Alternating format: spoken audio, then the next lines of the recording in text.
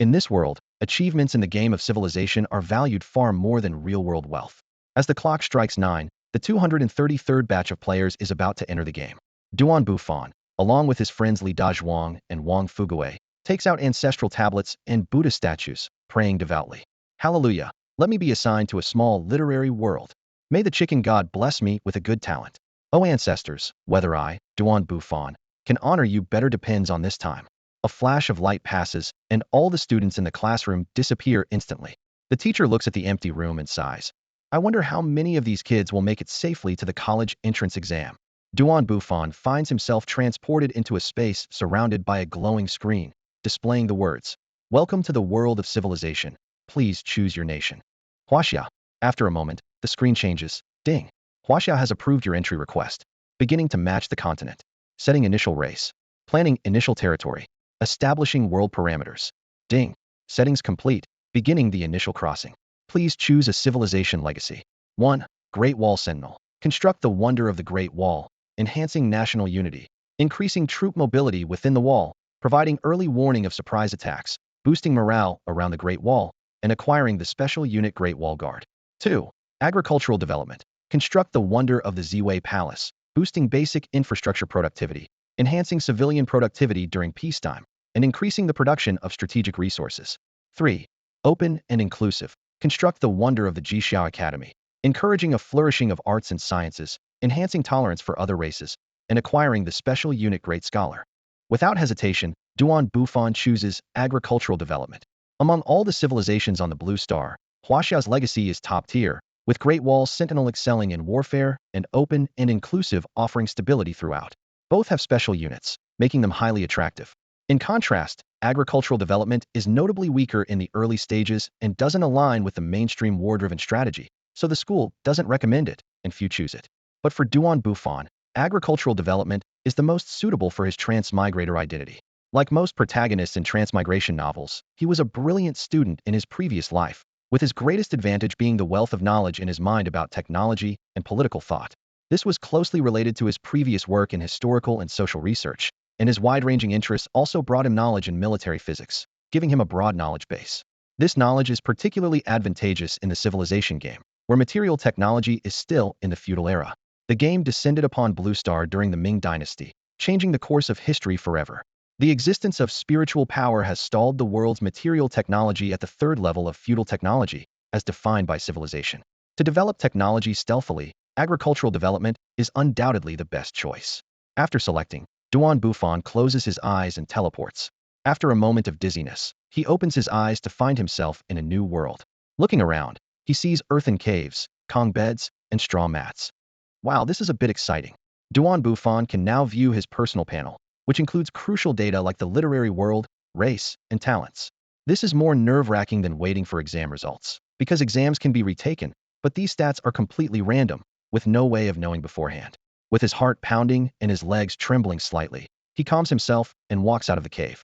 The sunlight, forest, stream, and birds come into view, and the air is fresh and pleasant. Duan Bufan closes his eyes, spreads his arms, and moves forward, as if to merge with the beautiful scenery. Suddenly, loose stones give way, and he involuntarily tilts forward, falling onto the grass below. Fortunately, the drop isn't far, and the grass cushions his fall, preventing him from becoming the fastest player to die in the civilization game. Rubbing his dizzy head, he tidies his clothes and looks back to see a towering mountain. The mountain has 4 tiers, each separated by 5 meters, with a dozen cave dwellings on each level, making for a spectacular sight. Ding! Discovered a 1-star cultural wonder, Duan Family Kiln, awarding 300 civilization points. Player's civilization occupies this wonder, awarding 200 civilization points monthly. Not bad at all. Duan Bufan is elated. Starting with a wonder is considered the best start. From a high vantage point, he estimates the population to be at least over 100, and including those not visible, the total must exceed 200. For a player whose average starting population is less than 100, this is quite an advantageous start. Excellent. The current situation is not just satisfactory, but truly outstanding. Thinking of this, his fear of the panel diminishes, leaving only curiosity. With anticipation, he opens his personal panel. Name, Duan Bufan. Talent, none. Nation, Huaxia.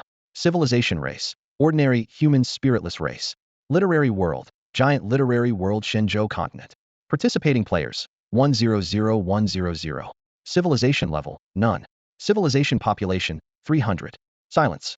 Duan Bufan's expression gradually turned strange. Duan Bufan found himself struggling to breathe, gasping for air as he tried to calm his inner shock. It wasn't the quality of his game panel that left him stunned. Rather, it was how ridiculously hopeless it seemed. In the game of Civilization, a player's potential is assessed based on three main dimensions: the initial race, talents, and the assigned realm. The initial race determines the future racial heritage a player can unlock, serving as the foundation of development. Talents, while varied, have no absolute standard of good or bad, but can be crucial in specific fields. As for realm selection, small continents are often the best choice due to their single race and low competition. Large and massive realms, with their numerous races and fierce competition, usually intimidate players. Duan Bufan looked down at his panel with a bitter smile. His start could be described as unprecedentedly poor assigned to the ordinary human race, a race devoid of spiritual power and racial heritage. This meant that within China, or even the entire civilization game, he couldn't possibly advance to a third-level civilization. No other race could be worse than this. To make matters worse, the talent section blatantly displayed the word none. However, being assigned to a massive continent offered him some strange comfort. At least he had a group of equally unfortunate brothers for company. He struggled to suppress the urge to surrender immediately, desperately recalling the knowledge he had accumulated in his previous life. This knowledge was now his only support and hope. Although he lacked the advantage of talents, he could still seek a path through technological development. Perhaps the situation wasn't so dire? He tried to console himself, fighting back tears. At that moment, a group of people ran towards him. A few mud-covered, naked children led the way, followed by several women dressed in animal skins, and finally, an elderly man with a cane, walking with difficulty. Even though there was no threat of powerful viruses in this world, the odor emanating from this group of primitive people made Duan Bufan wrinkle his nose. However, he understood that NPCs in the civilization world were not mere data, but living individuals indistinguishable from real humans. They would quickly acquire skills as productivity improved, and would also resist tyrannical rule. Statistics showed that since the new era, nearly a third of civilization players had died due to rebellions by their subjects, simply because their rule was too oppressive. Duan Bufan strode forward and gently embraced the two naked children who had rushed to the front. "Why aren't you wearing any clothes?" he asked softly. The children replied in slightly awkward Chinese. "We just went to bathe in the little river." Their innocent voices carried a hint of laughter. Such interstellar language exchanges had long been resolved by the civilization game, so there was no need for surprise. At that moment, a group of villagers gathered around, their faces showing concern as they inquired about Duan Bufan's earlier fall. He waved his hands repeatedly to indicate that he was fine, but suddenly he felt a piercing gaze. An elderly man with white hair had somehow positioned himself at the back of the crowd. The villagers respectfully parted to make way for him, addressing him as Wu. Despite his short stature, the old man exuded a special aura, his sharp eyes fixed intensely on Duan Bufan, like a hawk watching its prey. "Is there something you'd like to say, sir?" Duan Bufan asked, trying to remain calm. The elder didn't answer directly but instead turned to the surrounding villagers with a solemn voice. "This is our new clan leader of the Duan tribe. From now on, everyone must follow his orders, myself included." His words caused quite a stir. A teenager was the first to respond. "Wu, this is the will of the gods. No one can oppose it, no one. Go, spread this news to the entire tribe immediately," Wu commanded sternly. "Have the hunting team gather for a meeting tonight."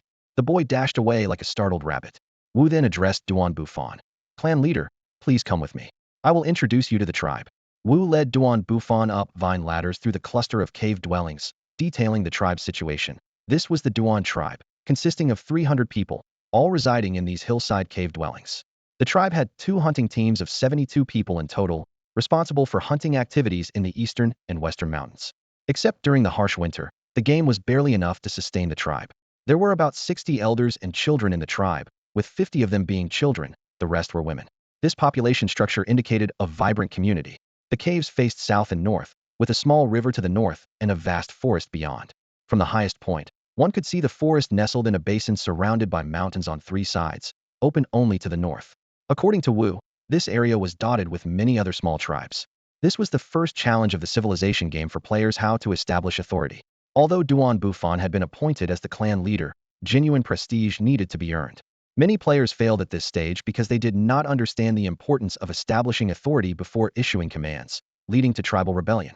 The Duan tribe migrated from the southern mountains.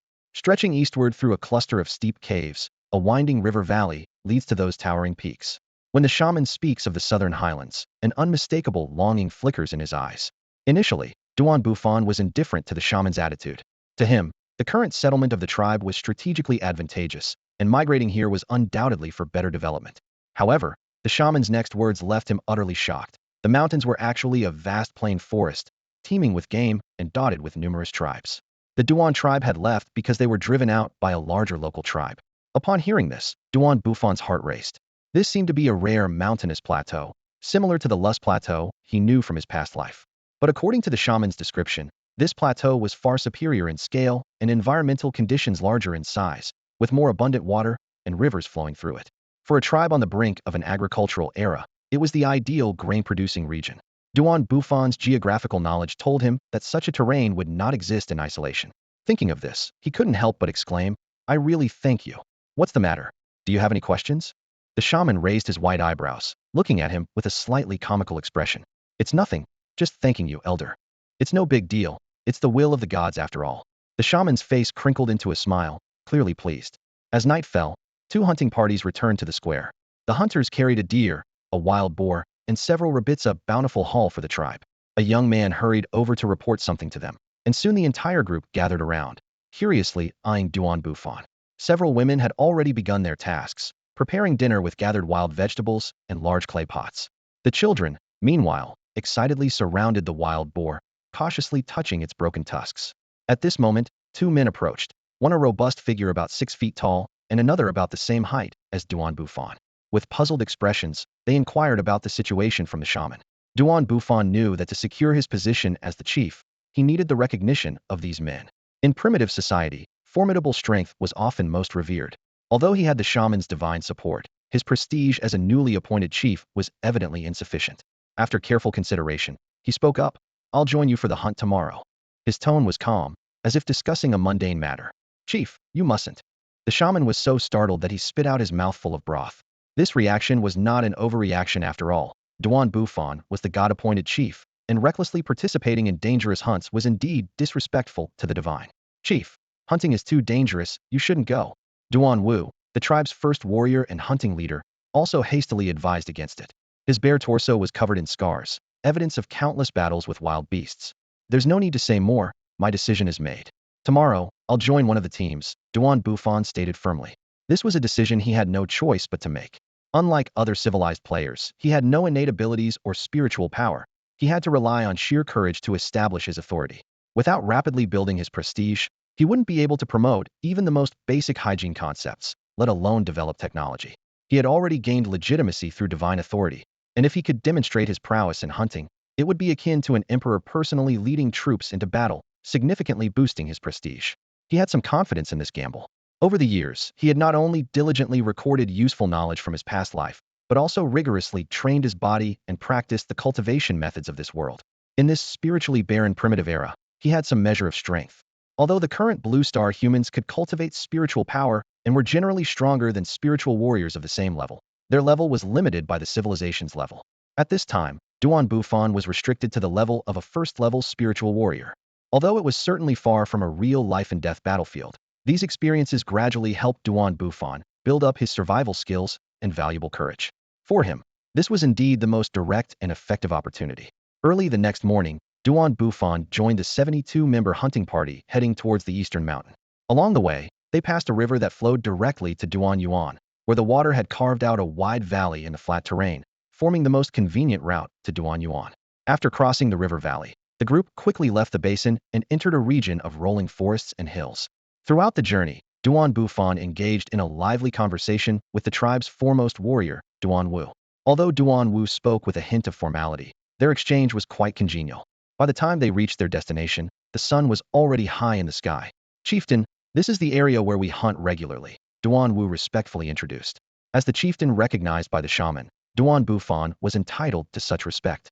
"We've been walking since sunrise, and it seems this basin is indeed vast," Duan Bufan observed, looking around. "Please go ahead and arrange the hunt.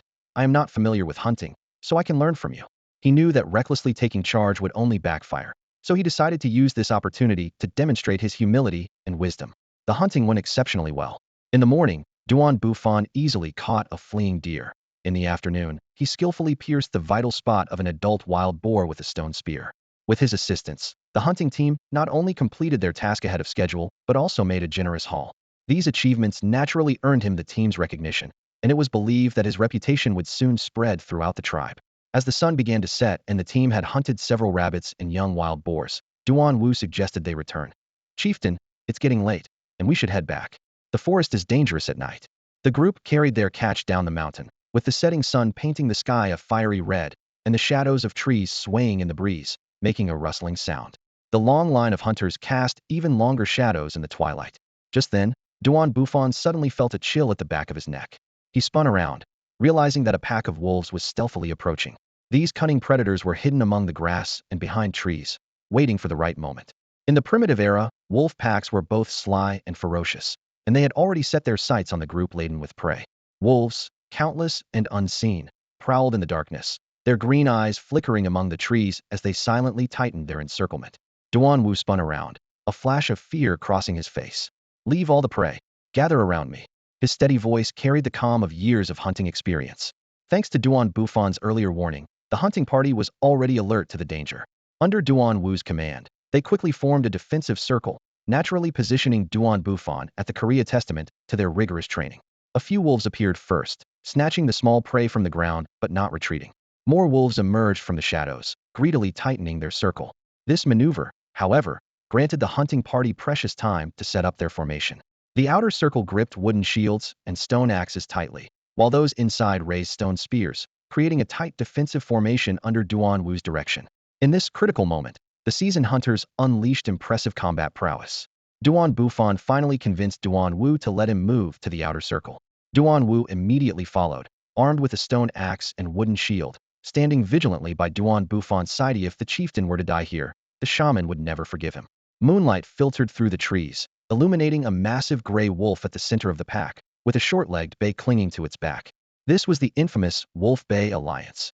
A pack led by a bay was more cunning than ordinary wolves, but even the smartest beasts were still animals. Duan Bufan and Duan Wu exchanged a knowing glance. We strike first. Duan Bufan shouted to the team behind him.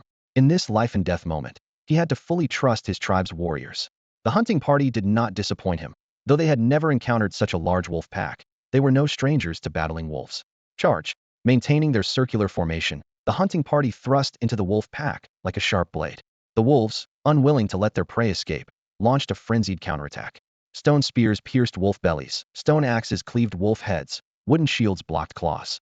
Amidst the chaos and flying flesh, the front row of shield and axe bearers were forced back by the wolves' fierce assault, some having their arms shredded by claws, others having their weapons bitten by wolf teeth.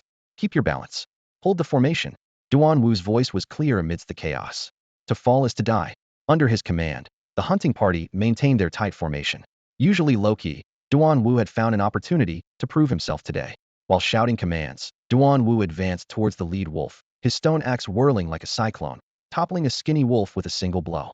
As he was about to be surrounded, the hunting party followed, breaking the encirclement and providing him with strong support. Where's the chieftain? Where did he go? Duan Wu suddenly glanced around anxiously. There! A tall teammate who had just driven off a wolf pointed ahead. Following his direction, Duan Wu saw that Duan Bufan had used the distraction to move near the lead wolf. Now, only a few old wolves guarded it as it slowly retreated. The moonlight finally broke through the clouds, shining on the lead wolf's white mane. In this silver glow, the lead wolf's figure appeared even more fierce and terrifying. A moment of calm descended on the battlefield, as if time had frozen. The next instant, everyone snapped back to reality. The battle was about to enter its final, decisive phase. The man advanced steadily as the pack of wolves charged madly. The scent of blood filled the battlefield, mingling human and wolf blood. Duan Bufan gripped his stone spear tightly, his gaze fixed on the old wolf clinging to the lead wolf's back. The stone spear traced a deadly arc in the air, felling one wolf after another, quickly decimating the lead wolf's guards. With the wolves rapidly returning to aid, the scene evolved into a showdown between man and wolf leader.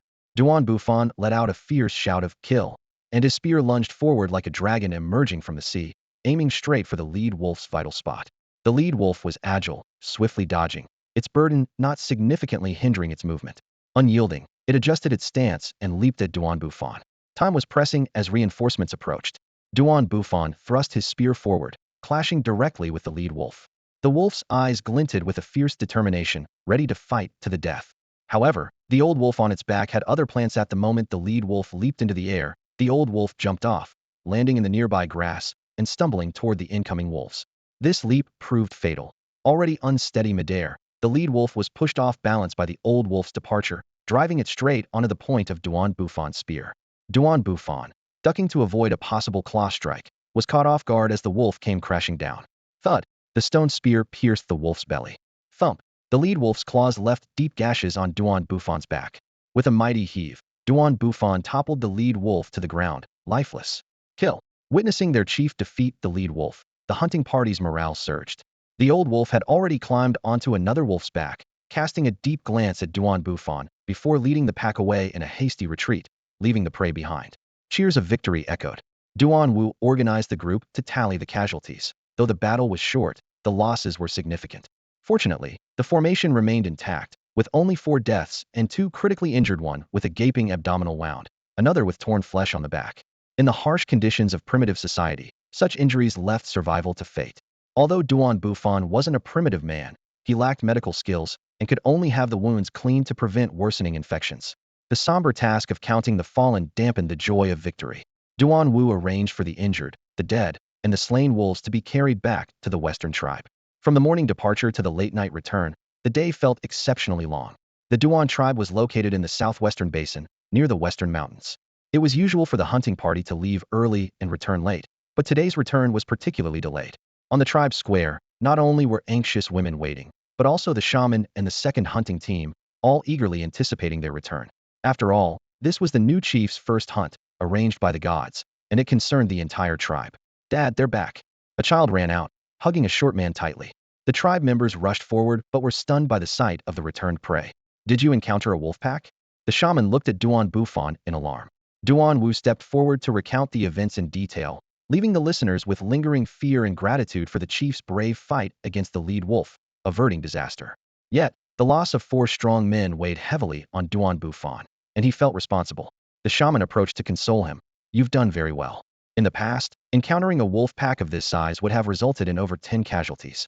Without the chief's intervention, the losses would have been greater. There's no need for self-blame, chief. Indeed, in the primitive era, people were accustomed to the shadow of death and took many things lightly. However, for Bufan, who came from the more advanced worlds of Blue Star and Earth, adapting to such brutality was challenging. Nevertheless, this battle had established Bufan's prestige within the tribe, which would greatly aid him in leading the tribe in the future. Once you have earned respect, everything else becomes much simpler. That night, a bonfire blazed at the center of the tribe, illuminating the excited faces of those gathered around. Standing in the glow of the fire, Bufan's heroic battle with the pack leader earlier that day had been widely shared by the shaman and Wu, spreading throughout the tribe and ensuring the bonfire celebration was a success. By the firelight, Bufan began to paint a picture of a promising future for the tribe. These primitive people, unacquainted with modern society, were captivated by his vision. When Bufan spoke of having enough to eat and staying warm, murmurs of amazement rippled through the crowd. When he mentioned future entertainment, cheers erupted. Seizing this enthusiasm, Bufan immediately set about reorganizing the tribe's structure. With both material and spiritual incentives, and the strong support of the shaman and other leaders, the new organizational framework was quickly established. He took on the role of Minister of Administration himself, appointing the respected shaman as deputy minister. Then, he established 5 key departments. The engineering department was led by the shaman as minister and Elder Yu as deputy minister, with 20 strong men tasked with felling trees, building walls, and reinforcing cave dwellings. The research and manufacturing department was headed by stone tool expert Xiang, with pottery expert Tao as deputy, assembling a 40-person team divided into research and manufacturing bureaus to focus on developing new technologies like bows and bricks. The hunting department was entrusted to the experienced Yong and Lai as minister and deputy minister, selecting 60 veteran hunters to operate in 2 teams. The women's union was led by the esteemed Apo, with the young and capable Li assisting, coordinating over 100 women in gathering wild fruits, caring for children, and maintaining hygiene. To ensure the tribe's safety, Bufan specifically appointed Wu to select 30 strong individuals to form a dedicated defense team. A 10-person reconnaissance squad was also established, led by Jin, to monitor the surrounding area. The logistics department was managed by Bufan himself, gathering the tribe's elders to handle resource allocation and external trade. With the foundation of agriculture and infrastructure, a powerful legacy of civilization in just 8 days, The tribe's systems were running smoothly. Time flew by, and soon it was 5 in the afternoon on Blue Star, and Duan Bufan had to log off. Although these primitive people were new and unfamiliar with everything, they displayed an astonishing eagerness to learn. Every morning, the tribe was bustling with activity, as if they were fueled by boundless energy, fully committed to building their community. This enthusiasm stemmed partly from their deep-rooted cultural heritage of farming and infrastructure, and partly from experiencing a significant improvement in their quality of life. In their daily lives, these primitive people completely overturned Dan Bufon's preconceived notions from his textbooks. They weren't ignorant or lazy, quite the opposite. Whenever Dan Bufan prepared to explain some modern technology, people would actively gather around, listening to every detail attentively. What's more exciting is that they never settled for just listening. Often, as soon as a lesson ended, they couldn't wait to put theory into practice. In the Research and Manufacturing Department, the Research Bureau led by Duan Xiang, under Dan Bufon's guidance, embarked on a series of groundbreaking projects. Dan Bufan combined his knowledge of physics from his past life with the technological experience he accumulated on Blue Star, leading the team to develop various tools such as bows and arrows, bricks, and fine stoneware and pottery.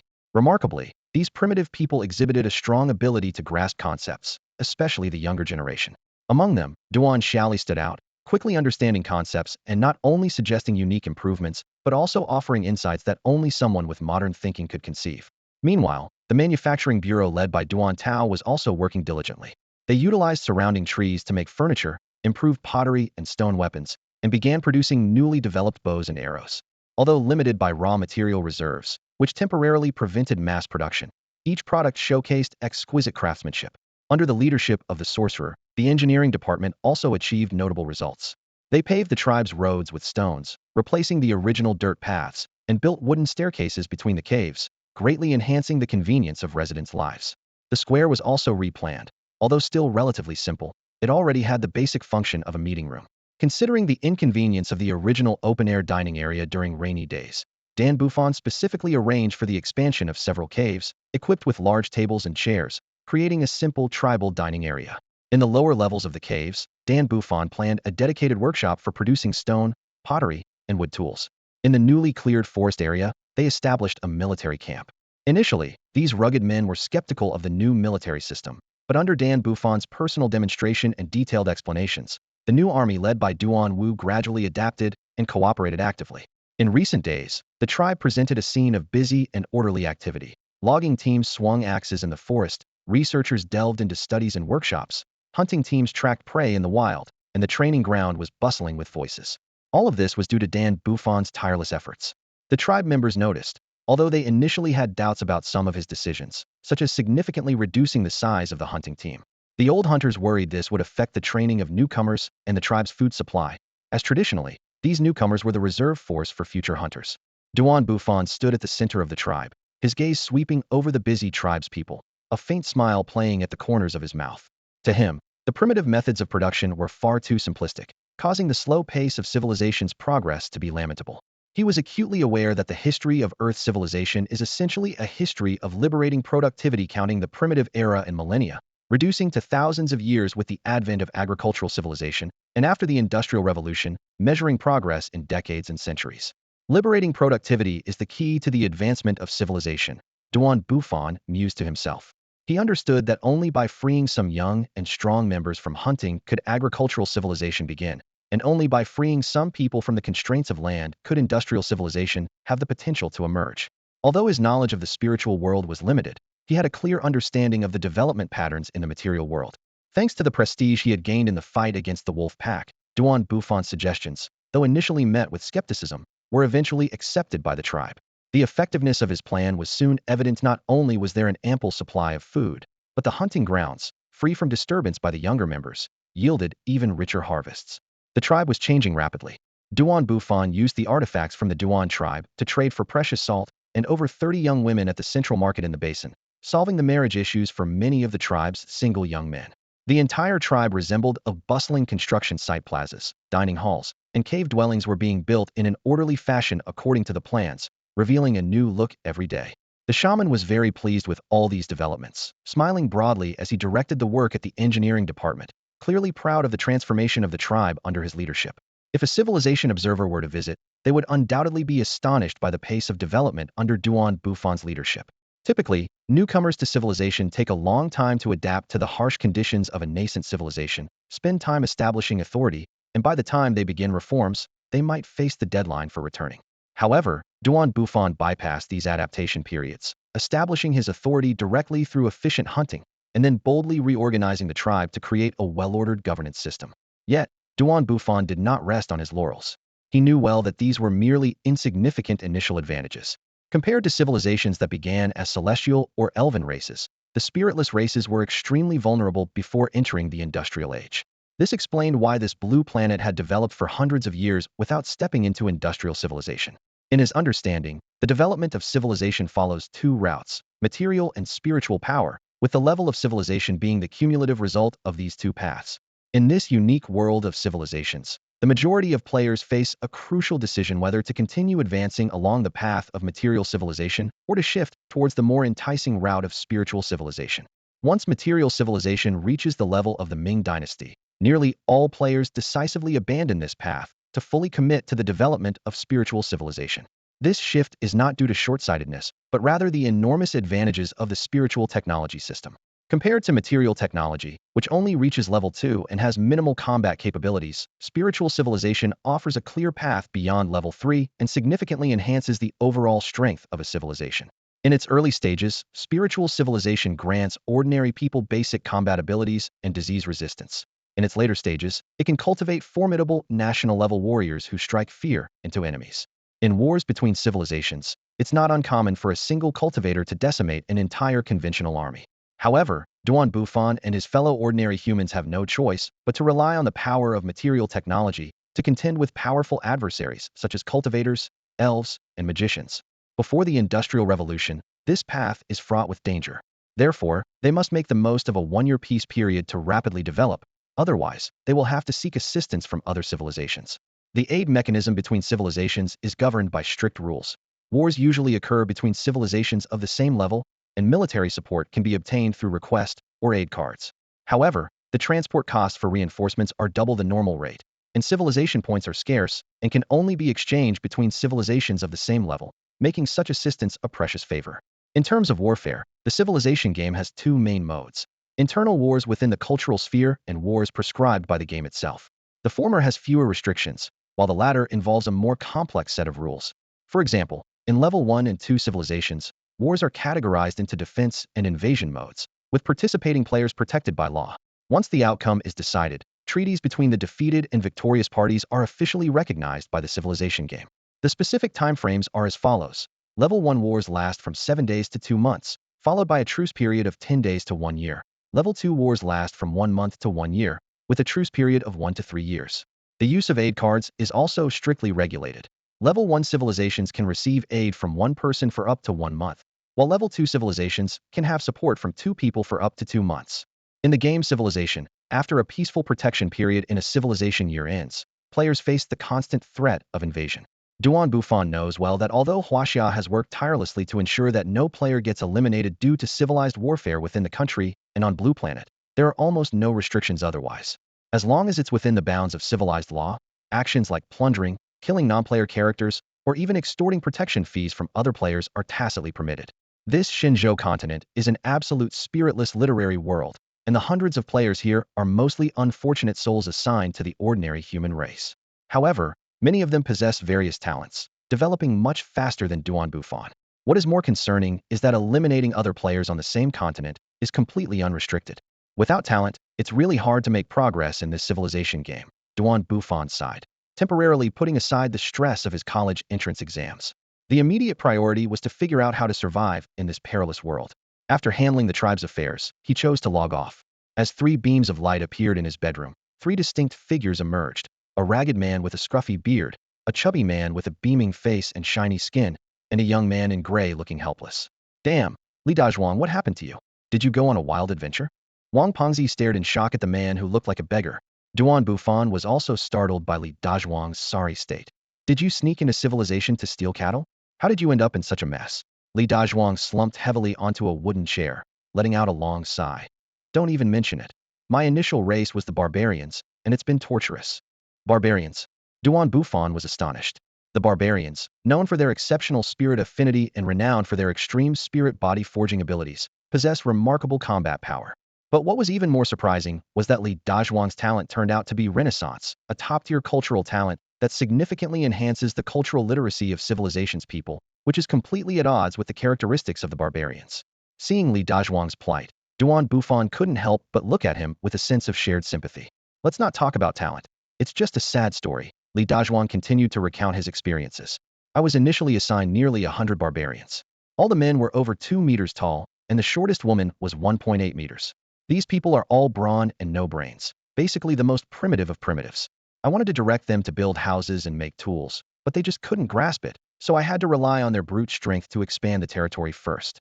Leading his band of tribesmen to conquer nearby small tribes brought a wry smile to his face. Although they successfully absorbed some tribes, increasing their population to around 200, the battles left him physically and mentally exhausted. He had hoped to command his troops using the group battle formations taught by Duan Gu, but these tribesmen paid no heed to strategy. They charged at the enemy recklessly, ignoring his commands. He could only follow behind, witnessing their brutal and savage fighting methods. The bloody scenes along the way made him vomit several times, and despite his pleas to spare lives, the tribesmen, once in a frenzy, paid no attention. After conquering several small tribes, they were left with a few able-bodied individuals, and mostly the elderly, weak, and sick. What troubled him more was that these tribesmen were skilled at nothing but fighting. Forget about building houses or crafting weapons. They were clumsy even at roasting meat, standing around blankly watching him. He tried to teach them, but they learned extremely slowly. This technological advancement is a lost cause, he thought helplessly. Without heritage, they can't learn anything. We'll have to rely on capturing other races to develop in the future. Fortunately, the initial racial heritage allowed them to develop a spiritual civilization. Otherwise, they would remain in the primitive era forever.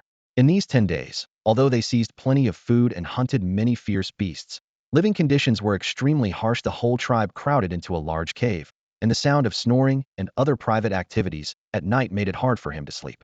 As he recounted this, Duan Bufan and Wang Fuguei were laughing heartily. Seeing them laugh so much, he quickly changed the subject. Stop laughing and tell me about your situation. At the mention of this, Duan Bufan suddenly fell silent.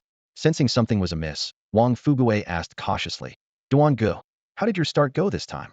Not bad, just an ordinary human race in a giant literary world. Duan Bufan replied calmly, as if he had seen through everything. What? The room echoed with synchronized exclamations. Duan Gu, that's incredible. Compared to you, my situation is nothing. Indeed, Duan Gu, this. Wang Fuguei was at a loss for words, as this situation was beyond human control. Wang Fuguei, tell us about your situation. Duan Bufan shifted the topic. Me? Wang Fuguei was obviously hesitant, afraid of upsetting Duan Bufan. Duan Bufan, however, said generously, it's okay, though the start was rough. I have wonders and over 300 people, and things are developing well. The later stages might be tough, but with you guys around, how could I possibly lose? Duan Gu is right. If it ever comes to that, we'll bring you and your race to our literary world. It might be a bit troublesome, but it's definitely doable. Wang Fuguei promised earnestly. That's right, Duan Gu. When the time comes, we'll conquer the Ikuan continent together, Li Dazhuang chimed in. Li Dazhuang, you're on the Ikuan continent too? Wang Fuguei asked excitedly. With tens of thousands of continents, being in the same region as a friend was indeed a stroke of luck. Yeah, I am, Li Dazhuang replied. Li Dazhuang's reaction was unexpected. He tore his weathered short-sleeve shirt to shreds and beamed with a bright smile. Ha! Great. When the time comes, the three of US brothers will conquer the world together. What are you talking about? Duan Bufan quickly waved his hand, a hint of determination flashing in his eyes. Do I, Duan Bufan, need your charity? Even if I lack talent or cultural traits, as an ordinary human from the giant continent, I can still thrive on my own. Just make sure I don't perish early on. Seeing Duan Bufan's fighting spirit, his two close friends smiled in relief. All right, let me talk about my start. Wang Fuguei continued to share his beginning, seeing that Duan Bufan wasn't disheartened. He established a goblin tribe on the Braces Plain, on the other side of the Ikuan continent. Initially, this shrewd race had just over 100 people. Utilizing the racial inheritance of level 1 goblin technology, he led his people to craft fine stone and wooden tools and engaged in trade with surrounding tribes. Through this process, he gradually absorbed smaller tribes, quickly increasing the population to over 300. With the racial advantage and the Silk Road talent, Wang Fuguei's goblin tribe gained fame locally. They not only established solid trade relations with surrounding agricultural tribes, but also gradually armed a group of warriors. Although their combat strength wasn't outstanding, in this primitive era, it was considered an advanced military organization. Such a start was almost perfect, with the initial race and talent perfectly aligned, giving him a significant advantage in civilization. At this time, various media on the Civilization Network were broadcasting the spectacle of students from different schools entering civilization for the first time. As long as players agreed and enabled recording permissions, the outside world could watch their development journey through the network. The activities of these new players quickly became a hot topic, surpassing even the recent Level 4 Civilization War videos. The top spots on the Civilization Network's trending list were 1. New students from the Imperial University Youth Class entering Civilization. 2. A talented girl from Magic City experiencing civilization for the first time. 3. China vs. USA Level 4 Civilization War. 4. A male student from Kyoto's Genius Class awakening as an ordinary human. Damn, is there another unlucky guy like me? Bufan couldn't help but feel a connection when he saw the fourth item, but he quickly laughed at himself. At least he's in a genius class, with surely decent talent. I'm the one who's really worse off. Nowadays, the excitement of entering civilization has surpassed the college entrance exams of the past. The mere act of players entering civilization for the first time can cause such a sensation, not to mention the annual college entrance exams a year later. Amidst these popular videos, there was an unremarkable live stream with fewer than 100 viewers that was the live stream from Luo City No. 1 High School. On the screen, a battle resembling a scene from a novel is unfolding dramatically. A fair-skinned, petite girl stands at the forefront of a magical legion, leading her troops in a fierce assault on a dark, cavernous lair. From the lair, enormous, grotesque creatures emerge, resembling Komodo dragons, but even larger and more terrifying. The ferocity of these monsters would likely challenge even the most skilled animal trainers in India.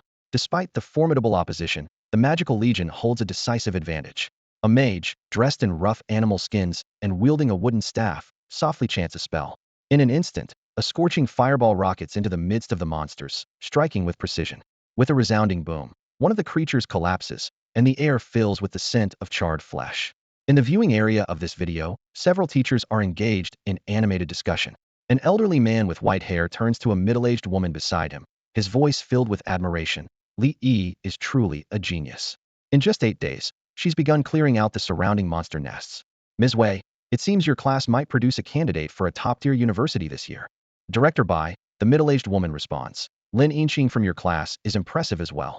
Although she hasn't enabled the recording feature, I've heard she belongs to the angel race, which is an exceptional starting point. With such talent, admission to a top university is practically guaranteed. And Wang Fuguwei, he's made significant progress in civilization within just a few days, at least securing a place in a first-rate university.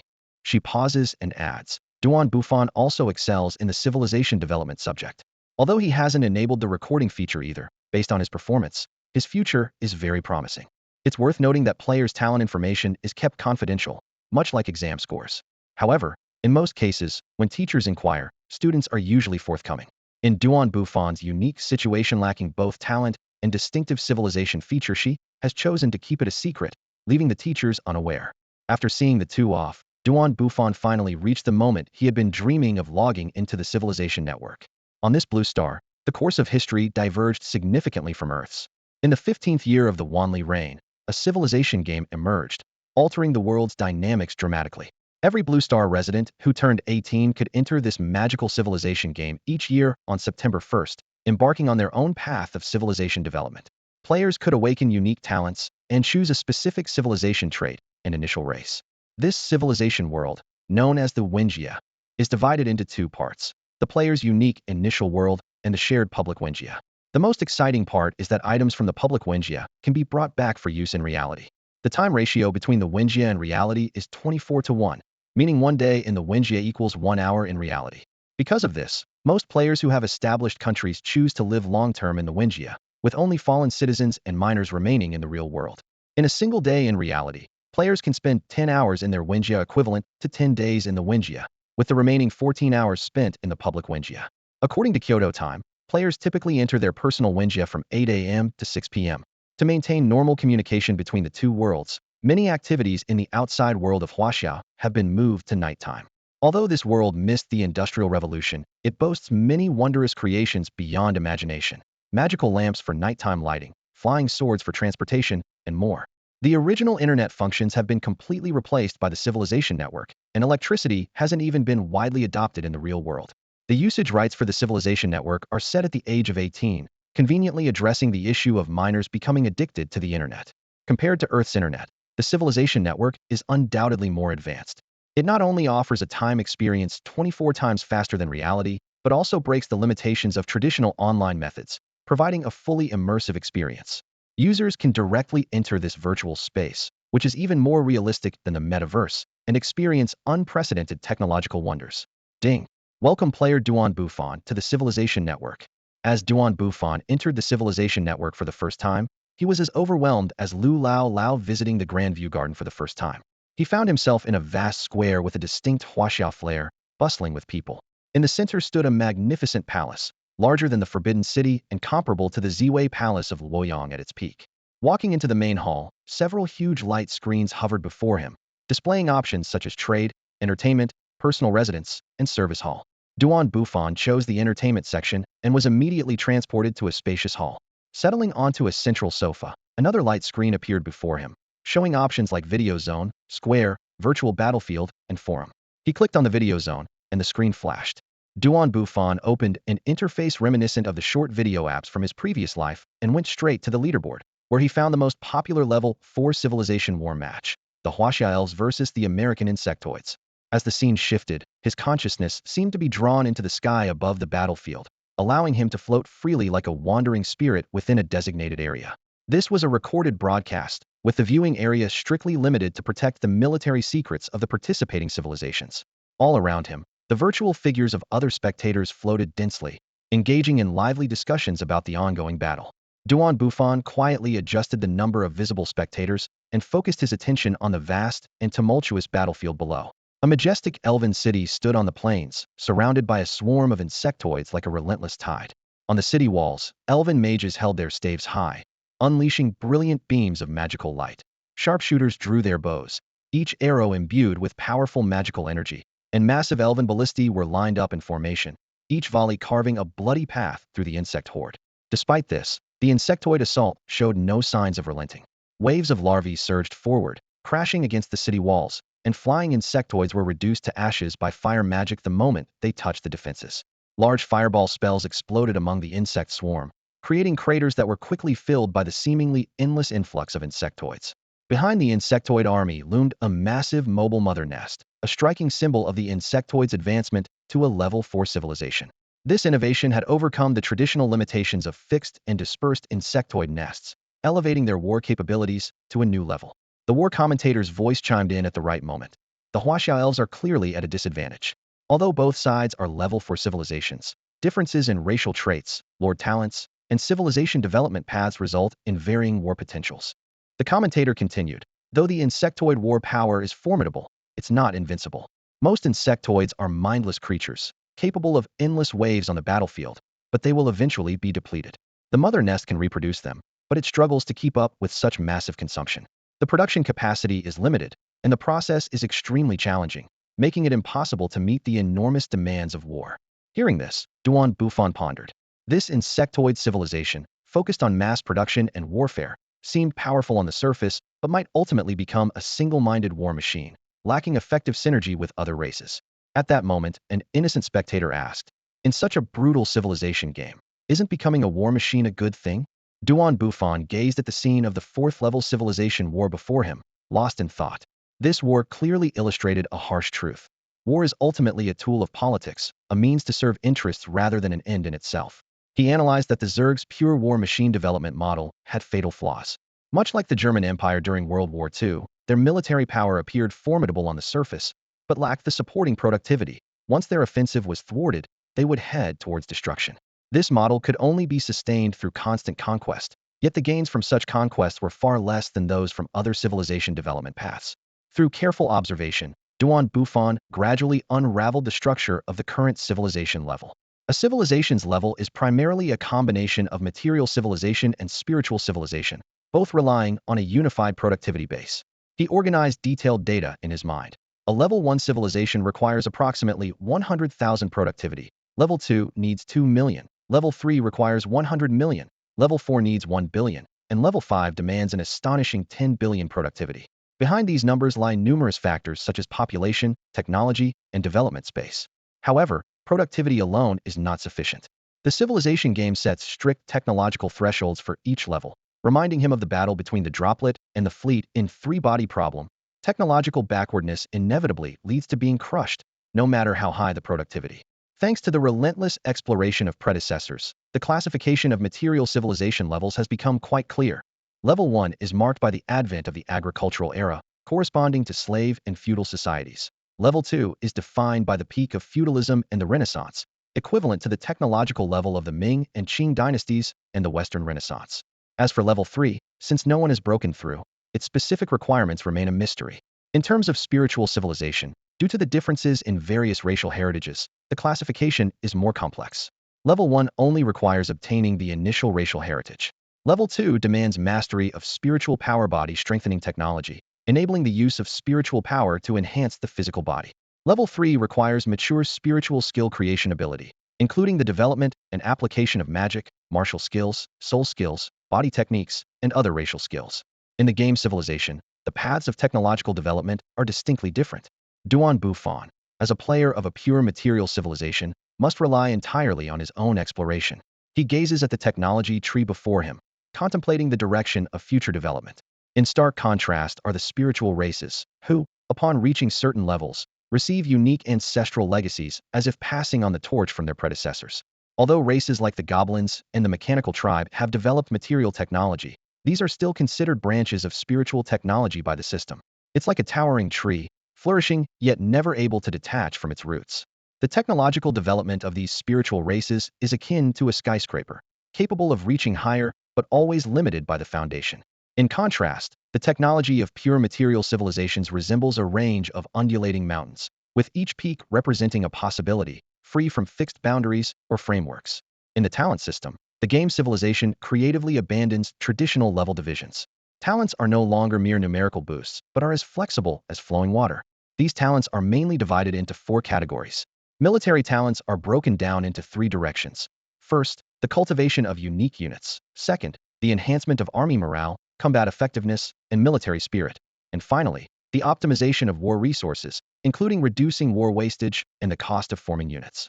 Economic and trade talents are supported by 2 pillars. One is the trade between civilizations, involving the expansion of trade routes, talent development, and specialty goods. The other is internal development within a civilization, mainly reflected in improved production efficiency, a perfected talent training system, and the development of special resources. Ideological and cultural talents encompass 3 levels. The cultural level focuses on talent cultivation, improving population quality, and creating cultural products. The political level emphasizes building national identity and promoting special revolutions, and the technical level includes both specialized advancements in specific fields and comprehensive improvements. Special talents are like the cherry on top, including advantages in constructing wonders, unique bonuses for certain races, special options for challenging starts, clever use of diplomatic relations, and additional population gifts. This meticulously designed talent system provides each player with a vast space for development, allowing every civilization to forge its own unique path.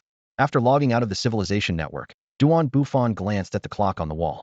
It was time to head to school. In this world's version of Huaxia, schools operate on a nighttime schedule, with classes starting at 9 p.m. He quickly gathered his things and rushed out the door. In the classroom, students gradually took their seats. As the crisp sound of the class bell rang, a kindly-looking elderly man opened the door and entered. This was Lao Bai, Bufan's homeroom teacher and the instructor for the Civilization Development course. He gently placed the files he was holding on the lectern, his eyes scanning every corner of the room. Class, Lao Bai's voice was warm yet firm. Many of you did quite well during your first Civilization login.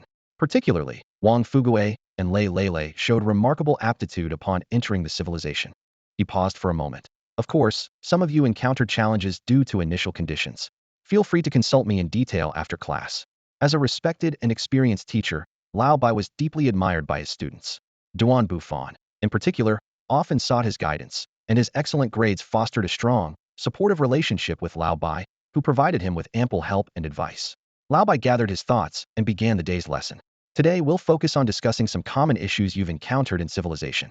His tone grew more serious. Firstly, I've noticed some students complaining as soon as they enter the civilization, showing great discomfort with the primitive lifestyle.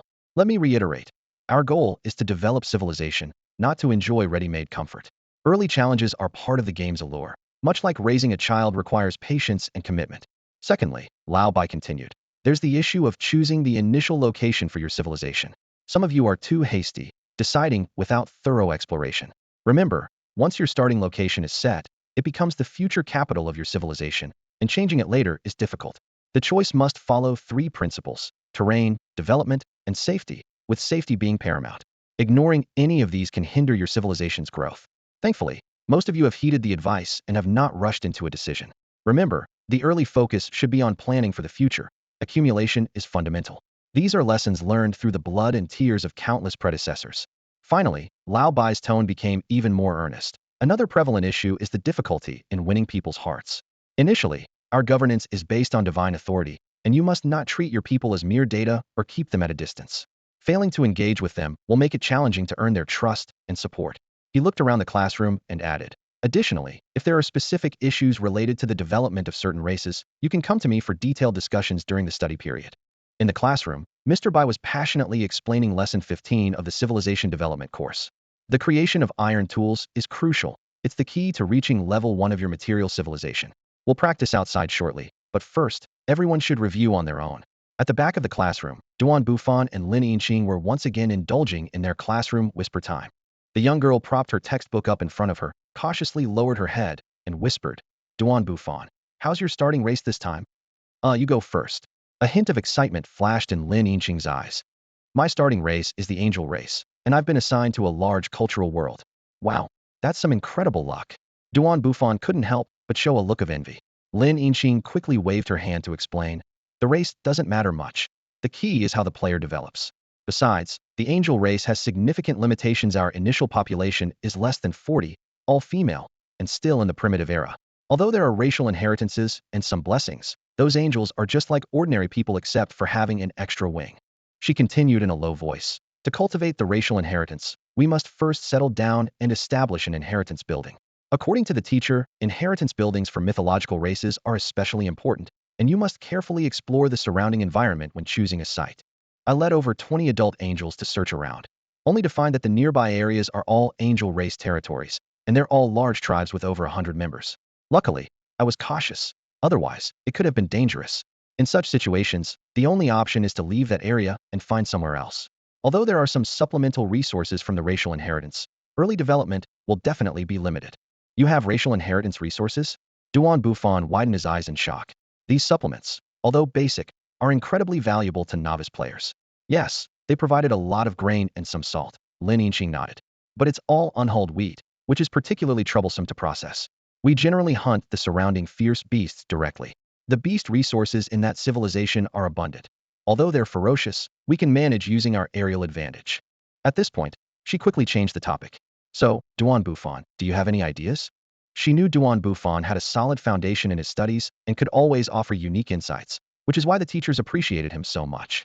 Let me think, Bufan said, deep in thought. This situation is indeed quite tricky, Bufan mused with a frown. Without gaining racial inheritance, and with your tribe's weak strength, attempting a long-distance migration could easily lead to danger. What should we do then? Lin Yinqing asked expectantly, her eyes wide with anticipation. First, draw out the terrain and surrounding conditions you've scouted, Bufan suggested. Lin Yinqing immediately pulled out a notebook from her bag, turned to a blank page at the back, and began sketching a map with a pencil. As a player of civilization in this era, creating terrain maps was a required skill. Having led exploration teams many times, Lin Yinqing was well acquainted with the landscape and quickly outlined a detailed map. Bufan studied the map carefully. Lin Yinqing's tribe was indeed in a precarious position, surrounded by powerful tribes and formidable foes like the Angel tribe. The tribe was situated on a vast plain. To the south lay a dense forest, to the north, an expansive grassland. A large river flowed to the west, with rolling hills and forested low mountains on the opposite bank. To the east was a two-star natural wonder, a large lake. The map was dotted with red marks indicating surrounding tribes. By the eastern lakeside was a large tribe of over 1,000 people, the strongest in the area. The southern forest and northern grassland were scattered with numerous smaller tribes of about 100 people each. A similarly large tribe resided by the river to the west. Lin Yinqing's tribe had only 40 Angel tribe members, leaving them squeezed between the two large tribes to the east and west, with little space for survival, forcing them to seek opportunities among the smaller tribes to the north and south. Suddenly, Bufan pointed to a spot in the southwest corner of the map. Here it is, he said. Cross the river through this forest, bypass the large western tribe, and you can reach the mountainous forest area to the west for development. Lin Yinqing followed his finger to a hilly area nestled by the river. It does seem like a good place, but won't it be too close to the western large tribe? She asked with some concern. Don't worry, Duan Bufan reassured her. It's a forested area, making it hard for the angel tribe to detect under the cover of trees. Plus, the continuous hills and mountains provide a natural barrier, and it's not too close to the western large tribe. As long as you follow the known routes to avoid other tribes, you can reach there safely. The more Lin Yinqing listened, the more excited she became, her eyes sparkling with delight. Suddenly, a cough echoed through the classroom. They both realized they were still in class, and Lin Yinqing quickly buried her head in her textbook, while Duan Bufan pretended to listen intently. The teacher, Mr. Bai, had clearly noticed them for a while. Seeing them return to their senses, he finally spoke up. You too. Come to my office after class. He then continued with the lesson. After class, the two of them went to the office as instructed and received a stern lecture from Mr. Bai.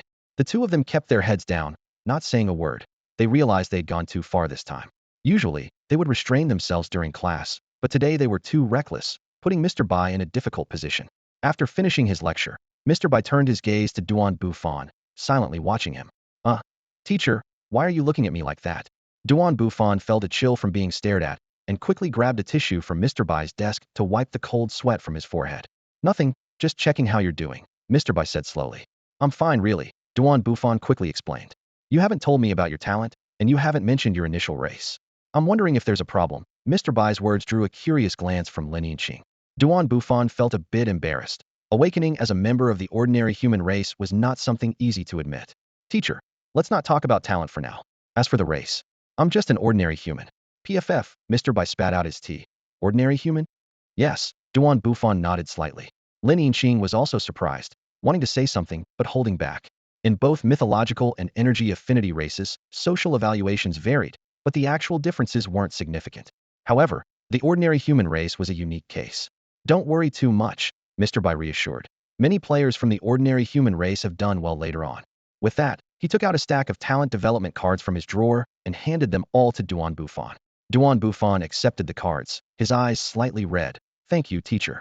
Take them, they'll be very helpful to you. Since you insist, I'll accept them. All right, you two can go now. Don't let me down. Don't worry, teacher, I'll make you proud. I believe in you. You should believe in yourself too, Mr. Bai waved them off. The following sections describe the challenges of their senior year. After spending 10 days living like primitive people in the civilization, they had to return to class, only to head back to the civilization a few hours later. Fortunately, senior students would soon attend the civilization branch school, where they would have 14 days of non-lodging time, making life much easier. The article concluded by highlighting the importance of the civilization game.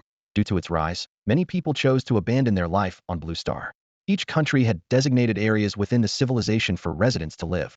That was where players truly belonged. Blue Star was primarily left for minors, elders who couldn't adapt to the civilization, and those who had failed on the civilization battlefield and lost access. These people couldn't earn civilization points to sustain themselves and would eventually perish. Duan Bufan clenched his fists, reminding himself, I must get through the early stages, I must. A flash of light passed, and Duan Bufan once again descended upon the Shenzhou continent. This marked his second 10-day stay on the civilization continent. While he was inspecting the tribe, Duan Jin approached quickly, tightly holding a rolled-up piece of animal hide. As the leader of the reconnaissance team dispatched a few days ago, he appeared somewhat urgent. Chief, the map of the surrounding area you requested is complete. Very good, you may go now. Duan Bufan took the rolled hide and carefully spread it out on the stone table in the center of the square. What lay before him was an incredibly detailed map, the result of his guidance to the reconnaissance team. After 10 days of on-site surveying, the team had measured distances by foot, finally producing this comprehensive topographical map. The map showed that the Duan tribe was situated at the southern edge of a small basin, a geographically advantageous position. To the north lay a flat, open basin dotted with several small tribes. He had encountered these tribes at the market over the past couple of days, each ranging in size from 50 to 150 people, with the total population of the small basin being around 1,000. To the south of the tribe was a steep mountain, above which lay Duan Yuan. Unlike the small tribes to the north, the tribes on Duan Yuan were formidable. Each had a population exceeding 300, with two early agricultural civilizations of over 1,000 people each inhabiting the east and west sides of Duan Yuan. As for the east and west directions, although there were plateaus beyond the mountains, the reconnaissance team had not been able to explore them due to the distance. Compared to Lin Yinqing's starting position, this location indeed offered Duan Bufan a broader space for development. Call the ministers and deputy ministers of each department, he instructed a nearby child playing. While waiting, Duan Bufan took out the precious talent cultivation cards. These cards typically appeared only in schools and mostly came from treasure chests of lower-level civilizations, making them rare and incredibly valuable in higher-level civilizations. The 50 material civilization talent cultivation cards given by Bai were enough to train the first batch of elites. The cards indicated a cultivation cycle of 10 civilization days, equating to an actual duration of 100 days. This time was sufficient to produce a group of skilled craftsmen, construction engineers, as well as essential administrative and medical personnel. Considering the diverse needs, the cultivation cards covered all the material technologies currently available in Huaxia. Duan Bufan carefully selected technologies they were currently researching, such as papermaking, textile machinery, iron manufacturing, shipbuilding, and simple pulleys, along with some medical technologies. Ultimately, he chose 10 people to study administrative management, 30 to delve into various existing material technologies on Blue Star, and another 10 to specialize in engineering technology. The moment the selection was completed, these individuals seemed to vanish into thin air, entering a specially established school within the civilization to embark on their different learning journeys. After explaining all this to the rest of the tribe, the ministers gradually arrived. Looking at this group of men and women, young and old, who formed the management team, Duan Bufan felt a wave of emotion. The conference room buzzed with voices as Duan Bufan slowly unfolded an ancient map on the large stone table. His fingers traced the map as he meticulously analyzed the current situation for the gathered crowd. As he explained, the discussions in the room grew more fervent. "We should first control the surrounding salt mines and clay deposits," someone suggested loudly. "No, absorbing nearby small tribes is the priority," another voice immediately countered. "We need a larger population. A steady approach, focusing on our own development, is the right path," a third opinion emerged. The debate became increasingly intense, eventually dividing the attendees into two main factions. The faction led by Duan Wu advocating for rapid expansion through military conquest, and the faction led by Wu favoring stable infrastructure development. All eyes eventually turned to Duan Bufan, looking to him for the final decision. Under Duan Bufan's influence, this group of primitive people had shown a surprising drive for advancement. They were no longer content with mere survival, but were focused on the substantial growth of their tribe. Even the faction advocating for peaceful infrastructure development approached problems from a broader perspective, offering many constructive suggestions. Both factions had valid points. The military conquest faction's approach was straightforward: rapidly increase the population and occupy more land. Meanwhile, the stable infrastructure faction had legitimate concerns. Aggressive military expansion could provoke resistance from the various tribes in the small basin, and managing and supporting a larger population posed realistic challenges. In this primitive society, productivity was extremely limited. Even the Duan tribe struggled to sustain 300 people. Although the western mountain was vast, surpassing the entire small basin in size, and had plenty of game, the terrain was rugged and difficult to traverse, often leading to conflicts with other tribes. The tribe had to send hunting parties around to the eastern mountain, spending long hours in search of prey. If the population grew to 1,000, hunting alone wouldn't suffice. They would need to develop agriculture. "Why can't we first conquer the population and then have them develop agriculture?" someone suggested. But the reality was far from simple. If it were that easy, primitive societies wouldn't have lasted for tens of thousands of years. Agriculture required a long time to develop, and suddenly gathering a large population would present basic food supply issues. Duan Bufan was no game player with access to various subsidies. More importantly, the yield of seeds in the primitive era was extremely low, and transitioning from a primitive society to an agricultural one often took several generations and hundreds of years of accumulation. Duan Bufan sighed deeply at this thought. In the literary world of the Lingli race, fearsome beasts were abundant and served as ready food sources, easily roasted and consumed, never running out. There, after receiving tribal inheritance, people could often advance a level through initial cultivation, resolving their food issues through hunting fearsome beasts. Here, however, the challenges unrecorded in textbooks were numerous, and everything had to be figured out from scratch. Achieving a level 1 civilization required significant material accumulation, a process known on Earth as primitive accumulation. The development trajectories of spiritual civilization and material civilization are vastly different. In the early stages of spiritual civilization, the knowledge system of a primary civilization is inherently part of the racial heritage. Players only need to follow these textbook guidelines step by step to easily cross the threshold of civilization levels. However, this convenience comes at a cost. Development in material civilization often lags significantly. Duan Bufan raised his head from deep thought and met the expectant gazes of his tribe members. "What month is it now?" he asked. The shaman immediately stepped forward and replied, "July." The calendar in this literary world is similar to the solar calendar from his previous life, and these basic concepts had long been ingrained in the tribe members through the civilization game. It's almost time to start planting wheat. Bufan's thoughts suddenly turned to the subsidies Lin Yinqing mentioned. The state-provided subsidies for potential players included unhulled wheat seeds, meant to serve as the foundation for developing agriculture. However, in the early stages of the game, most players disregarded these seeds after all. As members of a spiritual civilization, they could easily hunt a few fierce beasts from the literary world to solve their food needs, and many simply used the wheat to enhance their diet. But the situation was different now. The seeds provided by the state were undoubtedly high quality and high yield, which was a lifeline for Bufan in his current predicament. According to the information Lin Yinqing revealed, the subsidy was quite substantial. Her civilization was already stable and wouldn't begin agricultural development in the short term, so these seeds could be borrowed for use. In a few years, when she needed to develop agriculture, they could be repaid many times over. Excited by the feasibility of this plan, Bufan quickly contacted Lin Yinqing via the civilization network. "Are you busy right now?" "No, just on the road," Lin Yinqing replied as she made her way through a forest, heading in the direction Bufan had specified. "Do you have enough food reserves?" "Of course, more than enough," Lin Yinqing replied casually, glancing at the dozens of bags of food the angels were transporting. Bufan then explained his plan in detail. Lin Yinqing agreed without hesitation. She explained that their literary world had extremely abundant food resources. Wild sweet potatoes and potatoes covered the mountains, and the fierce beasts were not only numerous, but also large due to spiritual nourishment, making them delicious when simply roasted. This disparity made Bufan sigh.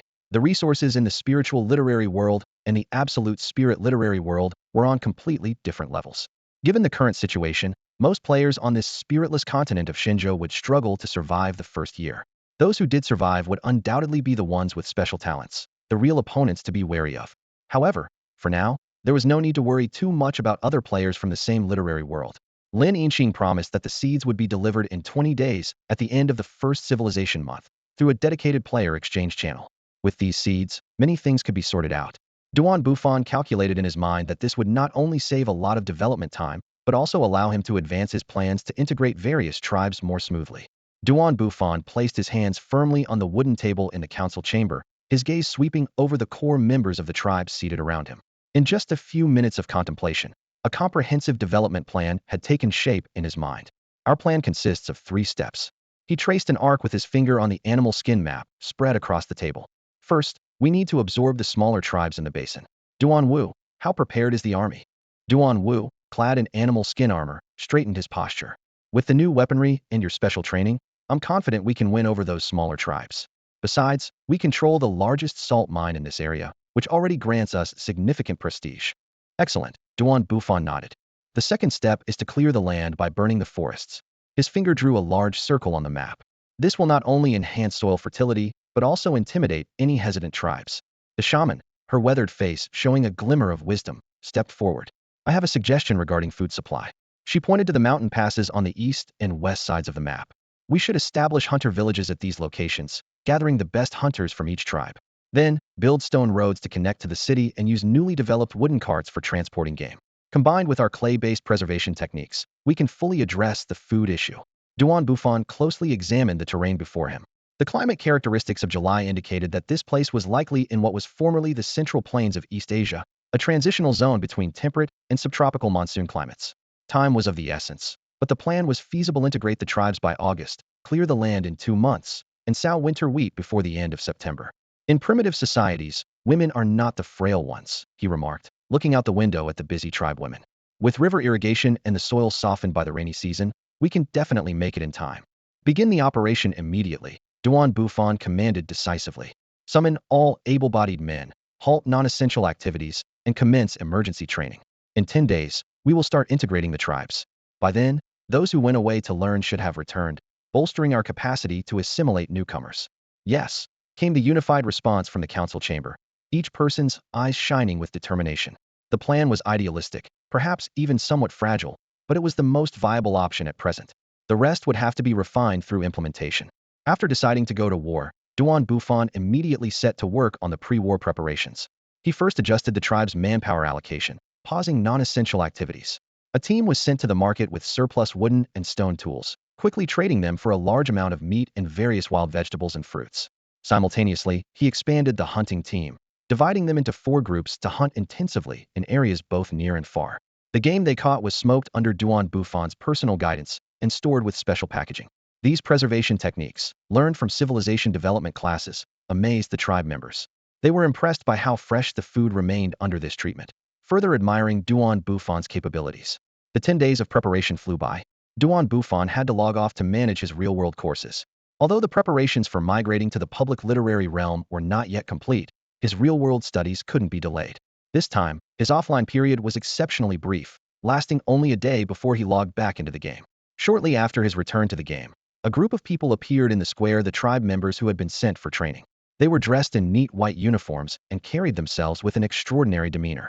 Upon inquiry, it was revealed that these individuals had spent the equivalent of 100 days in the training institute, receiving systematic education and acquiring the uniforms that symbolized their status. After arranging for the return of these newly skilled individuals, Duan Bufan began executing his plan to integrate the various tribes in the small basin. The stockpiled food was sufficient to sustain thousands for several days, giving him the confidence to proceed with the next steps.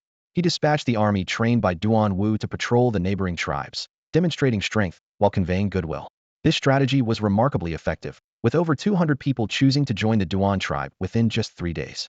The cave dwellings, long prepared by Duan Wu, provided a place for these new members to settle.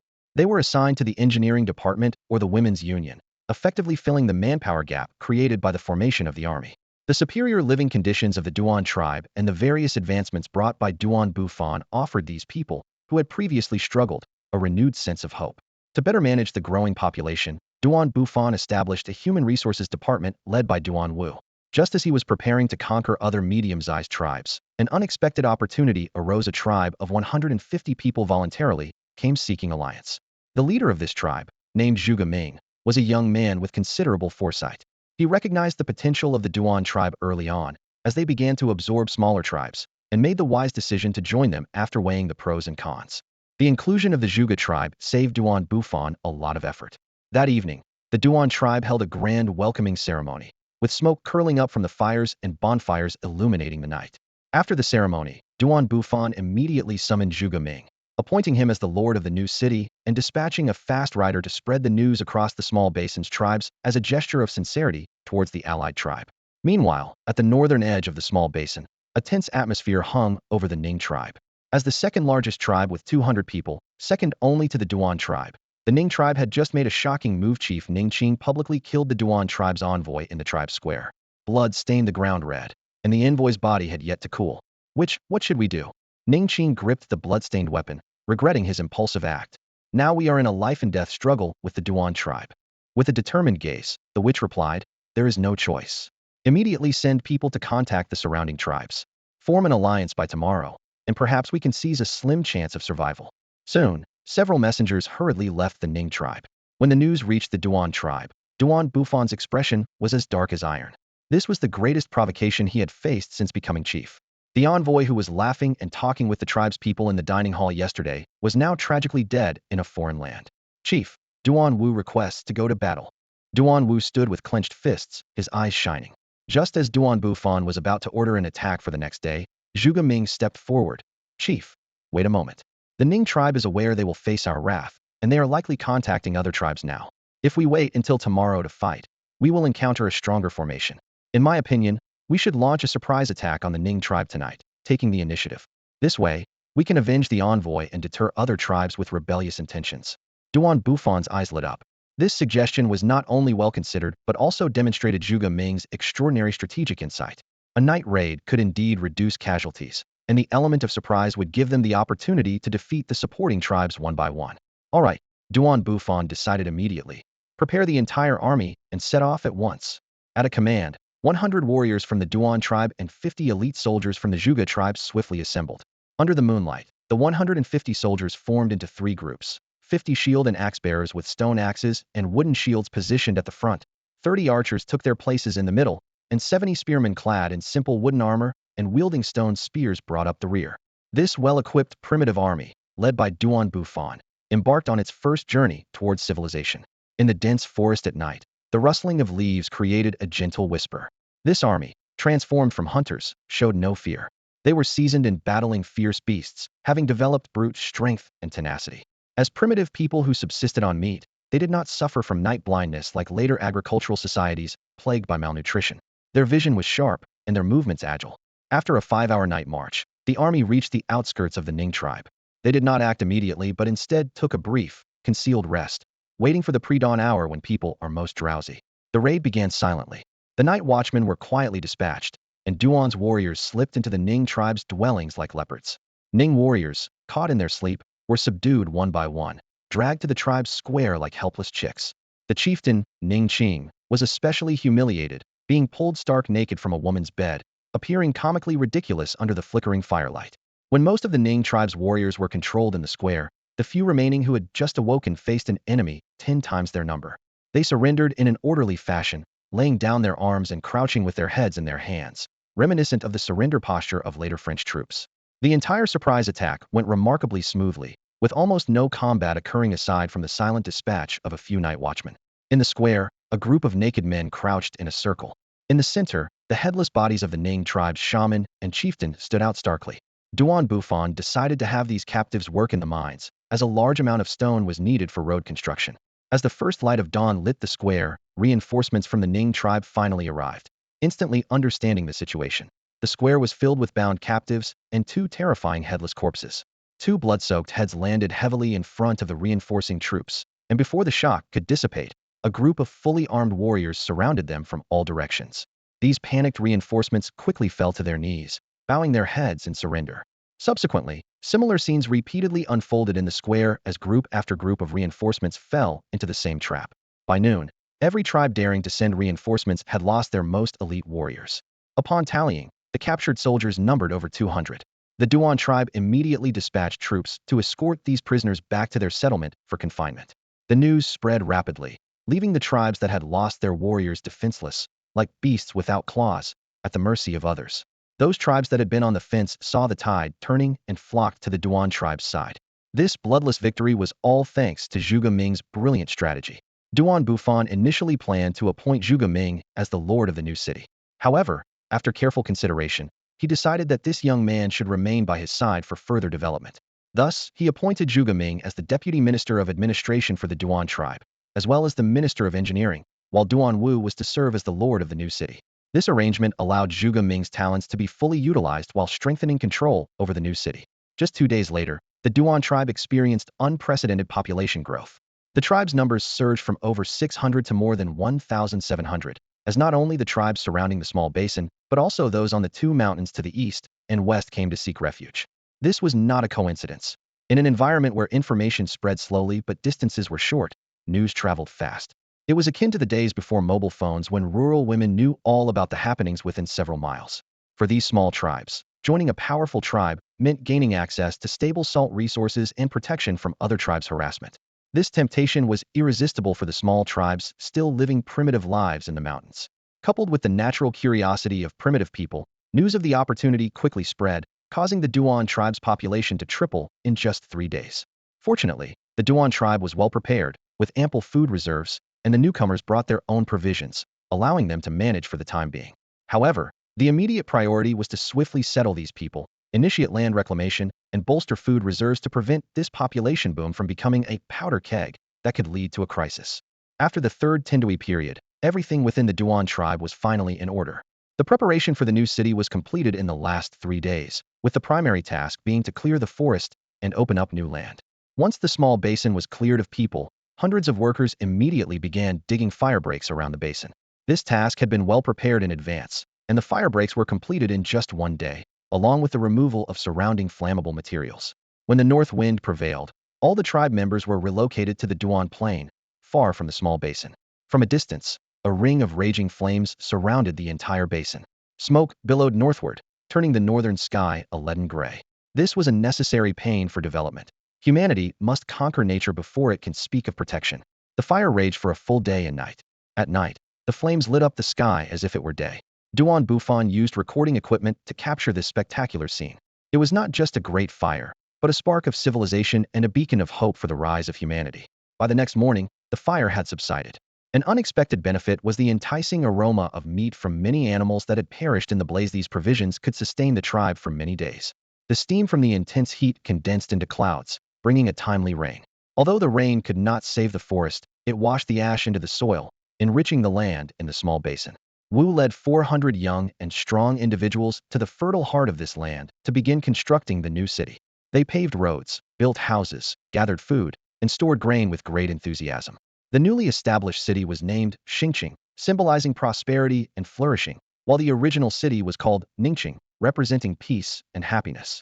On the 233rd day of civilization, a new regime rose from the ashes. The Duan tribe officially renamed itself the Yin Kingdom, marking the beginning of the dual city era.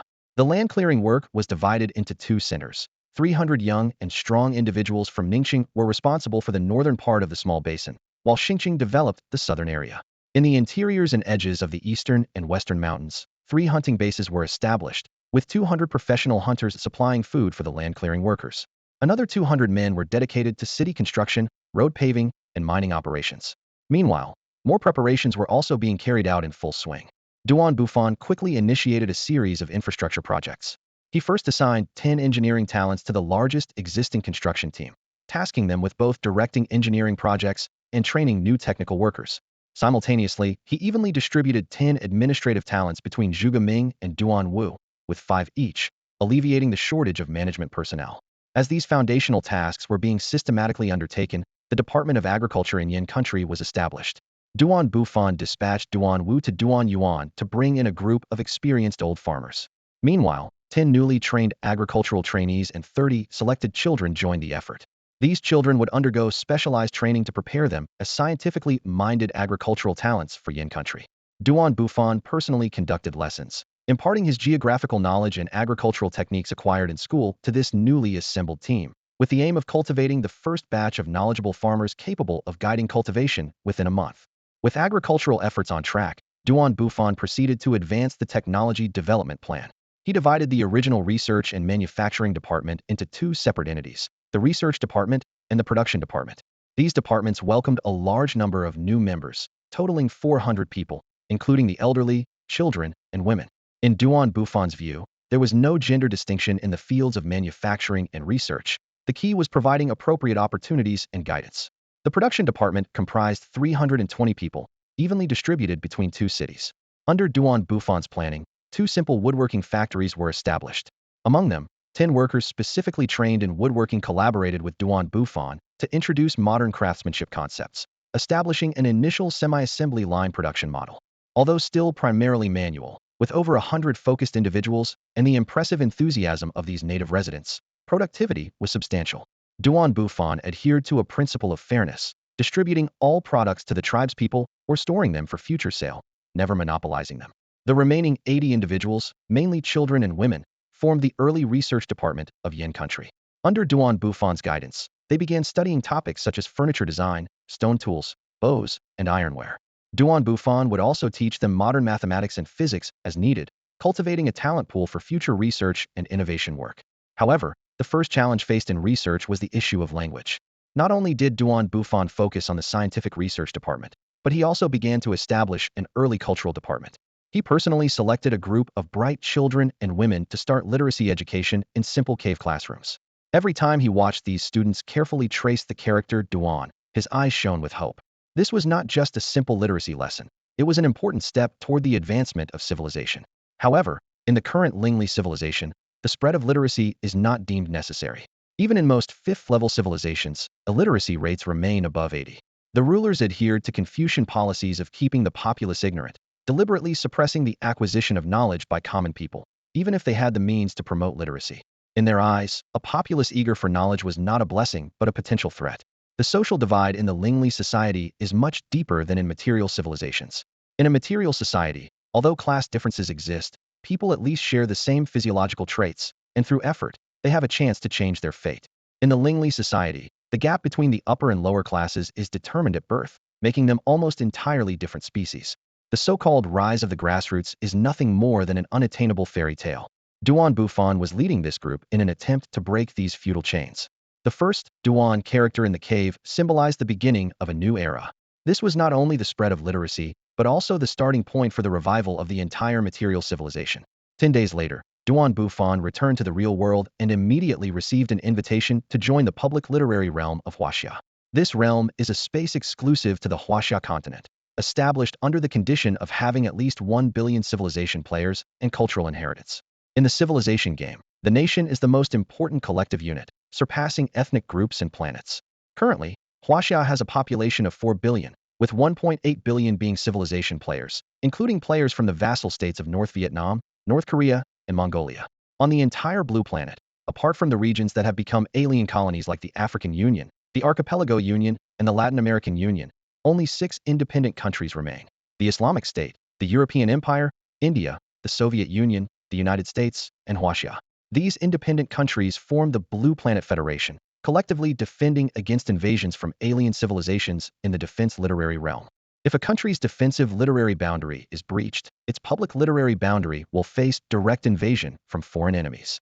Although such an attack won't affect the real world, once the public literary boundary falls, all civilization players of that country will become captives, their lives controlled by others.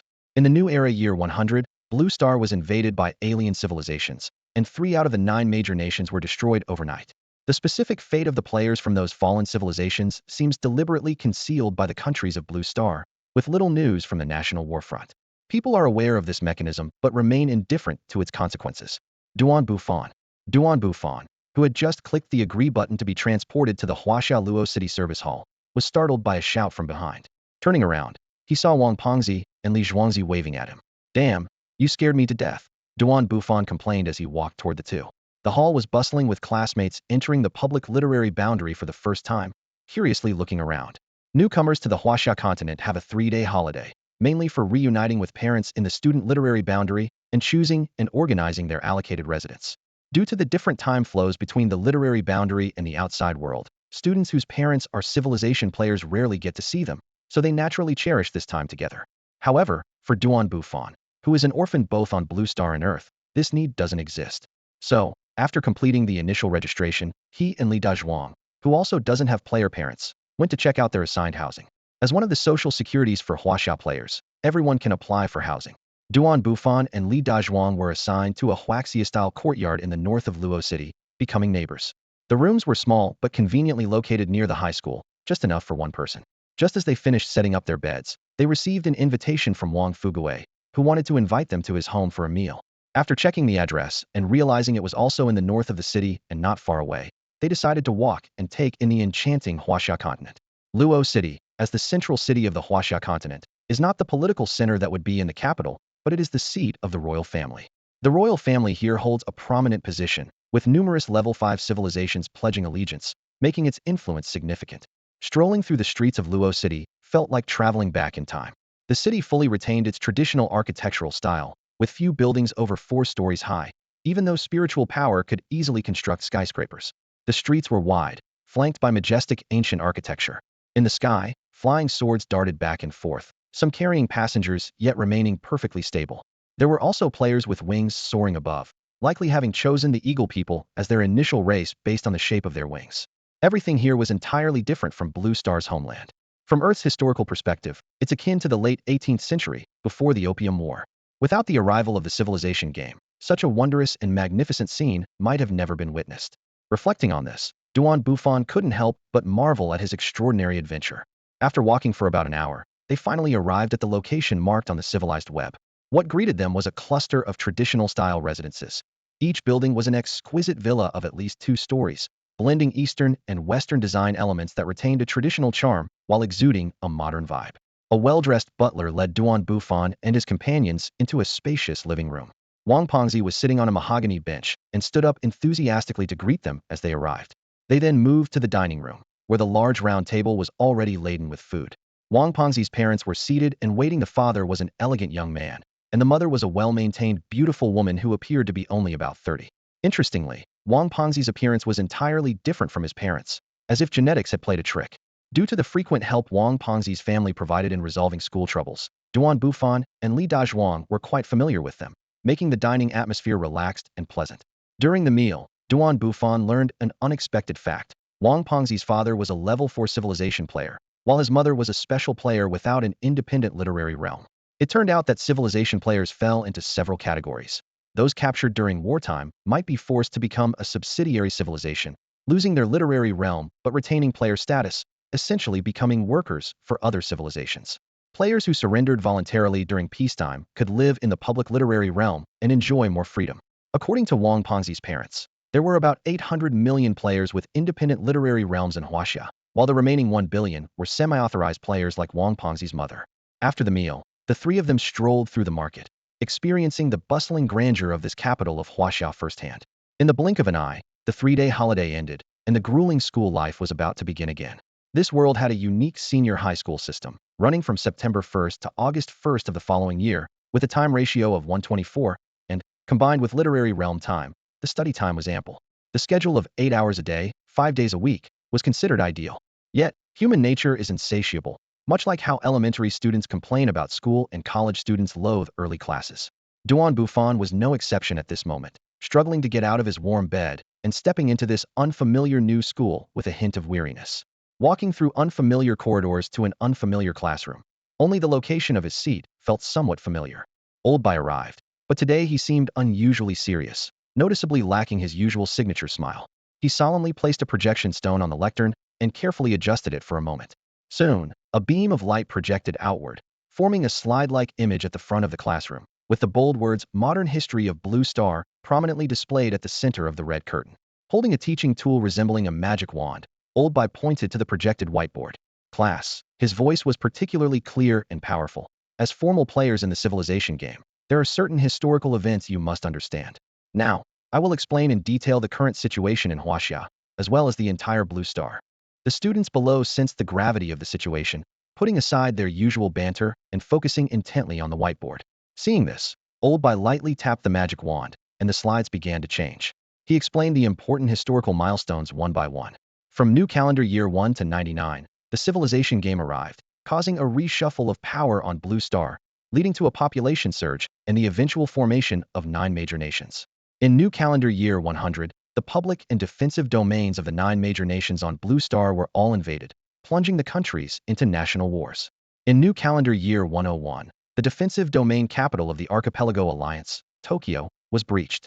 By January 102, the African Alliance's defensive domain capital had fallen, and in March, the Latin American Alliance's defensive domain capital followed suit.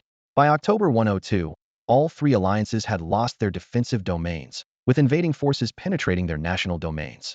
At the start of 103, the Latin American and African alliances successively signed the Brazil Treaty and the Egypt Treaty, fully surrendering.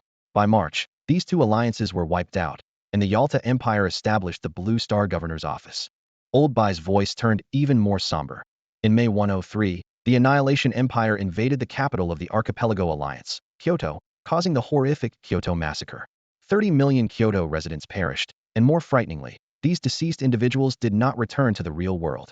At this point, a collective gasp swept through the classroom. The students finally realized the brutal reality of the national wars within the civilization game. What they initially thought was just a game now revealed that player deaths affected reality. Some students, only 18 years old, were even brought to tears by this revelation. Seemingly prepared for this reaction, Old Bai continued. In just 3 short years, 3 of the 9 major nations on Blue Star have fallen. Even more shocking is the subsequent discovery by the countries that players who died during the national wars truly died, with their bodies forever remaining in the domain. This is not a game, but a true battle of life and death.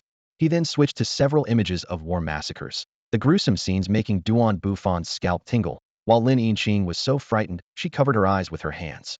Although these civilization players had seen blood in the game, witnessing the real deaths of their compatriots instilled a deep fear in them.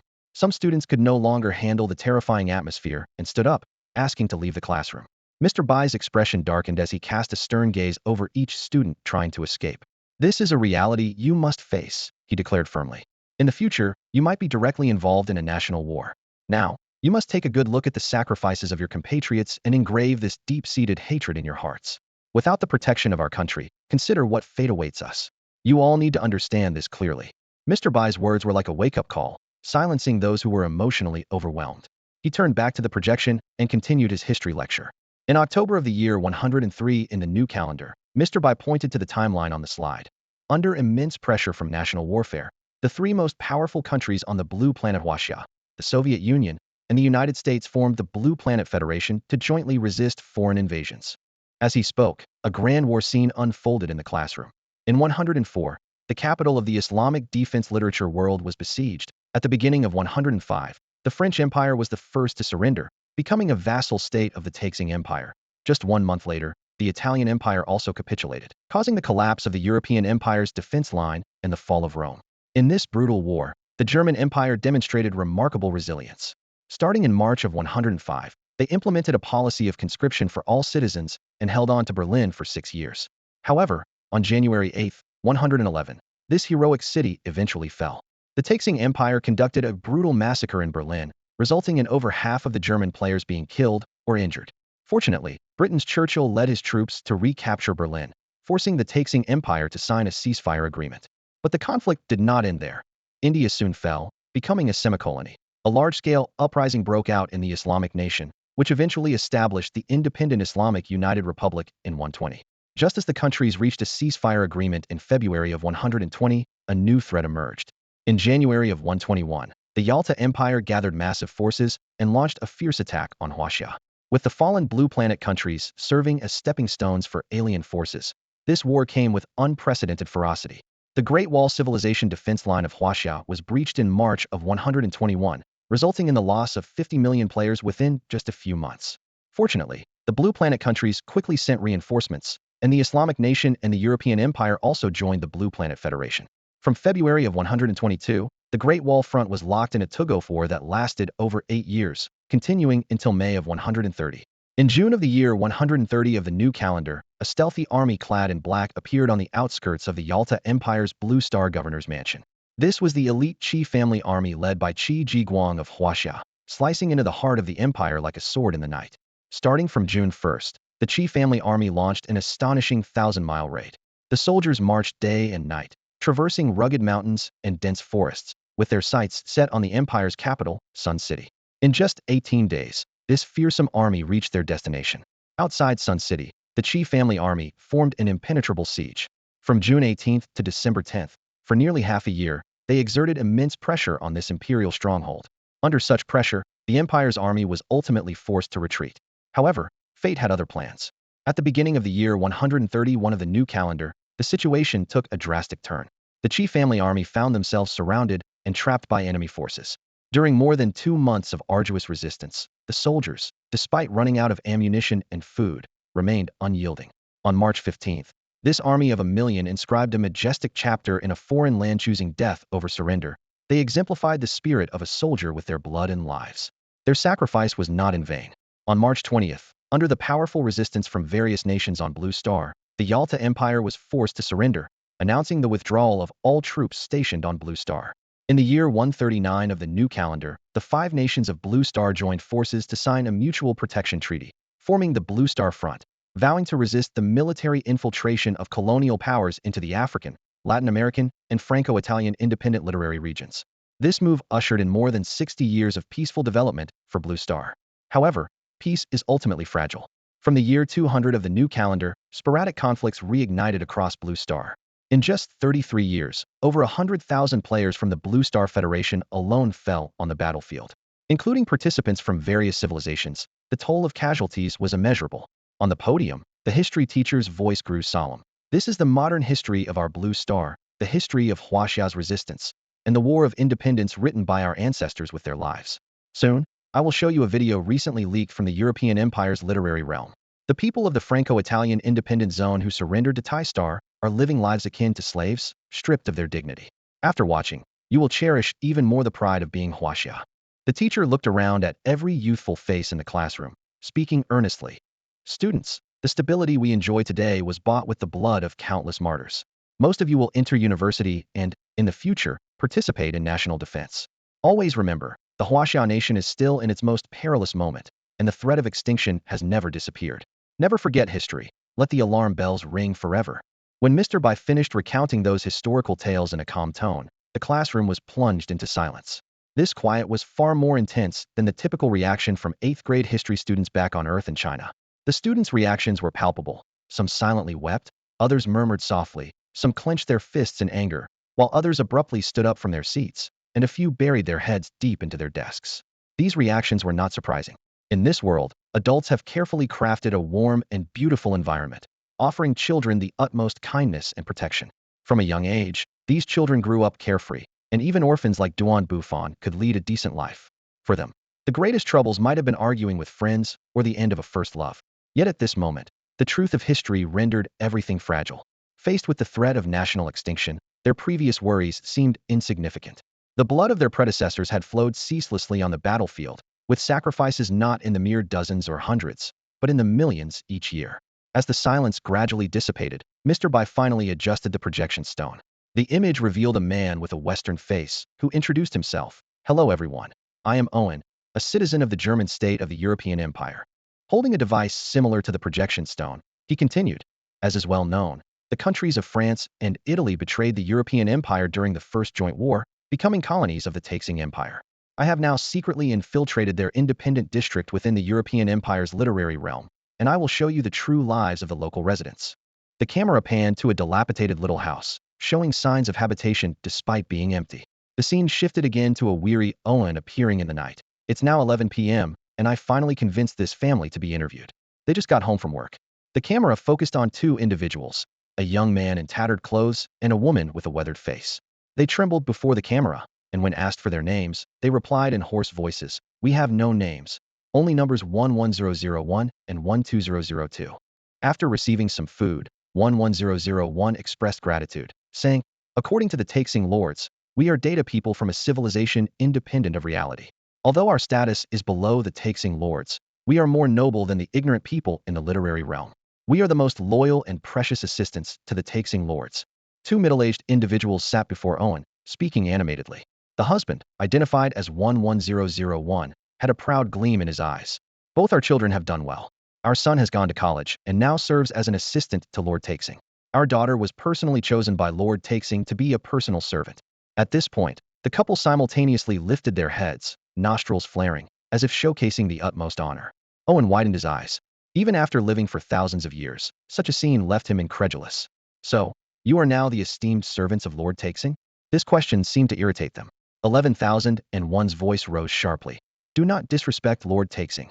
They have given our lives value and granted us the status of third-class citizens. You must understand, this is a position only below Lord Taixing and those demons from the colony." Despite the harshness of their words, their clumsy anger seemed rather comical. "Take your food and leave. Since it's your first offense, we won't report this to Lord Taixing," 11001 said impatiently. Owen pulled out a gold watch. "One last question. If this watch were offered to Lord Taixing, would he be pleased?" 11001 quickly pocketed the watch and the food. Owen continued, "What are your thoughts about the future?" This question clearly exceeded 11,001's understanding. Mechanically, he replied, "My greatest dream is to quickly earn points through 15 hours of work each day. My wife and I are model workers at the factory. Soon, we'll be upgraded to premium servants. Then we'll get to meet Lord Taixing and receive his autograph." A fanatical smile spread across the couple's faces as they indulged in their blissful fantasy. "Aren't you tired? Tired? Why would we be? This is perfectly normal. We are the most noble servants of Lord Taixing. Some people work 20 hours a day. I admire them greatly," 11001 added. "But none compare to me, because my children have the opportunity to serve Lord Taixing up close, a chance they will never have." Owen managed a few more words before leaving. In subsequent interviews, he found that this twisted mindset was deeply ingrained in the majority of people. At the end of the video, Owen secretly captured a scene at Lord Taixing's suburban villa. Several people were carrying a bloodied female corpse, carelessly tossing it into a mass grave. This was the true nature of the honor those people boasted about.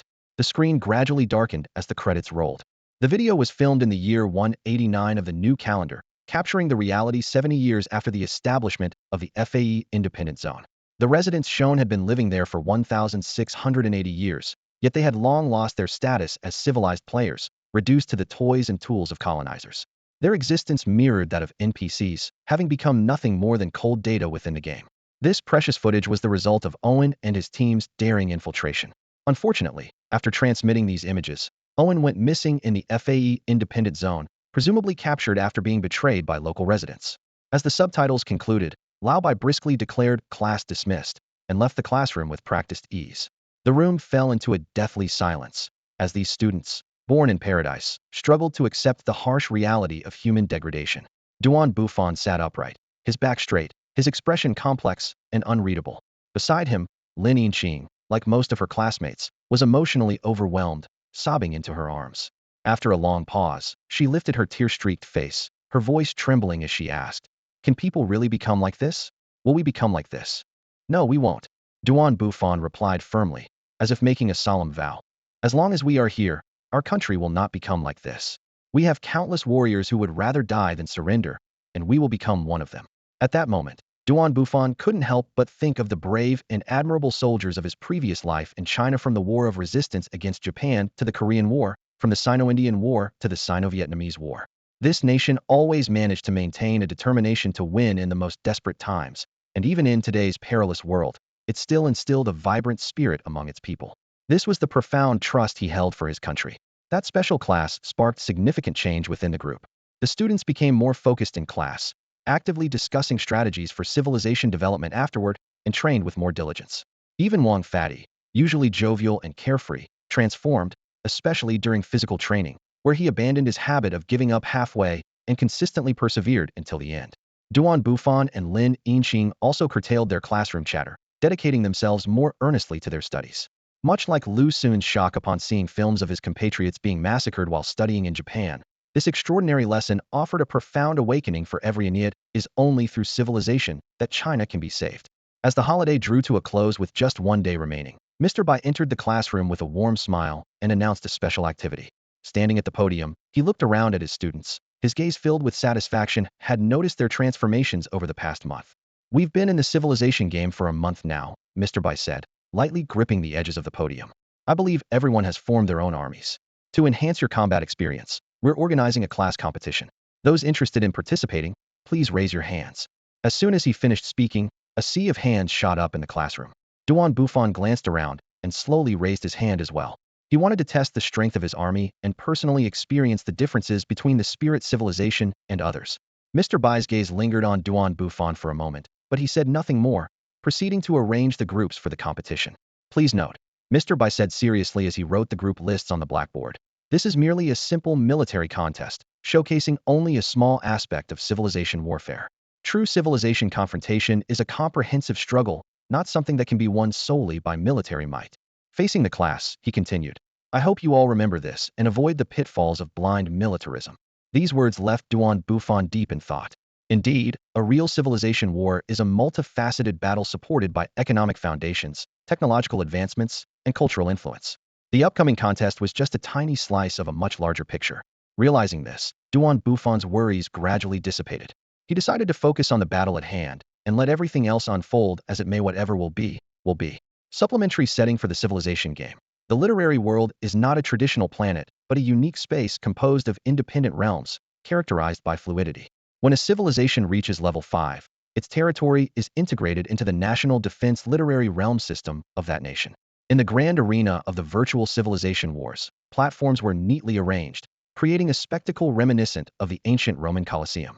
Lao Bai had completed the allocation of participants, and in front of each student floated a translucent screen displaying their opponent's information and platform number. Duan Bufan was assigned to the second batch and was currently seated in the audience, watching the first batch of matches through the screen. He was particularly drawn to Lin Yinqing's duel. Her opponent was a petite and charming girl from their class who had chosen a Spirit Affinity Warrior tribe as her initial race. As the system prompt sounded, a vast plain unfolded instantly on the screen. The warrior tribe's formation was orderly, with 5 out of 50 warriors having reached the level of first-tier spirit warriors, while the others, though not having broken through, were still far above average. These warriors stood tall and imposing, indicating that the girl had made significant progress in the early stages. Opposing them was Lin Yinqing leading the angel tribe. 40 angels were arranged in a mysterious formation, their white wings shimmering in the sunlight.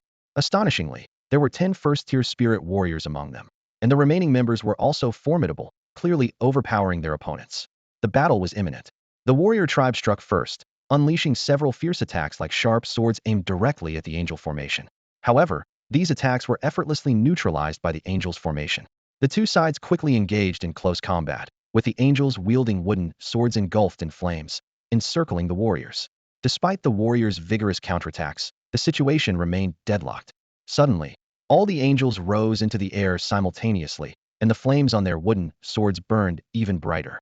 Realizing the danger, the warriors quickly formed a spirit shield with several first-tier warriors, while the others continuously provided spirit support. Within the constraints of this first-level civilization, there were no flashy techniques, only raw spirit power clashes. In the sky, the angels gathered an enormous spirit energy sphere that plummeted down, shattering the warriors' defensive shield. After a thunderous explosion, the center of the battlefield was left with a bottomless crater, leaving no trace of the warriors. This astonishing destructive power made Bufan gasp, contemplating that even a tank might struggle to withstand such force. As the system declared Lin Yinqing the victor, all the angels collapsed to the ground, exhausted from using up their spirit energy. Clad in short skirts, their prostrate forms appeared both weary and alluring. It was clear that this final attack not only obliterated their opponents, but also nearly depleted the entire angel tribe's strength. After the competition, Lin Yinqing gracefully took a seat next to Bufan, her eyes sparkling with excitement. "You were amazing," Bufan said, looking at her with astonishment. "Not really. That strike took all my strength," Lin Yinqing explained, slightly out of breath. Just then, the announcement came over the broadcast. "Will the second group of participants please take their positions?" "My turn now," Bufan said as he stood up and walked confidently towards ring 21. Lin Yinqing watched his back, her brow slightly furrowed. If this battle commenced, Bufan's identity as an ordinary human would be exposed to everyone.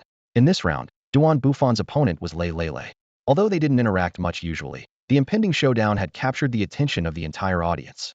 Before the battle began, both sides arranged their formations. On Bufan's side, 500 soldiers stood in formation, 200 archers with bows at the ready, 200 sword and shield soldiers with their shields held high, and 100 spearmen with their spears standing like a forest. This army consisted of 300 regular soldiers and 200 reservists, all rigorously trained, presenting a disciplined formation. Opposite them were 40 elephant warriors, each tall and imposing, standing at least 3 meters tall, some even exceeding 5 meters. Among them, 3 had reached the level of primary spiritual warriors. Although these elephant warriors had not reached the second-level civilization's body refining stage, their unique racial heritage gave them formidable strength from the start. Upon seeing that their opponents were mere humans, the elephants burst into laughter, some even rolling on the ground in amusement. Outside the ring, many students were intently watching the showdown. As a student who had excelled in both civilization development and military fields, Bufan's debut was naturally highly anticipated. Bufan already has 500 soldiers. It seems his civilization has developed well, someone remarked admiringly. "Wait, these soldiers don't seem to have any spiritual energy," another person squinted in confusion. "Indeed, they don't. Are they ordinary humans?" The watching students fell into a stunned silence. The contrast was too great, like a top student from a prestigious university suddenly attending a community college. This news would quickly spread throughout the school. Although Bufan didn't want to become the center of attention in this way, he knew it was better to face his identity as an ordinary human heathen rather than avoid it like an ostrich. Lin Yinqing watched everything from the stands, her eyes filled with shock, but even more so with delight. "Brother Duan didn't let me down. Once my abilities improve, I'll definitely be able to help him advance further." Just as the battle was about to begin, Lei stepped forward and said solemnly, Bufan, I won't underestimate you. I'll give this my all." "Why?" Bufan asked, surprised. "Your achievements in civilization development have always impressed me. I've always regarded you as my most important opponent. Even if you're from an ordinary race, I won't take you lightly. It's the respect a competitor deserves," Lei replied earnestly. "That sounds a bit melodramatic, but he seems like a decent person," Bufan thought to himself, then said aloud, "All right, let's begin." The match began. Across the field, Lei gazed at Bufan's troops with a hint of surprise in his eyes. In just a month, Bufan had gathered 500 well-equipped soldiers, a formidable force indeed. As expected, my lifelong rival, Lei thought to himself. If not for his human identity, he might have truly overshadowed me. Turning to the restless elephant warriors, Lei shouted sternly, "Behave yourselves and respect the opponent." At the chieftain's command, a 5-meter elephant warrior immediately steadied the formation and began directing the troops to prepare for battle. As the battle horn sounded, the elephant warriors launched a breathtaking charge. This was no ordinary charge. The ground shook as the elephant warriors ran, the air filled with an oppressive presence far more intimidating than ancient cavalry charges. It was reminiscent of the chilling fear the Song army felt facing the Jurchen cavalry, enough to make any army crumble in an instant. "Hold your ground," Bufan shouted loudly. Unexpectedly, under Duan Wu's command, the human army displayed remarkable tactical discipline. Shield and axe soldiers quickly formed a solid front line. Spearmen constructed a spiked formation in the second line. Archers in the rear stood ready with bows drawn. Facing such a terrifying onslaught, these human soldiers showed no sign of retreat. As the arrogant elephant warriors entered range, a dense rain of arrows fell upon them. The archers, well trained, fired volley after volley. After 3 rounds of arrows, the leading elephant warriors were pierced like porcupines, yet they still charged fiercely at the human lines. The defensive line of spears and shields met these giants heathen. The sounds of spears piercing and bodies colliding echoed continuously. Some elephants were skewered by spears, but many human soldiers were crushed under the elephant's impact, their defense line torn open by the sheer force. Typically, such a scenario would lead to a rout. However, this army made a shocking choice. They did not flee. Under Duan Wu's command, the surviving soldiers stepped over their fallen comrades to encircle the elephant warriors. At this point, the humans had lost over a third of their forces, while the elephants had lost fewer than 10. The encircled elephants rampaged within the circle, each charge claiming more human lives. Yet, incredulously, the encirclement held firm.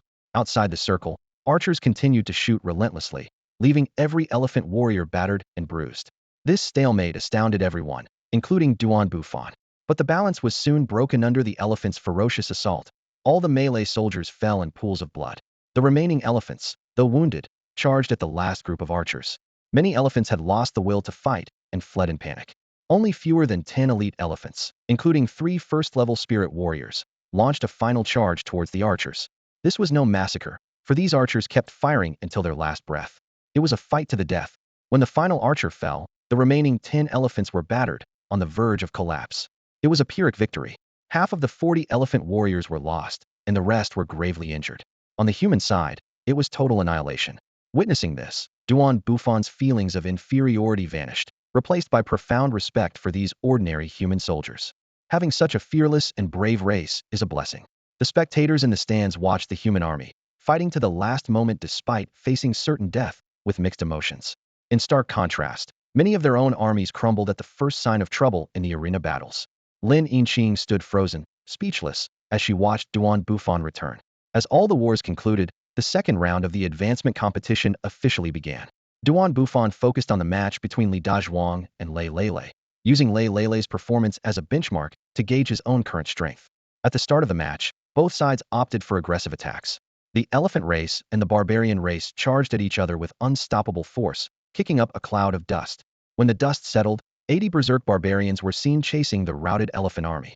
Li Dazhuang claimed an early victory, prompting Lei Lele to concede to avoid further losses. Wang Pengzi, on the adjacent stage, wasn't as fortunate.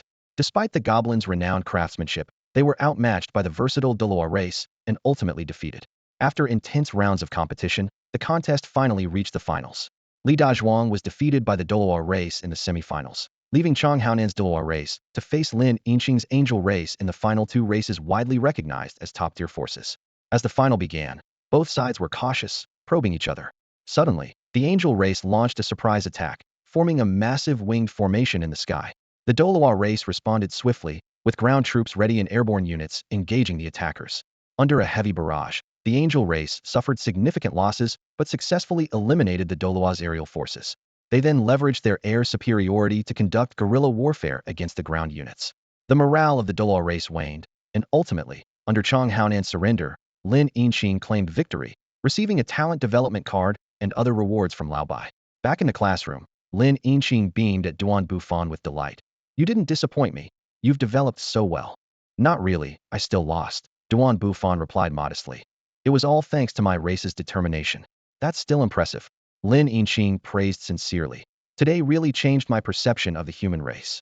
Seeing Duan Bufan's somewhat dazed expression, Lin Yinqing said firmly, "You must hold on until I grow stronger, then I can help you." "How will you help me?" Duan Bufan asked, touching his nose in confusion. "I'll find a way. But first, you need to have confidence in yourself," Lin Yinqing said, not yet revealing her plan. Duan Bufan dismissed it as the young girl's playful talk and didn't take it to heart. Soon, Duan Bufan returned to the literary world, and a notification popped up on the interface. Player Wang Fugue requested to establish a civilization trade route. Without hesitation, he clicked Agree. In the center of the plaza, a circular portal appeared out of thin air, emitting a faint glow. This was not an ordinary portal, but Wang Fatty's unique exclusive trade channel. As a talent ability, Wang Fatty could open an exclusive trade line at each civilization level, enjoying the privilege of halved shipping costs. Under normal circumstances, a civilization trade line could only be established at level 3, with only 1 line per level and a maximum discount of 20 on shipping costs. This talent showcased Wang Fatty's astonishing potential as a trade civilization.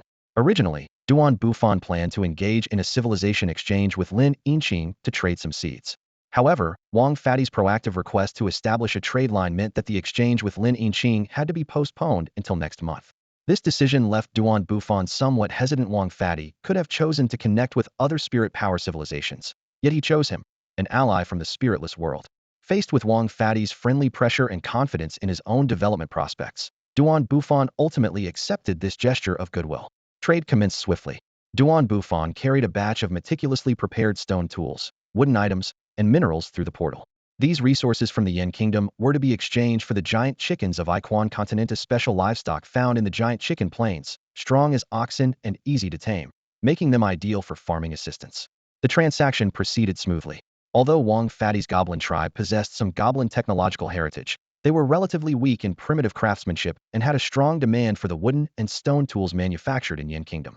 Coupled with the coal and iron minerals Duan Bufan brought, both parties were satisfied with the trade. At Wang Fadi's invitation, Duan Bufan visited the Goblin tribe. The most striking feature was the Goblin Research Institute, dedicated to the study of goblin technology. However, these research results gave Duan Bufan the impression of a skewed tech tree. It could already produce simple iron weapons, but had not yet mastered iron smelting or even the basic crafting of wooden tools. In the Goblin workshops, the creation of every weapon is inseparable from the control of spiritual energy.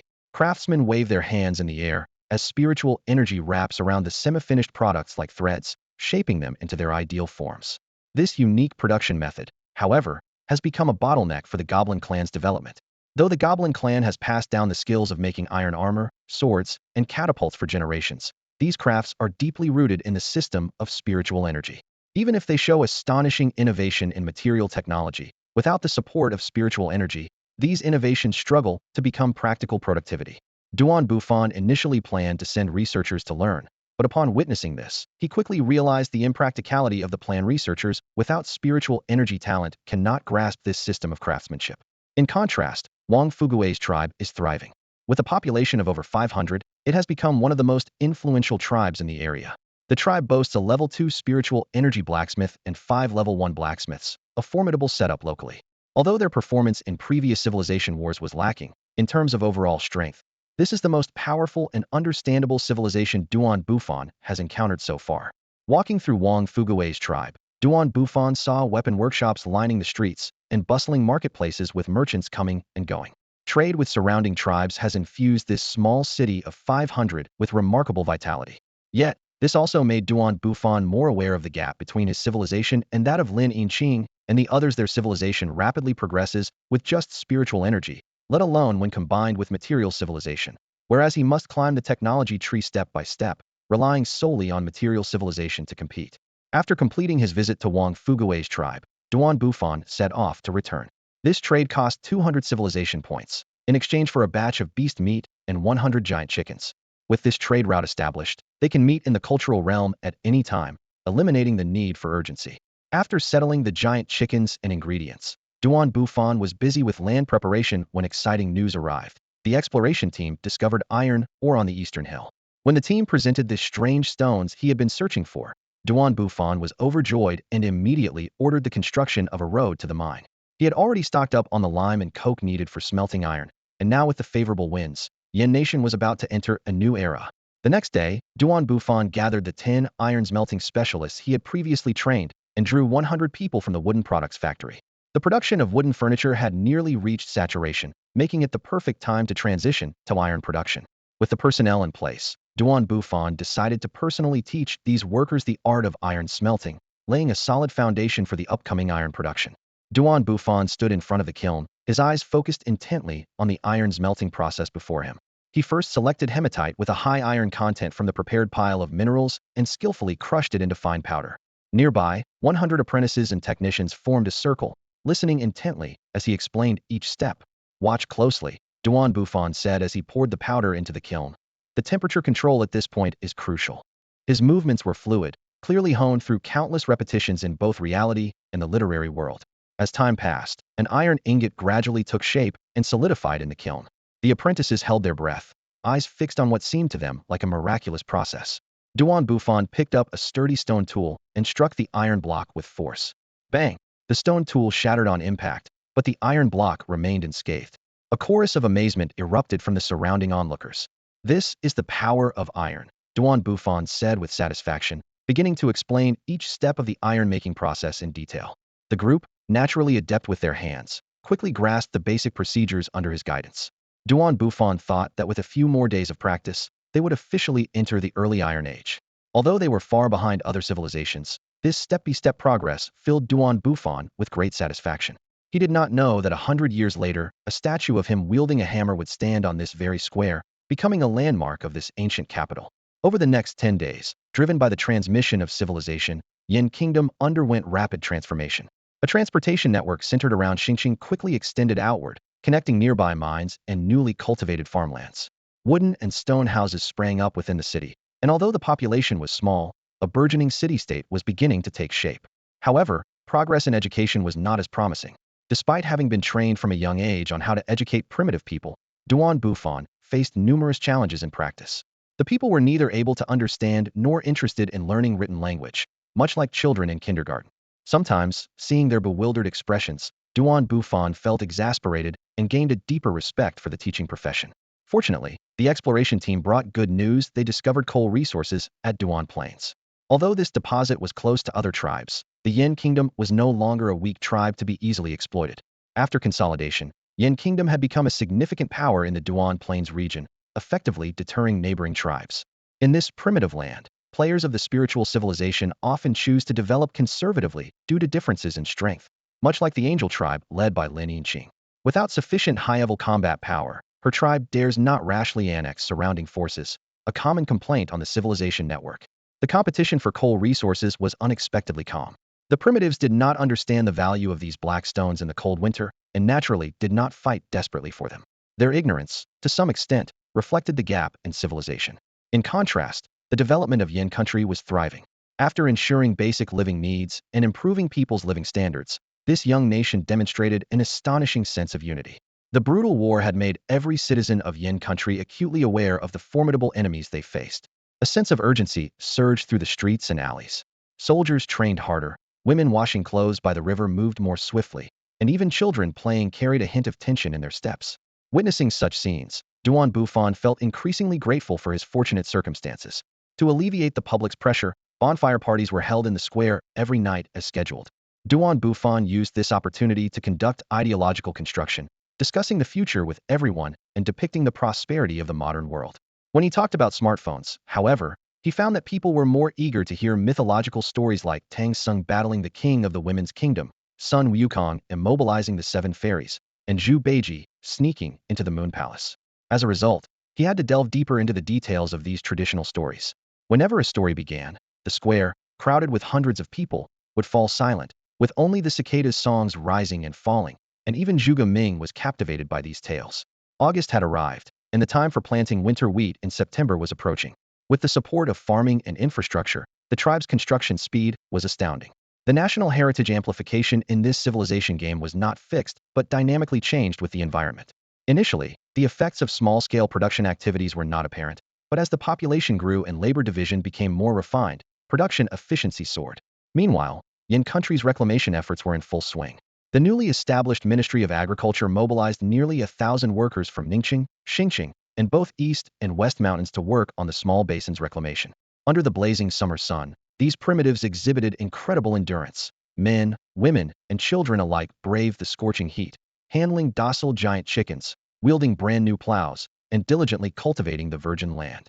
These giant chickens, more docile than oxen and immensely strong, became invaluable assistants in the reclamation work. Duan Bufan stood at the edge of the field, observing the bustling scene before him. Workers were using sturdy hemp ropes to secure specially designed wooden frames onto the giant chickens, with the other end connected to iron plows. These iron plows were the first products of the newly formed iron production group. Although the craftsmanship was still rough, they were sufficient to meet the current farming needs. With ample raw materials and workers putting in overtime, the production of iron plows was steadily increasing. Looking out over the small basin, he estimated it could cultivate about 3,000 acres of farmland. Duan Bufan quickly calculated. With 1,000 laborers working alongside these giant chickens for concentrated plowing, and with the aid of agricultural infrastructure, the work could originally be completed in 30 days. However, considering the inexperience of these primitive people and the time consumed by travel, the project timeline needed to be extended. Even so, the task should be completed before the planting season in September. Duan Bufan didn't just stand by giving orders. He joined in the labor himself. In just a few days, his fair skin was tanned to a bronze color by the scorching sun, making him look more like the primitive people. The August sun was particularly harsh, and for these new farmers, it was especially grueling. Compared to their previous leisurely hunting lifestyle, now they were engaged in heavy labor from sunrise to sunset, a transition many found difficult to adapt to. Although they were resilient, Bufan knew he had to find ways to alleviate their stress and dissatisfaction. A sudden inspiration struck him. Storytelling could be a great solution. He immediately began planning to build simple theaters in each city and personally selected and trained storytellers. This not only helped people relieve stress, but also fostered a sense of belonging and loyalty through cultural immersion. Acting quickly, he selected a group of articulate women and children and instructed the engineering department to begin theater construction. Using acoustic principles he had learned in school, he designed simple wooden and stone sound systems and employed ancient water resonance techniques to transmit sound. After explaining the details to 100 workers from the engineering department, the first theater in Yin Country began construction. In Ning City, the theater was located in a natural cave, reinforced with stones and wooden pillars, and designed with an arch to both gather sound and ensure stability. However, in Xing City, due to a lack of technology for large building construction, a small outdoor theater was set up in a plaza. Although the seating was cramped, it was barely sufficient. As the infrastructure gradually improved, Bufan turned his attention to content development. He adapted classic literature and online novels from his previous life into stories suitable for the present, explaining them to the women and children and recording plot outlines on animal skins. During this process, he discovered that these people had an exceptional ability to learn writing. Seizing this opportunity, he decided to incorporate literacy education into the engaging stories. This change not only addressed the manpower shortage, but also unexpectedly improved literacy efficiency. I'm a genius, Bufan thought, stroking his sun-darkened, smooth chin with a satisfied smile. During the pioneering activities, the Yin Kingdom achieved a significant breakthrough in iron production. Over 300 workers at the ironworks labored tirelessly day and night, with machines roaring and furnaces glowing red-hot. Initially focused on producing farming tools like iron plows, the production line had now shifted to manufacturing weapons. The workers not only forged a large number of sharp swords and knives, but the most remarkable achievement was the 50 meticulously crafted suits of iron armor. These were improved by Bufan, based on ancient Xian armor techniques. Despite the efforts of hundreds of craftsmen, only this number could be produced during the 20-day pioneering period, highlighting the complexity of the manufacturing process.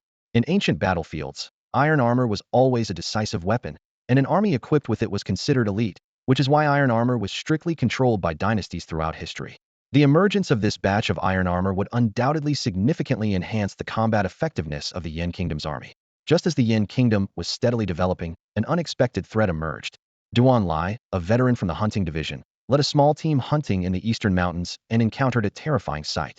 Due to the needs of agricultural development, the hunting team, which once numbered in the hundreds, had been reduced to fewer than 100, but with Wang Fuguei providing a stable supply of meat, this number sufficed. That day, as Duan Lai's team tracked a small wild boar deep into the forest, a roar that shook the woods suddenly erupted. Not good. It's a saber-toothed tiger. Everyone, gather around me.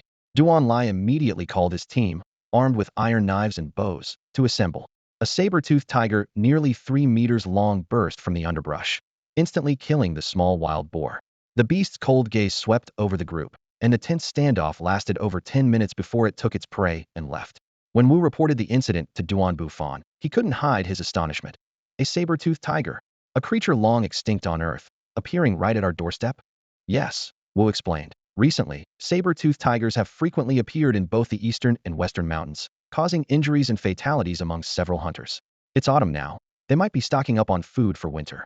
Facing this threat, Bufan decided to dispatch 30 elite troops newly equipped with iron armor, but Wu reminded him, "Leader, the forest is vast, and this number might not suffice."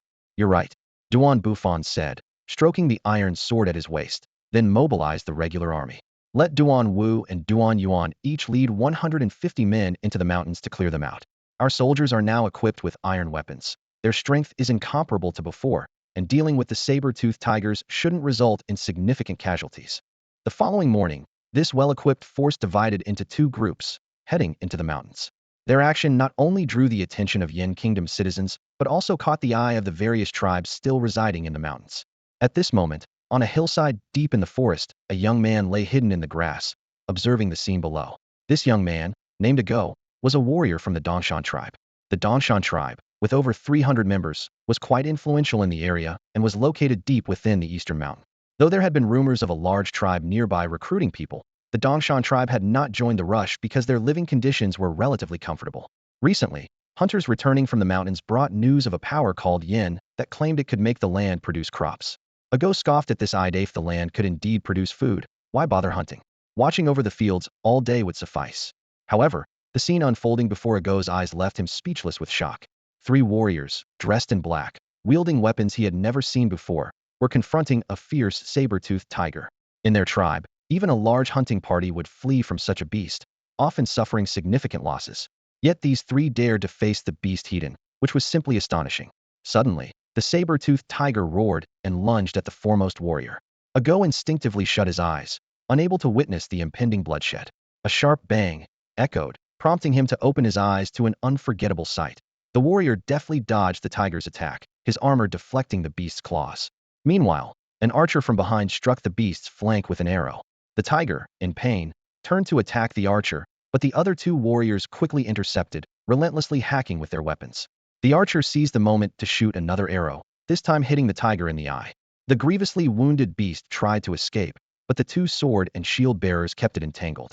With its movements increasingly sluggish from blood loss, the tiger was eventually overwhelmed and killed. The three warriors marked the site before descending the mountain, presumably for others to retrieve the prey later.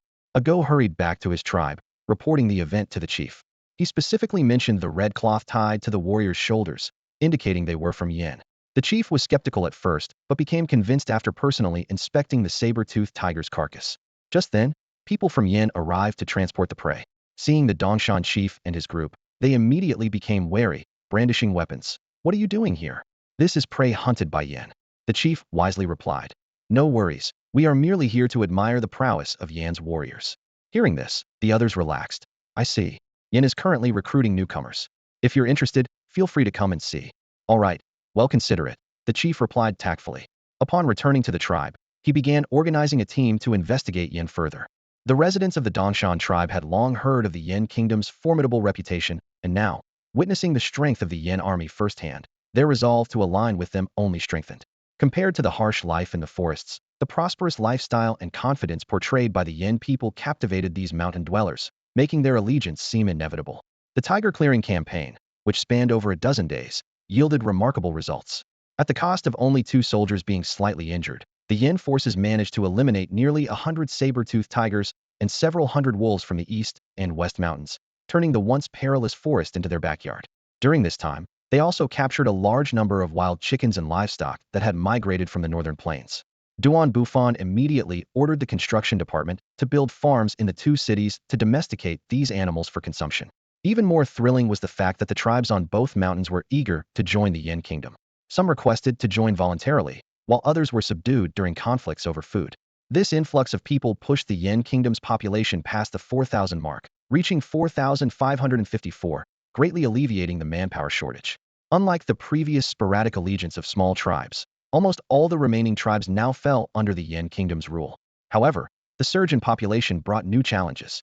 Although the game captured during the tiger clearing campaign temporarily addressed food supply issues, preservation problems meant these reserves could only last for about a month. With winter approaching and wild animals beginning to hibernate, avoiding the tragic deaths from starvation and cold that were common in primitive tribes became Bufan's primary concern. While they could continue trading with Wangpongzi for food, as they did during the period of farmland development, the doubled demand far exceeded what Wangpongzi's tribe, with less than 1,000 people, could supply. While pondering, Bufan suddenly had a brilliant idea. He remembered that the captured farmers mentioned that several large tribes on the Duan Plain, which had entered the agricultural era, had a good harvest this year. If they could establish a trade market on the Duan Plain to exchange Yin Kingdom products for grain, combined with the fierce beast meat from Wangpongzi and the gradually proliferating herbivores from the east and west mountains, they could secure the winter food supply. With this in mind, Bufan immediately instructed the guards at the door to summon the external trade department and military personnel for a meeting. Soon, the attendees gathered, and Bufan began to elaborate on his vision of establishing a trade market on the Duan Plain. In the council chamber, an elderly man with white hair and beard, Fan Wu, the Minister of Foreign Trade, sat upright and posed a challenging question to Bufan.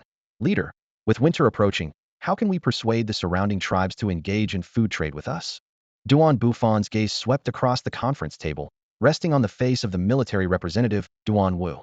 Noticing the leader's attention, Duan Wu awkwardly touched his nose, then straightened up and said firmly, Rest assured, leader and minister Fan, we will ensure they agree to the trade willingly. Good, that's the spirit. Duan Bufan nodded slightly, acknowledging Duan Wu's commitment. With the military support, a glimmer of confidence appeared in Fan Wu's eyes. Leader, we will definitely win them over. Very well, go and make preparations, Duan Bufan instructed succinctly. Yes, they responded in unison and filed out of the council chamber. After everyone had left, Duan Bufan fell into contemplation. This strategy of using military deterrence to conduct trade was reminiscent of the old tactics of European powers, yet it had to be revisited. He was reluctant to resort to such a forceful approach, and even more averse to sending large numbers of people into the mountains to hunt. However, the reality was bleak. Insufficient food reserves and difficult hunting conditions left him relying on trade with friendly neighboring states to ensure basic survival. In this impending winter, a unique form of civilized trade was about to unfold in Duan's territory. It might not be the ideal method, but it was the most practical choice at the moment. Duan Bufan understood that the subtle and crucial role of the spiritual technology system ranging from basic firearms manufacturing to the advanced integration of spiritual materials would play a pivotal part in this trade. It was a game of survival and an inevitable path of cultural exchange. In just over a dozen days, time has quietly slipped by, and the small basin has transformed completely. Stretching out under the sun, 5,000 acres of newly cultivated farmland stand as a testament to the hard work of the people. Despite using the most primitive methods of cultivation, the combination of abundant manpower and agricultural techniques passed down through generations has enabled the completion of such a large-scale project within a month, a feat nothing short of miraculous.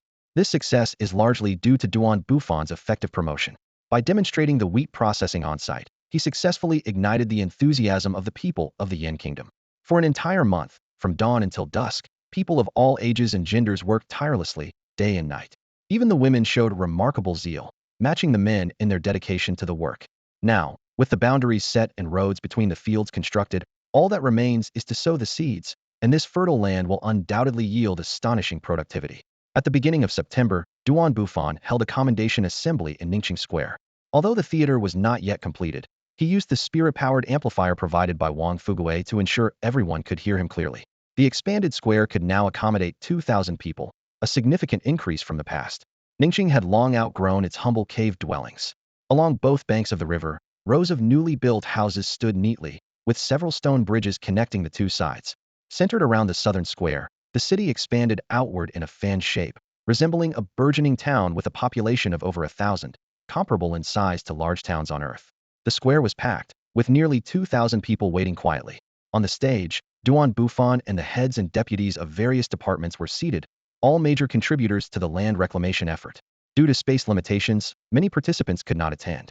As the Yin Kingdom continued to grow, the original tribal organizational structure was becoming inadequate, so today's assembly would also address the reorganization of departments. Holding a peculiarly shaped stone, Duan Bufan stood on stage and began, "Hello, everyone, I'm Duan Bufan." Immediately, the crowd fell silent, a habit cultivated during his storytelling sessions, as silence was necessary for hundreds to hear one person without amplification. Today, we have successfully completed the land reclamation work of our Yin Kingdom. Together, we have achieved the miracle of reclaiming 5,000 acres of farmland in a month. Thunderous applause erupted from the crowd, another natural reaction developed from listening to stories. Next, we just need to sow seeds into this fertile land. In a few months, we will harvest an abundance of crops, officially leaving behind the primitive era and stepping into agricultural civilization. Every participant in this endeavor is a great contributor to the progress of our era. Over the past month, people of all ages and genders have worked together, each demonstrating high enthusiasm for production, with no one shirking their duties or remaining uninvolved. Under the scorching midday sun, Duan Wang's skin was cracked from the heat, yet he remained steadfast at his post without a single complaint. Not far away, Yang Niu stood out prominently despite being a woman. She took on labor heavier than that of men, wielding her farming tools with vigor, embodying the true spirit of women hold up half the sky. As night fell, Zhuge Zhuang continued to toil in the fields, drenched in sweat. When advised to rest, he simply wiped the sweat from his brow and said, "I haven't finished my work for today." On this land, countless other workers like them persevere, enduring the scorching sun, braving the rain, or toiling in the cold dawn and dark nights, accomplishing seemingly impossible tasks with unwavering determination, creating awe-inspiring miracles. Amidst enthusiastic applause, a simple wooden music box suddenly played an inspiring tune. This ironwood hybrid device was crafted by the young Duan Xiaoli. As the melodious music played, 40 model workers, selected from 36 production teams, stepped onto the podium one by one. They wore specially crafted iron medals engraved with a harvest symbol of wheat on the front and the recipient's name on the back. Each model worker on stage could feel the admiring gazes from the crowd below. The organization of this award ceremony was the result of extensive discussions between Bufan and various departments. Now, the entire nation has a clearly defined departmental structure. The production department is the largest, integrating the former production, agriculture, and hunting departments, employing the most labor. Under the leadership of Minister Wu, Duan Yu and Duan Tao serve as deputy ministers, also acting as directors of the industrial and agricultural bureaus. This massive department of 1,500 people is primarily responsible for the production of iron and wooden tools and agricultural production, while stone tools have gradually faded into history, gathering dust in warehouses. To enhance management, they have recruited talented individuals from other tribes to serve as deputy directors. The Research and Development Department is led by Xiong Bin, who has exceptional talent in iron tool development, with Zhuge Mu, an expert in wooden tool innovation, as deputy minister. Though children like Duan Xiaoli are extraordinarily gifted, they are currently too young for major roles. This department, consisting of about 100 people, along with many women and children, focuses on research topics proposed by Duan Bufan to accelerate technological progress. Currently, their research is mainly centered on replicating the achievements of Level 1 and 2 material civilizations from Blue Star, with true innovative research set to begin once they reach Level 3 material civilization. The Cultural and Arts Department, comprising 120 people, mostly former writing instructors, has been trained to acquire basic literacy skills and can now undertake teaching responsibilities. This department is led by Niu Wan, who has excelled in learning writing, with the young storyteller and creator Duan Chun serving as deputy minister, injecting new vitality into cultural heritage. The focus of the arts department has shifted to organizing storytelling events in the theater. After Duan Bufan provided them with detailed story templates, he delegated the specifics of execution to the department itself. The administration department has maintained its original size, with Zhuge Ming serving as the head and the former head of the Women's Union, Madame Duan, appointed as the deputy head. The restructured department now consists of 50 members, including personnel from the former Women's Union. The construction department is the largest, with a workforce of 800 strong men led by Niu Li and Yang Li, who serve as the head and deputy head, respectively.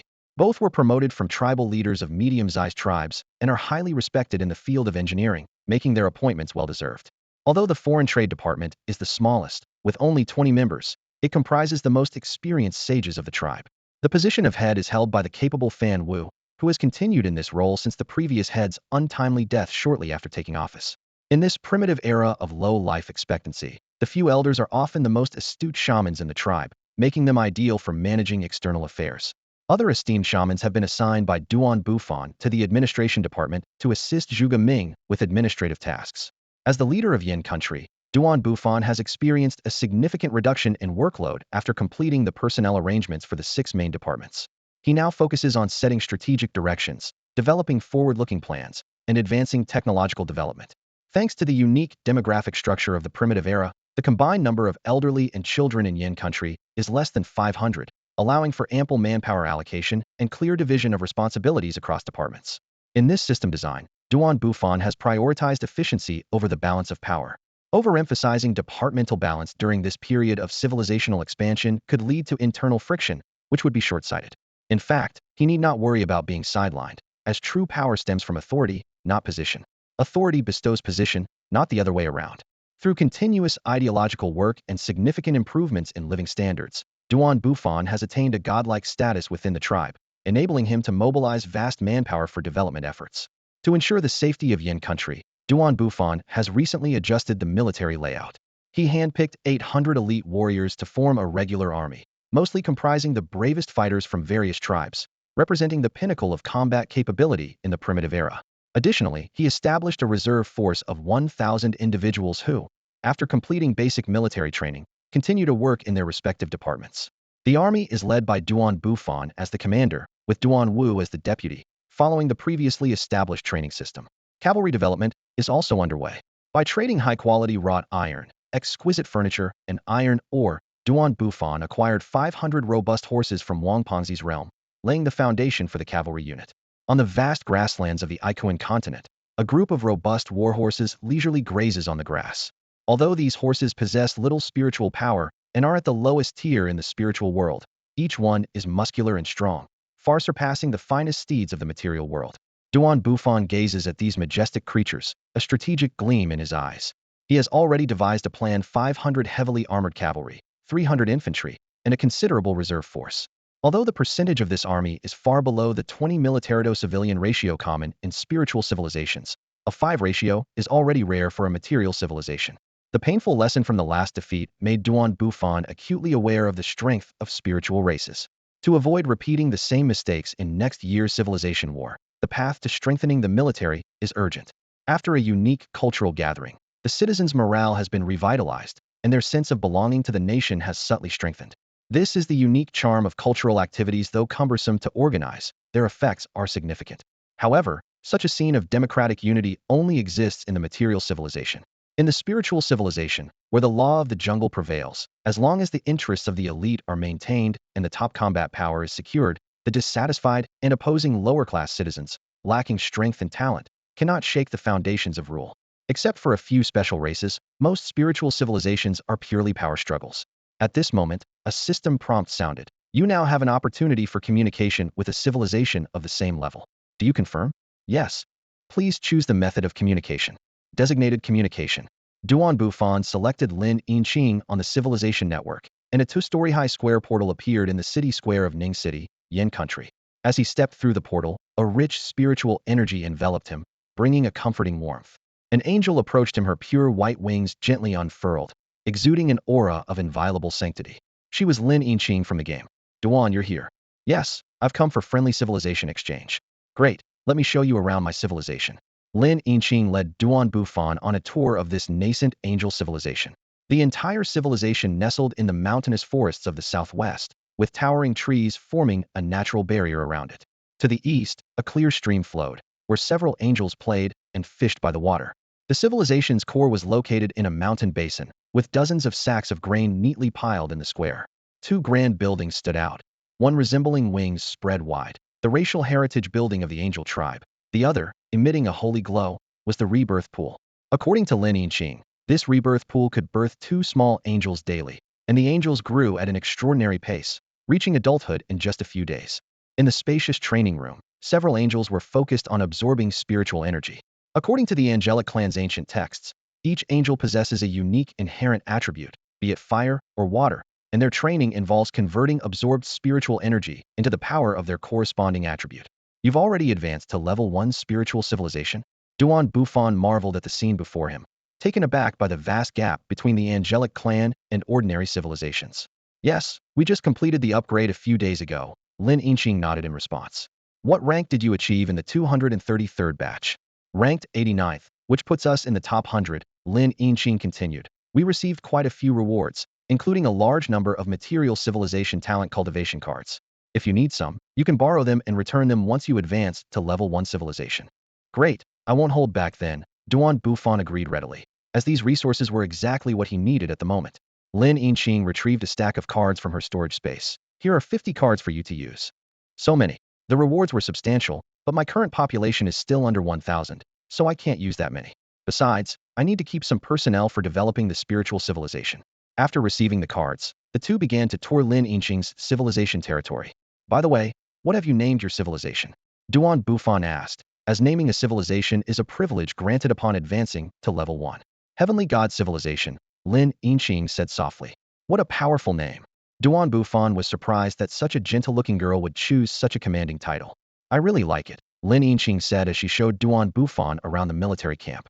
By this time, the Heavenly God Civilization had grown considerably, boasting 30 level 1 spiritual warriors and 5 level 2 warriors, showcasing the astonishing potential of the angelic clan. It's worth noting that the level of a spiritual civilization assesses the overall development level, not individual strength. Much like the difference between modern and primitive humans, while individual differences might not be as significant as technological disparities, a low-level warrior from a high-level civilization can often overpower a high-level warrior from a low-level civilization. Even if Duan Bufan could mobilize nearly 500 elite soldiers, it would be difficult to compete with Lin Yinqing's forces, highlighting the inherent disparity between ordinary and spiritual species. Under Lin Yinqing's guidance, Duan Bufan learned that the Heavenly God Civilization had absorbed several surrounding small tribes, and even the most powerful medium-sized tribe nearby would need to unite to contend with them. With this developmental trajectory, it would only take a little more time, increased population, and enhanced strength to easily annex surrounding forces and achieve rapid expansion. Lin Yinqing was very satisfied with the geographical location Duan Bufan had chosen. If she had followed her original plan to migrate over a long distance, she might still be on the way, or worse, captured by others. When the angels transported seeds and the remaining beast meat to the portal, Duan Bufan dispatched a team to begin transporting the goods. He also brought Lin Yinqing wooden furniture and 100 iron weapons, which were much-needed resources for the heavenly god civilization at the time. This exchange was mutually beneficial. Lin Yinqing improved her tribe's living standards and military strength, while Duan Bufan acquired the much-needed food and seeds. After bidding farewell, Duan Bufan returned to his own civilization. The mobilization of 30 production units cost him 200 civilization points, and combined with the transportation of goods, totaled 300 points, nearly depleting his entire reserve of civilization points. September is a season where harvest and hope intertwine.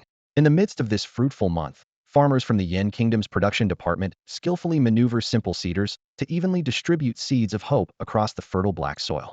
In the fields, farmers are spreading organic fertilizers, a blend of livestock manure and human waste, across the arable land. This seemingly unappealing task forms the foundation of agricultural development. Thanks to Duan Bufan's foresight, the city's most forward-looking projected underground sewage system has proven effective. The comprehensive sewer network and waste collection pits have not only rejuvenated city streets, but also provided ample fertilizer for farmlands, giving the entire city a civilized aura. Meanwhile, the talent cultivation cards obtained from Lin Yinqing have been put to good use. Aside from a small portion allocated to the administrative and medical sectors, most have been devoted to the iron production industry. Under the guidance of these talents and the boost from a growing population, Yin Kingdom's iron production has made significant strides.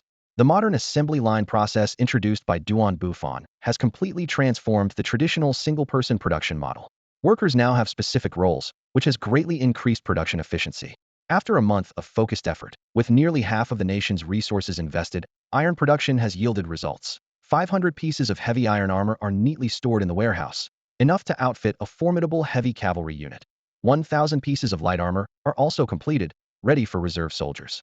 Compared to the complex craftsmanship of heavy armor, the production of light armor has seen a more significant increase in output. As for sword and blade forging, the technical expertise gained from armor production has made the process much smoother. While the small basin bustles with activity, subtle tensions simmer in Duan Yuan. In October, driven by food pressures, Yin Kingdom began diplomatic overtures towards Duan Yuan.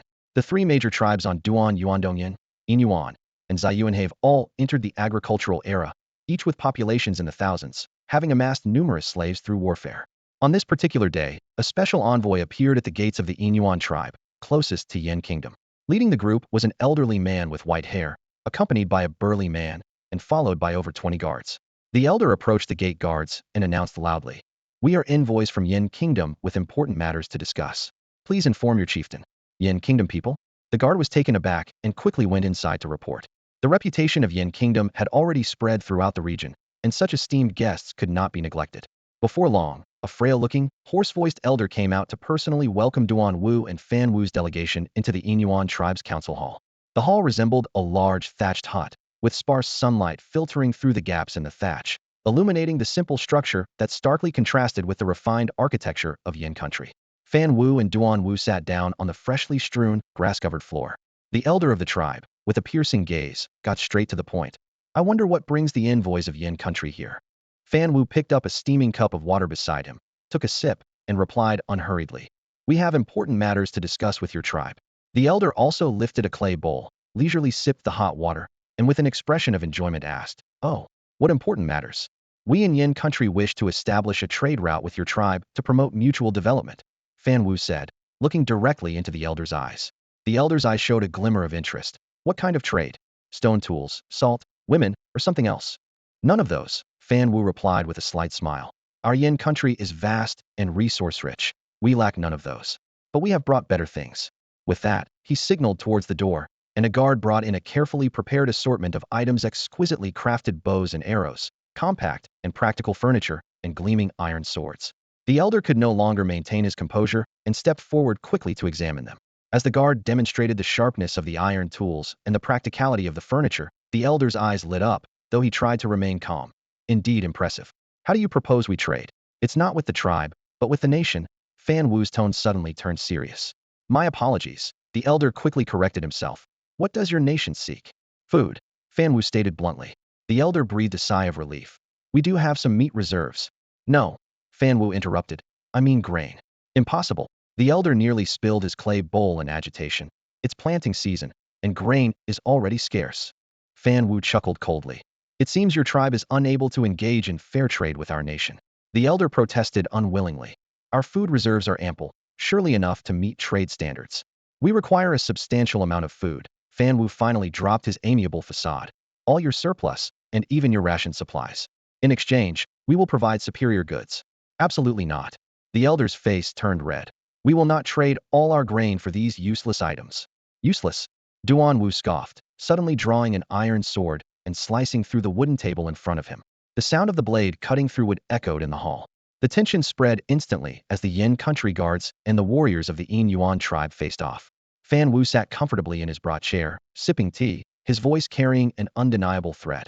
I believe that if your tribe can provide enough food, our nation will certainly offer a satisfactory price. The old man's face was etched with anger and fear as his eyes darted over the group of warriors clad in black armor before him. Though these men seemed outnumbered by the hundreds of warriors from the Yin Yuan tribe, the terrifying Yin Kingdom they represented was not an adversary a small tribe could challenge. You can think of it this way. Fan Wu calmly continued his pitch, his tone steady. We bring fair trade, superior weapons, and durable, comfortable furniture. But you want all of our winter food supplies. The old man trembled as he spoke. You're trying to starve us. Aren't you afraid that my tribe will unite with other tribes in Duanyuan to resist the Yin Kingdom? Ha ha ha ha. The surrounding guards erupted into synchronized laughter. Fan Wu allowed a faint, meaningful smile to cross his face. Our Yin Kingdom has a population of 5,000, more than all the Duanyuan tribes combined. We possess not only superior weapons, but also these valiant warriors. Your scattered tribes rely on slave soldiers who lack the will to fight. The men I've brought are more than enough to annihilate your tribe. You're courting death. A hulking warrior roared as he charged at Fan Wu. Fan Wu's expression remained unchanged, a slight contemptuous smile playing at his lips. Thwack! An arrow pierced the warrior's chest with precision, and his massive body crashed to the ground, lifeless. That was our tribe's greatest warrior, came the shocked cries as other guards swiftly drew their bows, arrows aimed at the surrounding tribal warriors. Fan Wu gestured for them to lower their weapons, then turned to the old man, his voice booming. We could have simply seized the grain from your Duanyuan tribes, but our leader is compassionate and wishes to avoid unnecessary death. That's why I've come to negotiate an exchange. We're not trying to cut off your means of survival. We're setting a reasonable quota based on your grain production. Trading superior weapons and comfortable furniture is the fairest approach. Agree with us, and you'll achieve strength and prosperity. Defy us, and the outcome is death. As Fan Wu's words echoed, the people of the Yin Yuan tribe fell silent. The display of the Yin Kingdom's military strength left them shaken, and the confidence Fan Wu exuded during negotiations instilled fear in the shrewd old man. He understood clearly that the fate of the Yin Yuan tribe, with its centuries-old legacy, now rested in his hands. Let me consider, the old man said, seeking to buy time. Very well, Fan Wu nodded. 3 days from now, I'll be waiting at the newly established Duanyuan market at the northern exit of Duanyuan. We can discuss the trade details then. He paused, adding with a significant tone. Of course, you could also unite and see if we truly can conquer all of Duanyuan. With that, Fan Wu turned and walked away, his guards following in lockstep. Their retreating figures exuded a strong sense of pride, while the people of the Yin Yuan tribe watched them leave, their fear deepening. This scene played out repeatedly among the various tribes of Duanyuan. Some tribes, unaware of the gravity of the situation, attempted to resist, but they quickly fell under the Yin Kingdom's blade. The so-called friendly exchanges concluded swiftly, and the elders of the Foreign Trade Department completed their mission safely. As for what waves the Yin Kingdom would stir on this vast mountainous plain, that was no longer their concern. The next chapter of the story would be the clash of soldiers and generals. The tribal alliance on the Duan Plains resembled a complex web, with each tribe choosing its stance in the impending storm. Some were eager to fight, while others advocated for peaceful coexistence with the Yin Kingdom. Many smaller tribes watched from the shadows, like frightened birds. Some of the weaker tribes even rushed to inform the Yin Kingdom of the military movements of others, hoping to gain protection in return. Duan Bufan had foreseen all of this. His strategy was straightforward. Rather than painstakingly defeating each tribe one by one, he would use trade as a sharp blade to divide and conquer the tribes of Duan Plains. Those daring to resist would naturally reveal themselves under the lure of profit, ready to be swiftly eliminated. Indeed, after just one battle, the entire Duan Plains fell under the control of the Yin Kingdom. Duan Bufan planned to officially subdue the tribes and develop the fertile land by the time of the next year's harvest. For Duan Bufan, the possibility of failure was never a consideration, not out of arrogance. In his view, the primitive tribal warriors wielding stone tools, even if equipped with iron swords, were no match for his 500 fully armed elite heavy infantry, let alone the 500 heavy cavalry equipped with stirrups and horseshoes, who, despite only a month of training, already displayed formidable combat prowess. This cavalry unit was in need of a real battle to test their training results. On this primitive land, a feudal-era elite force was akin to German tanks against Polish cavalry in World War I. The outcome was predetermined. Of course, Duan Bufan understood that such an advantage was limited to societies with underdeveloped material civilizations. Against any spiritual civilization, he would need to continue biding his time and building strength. At that moment, Duan Wu stood at the old site of the Duan clan settlement, his gaze sweeping over the familiar yet unfamiliar scene before him. Who would have thought that the small tribe once expelled from the Duan Plains would become the new master of the land? At the northern exit of the Duan Plains, a new city had risen, Duan Plains City. It was destined to become the economic center of the entire region and possibly the political center in the future. In the game of civilization, the distinction between spiritual power technology and racial heritage is particularly important. The initial race of a player is crucial due to this core development path. Racial heritage means that once a race's spiritual power technology is mature and distinctive, it can be directly passed on to the new civilization of the same race in the form of heritage. This heritage has 4 characteristics. First, it allows a race to directly master specific aspects of a technological system. Second, while it enables a race to master product manufacturing technology, it does not allow an understanding of the principles, thus stifling innovation. Third, only a player's initial race has the ability to pass on heritage. And if the population of the initial race is not expanded, the impact of the heritage will be limited. Finally, subsidiary races completely lose the ability to pass on racial heritage, and until a breakthrough in spiritual power technology is achieved in the clan civilization, they cannot possess their own spiritual power technology. After relocating over 500 people to Duanyuan City some time ago, this burgeoning city has risen at an astonishing rate. Unlike other cities, Duanyuan City is designed with a focus on commerce. At its center stands a spacious free trade market, with neatly arranged wooden stalls spreading across the square, signifying its future as a major trading hub between the Yin Kingdom and various Duanyuan tribes. Adjacent to the market, a simple yet imposing open-air conference hall has been completed, marking the robust growth of this city born from the discovery of coal mines. On the last day of the 3-day deadline, the resistance forces finally assembled into an army. This coalition of 1,500 troops represents half of the warriors in the Duanyuan region, led by none other than the first warrior of the Shiyuan tribe, Sun Wu. As the leader of the 2,000-strong Shiyuan tribe, Sun Wu had led his people through numerous battles, establishing Shiyuan as the most powerful tribe in the Duanyuan area and the core of this resistance alliance. At this moment, a burly man stood on a high platform in the expansive open-air square of the Shiyuan tribe, delivering a speech.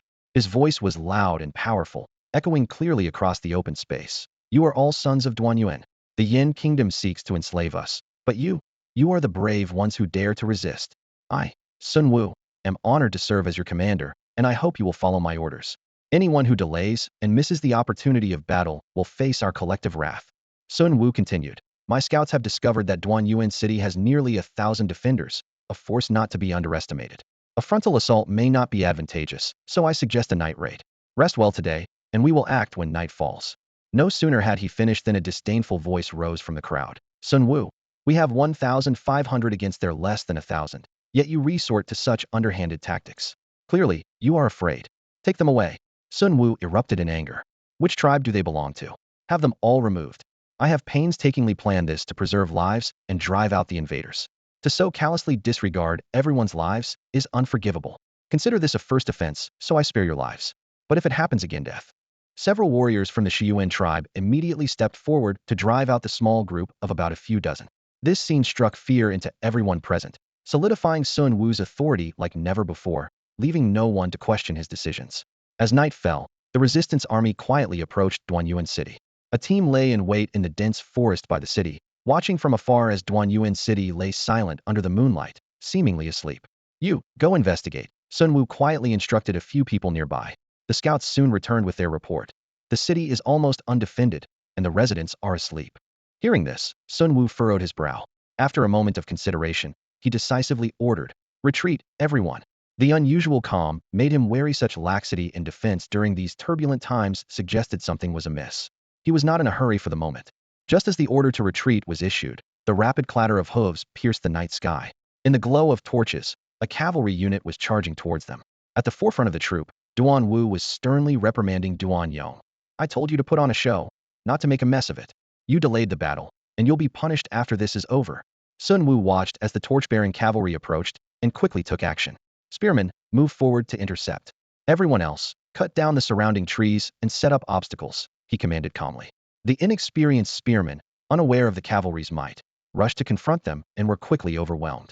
However, this brief resistance bought valuable time for the loggers, and several large trees crashed to the ground.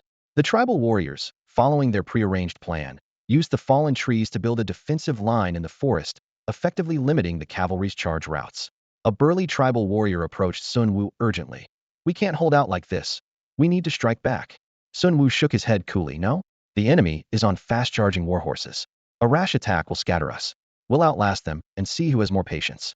If they dare to enter the forest for a direct fight, the terrain will be in our favor. Time ticked by slowly. Duan Wu's cavalry hesitated to launch a reckless assault and instead began surrounding the group. From above, one would see that the tribal warriors were encircled by a ring of fallen trees. A night raid. This Sun Wu is no ordinary foe, Duan Wu remarked, studying the enemy's defenses with a serious expression. General, we could use fire to attack, Duan Yong suggested. No. Duan Wu immediately rejected the idea. These 1,500 men are the young and strong, nearly half of Duan Yuan's population. A fire attack would cause significant casualties and could lead to an uncontrollable blaze, which goes against our strategic goals. Clearly, Duan Wu had learned to think from a strategic perspective through his experiences. Meanwhile, Sun Wu also relayed to his troops that Yin Kingdom would not dare to slaughter these warriors, urging everyone to focus on resisting without fear. He understood that the enemy would not easily kill so many valuable laborers. We could use fire as a threat, Duan Yong proposed again. Duan Wu pondered for a moment. Sun Wu chose this location for defense, so he must be prepared. But they are still a disorganized group. It's worth a try. Go ahead and arrange it. Thus, Duan Yong led 300 infantrymen, carrying torches, to encircle the nearly 2,000-strong group. This time, the threat was directed not at the leaders, but at the regular soldiers. Despite prior warnings to remain calm, some of the tribal warriors with weaker resolve wavered under the Yin soldiers' assault and the threat of fire. As the first individuals climbed over the trees to defect to the Yin side, it triggered a chain reaction. Seeing this, Sun Wu immediately charged forward, swiftly executing one of the defectors clambering over the trees. The blood splatter and his decisive action instantly intimidated those who were about to follow suit. At that moment, Duan Yong moved swiftly like the wind, shooting an arrow that pierced through the air and struck Sun Wu's shoulder. With a dull thud as the arrow embedded itself in flesh, Sun Wu cried out in pain, losing his balance. Seizing the opportunity, Duan Yong shouted at the top of his lungs, Sun Wu has been shot dead. The Yin Kingdom is going to set fire. Everyone run. This shout was like stirring up a hornet's nest. The tribal warriors, already filled with doubt, descended into chaos. Hearing that their leader was dead, they fled like a flood breaking through a dam. However, as they scrambled over the trees, Yin Kingdom warriors, who had long been lying in wait, surged forward. The fleeing soldiers at the front tried to stop, but were pushed forward by the crowd behind them, and in no time, most of them fell into a trap. The few scattered warriors who escaped were like rootless duckweed, unable to cause any disturbance. With the battle decided, the Yin Kingdom immediately sent the captives to Duan Yuan City and issued notices to the tribes, inviting them to come sign agreements to ransom their people. She too commanded the operation smoothly, executing the entire process flawlessly. Once all the agreements were signed, the entire Duan Yuan effectively came under the control of the Yin Kingdom. Although this victory was nearly without loss, it lacked the exhilarating thrill of battle. In truth, it was less about the Yin Kingdom's overwhelming strength and more about the opponent's weakness. These tribal warriors were not only poorly equipped, but also hastily assembled, lacking any fighting spirit. At the slightest setback, they scattered like birds and beasts. In the truly civilized world, spiritual warriors are the norm, with each capable of fighting 100. This pressure is something these primitive tribes cannot even begin to approach. Therefore, upon hearing of the victory, Duan Bufan was not overly pleased. The Yin Kingdom had not yet reached the level of a primary civilization, and the gap between them and a spiritual civilization was immeasurable. Only in terms of material productivity could the Yin Kingdom barely keep pace with Lin Yinqing and her people, but their military strength was on an entirely different level. With the Allied forces' retreat, everything settled down. After the signing ceremony, these tribes would become the Yin Kingdom's granary for the winter. As for the following year, that would be a different story. Next, 3 roads were built centered on Duan Yuan City, quickly making this new city a regional hub. It not only attracted a large number of Yin Kingdom immigrants, but also drew many tribal residents. Although these tribal people had not yet gained Yin Kingdom citizenship and did not receive food rations, the prosperity of Duan City still drew them in. By November, the population of Duan City surpassed 1,000, rivaling Xing City and Ning City. As the harsh winter approached, farming activities slowed, but the farmers' work did not cease. A grand plan spanning winter and spring was unfolding. In the expanded square, nearly all available Yin Kingdom residents gathered for an important meeting concerning the development of the next 6 months, marking the first all-out construction plan for the Yin Kingdom. The busy farming season has brought many of Yin Kingdom's construction projects to a halt. Bufan stands on the city walls, gazing at the bustling fields in the distance, his brow furrowed. Although Yin Kingdom has fully entered the Iron Age, it remains stuck at the primitive tribal stage in terms of civilization rating, not yet reaching the threshold of a level 1 civilization. The Duan family kiln, upgraded to a 2-star wonder, can provide 400 civilization points monthly, but this supply is insufficient amidst the increasingly frequent trade activities. Bufan knows that once they cross into a level 1 civilization, they will not only receive a fixed annual reward of 10,000 civilization points, but also gain additional points based on productivity. More importantly, a level 1 civilization will unlock the marketplace and auction permissions, allowing them to purchase urgently needed troop cards to strengthen their military forces. With the civilization war just a few months away, we must hurry, Bufan murmurs to himself. Although they have yet to meet the level 1 civilization criteria, boosting productivity and strengthening military defenses are urgent priorities. Building city walls is listed as the top priority. In the current spiritual civilization stage, unless faced with high-level spiritual warriors or special races, it is generally difficult to breach stone city walls, which would provide Yin Kingdom with basic security. To this end, the construction department's personnel expanded to 1,000 people, making it the largest department. The production department's workforce grew to 500, while the Agriculture Bureau maintained 100 people responsible for field management. Other departments underwent corresponding adjustments, though changes were minimal. After a morning of intense discussions and subsequent small meetings, Yin Kingdom's first half-year plan was officially established. This plan, written on animal hide, was quickly posted throughout the city for all citizens to see. 1. Infrastructure projects, simultaneous construction of stone city walls in Ning City, Xing City, and Duan City. Installation of carbon-fired underfloor heating systems in residential areas. Expansion and improvement of city sewers. Expansion of government institutions, meeting rooms, squares, and other public facilities. 2. Production development. Establishment of textile, ironware, and woodware factories to produce winter clothing, household items, and production tools. Large-scale development of animal husbandry. 3. Cultural development. Establishment of theaters with nightly storytelling and opera performances. Initiation of night literacy classes. Training of professional workers. 4. Administrative reform. Implementation of a work points system and currency system, gradually achieving marketization. 5. Military development. Maintaining an 800-strong army, with enhanced cavalry and infantry training. This development plan, covering from November to the following June, focuses on infrastructure and deep reform in preparation for achieving level 1 civilization status. Sun Wu, let's go. A young man ran up to him, waking Sun Wu from his deep contemplation of Duan City. Today was the day the Western Plains tribe came to exchange goods. Since being captured and then ransomed back a few weeks ago, the Western Plains tribe had to accept Yin Kingdom's terms for a food trade. Although the harvest had been plentiful this year, and the tribe's winter reserves should have been sufficient, this forced trade made the winter food supply tight, raising concerns for the lean period next year. To overcome this challenge, they might have to return to the hunting lifestyle that had faded into the past.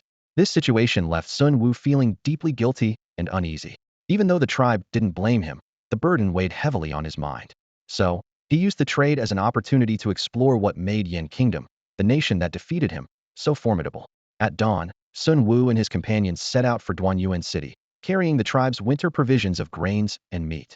Along the way, they encountered a team of workers paving a road with stones. Upon inquiry, they learned that this stone road was being constructed to connect Duan City with the Western Plains tribe. The workers meticulously laid stones on the dirt road, creating a smooth and sturdy surface. This was an eye-opener for Sun Wu. Previously, they had traveled on muddy, rugged paths without complaint, but now, stepping onto this smooth stone road, he truly appreciated the convenience. Heading north along the stone road for several kilometers, the outline of Duan City gradually became clear. The city was undergoing dramatic changes. Towering city walls were under construction, extensive stone roads stretched outward, and buildings were rising from the ground.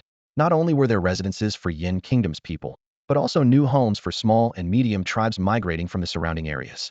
The city's population had nearly reached 2,000, hinting at its potential to surpass Ning City and Xing City, possibly becoming the largest city. The forests surrounding the city had been almost entirely cleared, replaced by vast fields being cultivated. Duan Bufan planned to plant newly discovered vegetables on this land, but they would have to wait for the spring planting season next year. Taking advantage of the farming lull, they hurried to clear the land to avoid missing the opportunity before the cold set in. This was Sun Wu's second visit to Duanyuan City. Unlike his quick glimpse during his capture, this time he could thoroughly observe the burgeoning city. At the city gate, a 2% high wall stood imposingly, with a rectangular gate just wide enough for people and carts to pass through. Workers were still busy building the walls on either side. Passing through the gate, a wide avenue unfolded before him, lined with wooden and stone houses under construction, with a few 2- or 3-story buildings already completed and standing tall. These houses were undoubtedly the largest Sun Wu had ever seen in his life. He stood there, dumbfounded, taking in the sight of the massive buildings before him. Compared to the largest chief's thatched hut in his tribe, these structures loomed like giants. About a kilometer along the continent, a grand stone-paved plaza suddenly came into view. The plaza was several times larger than the one in his tribe, surrounded by towering buildings. Among them, a large wooden building under construction stood out, with several stone platforms around it, neatly arranged with various weapons, furniture, and peculiar items. A man from the Yin Kingdom, with a red cloth draped over his shoulder, approached and snapped Sun Wu and his group out of their awestruck stupor. He led them to the center of the plaza, to a majestic 3-story stone house. Inside, the people quickly took charge of the supplies they had brought, and then guided the group to a well-lit room on the second floor. Sunlight streamed through the wooden windows, illuminating the entire space. A few of the accompanying members seemed uneasy, fearing that the stone house might suddenly collapse. They had barely settled on the long benches when a man from the Yin Kingdom entered, carrying a stack of peculiar items. He handed them to Sun Wu and explained in detail. This is the currency calculated based on your supplies. Each note has a denomination and can be used to exchange for different items. For example, a knife at the downstairs counter is worth 1 yuan, while a piece of furniture ranges from 1 to 3 yuan. These paper notes were the latest development by the research department. Although the material felt rough and hard, they were an irreplaceable medium of exchange in this era, with a high difficulty of counterfeiting. The highest denomination was 10 yuan, and most goods were priced between 1 and 2 yuan, taking into account the calculation abilities of the tribal residents. This currency system was first trialed in Duanyuan City, aiming to promote trade with various tribes, with plans to expand it throughout the Yin Kingdom. As the population grew and productivity increased, the primitive distribution system could no longer meet the needs of the Yin Kingdom's development. Although Duan Bufan personally preferred a planned allocation and work points system, he decided to first implement a market currency system in Duanyuan City, while Xingqing and Ningqing adopted a work points planned allocation system. Now, all construction workers, production workers, and department staff in Duanyuan City can receive wages. These currencies can be used to purchase various supplies at the city center market. But due to food shortages, the public canteen still operates under unified management and requires payment for meals. Once the harvest comes in, there are plans to open grain sales and adjust the public canteen prices to align with costs. As reforms progress, a new economic system is gradually taking shape on this land. Shops along the streets have started displaying clearly marked price lists, requiring currency for everything from daily necessities like food and oil to various furniture and tools. This shift is pushing society towards a new reality where money is essential, encouraging people to engage more actively in production. The reach of reform extends further. Individuals can now build and run factories. Land is being distributed, and even farming tools and livestock have set prices. However, the government hasn't completely let go. It still provides basic material support for the elderly and children, reflecting a humanistic touch in the reforms. In Xingqing and Ningqing, a different approach has been adopted. Instead of completely abandoning the old distribution system, they have drawn from the essence of a planned economy. Residents can eat for free in communal canteens and receive basic material support. As productivity increases, these benefits will expand. Through a work points reward system, people can exchange for higher-end goods, ensuring basic living while motivating individuals to pursue a better life. Duan Bufan is conducting a bold social experiment. In this country still in a primitive state, which system is more viable, market-driven or plant-centered? This experiment is feasible because almost all labor is integrated into various departments, and the primitive people's concept of private property is still weak, accustomed to planned distribution. He understands that once crops begin to grow and productivity further improves, this simple system will inevitably need another reform. As for the specific plan, that's a problem for the future. In the society dominated by spiritual power, these economic considerations are almost meaningless. The social hierarchy there has long been solidified by family background, spiritual power level, and personal aptitude. ensuring that a level 5 spiritual warrior and an ordinary person cannot live the same life. This means the spiritual power society will remain stagnant at a feudal or even slave stage, like an immovable pyramid solidified since primitive times. Teachers have never taught about social reform, as if the world's development path is predetermined. However, Duan Bufan, as someone who has witnessed the advancements and drawbacks of a modern material society, is unwilling to accept the fatalistic view that everything is determined by productivity. If that were true, how would human initiative play a role? It is this line of thinking that led him to preemptively design two different operational models, hoping to test through practice which one can better drive the nation's development. Staring at the bustling cities of Ningqing and Xingqing, he fell into deep thought. Although the development models of these two cities are currently functioning well on a small scale, as they expand and the population grows, this simplistic planning approach will inevitably face greater challenges. These are two distinctly different paths of development, and each step requires careful consideration. He quietly pondered the feasibility of implementing a planned economy in this era. By conventional wisdom, with the current level of productivity, a planned economy is indeed difficult to achieve, which is the prevailing belief. The theory that productivity determines the relations of production tells us that the level of productivity in a particular era dictates whether certain economic ideas can emerge and develop. Just like during the Song dynasty, when wealthy merchants preferred to invest in land, aligning perfectly with the background of a small-scale peasant economy and Confucian thought. However, as a time traveler, the protagonist's situation is quite unique. He inherently possesses the concept of a planned economy from the future, which resolves the issue of ideological origin. More importantly, he has personally forged this civilization and established deep emotional connections with the people, earning immense prestige, thus laying the groundwork for the implementation of a planned economy.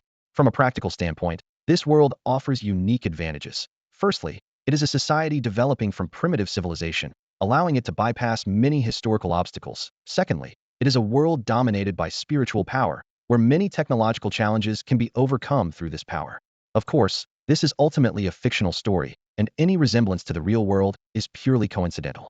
With the implementation of the half-year plan and several institutional reforms, the Yin Kingdom entered another period of stable development. This winter, the divine continent was exceptionally gentle and tranquil. The falling snow blanketed the Yin Kingdom in a layer of silver, painting a picture of renewal. On the streets, residents donned thick fur coats and woolen garments, no longer relying on thin animal skins and grass skirts to fend off the cold. Sturdy stone and wooden houses lined the city, replacing the rickety thatched huts and damp, cold caves.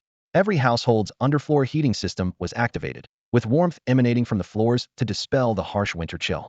All these changes were attributed to the arrival of Duan Bufan. Under his leadership, newly established textile workshops operated at full capacity, producing fabric while craftsmen processed stored animal skins and wool into warm winter clothing.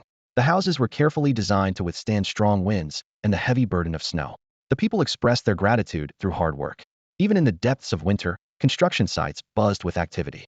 Infrastructure was continuously improved, production of various tools never ceased, and literacy classes remained fully attended. The hunting teams in the mountain forests also had impressive hauls. With the reduction of carnivorous beasts, other wildlife became more abundant.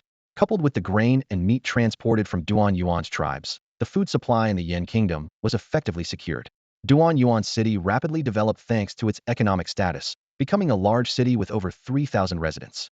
The currency of the Yin Kingdom was widely accepted throughout the Duan Yuan region, becoming a hard currency. Not only did residents from small and medium tribes migrate here, but even those from large tribes moved in. As long as they had money, they could enjoy a comfortable life, even without Yin Kingdom citizenship. Trade with the tribes of Wang Pongzi and Lin Yinqing continued to flourish. As their tribes expanded, their demand for the Yin Kingdom's ironware, wooden products, and textiles surged, while they also provided ample food supplies for the Yin Kingdom. From November to March of the following year, all three cities in the Yin Kingdom completed the construction of stone walls. These walls, 4 meters high and nearly 2 meters wide, provided basic defense capabilities, enabling the Yin Kingdom to contend with the spiritual power civilizations. The city's infrastructure also saw a rapid development, with government offices and squares expanded and various production facilities springing up. Roads were meticulously repaired, and public facilities such as theaters, communal kitchens, bathhouses, toilets, sewers, and hospitals were all newly refurbished. In the winter of Yin Kingdom, Duan Bufan stood in front of the newly constructed Medical Research Institute, observing the comings and goings of medical apprentices. Though he was not well-versed in medical arts, he cleverly combined modern medical knowledge from Blue Star with this world's traditional Chinese medicine concepts to establish a foundational medical system. Under his plan, medical service facilities sprang up like mushrooms after rain, sowing the seeds of hope for nurturing future medical talents. In the ironworks, the clanging of metal was incessant. The production line centered on iron forging was running at full capacity, with brand new tools and armor neatly arranged in the warehouse, sufficient to arm a heavy cavalry force of 1,000. However, the existing 500-strong heavy cavalry unit still appeared inexperienced. Even with well-crafted equipment and fully armed warhorses, their combat capabilities were still lacking compared to the legendary Iron Pagoda. Additionally, there were 1,000 reserve soldiers converted from farmers, who received basic military training this winter. Almost all productivity was concentrated on military manufacturing, with only a small portion allocated for producing civilian items like iron plows, stoves, and pots. This winter's technological development was relatively slow, constrained by raw materials, gunpowder research progressed sluggishly, and other fields were limited to improvements in existing iron and wood craftsmanship, without achieving any qualitative breakthroughs. However, significant progress was made in cultural education. With the promotion of papermaking and printing, the dissemination of written texts became unprecedentedly convenient. After a winter of educational outreach, the literacy rate in Yin Kingdom significantly increased, allowing ordinary people to engage in basic reading and writing.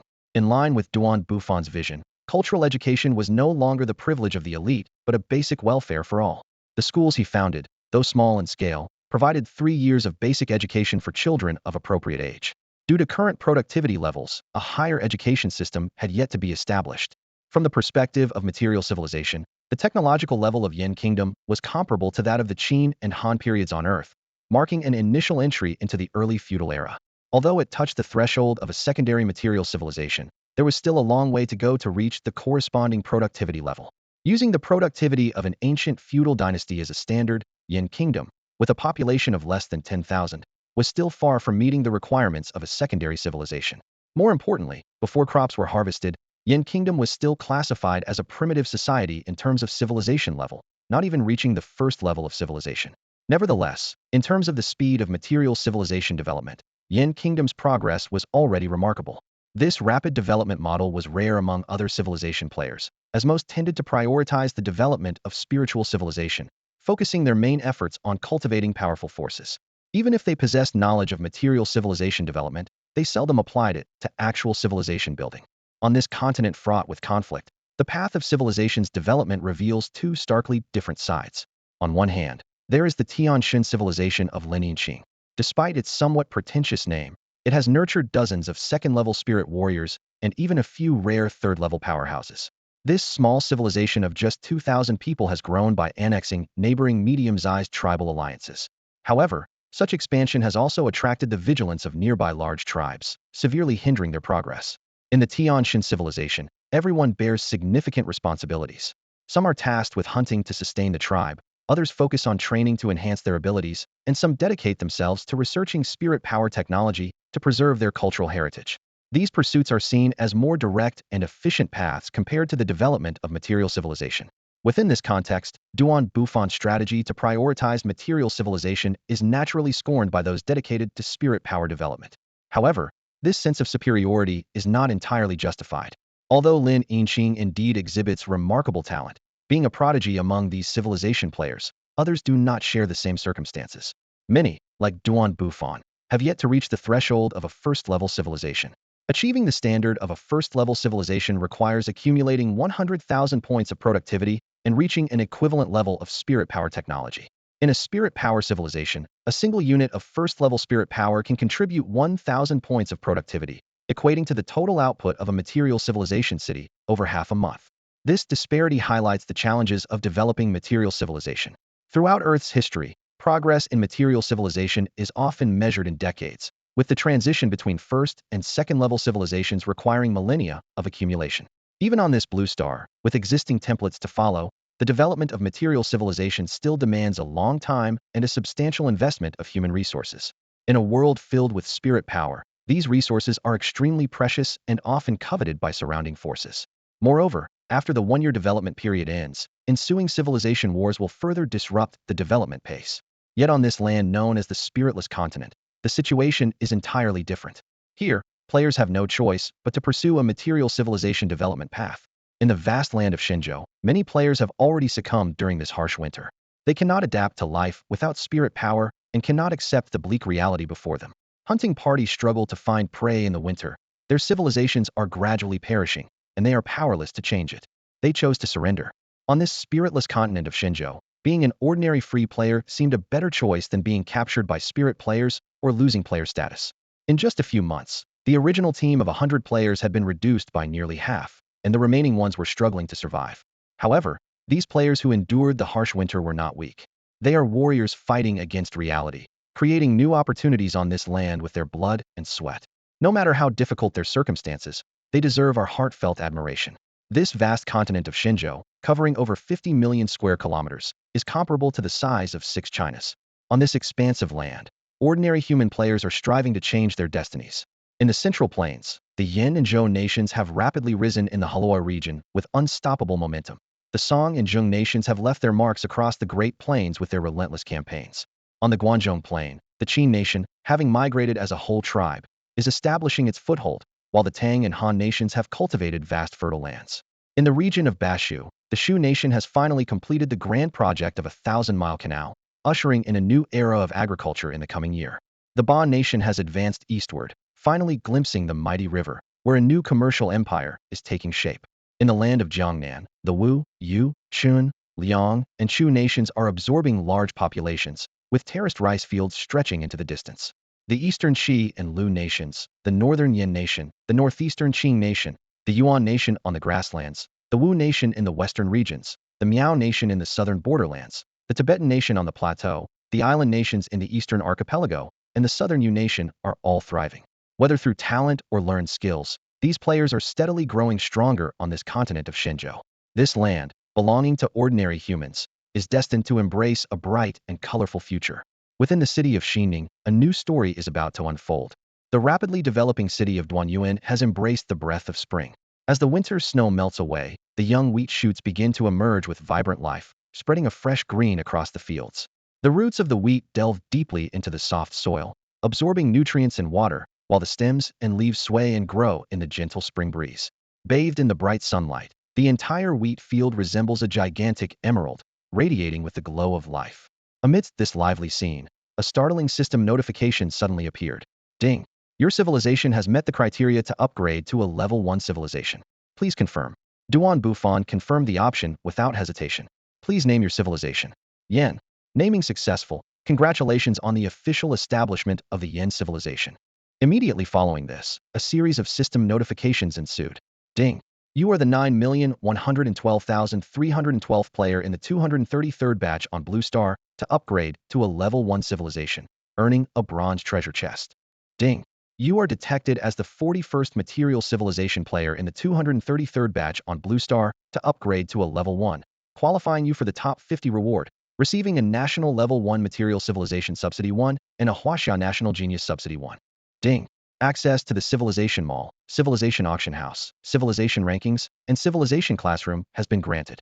Duan Bufan silently calculated. Among the roughly 20 million civilization players each year, ranking within the top 10 million is already quite an achievement. What was even more surprising was that as a pure material civilization player without any special talents, he had managed to earn the title of Genius in this game dominated by spiritual civilizations. He opened the data panel he hadn't checked in a long time. Name, Duan Bufan. Talent, none. Nation, Huaxia. Civilization race, ordinary human race. Civilization world, giant continent Shenzhou continent 10055. Civilization level, level 1 material civilization. Population, 5,523 6,878 affiliated population. Productivity, 150k 30k material productivity, spiritual productivity. Requirement for level 2 material civilization productivity, 500k. Annual civilization points, 180k 80k. Looking at these figures, Duan Bufan suddenly realized that nearly half of the players had quit the game before the first civilization war. Reflecting on his own experience as an ordinary human who nearly gave up, he felt a wave of emotion about his journey. Indeed, the starting phase for this race was extremely challenging, enough to deter many players from continuing. Duan Bufan carefully analyzed the productivity data of the Yin Kingdom. As a diversified agricultural and industrial nation, Yan's foundational strength was quite impressive. He gently tapped the data panel in front of him, calculating in his mind. The current data hasn't accounted for the crops that are about to mature, and once the harvest season arrives, productivity will surely see a significant boost. More importantly, this data already includes the productivity statistics of the Duanyuan tribes after all. According to the system's assessment, these tribes are now considered vassal forces of Yin. With these civilization points exchanged from productivity, I can finally catch a breath, Duan Bufan thought with relief. In the civilization system, apart from level 0 and level 1 civilization points, all other levels are strictly restricted to transactions within the same level. This rule even had Lin Yinqing, the Lin family's young lady, frequently complaining about the shortage of civilization points on the civilization network, illustrating how much this rigid rule troubled all players. At that moment, Duan Bufan's gaze was drawn to the unopened treasure chest. Oh right, there's also this, he remembered, reaching out to open the bronze chest. On the virtual screen, the opening animation played smoothly, and a few seconds later, a card slowly emerged. Unit card, Beiwei Army. Level, Silver Tier Material Unit Card. Description, the elite cavalry unit of the Yu family army from the Song dynasty of Huaxia, one of the pinnacle cavalry forces of material civilization, known for their glorious achievements. Effect, can designate a commander unit or the player themselves to select an army of fewer than 10,000 to enter an exclusive training base. The training period is 1 civilization month equivalent to 3 years of internal time, with continuous replenishment for incomplete units. Special bonuses. Gains the spirit of the Beiwei army.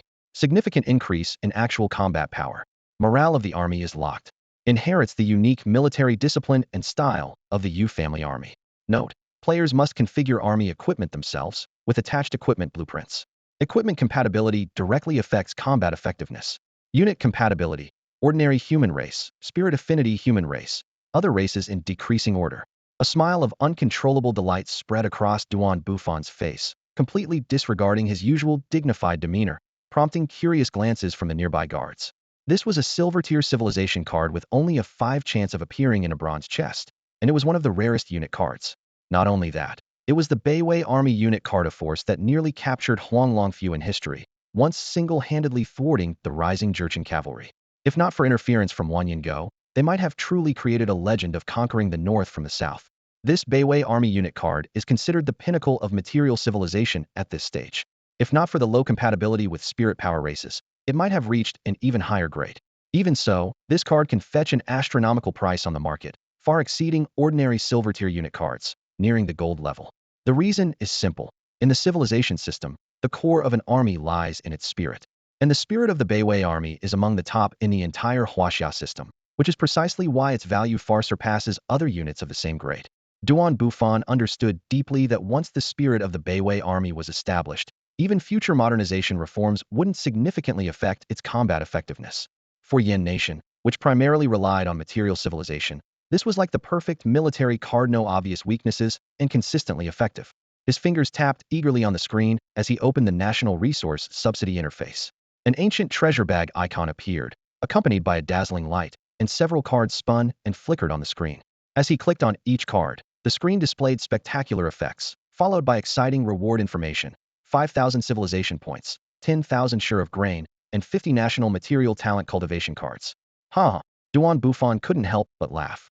The 10,000 share of grain was a timely relief, enough to support them until the wheat matured, completely dispelling concerns about grain shortages. This national subsidy was truly a godsend. He quickly clicked on the Huaxian National Genius Subsidy. After the same operation, the screen revealed even more substantial rewards: 100 national material talent cultivation cards, 10 national spiritual power talent cultivation cards, and a steel mill production unit card. Duan Bufan was so excited he could barely breathe. The extent of the nation's support for geniuses far exceeded his expectations. Not only were talent cultivation cards distributed in bulk, but they also came with a production unit. Although the spiritual power talent cultivation card was of little use to Yin Nation, it could be exchanged with Lin Yinqing and others. As for the steel mill production unit card, its use in enhancing the national steel mill's productivity was an extremely practical subsidy. With these resources, Yin Nation's development was undoubtedly on the fast track. He immediately set about arranging personnel training. 500 cavalrymen were sent to participate in Beiwei Army training, and 50 people each were assigned to medical, technical, and administrative training. These administrative talents would learn the management methods of feudal herdsmen and would require further training and assessment upon their return. He then applied the steel mill production card to the ironworks in Ning City, which specialized in military production. Although there was some improvement in production efficiency and technical equipment blueprints, these technologies were somewhat inferior compared to Yin Nation's current level. Duan Bufan foresaw that in a short time, the entire material civilization system of Huaxia might not significantly impact Yin Nation. After all, in terms of iron forging and refining, Yin Nation's assembly line production far surpassed Huaxia's individual production model. After arranging manpower to handle the grain, Duan Bufan finally returned to his kiln cave to rest. After 3 major renovations and countless minor modifications, the Duan family kiln had reached the standard of a 3-star wonder. However, completing this level of upgrade required the construction of large kilns and reinforcement of the entire mountain. These projects were underway during the 4th renovation, but due to manpower shortages in winter, the progress of the wonder upgrade had to be extended to the present. Duanjiao is an awe-inspiring underground architectural complex stretching over 3 kilometers, reaching near Ningqing. It houses nearly 1,000 residents within 487 caves, including 2 large and 6 medium-sized ones, spread across 5 levels. The cave system is structured with massive wooden pillars as its backbone, reinforced with stone and iron, creating an indestructible underground fortress. This underground architecture, celebrated as a pinnacle of architectural craftsmanship in the Yin Kingdom, is akin to an underground palace embraced by the yellow earth. Duan Bufan's residence is located in the central cave of the 1st level. After modern renovations, this cave has become a comfortable living space. A floor heating system keeps it as warm as spring, and the exquisite wooden floors and walls complement each other, with various pieces of furniture elegantly scattered around. The most striking feature is the study with a window. Small though it is, it serves as the command center for decisions shaping the nation's fate. At this moment, Duan Bufan is lying on his small bed, activating the civilization network interface. With a few taps, a marketplace interface akin to a popular online shopping platform appears. This is the civilization marketplace. He first checks his civilization points balance, 23,412 points. This wealth puts him in a good mood, making him feel he can indulge a little. The marketplace is divided into 2 main sections, material civilization and spiritual civilization. Upon opening it, a wide array of products comes into view. Spiritual skills, artifacts, elixirs, formations, talent cultivation cards, spiritual military units, and more. However, most of these items are beyond Duan Bufan's purchasing authority and usage qualifications.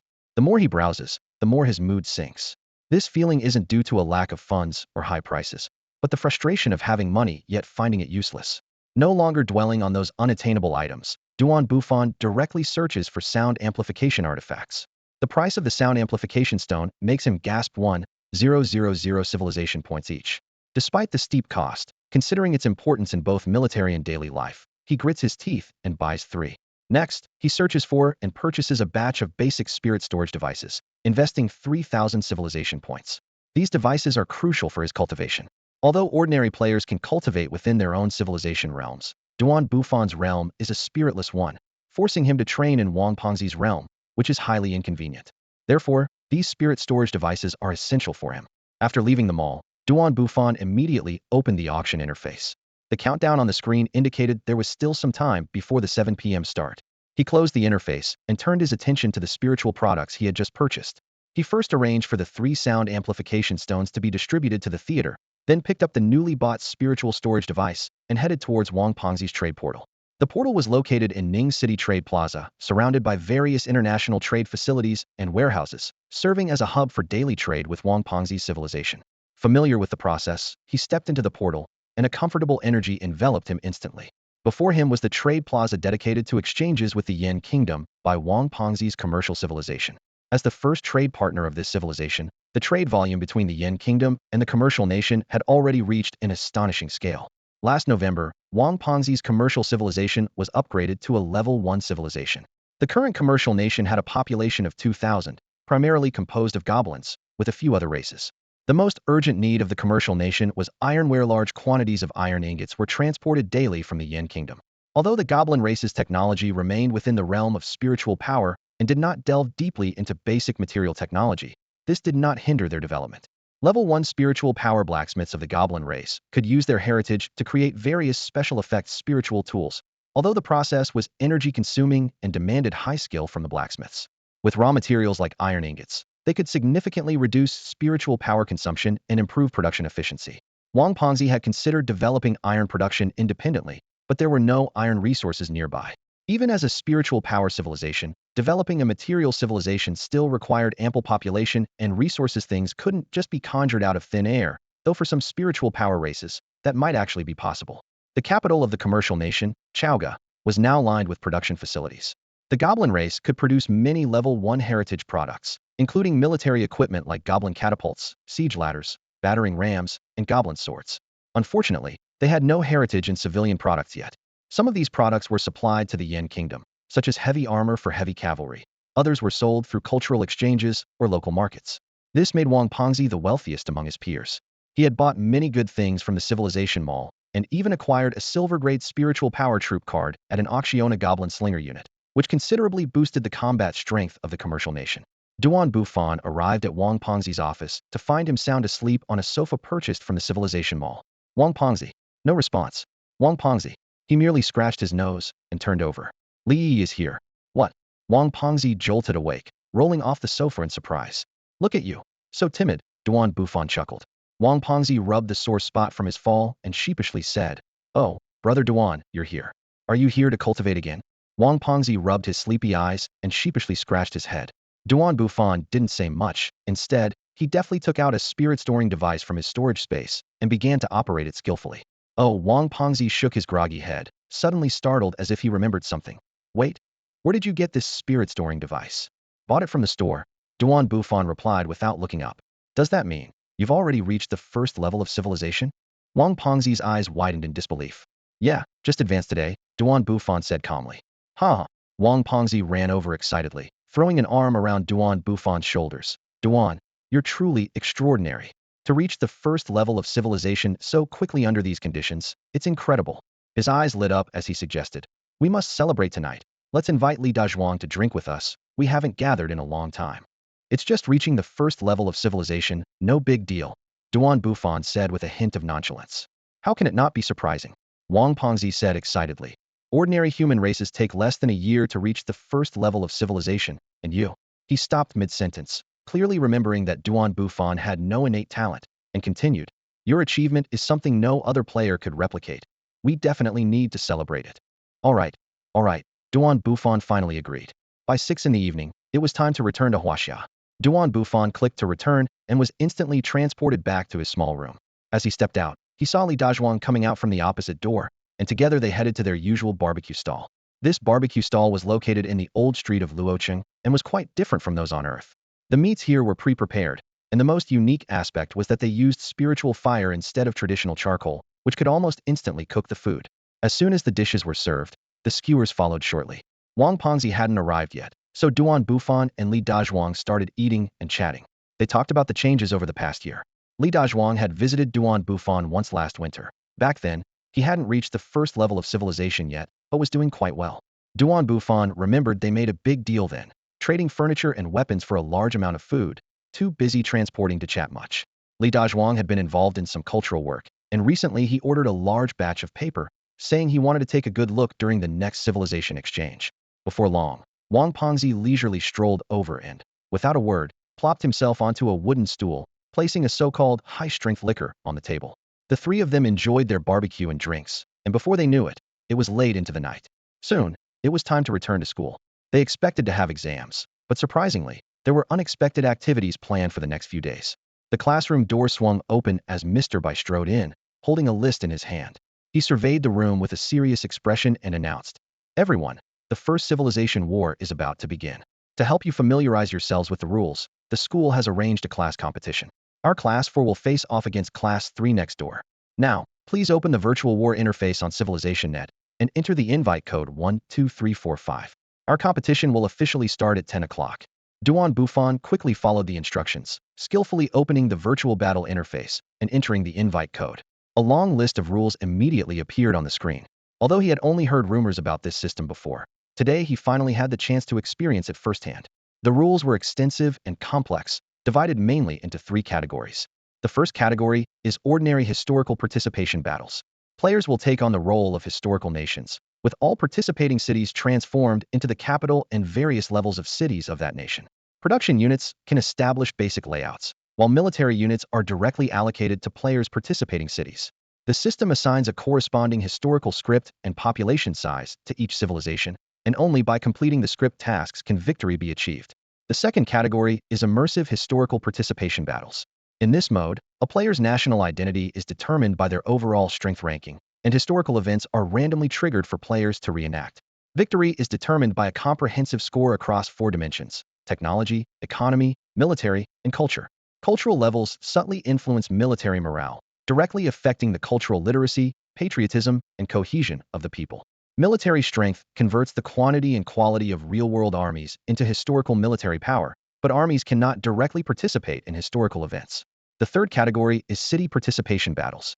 This is a sandbox-style random city battle mode that offers various forms such as team battles, individual battles, or free-for-alls. The terrain for battles is randomly generated, with participating civilizations forming nations to compete, and in a fully virtual environment, military units can be freely chosen. The system uses a semi-immersive real-time strategy mode, with a time ratio that can be flexibly adjusted between 1 to 100 and 1 to 1000. Notably, virtual battles do not affect participants' lives, and all participants can retain their memories and experiences. In the corner of the screen, an advertisement flashed. Limited time discount on Civilization Net Virtual War invite codes, available for only 100,000 civilization points. Bufan quickly skimmed through these rules, silently assessing. While the rules are complex, the system is impressively effective, though the price is indeed steep. The greatest advantage of this virtual war is clearly its ability to provide a platform for training and experience accumulation for various talents, making it worthwhile to engage in more frequently in the future. Particularly, the city participation mode offers direct practical training that is most suitable for cultivating talent and accumulating experience for civilization development. To Bufan, immersive historical participation battles were the least interesting form of gameplay. It was merely a basic conversion of civilization development levels, lacking even the most elementary interactions between civilizations. While he was silently critiquing this, an invitation window suddenly popped up on the interface. First City Battle of Luoqinghai, Class 3 vs Class 4. Do you want to participate? Before he could react, a flash of light occurred, and the entire class was transported to a spacious room. In front of each student floated a screen displaying information about cities eligible for the competition. Wow, Bufan, you already have 3 cities? A surprised voice of a girl behind him caught everyone's attention. All eyes turned to Bufan's screen. It was known that most people hadn't even established a decent city, with populations under 1,000, while Bufan already owned 3 cities. Lin Yinqing, intrigued by this discovery, moved over to Bufan's side to take a closer look. Bufan quickly explained, "Oh, they're just small cities, split off for mining purposes. Including these subsidies would actually slow everyone down." He didn't want to stand out too much, considering he had only awakened an ordinary human race, which was seen as inferior by others. There was no need to put on airs. The other classmates accepted this explanation without further questioning. After all, in their eyes, how could someone who awakened as an ordinary human race develop better than they did? Really? Lin Yinqing asked with interest. Standing behind him, she had clearly seen that the 3 cities were not small in scale. Yeah. Bufan, sensing she might have seen through him, hurriedly clicked the confirmation icon to enter the location selection interface. "Oomph. Still trying to play humble in front of me," Lin Yinqing muttered softly, following him into the game. This competition is a unique city conquest battle, where the rules require 2 classes to each choose a city to form a nation and engage in a contest on a randomly generated sandbox. The entire class stood before the light screen, gazing at the vast map unfolding in front of them. According to the rules, each nation must consist of 50 cities, and the first task was to decide on the country's name. "How about the state of Chun?" suggested a long-haired boy. "Not quite suitable. The historical state of Chun was too weak," someone immediately objected. "Then how about the Tang state?" proposed Li Dazhuang loudly. Several girls frowned and shook their heads, too domineering. At this moment, Lin Yinqing offered a new suggestion. "Let's call it the Han state." The Han dynasty was not only powerful but also long-lasting. "This name fits well," agreed Wang Fuguei. With no better proposals, the class agreed to this choice. The system prompt sounded, "Please select the capital player and the capital location." After a moment of silence, someone suggested, "Let's make Wang Fuguei's city the capital. He's from the gnome race, which has advantages in production and trade." "Yeah, that's a good idea." Li Dazhuang immediately responded. Wang Fuguei nodded in agreement. "I'm willing to take on this responsibility." After confirming the capital, Wang Fuguei began selecting the geographical location. At this point, the map already showed Class 3's capital situated on the southern plains. The continent's terrain was simple. The east bordered the sea, the center was a plain stretching north to south, and the west featured continuous mountainous highlands. Wang Fuguei decided to place the capital in the coastal area of the northern plains, and several students from oceanic races immediately marked their cities in the surrounding sea areas. The city selection proceeded in batches, 10 students at a time. Bufan and Lin Yinqing were in the second batch, and they chose the Western Mountains, with their 2 cities not far apart. Li Dazhuang followed closely, selecting a nearby plain area, forming a triangular layout with the 3 cities. Due to the advantage of city walls, Bufan City was placed on the front line, with Lin Yinqing's and Li Dazhuang's cities behind it. Other students completed their selections, but the western region had some defensive gaps due to the terrain. Once the locations were chosen, the entire class was transported into the virtual war sandbox. Bufan City was named Yuan City, with 500 cavalrymen selected for training, 300 professional soldiers, and 1,000 reserve troops stationed at the military camp on the outskirts. In this accelerated time virtual sandbox, all players were placed in a conference room, observing the development of the battle from a Godseya view through the light screen in front of them. In the game, players need to personally enter the sandbox, which made Bufan feel both curious and excited. Once inside, he can observe the entire city from a perspective magnified hundreds to thousands of times, as if controlling a real-time strategy game. The ability to adjust the time speed is granted to all capital players and requires their collective agreement to change. Upon entering the sandbox, Bufan noticed that a large number of residents from Yuan City, outside of Yin Kingdom, were also transported there, their faces full of confusion. Typically, the system would inform them of these details in advance to lessen the operational burden on players, but clearly, that was not the case this time. Bufan immediately gathered everyone in the square and patiently explained the current situation. Just as he was about to start organizing the city's defenses, an unexpected delight occurred. Sun Wu volunteered to join the battle, expressing his determination by kneeling on one knee. This was undoubtedly a pleasant surprise for Bufan. With Wu away for training, the only capable leader left in the city was Yong. After some thought, he decided to appoint Sun Wu as the deputy general of the army to address the shortage of leaders. "Come with me to the military camp," Bufan said, leading Sun Wu to inspect the reserve forces. There, 1,300 soldiers stood in neat formation, including 500 archers and 500 sword and shield soldiers, all fully armed. Particularly striking was the 300-strong Mo Dao unit, clad in heavy armor and wielding Mo Dao swords modeled after the Tang dynasty style, representing the face of Yin Kingdom's heavy infantry. To create this elite force, Bufan not only studied a vast amount of materials, but also had the ironworks operate at full capacity to meet the demand. After settling Sun Wu, Bufan swiftly moved on to handle other affairs. He first inspected the food reserves sufficient to feed the entire city for 2 years, a starting setup for virtual warfare, allowing ample time for agricultural development. He then instructed Wu and others to organize non-Yin Kingdom residents to build roads and cultivate land. Under the influence of the civilization game, these tasks proceeded exceptionally smoothly. In the following days, Bufan tirelessly assigned various tasks: organizing production, strengthening city defenses, establishing a field hospital, arranging doctor training, contacting Lin Yinqing and Li Dazhuang, while continuously maintaining public morale. When everything was set, he returned to the conference room just as other players were being transported back within seconds in the hundredfold time difference. Their days of planning here took only a few seconds. In the blink of an eye, everyone was transported back. Lin Yinqing immediately rushed over to Bufan's screen, her bright eyes sparkling with excitement. Bufan, you actually built a city wall. You really kept that under wraps, she said with a cheerful smile. I thought creating iron was impressive enough, but I didn't expect your infrastructure skills to be this advanced. Bufan instinctively touched his nose, feeling a bit embarrassed. He usually liked to showcase his skills only when he was fully confident, much like solving problems in class. But at this moment, he knew he didn't have much to boast about. I just managed to develop well in the early stages, he said modestly. Compared to you, who have already reached a level 1 spiritual civilization, I'm only at level 1 material civilization. There's still a big gap. I'm sure I'll hit a bottleneck later on. Lin Yinqing, understanding his sentiment, wisely decided not to continue discussing the civilization gap and instead focused intently on her own screen. She knew that dwelling on the differences would only make Bufan feel more downhearted. With time accelerated 1,000-fold, the changes on the screen were dizzying. The scenes of soldiers training blurred into a single stream, yet their formations visibly grew more orderly. Outside the city, road networks extended, connecting surrounding cities. Vast tracts of wasteland were transformed into farmland, yielding crops within hours, quickly filling the city's granaries. Once the nearby iron mines were discovered, the city's industrial development surged ahead.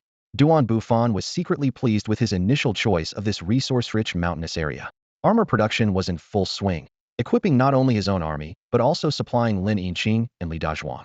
Other classmates, seeing this fully equipped army on the map compared to their own soldiers armed with stone spears and wooden sticks, were shocked. Bufan was not stingy with his production capacity. Since everyone was part of the same alliance, helping other players not only increased his war contribution, but also boosted his civilization's development index. He thus fully utilized his production advantage to quickly arm his allies. Meanwhile, in Tianshan City, Lin Yinqing had mastered bow and arrow production and basic woodworking techniques, and had also begun farming. However, while these angels excelled in combat, they struggled with construction, appearing inefficient.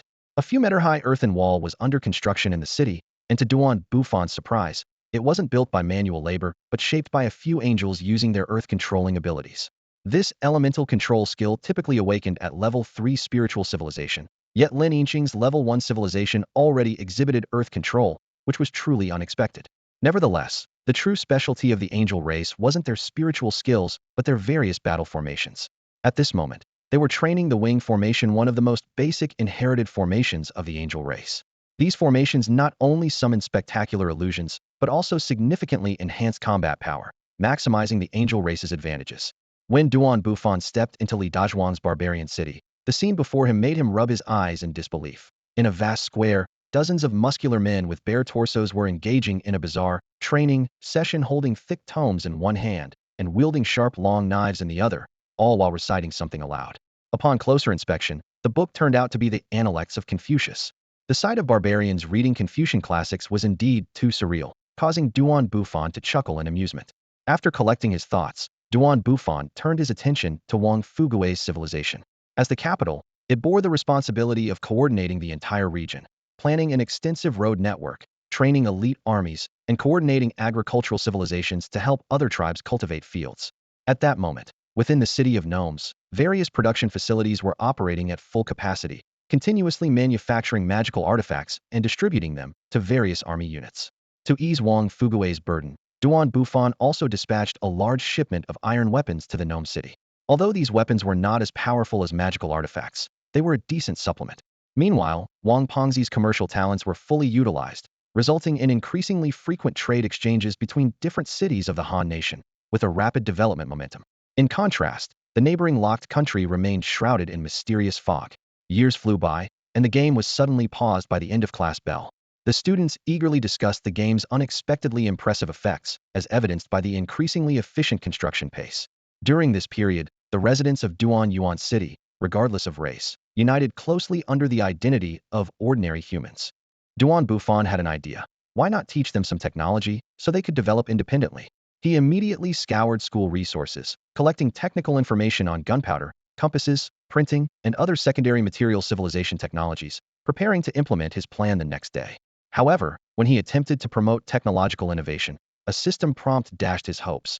In the virtual war, only existing technologies and production proficiency could be retained, and any memory of new technologies would be erased. Faced with this somewhat mischievous system mechanism, Duan Bufan could only chuckle lightly, abandon his plan, and instead encourage them to continue exploring existing technologies. After years of development, the territory of the Han Kingdom has expanded to encompass the size of 4 provinces, with fertile lands teeming with various crops, presenting a picture of prosperity. This emerging nation has established an industrial layout centered around the twin hubs of Wang Pengzi's Goblin City and Duan Yuan City. Goblin City, located deep inland, focuses on the research and production of military weapons, while Duan Yuan City, situated on the border, serves as a comprehensive industrial base for textiles, steel, woodwork, and more. This layout is reminiscent of the historical Ruhr area in Germany, and it similarly carries strategic risks. If Duan Yuan City were to fall, the Han Kingdom would lose half of its industrial strength. Nevertheless, it cannot be denied that Duan Yuan City has driven improvements in people's lives, clothing them in new garments, and providing a more convenient lifestyle, significantly boosting the happiness index. These developments have led many to temper their disdain for ordinary humans, though this change in attitude remains superficial. In the societal hierarchy, ordinary humans still occupy the lowest rung. Duan Bufan is aware of this situation and attempts to use resource distribution to compel other races to value ordinary humans. However, like America's deep-rooted racial issues, such discrimination cannot be eradicated merely by slogans. Genuine equality requires strength, just as when China developed its atomic bomb, and even buses in Africa began inviting Chinese people to sit in the front. At this critical juncture, a small-scale military conflict erupted between 2 countries, accompanied by trade exchanges, all serving the purpose of war. In the eastern seas, a meticulously planned military operation unfolded. Under Wang Pengzi's command, a joint naval force led by female players of the mermaid race launched a harassment attack on a marine civilization outpost of the Sui Kingdom. This 3,000-strong joint force was distinctive armored mermaid warriors led the charge, followed by elite troops of mermen, shrimpmen, crabmen, and turtlemen. Their target was a wall-less marine city, which, although its facilities were much simpler compared to Yuan City, was defended by 500 fierce marine warriors clad in scale armor and wielding simple magical weapons crafted by the goblin race, representing the full might of this tribe. This was a carefully orchestrated raid. Considering that enemy reinforcements would take time to arrive, if the garrison could be swiftly annihilated and the troops could withdraw in time, it would severely damage the opponent's naval strength at a low cost, creating a breakthrough on the maritime battlefield. This plan was the result of extensive discussions in the strategy room, especially after learning about the limited number of marine units in the neighboring third class, making an attack from the sea a highly feasible strategic choice. Bufan emphasized repeatedly during the strategic meeting that the key to winning the war was not about the gain or loss of individual cities, but rather about swiftly eliminating the enemy's active forces. Occupying enemy cities would not only face the threat of reinforcements, but also offer limited benefits. This viewpoint was widely accepted at the meeting. Despite showcasing his command abilities over ordinary humans during the ocean test battle, Bufan's classmates did not question him. After all, he was once a good student, and with the support of Lin Yinqing, Wang Pengzi, and others, he still held a certain degree of influence in the class. The ice-breaking operation was launched immediately. A coalition of 3,000 troops quickly surrounded 500 sea warriors, with the turtle tribe as the vanguard, shrimp and crab soldiers as the assault force, and the mermaid tribe providing spiritual power attacks from the rear. In just one charge, the coalition annihilated this sea force, catching the Sui Kingdom off guard and prompting a swift retreat. However, during the naval battle, scouts from the eastern plains sent an alarm. The Sui Kingdom had mobilized 20,000 coalition forces heading directly for the border's Elephant City. Wang Pengzi promptly mobilized the 20,000 troops from various tribes already stationed at the border, leading to a stalemate at Elephant City. The defense of Elephant City was concerning. It had no walls and lacked basic defensive facilities. Although Wang Pengzi had previously ordered the reinforcement of border cities, the Elephant tribe refused assistance from ordinary humans, claiming they needed no defense. Worse still, Lei had been absent from his post for an hour. These factors made Elephant City a weak point for the Han Kingdom, a vulnerability that the Sui Kingdom clearly recognized. Due to his previous outstanding performance, Bufan was appointed as the chief commander of the decisive battle. Once inside the virtual war system, he immediately began operations in the central military tent of Elephant City. The strategic map within the tent was updated every minute with the distribution of enemy and allied forces through player transmissions. Bufan made a decisive move, ordering the Air Force to conduct large-scale harassment of the enemy to buy time for constructing defensive fortifications in Elephant City. Within just a few days, several makeshift arrow towers, mage towers were erected, providing advantageous positions for the long-range troops. He then meticulously arranged the defense line, organizing the strong melee tribes like the Bull tribe and Tiger tribe into a heavily armored front line, deploying long-range units such as the Elf tribe, Doa tribe, and Wu tribe on high ground for spiritual power suppression, forming a sharp assault team with high burst force tribes like the Cat tribe, Demon tribe, and Immortal tribe, and assembling an Air Force brigade with aerial advantage tribes like the Winged tribe, Angel tribe, Bird tribe, and Flying Elf tribe to execute aerial strikes. Commander Bufan's underground harassment corps consisted of troops skilled in subterranean warfare, including the Zerg, Earth tribe, and Ground tribe, amounting to a force of 20,000 soldiers under his command. With his adept leadership, this army operated with seamless coordination, gaining the upper hand through flexible and varied tactics in continuous harassment battles. He cleverly combined ground-penetrating units with air forces, precisely severing the enemy's supply lines.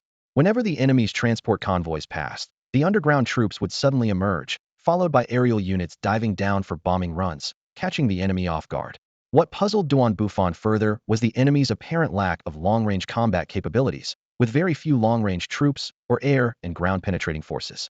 Exploiting this advantage, Bufan's troops took control of the battlefield within days, encircling the enemy. The siege of Xiangren City progressed so smoothly that Bufan began to doubt. Did the enemy underestimate his strength and recklessly march to their doom? Meanwhile, a heated debate was taking place in the meeting room of Team 3.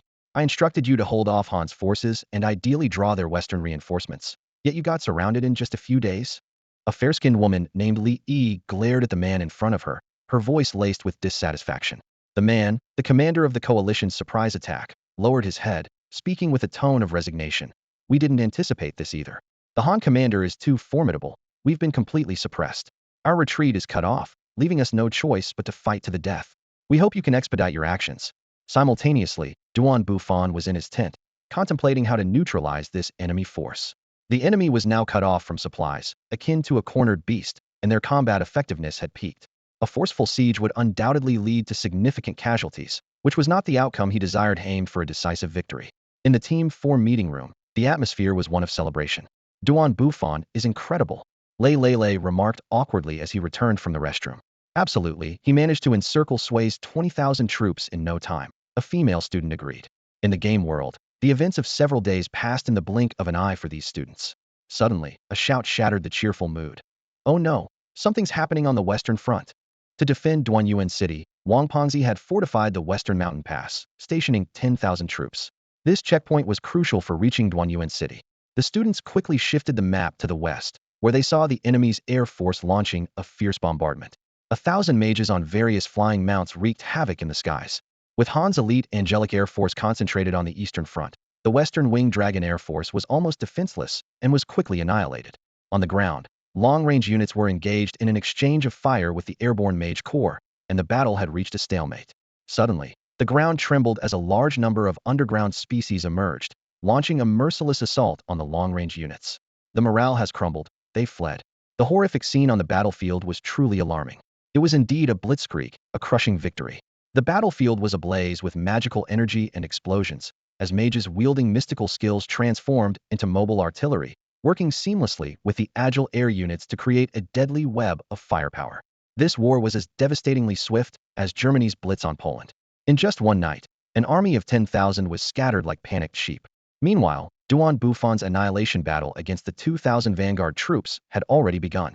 He had anticipated the enemy's attempt to break through and had meticulously prepared this ambush. Let them go. Duan Bufan clenched his right fist and swung it forward, his eyes shining with the certainty of victory. He intentionally ordered the melee units to open a gap, luring the enemy deeper. The soldiers, thrilled to have broken through the encirclement, were met with relentless attacks before they could celebrate. Aerial bombardments rained down from above, while the spearhead units pursued them closely, forming a deadly net of assault from both ground and sky. In this virtual war, to instill courage in soldiers facing fear, all memories of not truly dying were erased. At this moment, for these fleeing soldiers, it felt like they were in a real hell. After days of hunger, their speed had diminished significantly. As the ancient saying goes, the failure of an army is not due to casualties, but due to a rout. Once morale disintegrates, everything collapses. The Western Front mirrored this scenario, only with a different army in the spotlight. Once the defense line was breached, Duanyuan City was at the mercy of the invaders. Inside the city, only 1,300 defenders remained, facing 1,000 Air Force and 500 underground troops, the same formidable army that had just annihilated 10,000 soldiers. Duan Yong, the head of the defenders in Duanyuan City, faced immense pressure. When news of the Western defeat reached them, the city's soldiers and civilians did not panic but acted swiftly. Quickly, the men stay, the elderly, women, and children evacuate to Angel City. Duan Yong commanded loudly from the city walls. Everyone, armor up, take up arms. Prepare the catapults, set up the crossbows, and move all portable equipment. By midday the next day, when the enemy's female commander, riding a dragon, arrived with her troops, she initially intended to bypass Duanyuan City to pursue the fleeing civilians. However, she was surprised to find that there was still resistance within the city. Despite years of oppression and discrimination by the mystical races, these 3,000 humans stood resolutely in the face of danger, weapons in hand, ready to fight to the death against this formidable army. Bombardment, ground assault, the same process but against different foes. On the defensive lines of Duanyuan City, death surged like a tide. On the ground, the Zergs suddenly burst from the earth, their sharp fangs instantly tearing through unprepared soldiers. In the sky, a barrage of spells rained down like a storm, turning warriors into misty blood. The defenders stood their ground. Boulders were launched high by catapults, tracing arcs through the air. Countless arrows whistled through the sky, darkening it like a swarm of locusts. Warriors of the sword-wielding team gripped their long blades tightly, clashing with the Zerg's hard shells, creating ear-piercing metallic sounds. They engaged in a deadly struggle with the Zerg in the alleys, turning every street into a battlefield. Standing on the city wall, commanding the battle, Duanyuan had just issued an order when a fierce spell struck him.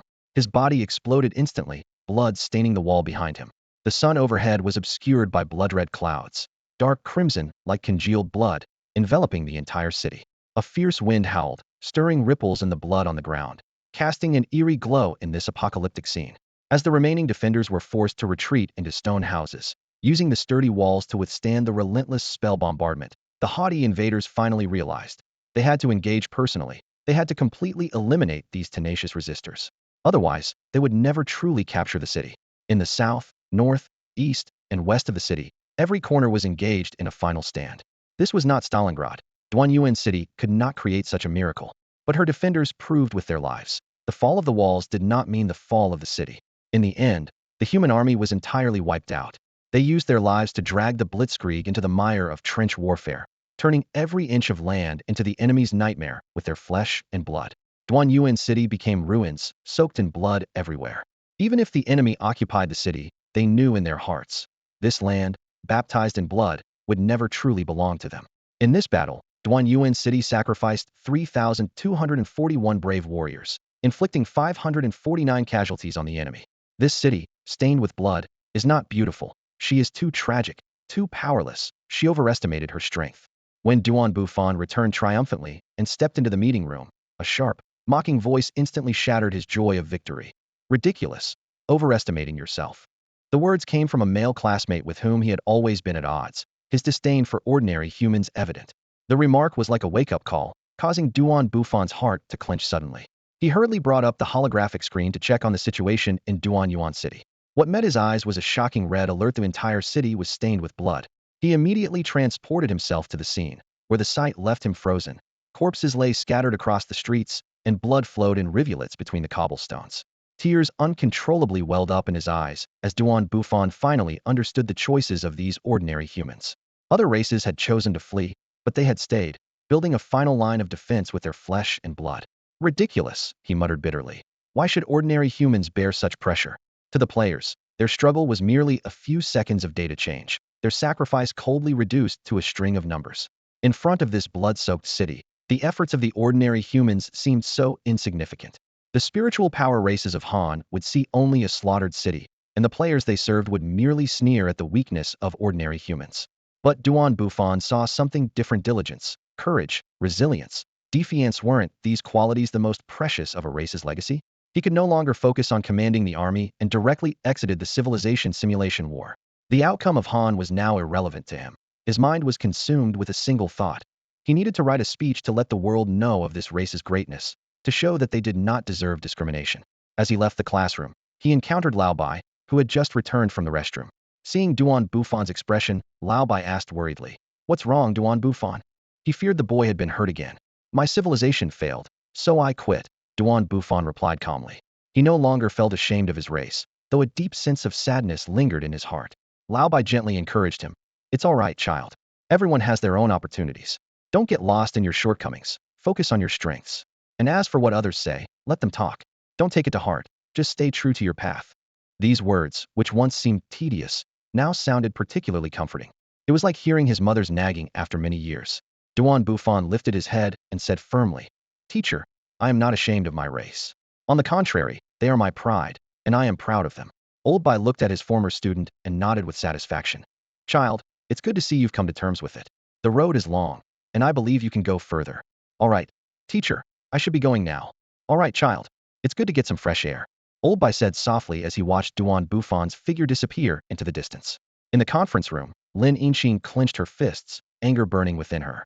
She had just witnessed Bufan leave in a daze, wanting to chase after him to offer comfort, but unsure of what to say. She could only watch silently as his figure vanished at the end of the hallway. At this moment, the battle was intensifying. The 1,000-strong army led by Li Yi had already arrived at the gates of Angel City, while the forces of Duanyuan City had withdrawn due to Bufan, leaving behind a large amount of siege equipment. Fortunately, Li Dazhuang's 800 barbarian warriors were guarding the city, and with the emergency dispatch of Lin Yinqing's 1,000-strong Angel Army, the city's defenses were still holding. In the aerial battlefield, only the Angel Army could contend with the enemy's formidable air force. The ground battle was equally tense, with barbarian warriors scattered throughout the buildings, avoiding aerial bombings while engaging in a tug-of-war with the subterranean insectoids. Inside a civilian house, a barbarian warrior had just slain an insectoid and suddenly shouted. The master said, "Isn't it a joy to have friends come from afar?" This warrior had entered a berserk state, yet unlike common understanding, he maintained a clear consciousness. This anomaly was evidently related to the classic quote he recited, showcasing a fascinating fusion of barbarian strength and cultural renaissance. Solving this mystery could lead to a qualitative leap for Li Dazhuang's barbarian warriors. The ground insectoids were quickly cleared, but the barbarians, who couldn't fly or attack from a distance, were helpless against the airborne enemy. Just then, the angel reinforcements arrived in time. An angel army rushed from the eastern front, swiftly forming ranks to engage the enemy air force. Seeing this, the enemy unleashed a barrage of magical attacks. However, this angel army was not made up of ordinary humans. They either dodged or withstood the attacks, rapidly closing in on the enemy. The enemy attempted to turn and create distance, but found that their mixed-race air force couldn't match the speed of the angels. At the moment the enemy turned, the outcome was decided. The angel warriors, in their winged formation, pierced the enemy ranks like a sharp sword. In close combat, these exhausted mages, though formidable, couldn't withstand the angels' assault, and once engaged in melee, they faced certain death. The enemy quickly fell into disarray. These mages might have had a chance on the ground, but in the unfamiliar airspace against such a powerful opponent, defeat was inevitable. On the virtual battlefield, Lin Yinqing's anger manifested in fierce flashes of her sword. She wielded her sharp blade like lightning, sparing no one but her best friend Li Yi. Her ruthless tactics left Li Yi watching in shock, taken aback by Lin Yinqing's decisiveness, even though their opponents were enemies. Duan Bufan is gone, Lin Yinqing said through gritted teeth, her voice dripping with anger. I'm sorry, I went too far this time. Li Yi quickly apologized, understanding the implication in Lin Yinqing's words. She knew well Lin Yinqing's feelings for Duan Bufan and realized she had been too aggressive. I intended to capture them alive, but they chose death over surrender, and I had my own mission to complete. Li Yi tried to explain. I know it's not your fault, but Lin Yinqing's anger remained unabated. Don't dwell on it too much. It's just a virtual war. He won't take it to heart, Li Yi softly reassured her. He's been through so much. It's just not fair to him, Lin Yinqing said indignantly. There's nothing we can do about it. All we can do is try to help him. The worst that could happen is he might join your civilization, Li Yi suggested. I hope so too, but with his pride, he would never agree. Lin Yinqing sighed. After annihilating two main forces of the Sui state, the outcome of the battle was clear. The Han state, with its comprehensive advantage by land, sea, and air, swiftly captured the capital of Sui state, achieving final victory in just 3 days. Post-war, the system allocated rewards based on each party's contributions. Duan Bufan, who was in the middle of writing, suddenly heard the system notification, ding. Your nation has won the virtual war, and your contribution rate is 15, ranking 3rd. You have received a black iron chest. Not bad, Duan Bufan thought, as he had anticipated this result, given his participation in 2 major battles. The black iron chest was a step up from the bronze chest, with a 20 chance of containing a silver item and a 5 chance of a gold item. He immediately opened the chest, and a card appeared before him. Black Iron Unit Card, Tang Dynasty Mo Dao Army. Unit Limit, 10,000. Description, an elite Tang Dynasty force known for their swift charges and ferocious slaying, with a glorious battle record. Effect, training period of 1 month, actual training time of 3 years, grants the spirit of the Tang Dynasty Mo Dao Army. Ha ha ha, lucky me. Duan Bufan couldn't help but laugh. This legendary army, if well trained, could support him well into the later stages. That's great. When Duan Bufan finished writing his manuscript, it was time to return to his own world. As soon as he stepped into it, he was met with a striking scene. The square in front of the cave dwellings was filled with kneeling people. They were residents of Duan Yuan City, not only from the Yin nation but also members of various tribes from Duan Yuan who had been deeply influenced by Yin culture. Why are you kneeling? Duan Bufan quickly approached Duan Yong to inquire. We have disgraced our leader by failing to defend against the enemy, Duan Yong replied, his head bowed. These simple words left Duan Bufan in silence, stirring a complex mix of emotions within him. Please stand up, he said solemnly. Notify everyone that we will hold a meeting at Ning City Square. Also, invite any tribes from Duan Yuan willing to attend. Duan Yong immediately set about organizing the event. The expanded Ning City Square could accommodate tens of thousands of people, more than enough for this gathering. As the news spread, excitement gripped both the Yin nation and Duan Yuan. It was clear to everyone that Yin nation intended to welcome Duan Yuan into its fold. The prospect of enjoying the benefits of joining Yin nation was irresistible for the tribes. A day later, the square was packed with people. Staff were busy arranging food, water supplies, and seating. Standing on a high platform with a voice-amplifying stone in hand, Duan Bufan surveyed the crowd. He observed a range of expressions: excitement, anger, calmness, but mostly worry. What were these people afraid of? Perhaps they feared reprimand from their leader, felt uncertain about the future, or were insecure knowing they weren't part of the powerful spirit races. After 2 external wars, news about the spirit races had spread across the nation. Everyone knew that in a few months, those demon-like enemies would attack. The shadow of death loomed over everyone. Hello everyone, Duan Bufan's voice echoed throughout the square. I am Duan Bufan. The atmosphere was unusually heavy. The usual joyful applause was absent. People hung their heads like children who had done something wrong. They were acutely aware of the stark contrast between their ordinariness and their great leader. While they were powerless against the enemy, their leader had been leading spirit races in fierce battles. Even Bufan's adversaries had to admit that if his initial race hadn't been ordinary humans, he would have undoubtedly become a shining star. But what was going through Bufan's mind at this moment? Everyone, he began, his voice firm and strong. In the recent virtual war, we failed. Note that I say we. We, the ordinary human race, were scorned by the spirit races, looked down upon. In their eyes, we are powerless, we hold no value.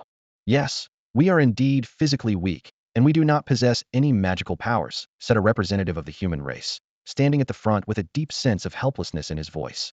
Even the iron tools we create with our hardworking hands are no match for magic. We have fallen to the bottom, just like our race's name suggests, ordinary humans.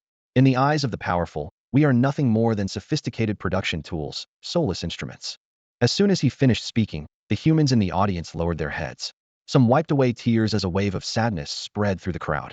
Suddenly, a woman who had heard of Bufan's deeds in the City of Angels stood up. Leader, you are not like us ordinary people. You are great. Enough.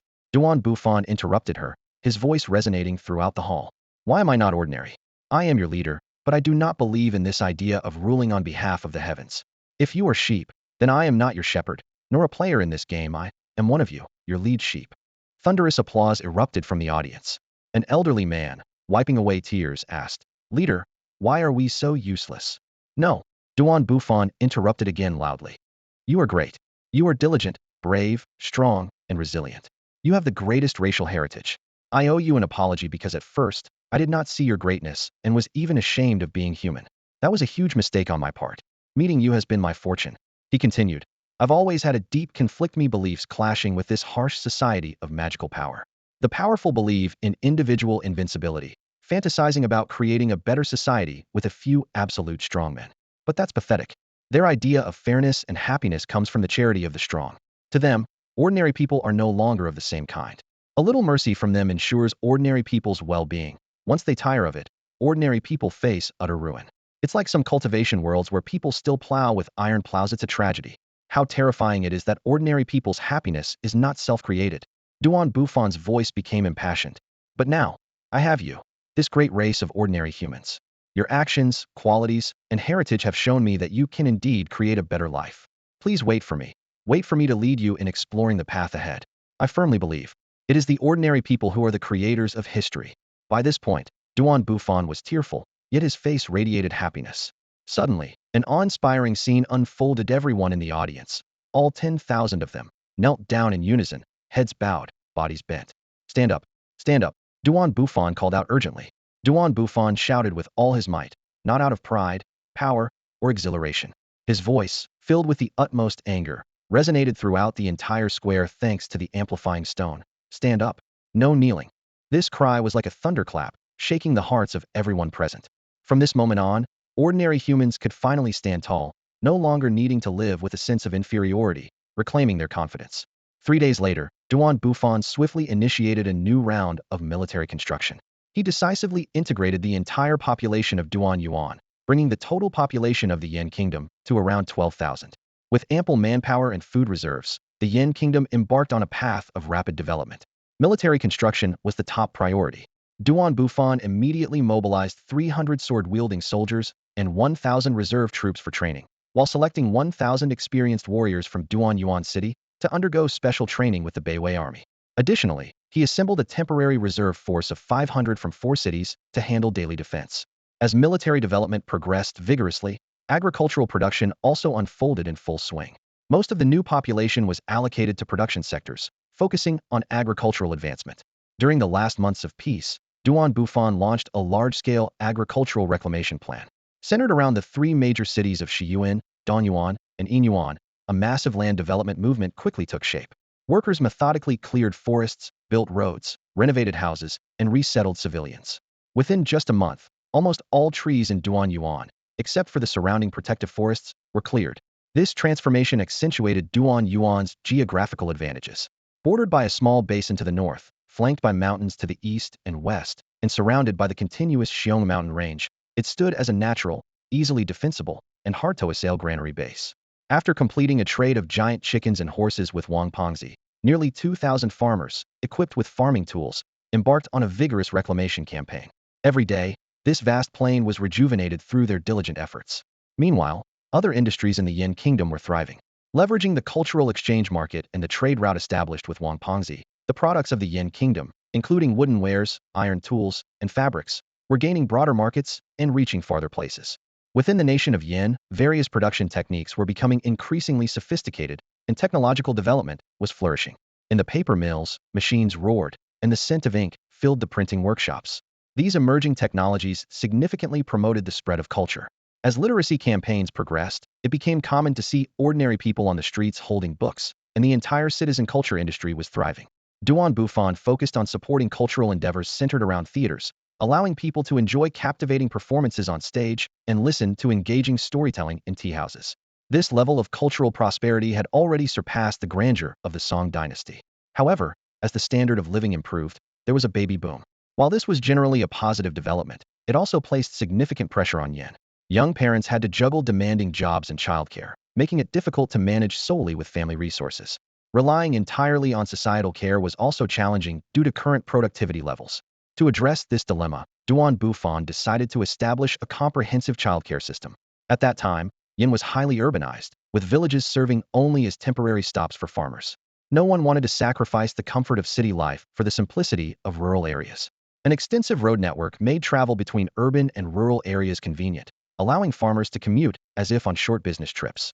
This led to a large population concentration in 3 major cities and 3 towns on the Duan Plains, putting enormous pressure on urban infrastructure. In response, Bufan invested in training a cadre of midwives and pediatric doctors by acquiring numerous talent development cards focused on material civilization. New maternal and child health centers sprang up in cities and towns, ensuring the well-being of infants and young children. More importantly, he implemented a family planning policy, limiting couples to a maximum of 2 children to prevent poverty due to excessive childbirth. This timely policy was the result of careful consideration.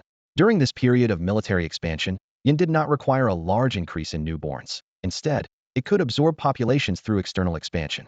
An excessive number of children would only burden society, and in a time of limited resources, subjecting newborns to hardship was unwise. Bufan understood that policy alone was insufficient, so he directly spent 1,000 civilization points in the marketplace to purchase a large quantity of contraceptives. These items, originally intended for players, were moderately priced and affordable for ordinary families. The widespread use of contraceptives effectively alleviated the pressure of population growth.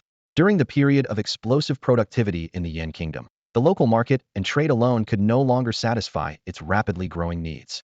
Bufan's vision extended beyond the borders of Duan Yuan, seeking broader horizons.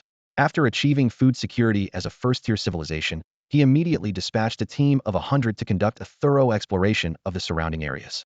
After months of field surveys and data compilation, a detailed map was finally laid out before Bufan. The map revealed that this region was divided by the Luo River, a 3-star natural wonder resembling a giant dragon stretching from east to west. On both sides of the riverbank lay an enormous bamboo forest, covering an area comparable to several counties on Earth. This 4-star natural wonder, named the Green Bamboo Forest, along with the rolling mountains on either side, formed a spectacular river-valley region. The entire area was roughly the size of South Korea, featuring a terrain described as 2 mountains embracing a river. Scattered across this vast land were several countries of comparable strength. The Bamboo Dream Tribe was nestled deep within the bamboo forest, adjacent to the Luo River, with a population of 5,000. The Han Kingdom was established around a massive lake in the northwest, with a population exceeding 10,000, showing signs of early development. The Wei Kingdom in the north occupied half of the bamboo forest, developing extensive farmlands through cultivation and transformation, housing around 20,000 people and dominating the northern region. On the northern plateau, the Zhao Kingdom held sway, with a population also exceeding 10,000, matching the strength of the Yin Kingdom. Beyond these major countries, numerous tribes were scattered between the mountains and plains, with many having populations over 1,000. It was estimated that the total population of the Luo River Valley region approached 300,000, with the Yin, Han, Wei, and Zhao kingdoms holding significant positions, each with populations exceeding 10,000. Currently, this region was in the early stages of an agricultural society. As farming techniques spread and the influence of various nations expanded, the once contiguous green bamboo forest was fragmented by cultivation. Although the Yin Kingdom was rising swiftly, it had yet to attract significant attention from the surrounding major countries due to its short history. However, Even if noticed, these countries, still at the level of the Zhou dynasty and newly entering the Bronze Age, would struggle to compete against the Yin Kingdom's specialized military forces. For Duan Bufan, these neighboring countries represented not threats, but rare opportunities for development. Yet, compared to the challenges of the material world, the players in the spiritual realm faced much more daunting circumstances. In the worlds of matter and spirit, the ways of amassing power are starkly different. In the material world, military advantage can be swiftly established through equipment and troops. However, in the world of spirit, it requires a long period of accumulation. Those seemingly backward peripheral forces, after centuries or millennia of development, possess a deep reserve of powerful individuals, with some major nations even cultivating spirit warriors above level 5. This presents a significant challenge for players in the spirit world.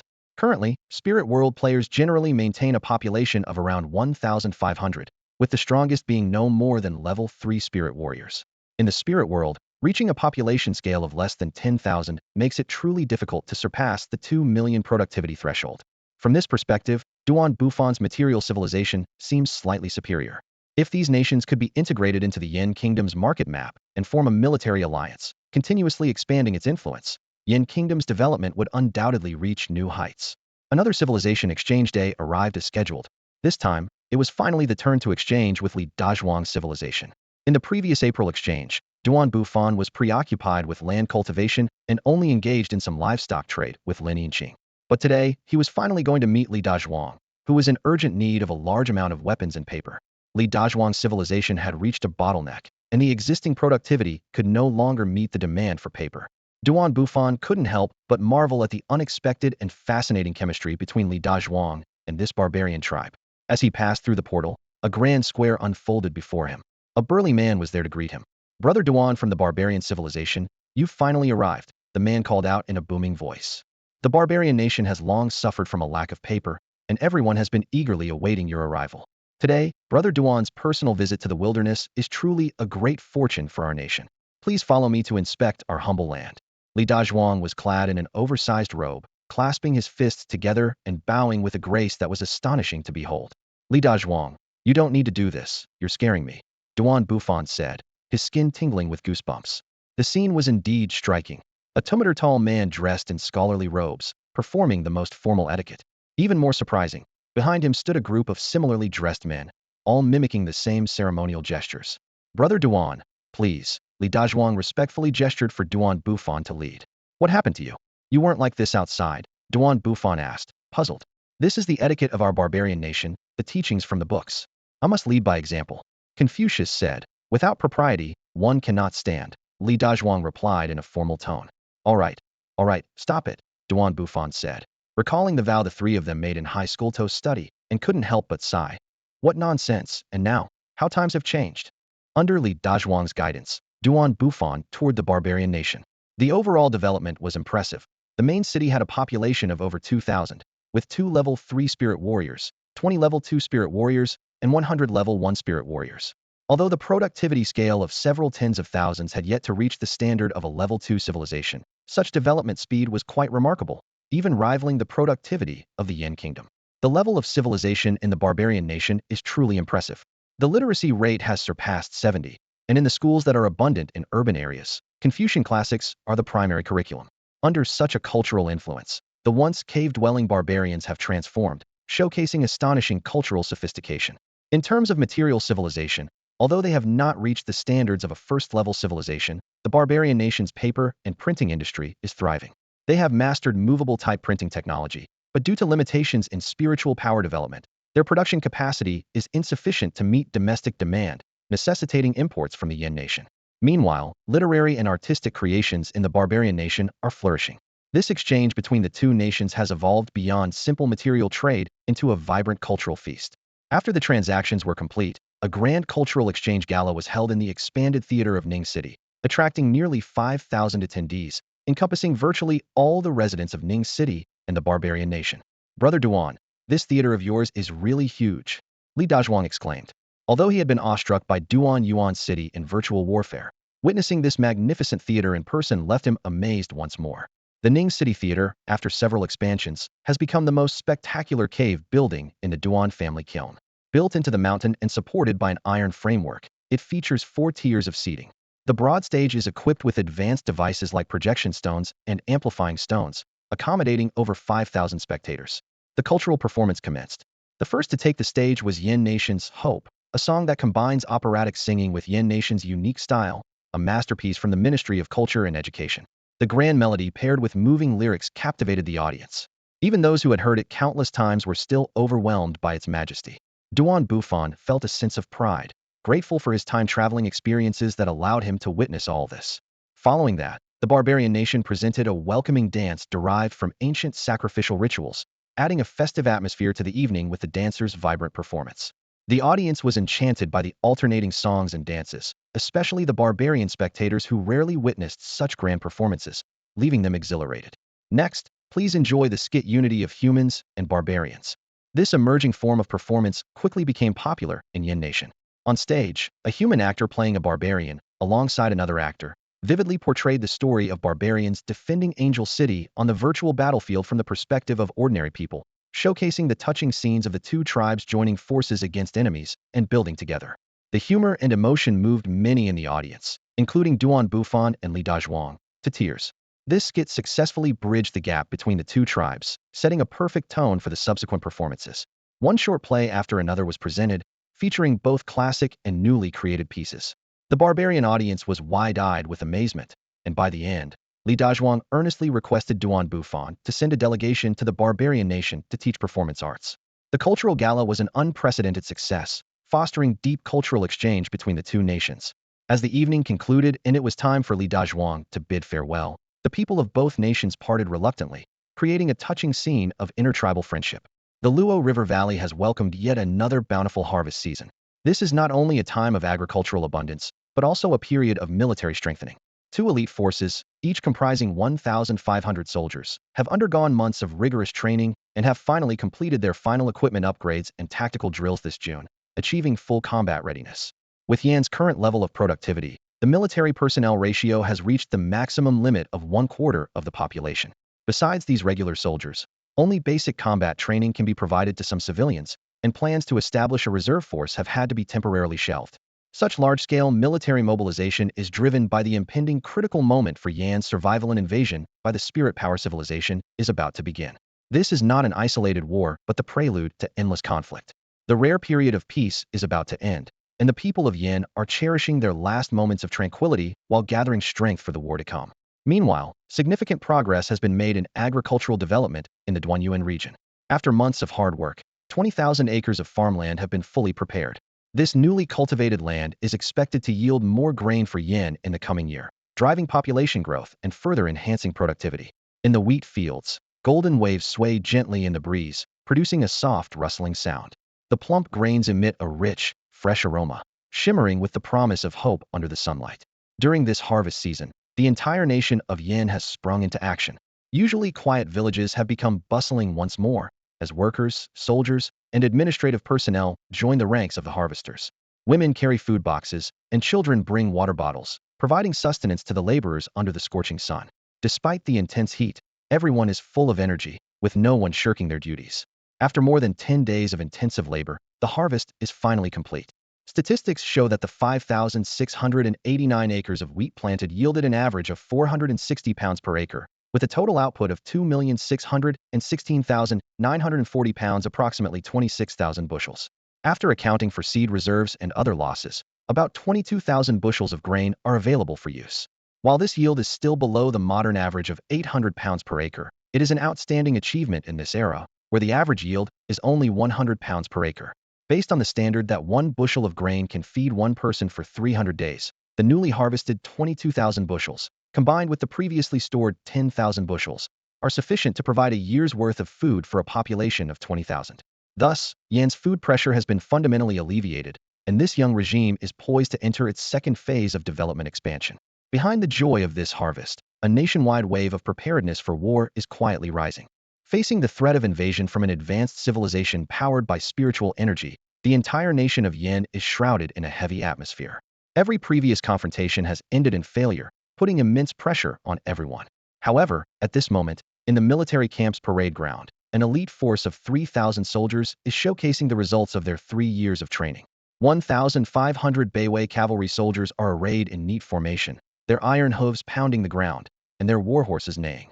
Standing at the front, Duan Wu gives an order, and the cavalry swiftly changes formation.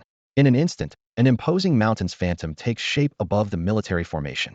This is the soul of the Beiwei army, a manifestation of their collective will that, although it cannot materialize like the spiritual energy of other civilizations, still significantly enhances their offensive and defensive capabilities. The Phantom Mountain slowly moves to the front of the cavalry formation, merging with the entire unit. The Beiwei cavalry begins their charge, the mountain phantom pressing forward like Mount Tai, exuding an overwhelming presence. This is the special ability granted by their unit card. Duan Bufan watches, clapping repeatedly in admiration. Next, 1,500 soldiers of the Tang dynasty's Modeo army take the stage. These soldiers, all towering and robust, clad in heavy armor and wielding Modeo swords, exude an extraordinary aura. With an order from Duan Yong, a massive Modeo sword phantom forms above their formation. In the next moment, the Modeo army advances with astonishing speed, as swift as cavalry, and as sharp as a blade's edge, demonstrating formidable combat power. Duan Bufan is stirred with excitement, as the performance of these two special units far exceeds expectations. He begins to envision the future. If these elite forces could be equipped with tanks, or even mechs, their combat power would be even more astounding. With these two formidable units, the power gap between Yin and the spiritual energy civilization is gradually closing, and there is finally hope for a direct confrontation. A year later, Duan Bufan stands in the Ningqing military camp, analyzing the terrain with his officers, awaiting the enemy's advance. Pointing to the map, he speaks with enthusiasm. The battlefield of civilizations has always been a strategic focal point, determining the rise and fall of many civilizations. Back in the day, on the Hanshui battlefield, I led our forces to annihilate 20,000 troops of the Sui Kingdom, leaving them without the strength to fight back. The vibrant scenes of that battlefield are still vivid in my memory. And now, will this battlefield of civilizations become my final resting place? His eyes are sharp, but no matter what, we have 3,000 elite soldiers, 3 fortified cities, and me as a capable commander. The advantage is ours. Well said, Commander, the officers and soldiers shout in unison. At that moment, system notifications sound in quick succession. Ding! Your first year of immunity from war has ended, and now you can participate in battles of your level. Ding! The war ranking system has been activated. Ding! The war support system's notification sounds rang out consecutively. Ding! Non-aggression system activated. Ding! War outcome system activated. The system's cold voice continued to announce, your civilization is being invaded by the King's civilization. Ding! War begins. This war would be a major test for the Shinzhou continent, and no one knew how many players would survive afterward. As the system announcements ended, the army immediately began their preparations for battle. At that moment, a scout galloped in on a warhorse, kicking up clouds of dust. Report. Enemy forces spotted to the north. What race are the enemies? Duan Bufan immediately inquired. The scout, panting heavily, replied, unknown, we've never seen them before. The enemies have green skin, are short in stature, and number around 4,000. Green skin, large numbers, must be the goblin race. Duan Bufan quickly concluded, then ordered, everyone move out. Hunt the enemy to the north. Duan Bufan mounted his horse and led the charge northward, with his soldiers following closely behind. Although standard tactics required reconnaissance first, since the enemy was identified as a goblin army with a known position to the north, a full-scale assault was a reasonable decision. These goblins, weak in individual combat, relied solely on numbers. A mere 4,000 goblins were insignificant against Yin Nation's 3,000 elite troops. A frontal attack was timely. Meanwhile, the commander of the King's civilization, Wang Hui, was having difficulties in the northern forest. Civilization wars provided no maps or directional guidance. To the north, he saw dense bamboo forests, while the south had stretches of low hills. What should we choose? Wang Hui turned to his Deputia Level 2 spirit warrior and one of the 2 high-level combatants in the King's civilization. The deputy analyzed, Sir, the southern mountain area has few civilizations settled. The northern bamboo forest is rich in resources and has flat terrain, more suitable for civilization development. I suggest advancing north. Very well, Wang Hui commanded. Everyone, advance north with me. The goblin army clumsily moved northward, and should they face a surprise attack, they would likely fall into disarray instantly. Along the way, they caused quite a few mishaps. Some tripped over bamboo, others fell into dung pits, and some were bitten by snakes, screaming loudly like a chaotic band of bandits.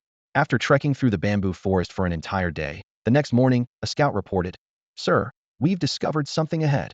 They found a settlement, with a vast area of farmland where farmers were harvesting wheat. This should be the Yin civilization settlement, Wang Hui observed. They've begun farming, indicating decent material civilization development.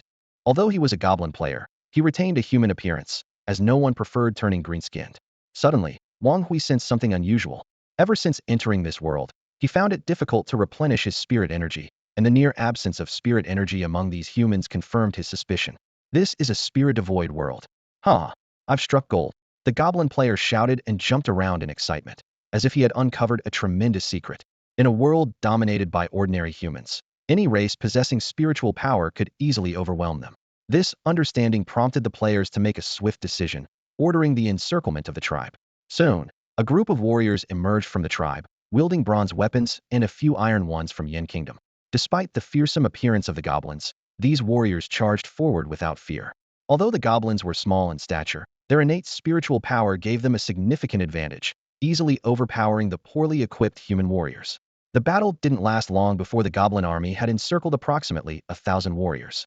Under the rules of civilized warfare, these captives would become valuable labor, and thus, they weren't severely harmed. Bring out your leader, one of the players demanded, addressing a warrior who appeared to be in command. What leader? I am the chief of the Mengzhu tribe. You demons, the roughly dressed warrior leader responded angrily, eyes full of confusion. The player was taken aback. You're not a player from Yin Kingdom? Yin Kingdom is a great nation to the south. This is the Mengzhu tribe. The leader replied, bewildered. This unexpected discovery left the player speechless. He glanced at the goblin who had suggested marching north. The goblin immediately knelt and pleaded, Master, I didn't foresee this either. Never mind, it's an unexpected gain. Stand up, the player said, waving his hand dismissively. At that moment, the sound of synchronized hoofbeats echoed from the dense forest. Thud, thud, thud. A cavalry unit burst out of the bamboo grove, their heads adorned with mountain-like shadows, charging directly at the resting goblin army. The goblin soldiers panicked and were about to flee, but the player quickly intervened. Why panic? They're just humans. He swiftly organized the troops, positioning first-level spiritual warriors at the front to form a defensive line. The cavalry of the Beiwei army charged through with unstoppable force, shattering the goblins' spiritual barriers with their mountain shadows. The cavalrymen leaned forward, their steel blades transforming into scythes of death, reaping the lives of the enemy. This was the first direct confrontation between ordinary humans and a spiritually empowered race, marking a historic moment. Just as Bufan was about to order a pursuit, the strategist Zhuge Ming stopped him. Leader, hold on. I have a plan. Oh, what plan? After a year of nurturing, Zhuge Ming had shown exceptional talent, and Bufan had high hopes for him. This strategy is called Drive the Tiger to Devour the Wolf. As Zhuge Ming finished speaking, Bufan's eyes lit up, impressed by the brilliance of the plan. Bufan readily agreed to the strategy and immediately began organizing the cavalry to prepare for the approaching Modeo army. Leader, Zhuge Ming's eyes sparkled with intelligence as his previously tense expression relaxed. We can drive them eastward, guiding them to attack Korea. Once they cross the river, we can push them towards northern Wei, and finally, drive them to the northernmost Zhao. The other tribes and small nations along the way are not a concern. As long as we control the direction of these major countries, we can quickly establish influence throughout the Luo River Valley. Bufan's eyes lit up. Brilliant. This way, Yin Kingdom can quietly bring the entire Luo River Valley under control without much effort. With that, he summoned Duan Wu and Duan Yong, and they gathered around the map, carefully planning the enemy's route and specific assignments. Meanwhile, the goblin warriors who had narrowly escaped were catching their breath when a level 2 goblin warrior stepped forward to ask, Sir, where should we head next? The commander quickly analyzed the situation. Yin Kingdom's strength exceeds our expectations. However, this is a world devoid of spirit, and we can still gain by plundering the surrounding forces. Even if our final score isn't high, we won't return empty-handed. Wise decision, sir. With approval, the commander immediately dispatched agile scouts to explore the surroundings. Soon, one returned to report, Sir, there's a large river to the north, about 1 kilometer wide. Crossing it will likely take considerable time. The commander was pondering his next move when another scout hurried back, an arrow lodged in his backside. Report. Over 1,000 enemy cavalry are pursuing us from the east. Move the army west, the commander decisively ordered. At this moment, the level 2 goblin warrior cautioned. Sir, we were ambushed by 1,000 cavalry before, and now another 1,000 are pursuing us. It might be a trap. Perhaps we should consider a counterattack to the south. The commander shook his head. No, the soldiers are demoralized after the recent defeat. Heading south could lead to a rout, or even a mutiny. We must go west. In the east, Duan Wu watched the retreating goblin army thoughtfully. Zhuge Ming, however, burst into laughter on horseback. Haha, General Duan, No matter how decisive they are, aren't they still within our grasp? Military advisor Zhuge is right, Duanwu nodded. But we must not become overconfident or reckless now. General Duan truly is a talented leader, showing such caution even in this situation. I must have been too complacent, Zhuge Ming thought, realizing that there was no room for any relaxation on the battlefield. Although the strategist's plan had been executed to near perfection, it had only achieved its initial objective. After Duan Wu finished speaking, he cracked his whip with a crisp sound. Charge! Instantly, the thunderous sound of iron hooves filled the air as the Beiwei cavalry charged westward with great enthusiasm. Throughout the three-day pursuit, the Beiwei army remained close behind. The famished goblin soldiers were forced to flee towards the direction of Korea. When they reached Donghu City in Korea, the farmers were busy spreading out their freshly harvested wheat in the fields. The goblin marauders stormed into the city, plundering as they went. The city soldiers quickly responded, but found themselves unable to withstand these elite spiritual warriors. Aware of their pursuers, the goblins dared not linger in battle. They merely repelled the soldiers, grabbed some provisions, and continued their flight westward. Although the wheat had been stored safely away, sparing it from trampling, for the goblins, running barefoot over the stubbly fields was torture. Despite their calloused feet, the sharp stubble pierced them painfully. Yet with the pursuing forces close behind, they had no choice but to press on in agony. Eventually, the fleeing troops reached Korea's capital, Han City. The city's defenses had been alerted, and 3,000 soldiers armed with bronze weapons were ready at the east gate. As the two sides clashed, the goblin warriors unleashed their long-suppressed spiritual power, easily breaking through the Korean shield and axe soldiers' defenses and pouring through the breach. Though suffering heavy casualties, the Korean soldiers did not scatter and fought desperately against the invaders. Just as the Korean army was on the brink of collapse, the thunderous sound of hooves approached from afar. Hearing the noise, the goblin warriors abandoned the fight and fled into the city with all their might. The Beiwei army then surrounded the city from the southeast and west, forcing the goblins, who had just gorged themselves in the city, to flee northward. At this point, the Korean sovereign, trembling with fear, asked Duan Wu, "General, why not pursue these demons northward?" Duan Wu clearly had no intention of explaining further. "Never mind that. Just tally up your casualties." All of this proved the brilliance of the strategy. Regardless of the circumstances, Yin Kingdom had become Korea's savior. Even if the Korean sovereign harbored discontent, he could not openly criticize Yin Kingdom in any formal manner. The formidable military strength of the Yin Kingdom has become an undeniable deterrent. This rescue-based strategy showcases exceptional wisdom, demonstrating power to neighboring countries while ostensibly earning their gratitude. Compared to direct military conquest, this approach is far more cunning. After all, no nation wants to face an opponent as fearless as itself. From the perspective of the entire Luo River Valley situation, the Yin Kingdom has preserved the vitality of various countries while achieving actual control over the region. The best tactic is to command your enemy. Under the pressure of the Beiwei army, the goblin warriors were forced to flee north. They hastily constructed rafts from bamboo and frantically crossed the Luo River.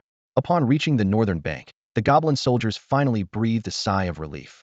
"Sir, we're finally safe," an excited second-level goblin soldier exclaimed. However, their commander frowned. This all went too smoothly. The Yin Kingdom didn't pursue us while we were making rafts. They clearly have other plans. They intend to use us to attack other countries along the way. Keep heading north and pick up the pace. At that moment, a clashing sound of armor erupted from the bamboo forest. A fully armed unit of Modeo soldiers emerged from the woods, with massive shadows of blades overhead, signifying the elite forces of the Yin Kingdom. This was a trap long set by Zhuge Ming, and at the same time, the cavalry of the Beiwei army was crossing the river in pursuit. After several days of pursuit and the sudden ambush, the goblin army completely lost their will to resist. It was like the terror of narrowly escaping one ghost in a horror movie only to turn and face another. It was remarkable that they managed to keep their forces from disbanding immediately. The pursuit continued north, repeating the same pattern, goblins plundering, Yin Kingdom rescuing. Before long, they reached the borders of the Wei Kingdom. At this point, the Beiwei army and Modeo soldiers had formed an encirclement, driving the goblin forces directly toward the Wei Kingdom's capital, Weicheng. Weicheng was already on high alert, with 5,000 soldiers standing neatly on the city walls, whose grandeur reflected the strength of the Wei Kingdom. For the exhausted goblins, this was destined to be a grueling siege battle. Hunger tormented every goblin soldier as they gazed longingly at the city ahead. Breaking through the city to obtain food was their only option, as escape was no longer possible. The goblin player was fully aware that they were being controlled by the Yin Kingdom. Despite a desire to ally with the Wei Kingdom against Yin, harsh reality forced them to accept their fate. They knew that neither the goblins nor Wei had the strength to stand against Yan's two special armies. At this moment, Their only choice was to act as a pawn for Yin, hoping to preserve some of their strength. Any attempt to rebel would lead to the complete annihilation of the 5,000 goblin soldiers. On the other hand, completing Yan's mission might allow them to retain some power with Yan's tacit approval. Attack! With that command, the goblin soldiers surged towards the city walls like a tide. They swiftly climbed up, and with flashes of spiritual power, the wooden gates of Wei's city collapsed. The goblins poured in, beginning to plunder the city's food supplies. Against these spirit-wielding goblin warriors, the ordinary Wei soldiers were powerless, forced to watch helplessly as their granaries were emptied. Notably, under the goblin player's direction, the plundering was measured, avoiding excessive killing and destruction. He's a smart one, Zhuge Ming remarked. Indeed, he knows his situation and what he must do. Duanwu nodded in agreement. Pursue them. With that order, the Beiwei army launched a pursuit. Seeing this, the goblin soldiers immediately retreated north. This scene played out once more in the capital of Zhao Kingdom, and the entire strategic plan was successfully completed. At that moment, the 7-day deadline was reached. A system notification sounded. Ding! The goblin tribe has proposed a ceasefire negotiation. In a flash of light, both sides were seated at the negotiation table. The goblin player appeared astonished, having expected to be captured, but Bufan had surprisingly agreed to negotiate. For ordinary players, capturing a civilized player offered the greatest benefits, but in the world of dueling, Bufan understood that goblins without spiritual power were even less useful than ordinary humans, wasting food and potentially influencing Yan's culture negatively. You have 10 minutes, Bufan stated bluntly. The goblin player quickly laid out their terms. After 2 months of cultural exchange, we can provide rare minerals and large quantities of food. Additionally, I will personally offer 30,000 civilization points as compensation in the second civilization year. Furthermore, we can provide 100 talent development cards and several infrastructure design plans, along with some goblin warriors. No need for goblin warriors. Change the civilization points to 60,000, and they must be collected on time, written into the treaty. Bufan interrupted, cutting off any further haggling. Under the supervision of civilization, both parties swiftly signed the treaty. This type of treaty, bound by civilization, did not infringe on the other's sovereignty. After signing, Bufan allowed this civilization to leave, giving them 2 months to gather resources. Once the state of war was lifted, Bufan proactively added the clever player as a friend, looking forward to future exchanges and cooperation. Ding! The system notification for battle settlement sounded repeatedly, quickly displaying several lines of information on Bufan's screen. Victory in the First Civilization War, 45 progress towards victory, and a bronze treasure chest earned. Additionally, the system informed him of a Tindui truce period, which could be extended to 40 days using the initial truce token. Even more exciting was the system's announcement that he had achieved the absolute heavens prohibition, defeating a spiritual civilization using purely material means. This achievement not only awarded him an achievement chest, but also granted him the title of Material Warrior. This title could slightly enhance material production efficiency and accelerate the consumption of spiritual power when confronting spiritual civilizations. Bufan rubbed his hands together eagerly and opened the 2 treasure chests. 2 cards appeared on the screen simultaneously. One was a material talent development card with a quantity of 1,000, and the other was the blueprint for a spirit cannon. Although the spirit cannon was not immediately useful, it could serve as a bargaining chip for trading with Lin Yinqing and the others. With the post-war matters settled, a more pressing issue remained. The armies of various nations, attacked by the Goblin army, were eyeing the Yin nation's troops with hostility. When the Wei nation's ruler caught up and discovered that the goblins had been released by the Yin nation, he was furious. Oh, they escaped too quickly for us to catch up, Bufan sighed, feigning regret. You did it on purpose.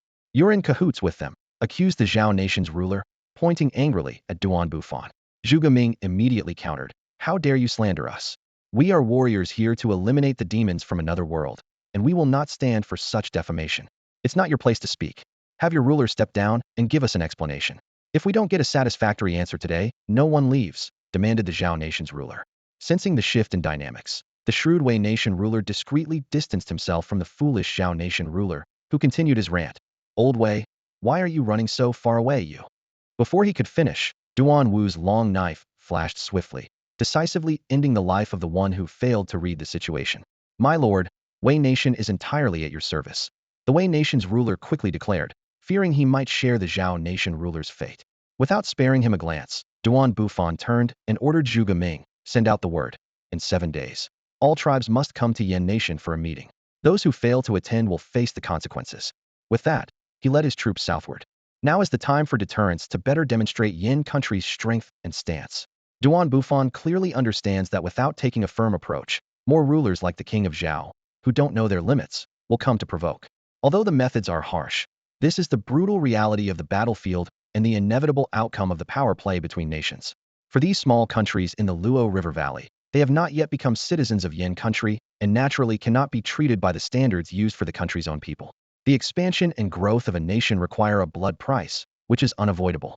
Duan Bufan has chosen the most moderate solution, which maximizes the preservation of Yan's soldiers' lives. 4 days later, Duan Bufan led his troops back to Yin country. The battlefield of this campaign, the Luo River Valley, stretches nearly 800 kilometers, an area comparable to several Guangzhou regions. In this campaign, Yin country achieved significant results with less than 100 casualties, thanks to the formidable strength of the military soul troops. This also highlights the precious value of the unit cards. Upon returning home, the primary task is to assimilate the war gains. Duan Bufan immediately set to work handling 1,000 talent cultivation cards. With the absorption of Duan Yuan's population, various industries in Yin country are thriving, and with the upcoming opening of the entire Luo River Valley market, the demand for talent has reached an unprecedented level. After careful consideration, Duan Bufan decided to distribute these talent cards as follows: 300 for the agricultural sector, considering the future need to develop the Luo River Valley; 200 each for healthcare and administration, to alleviate the medical pressure and administrative management needs brought on by the baby boom; the remainder for engineering and production fields. These talents are mainly selected from the newly integrated Duan Yuan residents, and the arrangements for their training were quickly completed. Next was dealing with the blueprint for the spirit cannon. Duan Bufan opened the civilization network and contacted a few friends who might need the blueprint. Lin Yinqing, do you need the spirit cannon design blueprint? I feel it doesn't quite fit with my civilization. Let me think about it. By the way, how was your first civilization war? Then he contacted Wang Pengzi. Do you need the spirit cannon design blueprint? Oh, I'm about to unlock this technology. Lastly, Li Dazhuang. Do you need the spirit cannon design blueprint? No thanks. Seeing that no one needed it, Duan Bufan had no choice but to turn to the auction in the marketplace. He opened the interface, and a light screen resembling a real auction house appeared before him. He quickly found the entrance to list auction items and put the spirit cannon blueprint up for auction. Duan Bufan lightly tapped the screen to confirm the auction item details: the design blueprint for an iron-level spirit cannon, with a starting bid of 5,000 civilization points. As the system notification sounded, a glowing auction number plate materialized in his hand. This was his first time participating in an auction. In the past, he was either too busy with other matters or too short on funds to consider joining in on the excitement. Now, he had the opportunity to experience this fascinating trading venue firsthand. The auction offered 2 viewing modes: immersive and electronic. The immersive mode provided bidders with a private room to experience the auction as if they were there in person, while the electronic mode allowed for remote bidding through a holographic screen. After some thought, Duan Bufan opted for the immersive viewing experience. With a gentle flash of light, the auction officially began. A graceful female auctioneer appeared on stage, her voice clear and melodious. Ladies and gentlemen, welcome to today's Tier 1 Civilization auction. After the first civilization war, we acquired a wealth of rare items, and we're confident today's auction will not disappoint. The first auction item was soon presented to the crowd, a card shimmering with a dark golden hue. This is an iron-level beast tribe formation card, the auctioneer explained, highly valuable for players of the beast tribe. The starting bid is 10,000 civilization points, with a minimum increment of 1,000 points. Let the bidding begin. Duan Bufan was taken aback. His total civilization points amounted to nearly 30,000, and this card's starting bid would take a third of his resources. The bidding war erupted below. 11,000, 13,000, 18,000, 20,000. When the price reached 20,000, a brief silence fell over the room. The auctioneer skillfully engaged the crowd. This is a rare opportunity at a great price. Any higher offers? With no response, she began the countdown. 20,000 going once, going twice, sold. The auction proceeded at a breathtaking pace. Item after item took the stage. A bronze-level Crimson Flame Sword blueprint, an iron-level Barbarian Archer formation card, a silver-level Martial Soul Tower blueprint, an iron-level Angel Tribe Rebirth Pool blueprint. Duan Bufan watched in fascination. Even though most of the items weren't useful to him, it was an enlightening experience. Finally, the 245th item was presented, the very iron-level Spirit Cannon blueprint he had been eyeing. As soon as the auctioneer announced the starting bid of 5,000 civilization points, someone from the floor immediately shouted a high bid of 10,000 points. Duan Bufan's eyes lit up with excitement. He thought he was in luck. However, the bidding continued, climbing to 11,000 and 13,000. He realized he might have underestimated the value of this item.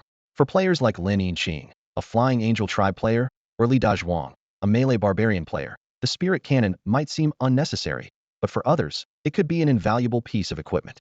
For races with an affinity for spiritual power, the value of a spiritual power cannon is indeed significant. It can be used in various tactical combinations with these races, making this black iron level spiritual power cannon blueprint highly sought after at the auction. Ultimately, a player purchased it for a high price of 18,000, a price close to that of a black iron level unit card. After deducting all fees, Duan Bufan received 16,000, which was quite a substantial gain. With this capital in hand, Duan Bufan did not stop, but continued to focus intently on the subsequent auction items. Time ticked by until the 300th item appeared, and his attention was immediately captured. The next item is a silver-level building card, Huangpu Military Academy. The auctioneer's clear voice echoed through the hall. This military academy carries profound historical significance. It was originally the cradle for training officers in the Qi family army. As the Qi family army declined, it gradually evolved into today's Huangpu University. In the game of civilization, it is set as a unique feature of the Huaxia nation. Although it does not enhance spiritual power, its historical value is indeed unique. The starting bid is 10,000, with increments of no less than 1,000. Bidding starts now, announced the auctioneer. Is that it? A skeptical voice emerged from one of the private rooms.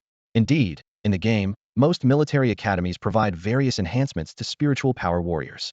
Top institutions like West Point have numerous players willing to spend a fortune to send generals for training each year. However, apart from its historical significance, Huangpu Military Academy offers no bonuses to spiritual power armies, making it seem rather insignificant to many spiritual power players. In this low-tier auction, most players were short on funds, and it seemed unlikely anyone would be interested in this collectible-only building.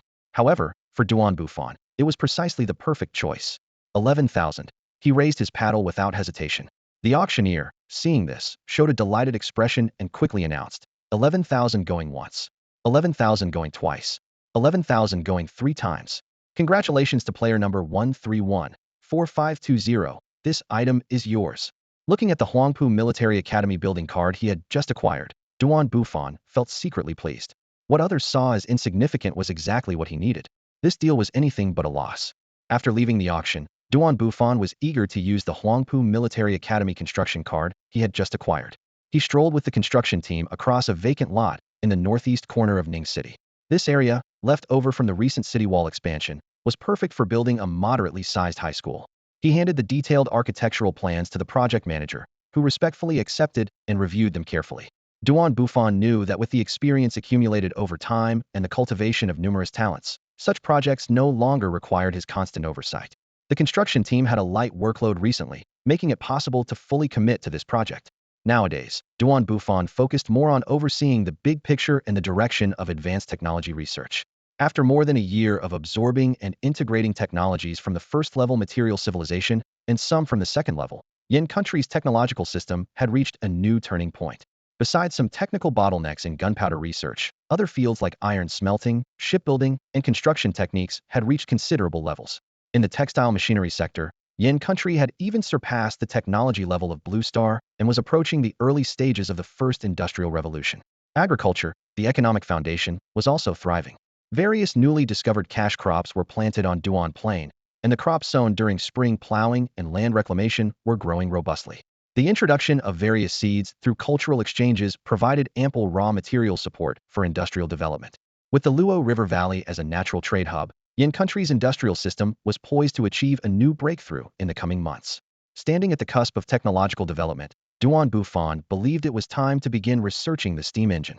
Although the current level of productivity was insufficient to support a full industrial revolution, the relatively free research teams could start accumulating theoretical knowledge. With this in mind, he immediately headed to the National Research Institute located in Ning City. Established last winter, the Research Institute housed over 500 people, including researchers and support staff. Over the past year, Duan Bufan dedicated time each day to teach these researchers the fundamentals of modern technology. Using his trusty notebook and the well-memorized content of his textbooks, he compiled an accessible and straightforward curriculum. After nearly a year of systematic training, these researchers had gained basic scientific literacy. Duan Bufan planned to impart the basic concepts of the steam engine to them, leaving the specific parameter calculations and practical construction to the researchers through repeated experimentation.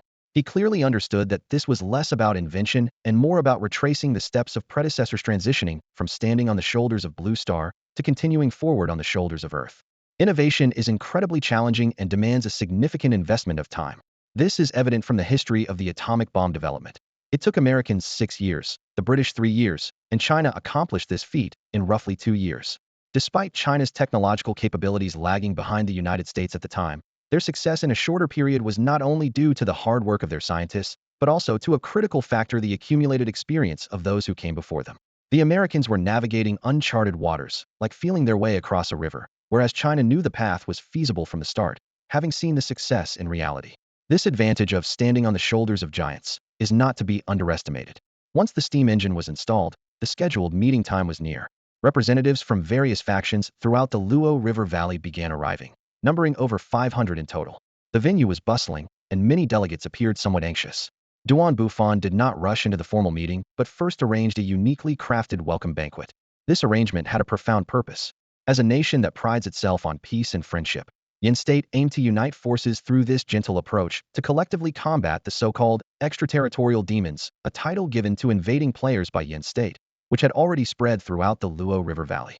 This concept would become a crucial tool for Yin State to influence the Valley region.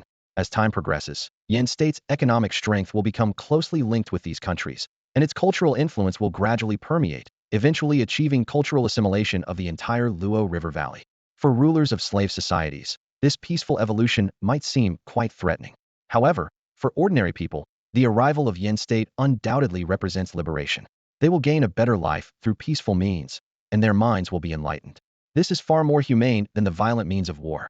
In such a grand trend, rulers must either choose to follow the tide or face extinction. Even if some wish to resist, how many commoners would be willing to take up arms for their slave masters under the ideological influence of Yin State? This is precisely an ideological contest, a silent, peaceful evolution. In Ning City Theater, the banquet proceeded as planned. The representatives, still in awe from the various conveniences showcased by Yin State, gradually took their seats. Then, Bufan took the stage and began his speech. Dear guests, welcome. I am Bufan, the leader of Yin State, and I am delighted to have you here. Just days ago, a terrifying army of extraterritorial demons invaded our Luo River Valley, committing atrocities. The Mengzhu tribe, Han State, Wei State, Zhao State, and many others have suffered from their aggression, severely threatening the stability of the entire valley region. As a key member of the Luo River Valley, the Yin Kingdom immediately assembled elite forces to confront the invasion of extraterrestrial demons. Despite their skilled tactics repelling the demons multiple times, the Yin warriors were unable to completely annihilate them due to the disparity in strength.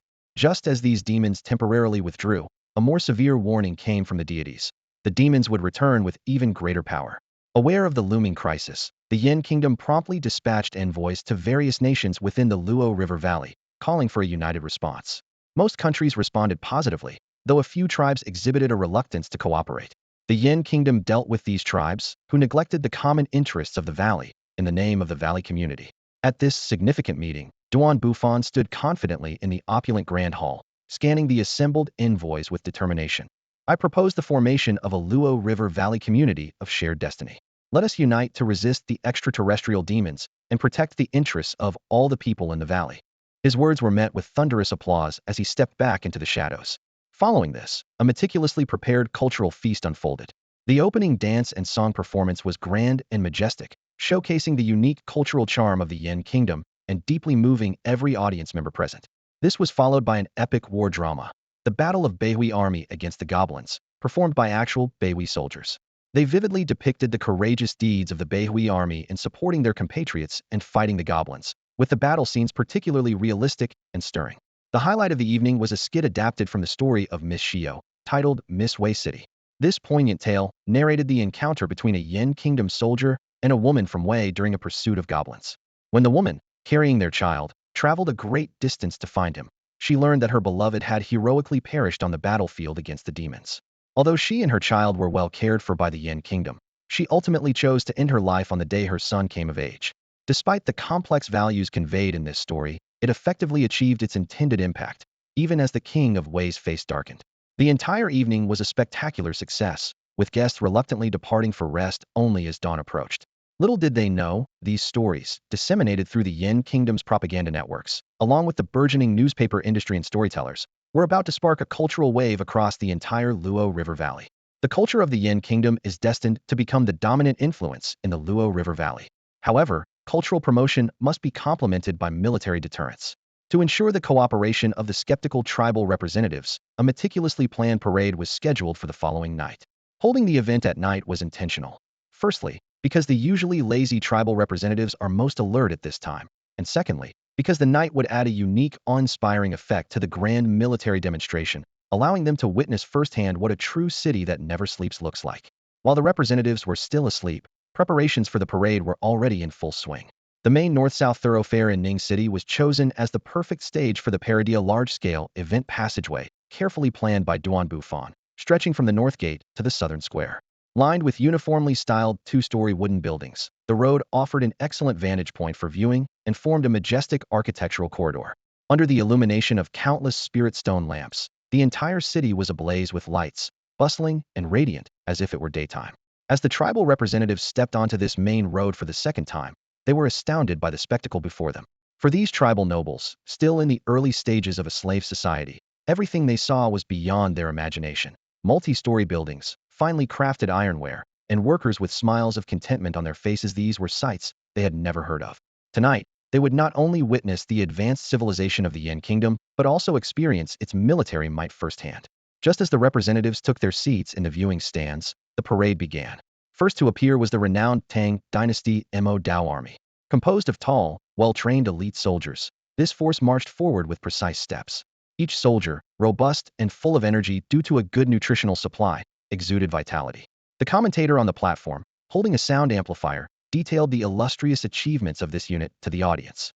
As the Mo Dao army reached the representatives, they suddenly unleashed an overwhelming massive phantom of a Mo Dao blade formed above their heads, pointing sharply forward. The soldiers charged in perfect unison, maintaining their formation flawlessly. This unexpected turn of events left the representatives in panic. Some screamed, some attempted to flee, and some even lost control in fear. Just as the representatives were recovering from their shock, the Mo Dao army came to an abrupt, perfectly synchronized halt in front of them, exuding an overwhelming presence. Bufan stood up, satisfied, and led the applause. "Well done, comrades!" The soldiers responded in unison. "For He Luo." Their powerful voices echoed through the night sky. Following them, the formidable Beiwei army took the stage, their thundering hooves shaking the entire city of Ning. This carefully orchestrated military display, as Bufan had anticipated, planted seeds of awe in the hearts of the representatives. The profound fear had taken root in the hearts of the delegates. After hours of a grand military parade, the event concluded successfully with a final solemn speech. This impressive display of military might undoubtedly served as a warning to the slave-owning aristocrats, setting the stage for the formal meeting the following day and marking the beginning of a peaceful transformation in the Luo River Valley. As these delegates enjoyed their stay in Yin country, subtle changes were quietly unfolding back home. The culture of Yin was spreading like a gentle spring rain across various regions. In the capital of Han country, Hancheng, a large three-story tea house stood majestically. The tea house was expansive, with a spacious interior capable of accommodating hundreds of people at once. It accepted grain and other items in exchange for yen currency, allowing even those without money to enjoy tea, albeit with slightly different treatment. Such tea houses were cultural footholds established by Yin country in major cities across different nations in response to the Goblin Wars. In this early slave society, even small settlements were considered cities, with most of the population concentrated in these areas. Therefore, by influencing the major cities, Yin culture could naturally extend throughout the Luo River Valley. Coinciding with the end of the wheat harvest season, idle farmers gathered outside the Hanqing tea house, curious to see what was inside. With a rhythmic drumbeat, the tea house finally opened its doors to guests. An elder from Yin, draped in a red cloth, stepped forward, calming the restless crowd before loudly announcing, "Today marks the grand opening of the Yin tea house, offering free hospitality. Please, enjoy to your heart's content." As soon as he finished speaking, the elder stepped aside to reveal the grand entrance. Initially hesitant, once the first brave soul stepped inside, the rest followed eagerly. Inside, they were greeted by a giant spirit stone lamp and a beautifully traditional decor. The staff swiftly served each guest tea and exquisite snacks, filling the hall with laughter and cheer. Once the crowd settled, the elder reappeared on a high platform in the inner hall. "Please remain calm," he announced. "The Yin Tea House will now present an exciting program. Kindly maintain silence and focus on the performance. It will surely meet your expectations." As soon as the words were spoken, a beautiful woman with fair skin appeared on the stage, instantly capturing the attention of everyone present. In these times, such a radiant woman could probably only be seen in Yin. With a melodious and captivating voice, she began to introduce the upcoming performance. "Next, we will present Miss Wei Qing. a play adapted from a true story. The men in the audience were entranced, unable to take their eyes off the stage. The women, on the other hand, displayed a mixture of envy and admiration, as such beauty was rare in an era where laboring under the scorching sun was a daily routine. By the time everyone regained their composure, the beautiful hostess had quietly retreated backstage, and a poignant story unfolded on stage. As night fell, the Yin tea house finally closed around 8 in the evening. A family of 5 headed home, animatedly discussing the day's performance. "Father, I think the opening hostess was the most beautiful," the young man excitedly told his father. "Did you see her figure, her curves, and that skin? Incredible." "Nonsense," the father immediately retorted. The Yin actress was even more stunning. Her portrayal of Miss Weiqing, those eyes, that demeanor, clearly someone with good upbringing. "Enough, both of you," the woman carrying a child sternly interrupted. "Talking about such nonsense in front of the children." Her voice was so loud it probably carried a mile. "And you talk about us?" her husband quickly countered. "I saw how you were staring at that Yin actor. Thinking I didn't notice?" The couple continued to bicker all the way home, likely to carry on once they got there. The Yin tea house was the hottest spot this summer, much like televisions were all the rage in the 1980s. It was always packed, and going to the Yin tea house for tea had become the second most popular pastime after evening entertainment. In this seemingly ordinary activity, Yan's values were quietly permeating the hearts of its citizens. Meanwhile, the shadow of war loomed over the land. As Yin prepared to annex Luo, most players across the Divine Continent were still locked in a stalemate with the invaders. Although Yan's swift acquisition of 2 special units was unprecedented, those brave enough to face the spirit-powered races had their own strategies. They would rather fight to the death than surrender easily. In the Song territory of the Central Plains, Song players were negotiating with the Tiger tribe from behind tall city walls. Tiger warriors launched frenzied assaults and erected siege ladders, yet couldn't breach the defenses. This massive wall, a marvel of its time, was thanks to the Song players' defense infrastructure talent, allowing them to construct this small fortress before the First Civilization War. With the Black Iron Level Bianliang Imperial Guard stationed, they finally forced the spirit-powered races to accept terms of compensation and concessions. In the Guangzhou region, the Qin took a more aggressive approach. Facing the dwarf tribe's invasion, legions of fearless terracotta warriors engaged in direct combat with the enemy. This special unit, derived from the Qin players' talent, was somewhat underutilized by ordinary humans, yet after fierce battles, they succeeded in negotiating a peace agreement. In Luo, as the elves appeared on the horizon, Zhou's soldiers were already mounting firearms on the city walls. 3 days after the conclusion of the military parade, a crucial meeting that would determine the fate of the Luo River Valley was held in Ning City, the capital of the Yin Kingdom. The meeting took place in a grand cave-style building, slightly smaller than a theater, but still capable of accommodating over 1,000 people. Inside the vast meeting room, representatives from various countries had already taken their seats.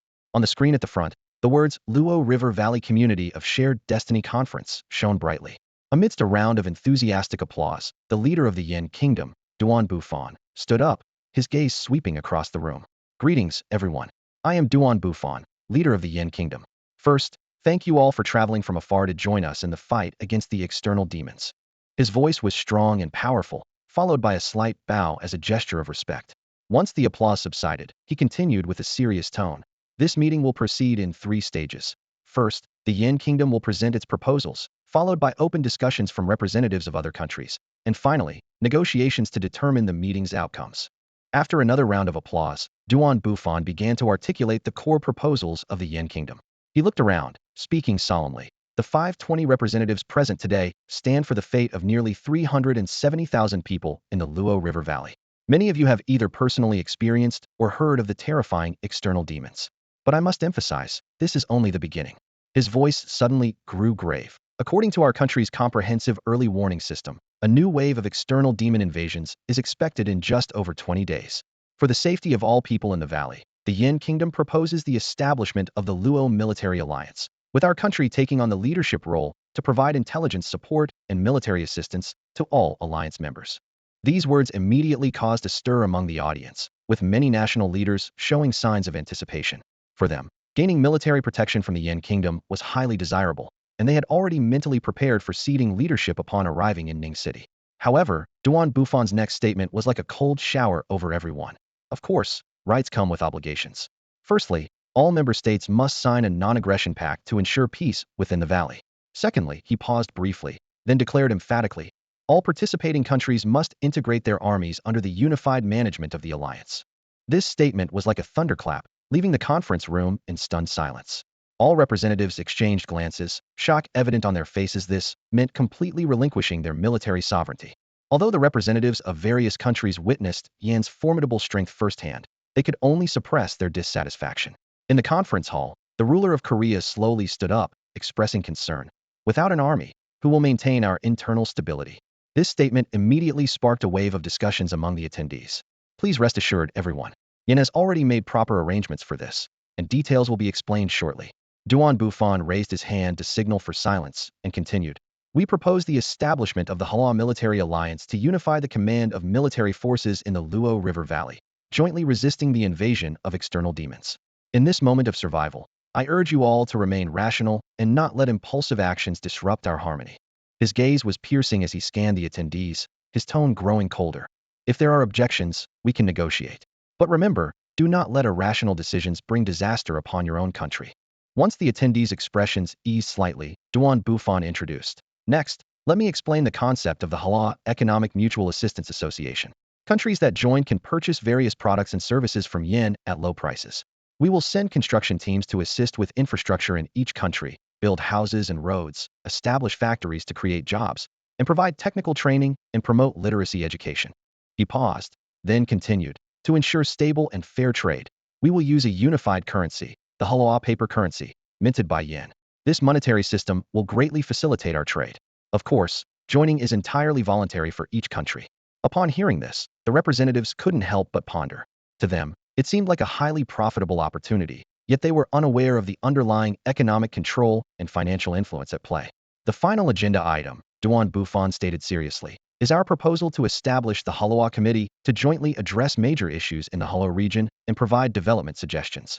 Participation in the committee signifies joining the Hala Alliance. Once joined, countries will be referred to as Bangwa, such as Yin Bangwa, Wei Bangwa, and so on. Together, we will form the unified Hala Alliance state. He continued to elaborate on the concept of the alliance. Within the alliance, there will be free movement of people, unified laws, and standardized writing systems. The Hala Alliance police will maintain order according to the law, without interference. In terms of decision-making mechanisms, we will establish seats for discussion, with decisions made by vote. Yin will occupy half of the seats, while the remaining seats will be distributed among the other countries. In the spacious conference hall, the representative from Yin State stood on the podium, announcing loudly. Yin State solemnly pledges that we will not participate in voting if it does not concern our national interests or the overall interests of the Luo River Valley. Moreover, joining the Hala Alliance will be entirely voluntary. As soon as these words were spoken, the hall fell into silence. The delegates from various countries exchanged glances, and the air seemed to freeze for a few moments. Then, the room erupted into vigorous debate.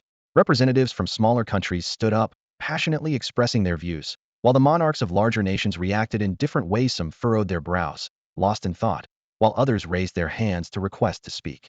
Thanks to the moderation of Bufan, despite the shocking news, the participants maintained the necessary rationality and restraint. The King of Wei was the first to take the podium. Skillfully adjusting the position of the amplification stone, he spoke steadily. We thank Yin State for the opportunity to speak. We have no objections to Yin State's leadership of the military alliance.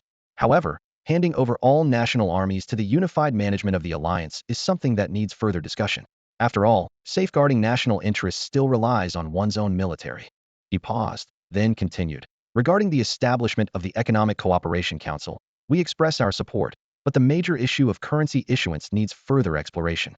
Most importantly, the legal framework, drafters of the committee, and the proportion of seat allocation require joint consultation from all parties. Amid applause, the King of Wei stepped down, and the newly appointed King of Zhao took the stage. He added, besides the issues raised by Wei, I have a few more points to discuss. First is the protection of the rights of nobles in each country, followed by the issue of population movement, particularly the movement of slaves, who make up more than half of the population in some countries. Additionally, the specific operations of the Military Advisor Alliance and the police system, especially the fairness of law enforcement and personnel selection standards, need thorough discussion. As for the committee's establishment, while we agree, the allocation of seats still requires negotiation. After 5 days of intensive negotiations and repeated consultations, all parties finally reached a consensus based on mutual compromise. This important document signed in Ning City was named the Ning City Accord, marking the official birth of the Hala Alliance. This alliance, with Yin State at its core, is akin to Prussia's role in Germany, with Yin State playing the role of the absolute leader. In the highest decision-making body, the Hala Committee, Yin State holds 40 of the seats and enjoys a veto power, firmly controlling the lifeline of the alliance. In this crucial meeting concerning the future of the Hala Alliance, the allocation of power among various factions was finally settled. At the conference table, representatives from the three nations of Han, Zhao, and Wei occupied 20 of the seats, while representatives from other countries shared 40, reflecting a complex political landscape. Ningqing was chosen as the headquarters for the committee, with major countries setting up branches. This overarching committee holds legislative power and decision-making authority over significant matters within the Hala Alliance, its influence pervasive. The selection of the police force was determined through extensive discussions between Yin and participating countries, specifically for law enforcement. In the struggle for judicial control, Yin made a strategic concession, allowing most of it to be managed by individual countries but retained supervisory rights. Addressing the thorny issue of slavery, Yin adopted a gradual strategy, temporarily setting aside disputes and instead subtly exerting influence. The economic sector followed Yan's vision entirely, gradually taking control of the economic lifeline of the Luo River Valley through comprehensive planning. On the military front, the newly formed Hala Military Alliance absorbed 70 of the armies from various countries, consolidating into a 40,000 strong Hala army, a professional force funded by alliance taxes. Countries retained only 30 of their forces for defensive purposes. To maintain this army and the alliance's operations, countries were required to contribute 30 of their tax revenue. In terms of military command, Yin was unwavering, prompting a full day of intense debate at the meeting.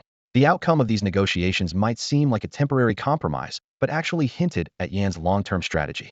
As the historical lessons from the Qin and Han dynasties show, the Qin dynasty collapsed due to its hasty actions, whereas the Han dynasty realized its political ideals through a gradual approach of parallel prefectures and kingdoms.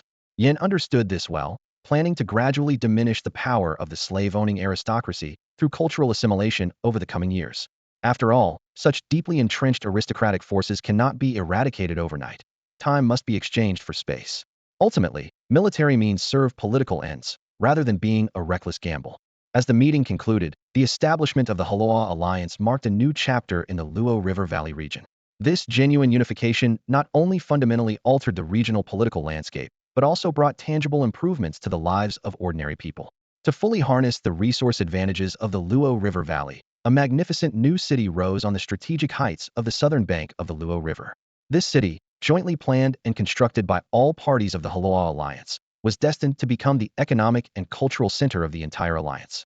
From the outset, the city planning incorporated a large number of tribal residents who had not yet entered agrarian civilization, quickly gathering approximately 50,000 people, making it the largest settlement in the Luo River Valley.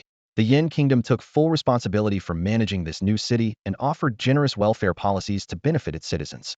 To ensure economic vitality, the city adopted a market economy system.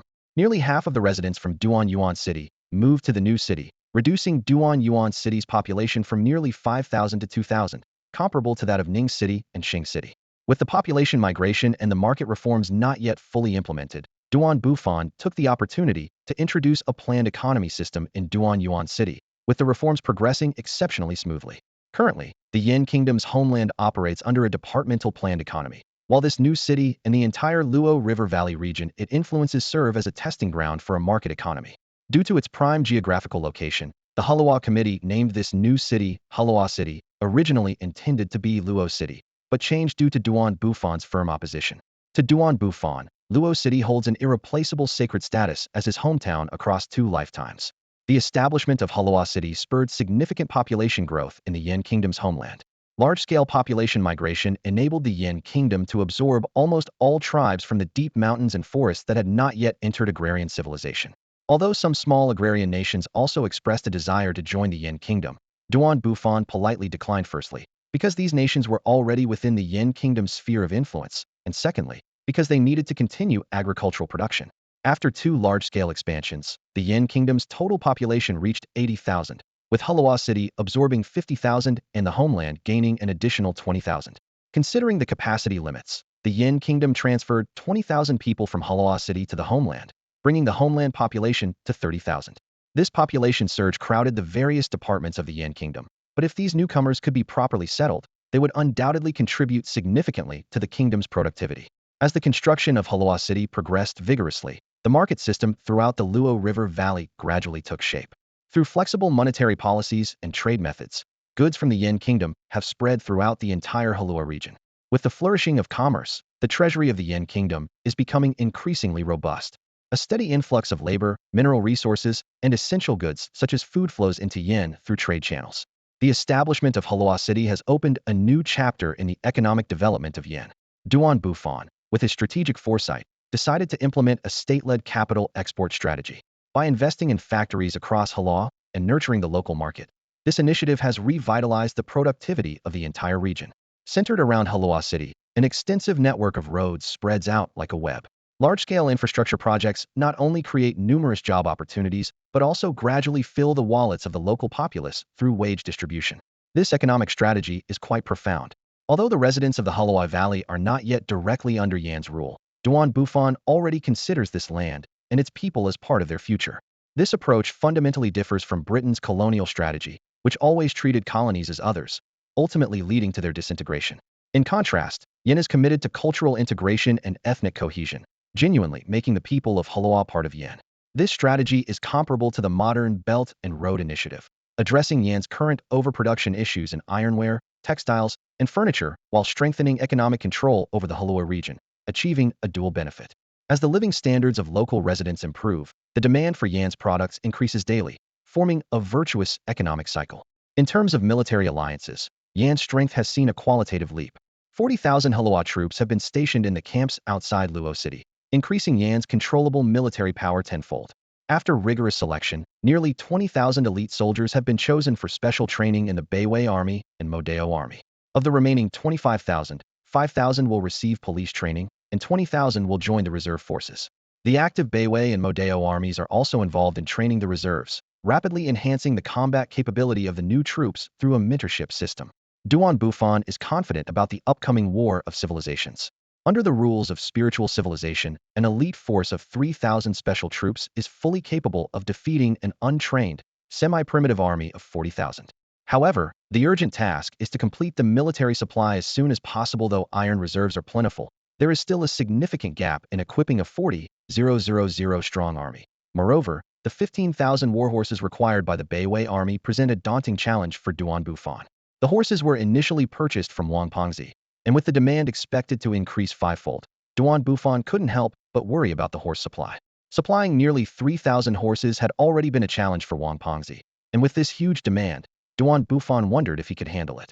This issue needs to be addressed immediately, no matter the cost. We must secure the number of horses needed, Bufan resolved in his mind.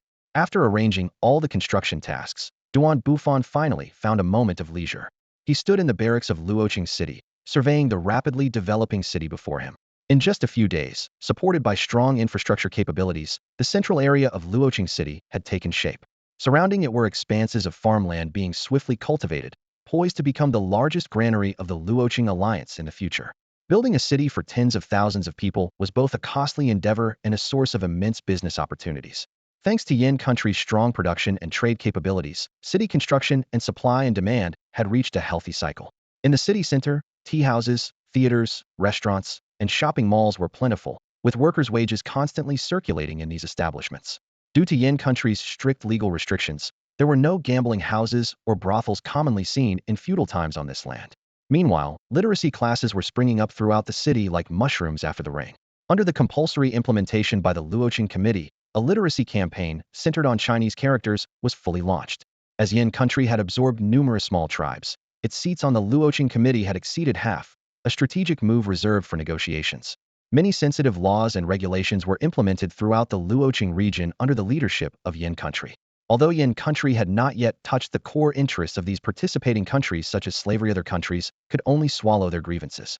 In this atmosphere, the Luoqing region developed at an astonishing pace. At this moment, Bufan couldn't help but check his panel again. Name, Bufan. Talent, none. Country, Huaxia civilization. Race, ordinary human race. Civilization world, giant continent Shinzhou continent 10028. Civilization level, level 1. Level 1 material civilization. Population, 65,000,334,000. Productivity, 854,000 material productivity, spiritual productivity. Level 2 material civilization productivity requirement, 2 million. Annual civilization points, 10,000,084,000. As a player who had advanced to level 1 civilization earlier in the year, Duan Bufan had already collected this year's civilization points and would have to wait until next year for the next collection. Such players could collect civilization points twice within a year, gaining an early advantage in civilization point accumulation. The productivity of the Hala Alliance has risen to over 800,000, which, although still some distance from a level 2 civilization, has largely overcome technical bottlenecks. Since the last auction, Duan Bufan has been feeling a persistent urge. Due to the Alliance's busy affairs in recent days, he only got some free time today. He immediately opened the auction interface, and the familiar auction hall appeared before him once more. Tonight's auction was exceptionally lively. With many players having just concluded the first round of civilization wars, the war chest profits led to a plethora of auction items. Duan Bufan, maintaining his bargain hunter style, patiently waited for the right opportunity. The auction proceeded smoothly, with various spiritual items taking the stage in turn. Suddenly, a remarkable treasure appeared on the auction platform, a level 2 civilization spiritual talent cultivation card. In this auction dominated by level 1 civilization players, this item immediately sparked intense bidding. In the end, the 10 cultivation cards were driven up to a staggering price of 50,000 civilization points. These spiritual talent cultivation cards are fundamentally different from material talent cultivation cards. Due to the relatively lagging development of material civilization in China and the entire civilized world, material talent cultivation cards do not have levels, allowing players to freely choose from any existing material technology. In contrast, spiritual talent cultivation cards are strictly divided into 3 levels due to their technical scarcity, ranging from basic spiritual energy absorption and conversion to mastering various spiritual skills in a progressive manner. Level 2 spiritual talent cultivation cards mainly correspond to the study of the body strengthening method. This technique, which strengthens the body by absorbing spiritual energy, is occasionally found in the traditions of certain races. Once this level 2 spiritual technology is mastered, any spiritual race can develop a body strengthening method suitable for themselves.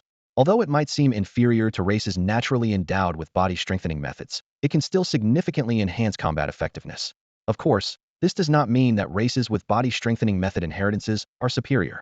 Each race has its unique traditional specialties. The angel race is skilled in formations and elements. The goblin race excels in the fusion of spiritual and material technology. The elf race has a strong affinity with elements and nature. The Doloa race possesses martial spirits. The Wu race masters Qigong, and ordinary humans are known for their diligence and courage. These racial traits each have their merits, and the key lies in how players utilize them. Although there are often rankings of racial strength in the real world, in the setting of the civilization game, there are only differences in type among races, with no superiority or inferiority. As the game often states, there are no useless races, only useless players. The auction continued. After that sensational moment, the next 100 or so auction items seemed unremarkable to most. However, these items, overlooked by others, shone with a different light in Duan Bufan's eyes. At an auction one evening, Duan Bufan decisively spent all his 20,000 civilization points in one go. First, he used 10,000 points to purchase 10 Sweat Blood Horse cards from the material civilization, which could be exchanged for 10,000 Sweat Blood Horses. To other players, this deal seemed like a steal after all. In this world, who still values ordinary cavalry. Players who pursue power only have eyes for elite units like Dragon Riders, Griffin Riders, and Wolf Riders, composed of spirit warriors and spirit creatures. Duan Bufan had a plan. He did not intend to breed horses for future generations because, in his vision, material technology was on the brink of rapid advancement. These horses were merely transitional. The future Beiwei army would transform into a mechanized force, and the Tang dynasty's Mo Dao soldiers would upgrade to a modern infantry army. In the development blueprint of the Hala Alliance, horses were destined to be just a brief historical symbol. He then used the remaining 10,000 civilization points to purchase a batch of material civilization building cards, primarily for handcraft factories. Although these factories seemed somewhat outdated in Yin country, they were perfectly suited to the current situation of the Hala countries after all. The population quality and infrastructure of these nations were not yet sufficient to support modern assembly line production. By the end of the auction, Duan Bufan's pockets were completely empty, with less than 10,000 civilization points left. Looking towards the upcoming new year, he smiled wryly and thought, attending another auction is out of the question for now. When he returned to the public literary realm of the Huaxia continent, the land where he had lived for over a year felt exceedingly familiar. The streets were full of vibrant young faces. There were neither elderly nor children in sight. In this world where almost everyone is immortal, even Lao Bai, who appears as an elder, must be due to some unique personal preference. Everyone here seems to be frozen in the prime of their lives. Without asking directly, you'd never guess that the youthful high school girl on the street might already be a mother of several children. Players, this unique species, have become entirely different from ordinary humans on Blue Star. Only players or player candidates can cultivate spirit power, and it must match their level of spiritual civilization. Otherwise, they can only remain at the level of a first-level spirit warrior. As for Blue Star residents who lose player status, they cannot cultivate and are also denied immortality. This harsh divide left Bufan deeply moved, and his own situation was equally poignant unless something unexpected happened. He would forever remain at the level of a first-level spirit warrior. While the civilization game emphasizes development as its core, it still has some thought-provoking flaws. The most notable issue is the level restriction mechanism within the Lingli civilization. As the civilization progresses, many Lingli warriors' abilities begin to surpass those of the players themselves. To address this challenge, the game has designed two ingenious balancing mechanisms. First, players can achieve an overwhelming advantage over various races within the civilization when facing opponents of the same or higher level. Second, every player within the Lingli civilization can recruit loyal followers under specific conditions. These followers remain absolutely loyal to the player under the constraints of civilization rules. Other control methods rely entirely on the player's personal wisdom. After all, if one cannot control the civilization they have nurtured, how can they survive in this ruthless civilization game? This mechanism cleverly restrains players who pursue individual supremacy, forcing them to consider the issue of power balance. This is one of the key reasons why the development of the Lingli civilization becomes increasingly challenging in later stages. After a 3-day holiday, the new semester began as scheduled. Over the past year, some students have been forced to withdraw. They either suffered a crushing defeat and were captured in their first civilization war, unable to exit gracefully, or were unable to pay the price demanded by the victors after their defeat. Although victors cannot directly take the lives of the defeated, they can demote these students to subordinate players or semi-players. The war mechanism itself is designed to be quite humane. After each war, there is a truce period, the length of which is automatically calculated by the system based on the duration and extent of the war losses. Players can also use truce tokens to extend the period of peace. In a level 1 civilization, a truce token is valid for 1 month and can be added to the system-determined truce period. For instance, after the First Civilization War, Bufan received a 10-day truce period and used a truce token, ultimately enjoying a 40-day safe buffer period. During this time, no civilization can invade his territory, and he likewise cannot wage war externally. Once the truce period ends, players are automatically drawn into system match battles. It is noteworthy that, at the level 1 civilization stage, players can only participate in randomly matched wars until they advance to level 3 civilization, where they can initiate targeted campaigns. The matching mechanism includes both offensive and defensive modes, similar to how Bufan was assigned a defensive position last time. Each war has a minimum engagement period of 7 days, after which both parties can negotiate a ceasefire on the Civilization Network platform. Only after jointly signing a ceasefire agreement can the hostilities be concluded. Typically, the defeated side rarely faces total annihilation. The defenders can choose to hold their ground, while the attackers can voluntarily withdraw. Only when players are captured do they face the most dire situation, losing part, or even all of their player rights. This is the complete war mechanism at the current level.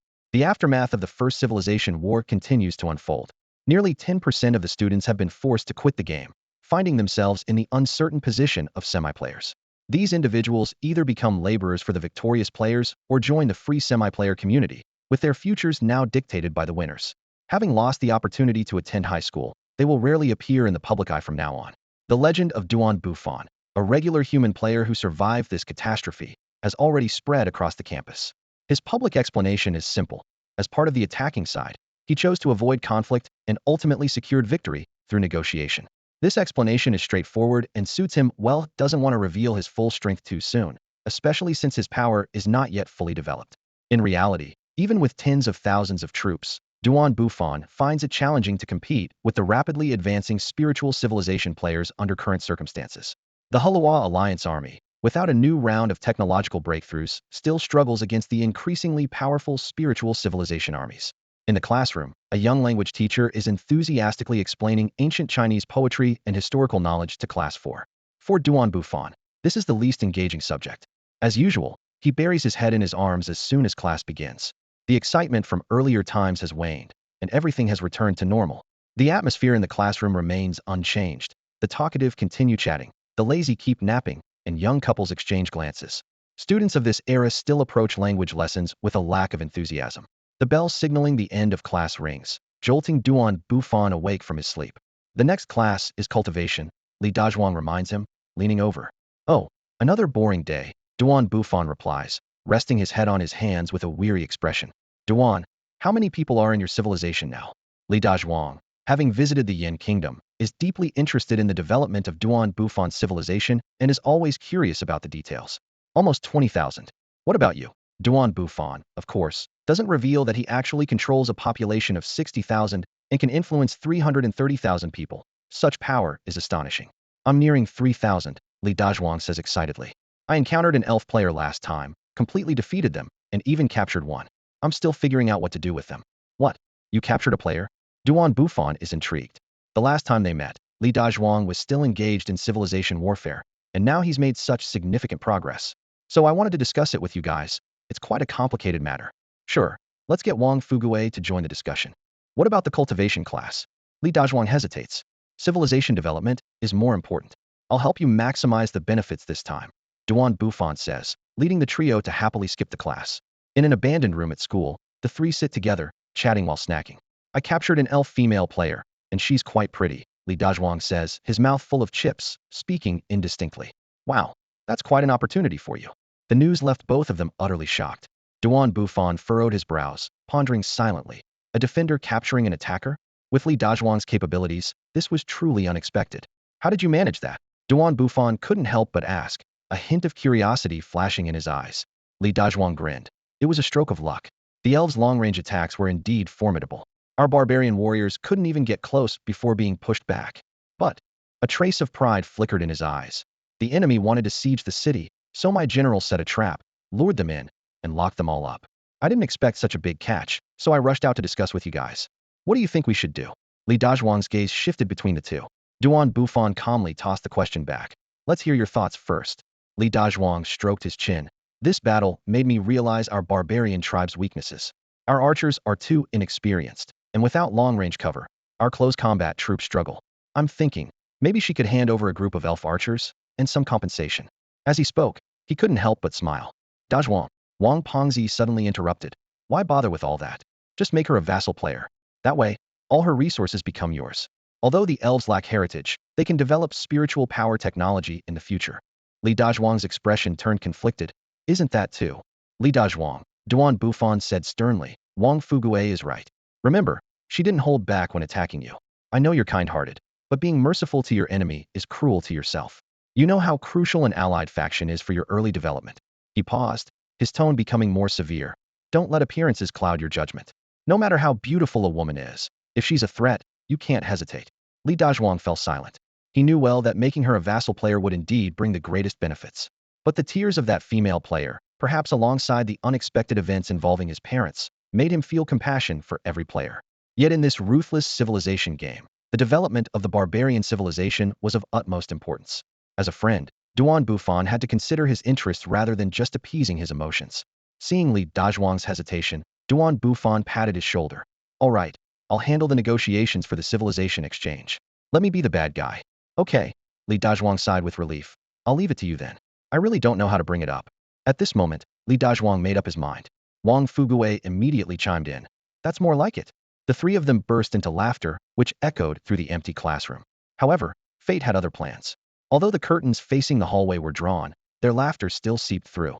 Director Wu, who happened to be passing by, heard the noise and pushed the door open, revealing the trio who had skipped class. What are you doing here? The next scene unfolded in the training classroom. 1, 2, 3. The counting continued up to 478, 479, as the trio received special attention from Mr. Zhao. As a level 4 spirit warrior, Mr. Zhao held a significant status on the Huaxia continent. In this unique society where the game had descended globally, high-level players like Mr. Zhao chose to teach not for the salary. With their extended lifespans, a simple, idle life eventually became dull, prompting many to seek fulfillment in public or external roles. This ordinary high school's faculty was the best example. Even the lowest-ranking teachers were notable level 3 powerhouses. You three never let me rest easy. Mr. Zhao shook his head, scolding them while counting their push-ups. You've skipped so many classes, and I didn't even know. You must have had a great time. Where's my dignity now? You're not stopping until it gets dark today. At this moment, Bufan, who was a formidable figure in his own domain on the Xinzhou continent, commanding respect and authority, could only obediently do his punishment push-ups. The surrounding classmates couldn't help but stifle their laughter as they watched. What are you laughing at? Mr. Zhao snapped, maintaining a stern face. Go run 10 laps. Yes, sir. The students didn't dare disobey and immediately lined up to run around the track. Returning to the land of Shinzhou, Duan Bufan gazed at the place he had called home for a year, feeling a wave of emotion. The sense of responsibility as a leader had become deeply ingrained in him. Just as he stepped into the realm of literature, an invitation for cultural exchange arrived. Ding! The barbarian civilization requests a cultural exchange with you. Do you accept? Upon Duan Bufan's confirmation, a portal opened before him. Without hesitation, he stepped through, knowing that others would soon follow with goods for trade. The barbarian civilization, which he hadn't visited for months, had transformed remarkably. The city had noticeably expanded, with a striking number of schools dotting the landscape. With the assistance of Yin Kingdom's paper and printing industries, the city's cultural sector was flourishing. Brother Duan, not bad, right? Li Dazhuang greeted him with a smile. Yes, very impressive. You've planned this city well. Duan Bufan praised sincerely. Our people did the planning. I didn't even take part, Li Dazhuang replied modestly. Our literacy rate has reached 70, the highest in the entire barbarian mountain range. That's quite high. No wonder talent is emerging. Hehe, it was a lucky accident. I didn't expect my abilities to have such an effect, Li Dazhuang said, scratching his head bashfully. By the way, when does your civilization plan to start farming? I brought some seeds this time, Duan Bufan remarked, glancing over the city-state of nearly 3,000 people. I don't know much about the climate here, but wheat should grow. Oh, the climate on the Ikuan continent is quite unique, Li Dazhuang explained. Here, a Kuan year lasts 2.5 years, and there are 5 seasons. Besides spring, summer, autumn, and winter, there's an additional restless season between summer and autumn. Each season lasts half a year, and during the restless season, people tend to be irritable and less productive, often taking breaks or engaging in singing and dancing. It's currently the restless season, so farming isn't on the agenda. Duan Bufan listened in amazement. That's incredible. Doesn't it greatly affect your production? It does have some impact, but this season also has benefits, like increased fertility and combat effectiveness. It's a trade-off. As they spoke, Li Dazhuang led Duan Bufan to a heavily guarded complex, surrounded by armed soldiers. Inside, Li Dazhuang whispered, "This is where we hold the elves." Duan Bufan looked around at the almost luxurious confinement conditions and couldn't help but smile. You're treating the captives well. This is nearly a tenth of my living standards. Hehe, we don't have a dedicated prison, so we had to house them here temporarily, Li Dazhuang said as he led Duan Bufan to one of the rooms. You're too soft-hearted. This could backfire on you. Duan Bufan sighed, deciding he would just speak directly with the player later. As they entered, they saw a woman lying on the bed, bound by chains. The woman was indeed very beautiful, especially after transforming into an elf, exuding a lively and spirited aura. Her graceful demeanor and clear eyes made Li Dazhuang unconsciously soften his attitude. However, for Duan Bufan, who had long become indifferent to beauty, such charm had no effect. Do you agree to let me go? The elf woman turned to Li Dazhuang, her voice weak, and her eyes glistening with a pitiful light. This immediately plunged Li Dazhuang into hesitation, and he instinctively looked to Duan Bufan for guidance. Duan Bufan spoke calmly. You should leave first. I'll handle the rest. Seeing Li Dazhuang reluctantly leave the room, he turned to the elf woman. What? What do you want to do? The elf woman stepped back warily. Duan Bufan remained silent for a moment before slowly saying, I am a law-abiding citizen, and everything I do is based on the law. You need to understand that.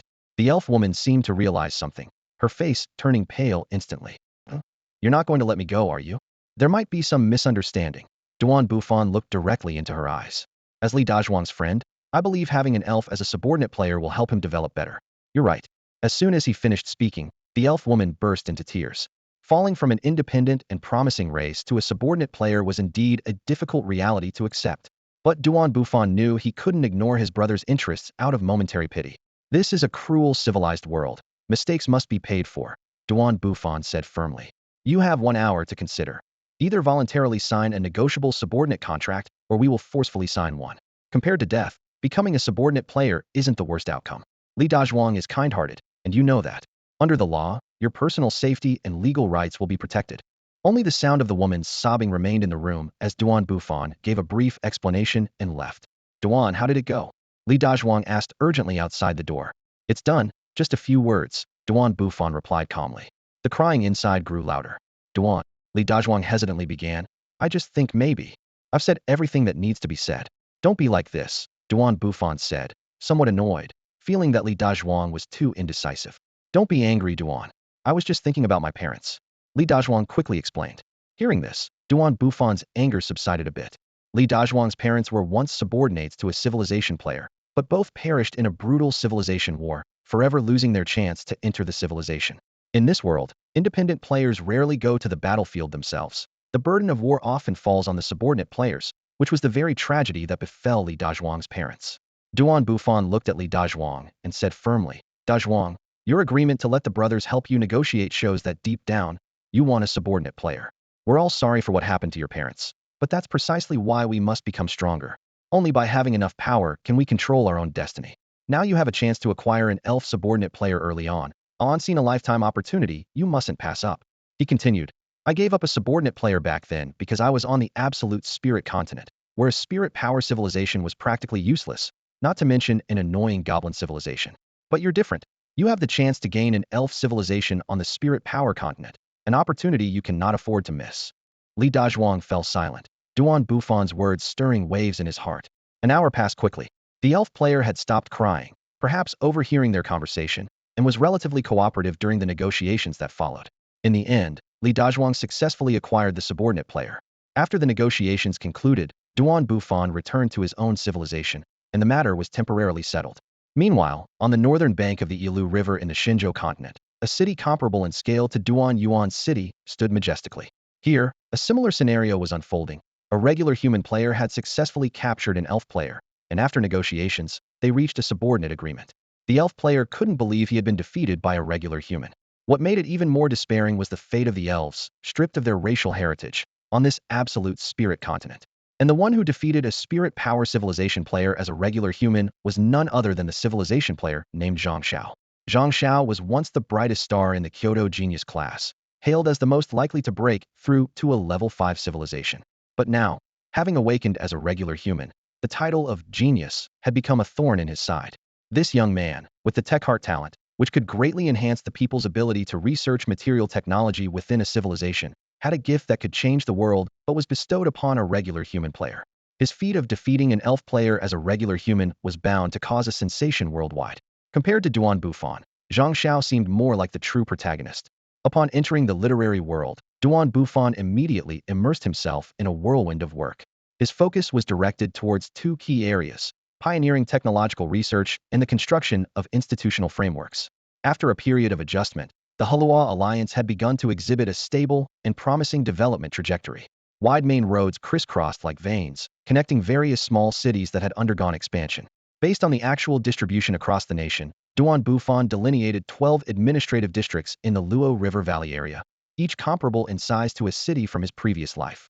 These districts adopted an innovative model of joint governance by the central and local authorities. The central government controlled crucial sectors like taxation, security, and infrastructure, while local authorities managed daily affairs such as administration, production, and trade. Initially, the implementation of this system did encounter some resistance. However, under the military prestige and firm stance of the Yin Kingdom, the slave-owning aristocrats eventually chose to comply. It was proven that as long as the sensitive issue of slavery was not touched upon, these individuals could accept other reforms, including adjustments to the fiscal system. Time passed quietly over 10 days, with the Second Civilization War expected to occur in the next 10 days. However, as long as the disparity in strength between the two sides wasn't too vast, wars often consisted of exploratory skirmishes, which had little impact on players focused on development and agriculture. During these 10 days, the outline of Hala City gradually became clear. Under the support of agricultural infrastructure and titles, tens of thousands of builders worked in an orderly manner. Finally, in the presence of all Hala residents, the first city of Hala, incorporating modern urban planning concepts, rose from the ground. The entire city was comparable in size to a county, with residential, commercial, and industrial zones neatly organized. Most striking was the large port facing the Luo River, destined to be a vital hub for the future economic belt of the Luo River. This kilometer-wide river, with its deep and smooth waters, naturally served as a crucial trade artery. Beside the port, a modern shipyard was being constructed at a rapid pace. To create a comprehensive water transport network, the Yin Kingdom's construction department had already begun planning 10 port cities along both banks of the Luo River, 5 in the north and 5 in the south. These riverine cities, together with the Luo River, would form the economic lifeline of the Hala Alliance. Designers had also made thorough preparations for potential flood hazards. Fortuitously, the upstream gushy area of the Luo River boasted the vast Guhu Lake, while the midstream Han City featured Bamboo Lake. These two natural reservoirs possessed significant storage capacity, effectively mitigating most flood threats. Additionally, since these cities were all situated on riverbank highlands, the risk of flooding was minimal. This planned economic artery not only ensured safety but also carried important political responsibilities to absorb the Hala population, reorganize existing powers, and ultimately strengthen the influence of the Hala Alliance. This is reminiscent of Emperor Xiaowen of the Northern Wei dynasty moving the capital to Luoyang, a strategic relocation aimed at weakening the influence of the old capital's aristocracy. This strategy in the development of the Hala League is expected to yield unexpected results. Centered around the Luo River, a massive economic artery is taking shape. Meanwhile, the homeland of the Yin Kingdom is also actively developing. The Luo River area is set to become the economic center, while the small basin is destined to be the dual core of politics and production for Hala. At this point, the small basin already accounts for half of Hala's production capacity, with another 30% shifting to the newly established Hala City. Under a planned economy model, heavy industry, centered on iron manufacturing, is thriving. With a continuous influx of population and ample supply of raw materials, the framework of heavy industry is beginning to emerge. Meanwhile, light industry, initially based on textile machines, has fully migrated to Hala City, indicating that the Hala League is about to form a dual industrial center structure. Research on steam engines is entering a critical phase, and with the emergence of gunpowder, productivity is poised to reach new heights. Upon returning to the Huaxia continent, Bufan's first action was to enjoy a restful sleep on a comfortable large bed. Upon waking, he immediately opened the learning resources on the Civilization network. Looking at the content before him, he couldn't help but marvel at the complexity of this world, which far surpasses Earth. On Earth, there are at most humans and wild beasts, but here the sheer diversity of races is overwhelming. He habitually clicked on the video section, and the content of the trending list caught his eye. 1. A prodigy from the Kyoto class defeats the elf race using ordinary human race. 2. Can the talent of the heart of technology change the world? 3. A level 5 civilization teacher from the genius class evaluates a prodigious youngster. 4. XX's hair looks stunning. 5. Bufan quickly clicked on the first video, and the screen instantly transported him into the scene. Familiar debris from Hala City's buildings floated on the Great River, clearly indicating this was the downstream area of the Hala region in the Shenzhou continent. This is absurd, Bufan thought to himself, feeling as if fate always set up rivals for him. This player, who could also defeat spiritual races using ordinary humans, was certainly no ordinary opponent. More importantly, he occupied the downstream position of Hala, directly blocking the Hala League's main future expansion direction. Although this opponent displayed remarkable talent and possessed a strong ordinary human race as the initial race, Bufan quickly calmed down, realizing that the opponent might still fall short in terms of future vision. Just as he was pondering, the elven attack began. In a city north of the Luo River, a group of Hala people armed with muskets stood ready, guarding the city walls. The elven players, upon discovering that their opponent was an ordinary human race, were unusually excited and immediately launched an attack. When they advanced to spellcasting range, the elven warriors unleashed magic and arrows, their firepower densely covering the area. However, these first and second level elven spiritual warriors had little effect against the sturdy stone walls, and after several rounds of bombardment, they still couldn't break through the defenses. The elven players had no choice but to continue directing their army forward, concentrating firepower at a fixed distance. As the elven soldiers advanced to within 50 meters of the city walls, the sharp crack of a musket shot echoed across the battlefield. The lead elf fell to the ground, his armor stained crimson with blood. This seemed to signal a barrage of musket fire, and the elven warriors dropped one after another, their screams filling the air. Under normal circumstances, the elves should have leveraged their superior range to engage in a war of attrition against the musket troops. However, the commander appeared to be in a frenzy, persistently waving his command sword and urging his troops to charge forward.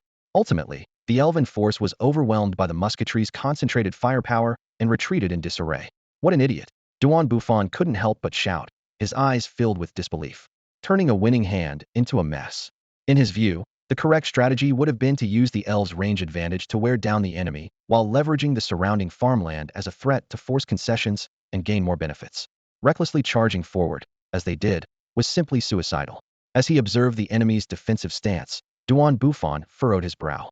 The towering city walls and well-trained musket troops indicated that the opponents had reached a second-level material civilization.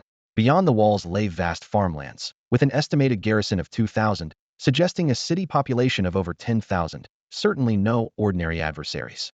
Speaking of muskets, the Yin Kingdom had also mastered the relevant technology but had deliberately refrained from large-scale production. This was a well-considered decision.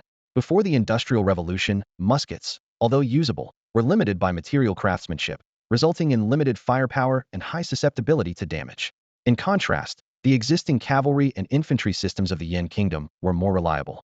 Bufan believed that the immediate priority was to develop steam engine technology to drive the Industrial Revolution, laying the groundwork for producing more advanced rifles in the future.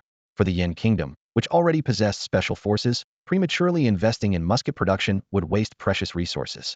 These resources should instead be used to improve people's livelihoods and drive technological innovation. While military industry is important, societal development requires a holistic approach. Focusing solely on military advancement while neglecting civilian needs would lead to a fate similar to the Soviet Union selling advanced weapons by the pound while struggling with sustainable social development. A material civilization differs from a spiritual one in that it cannot rely on a few strong individuals to change the world. It requires the collective power of the populace for transformative growth. Bufan shook his head as he gazed at the city across from him.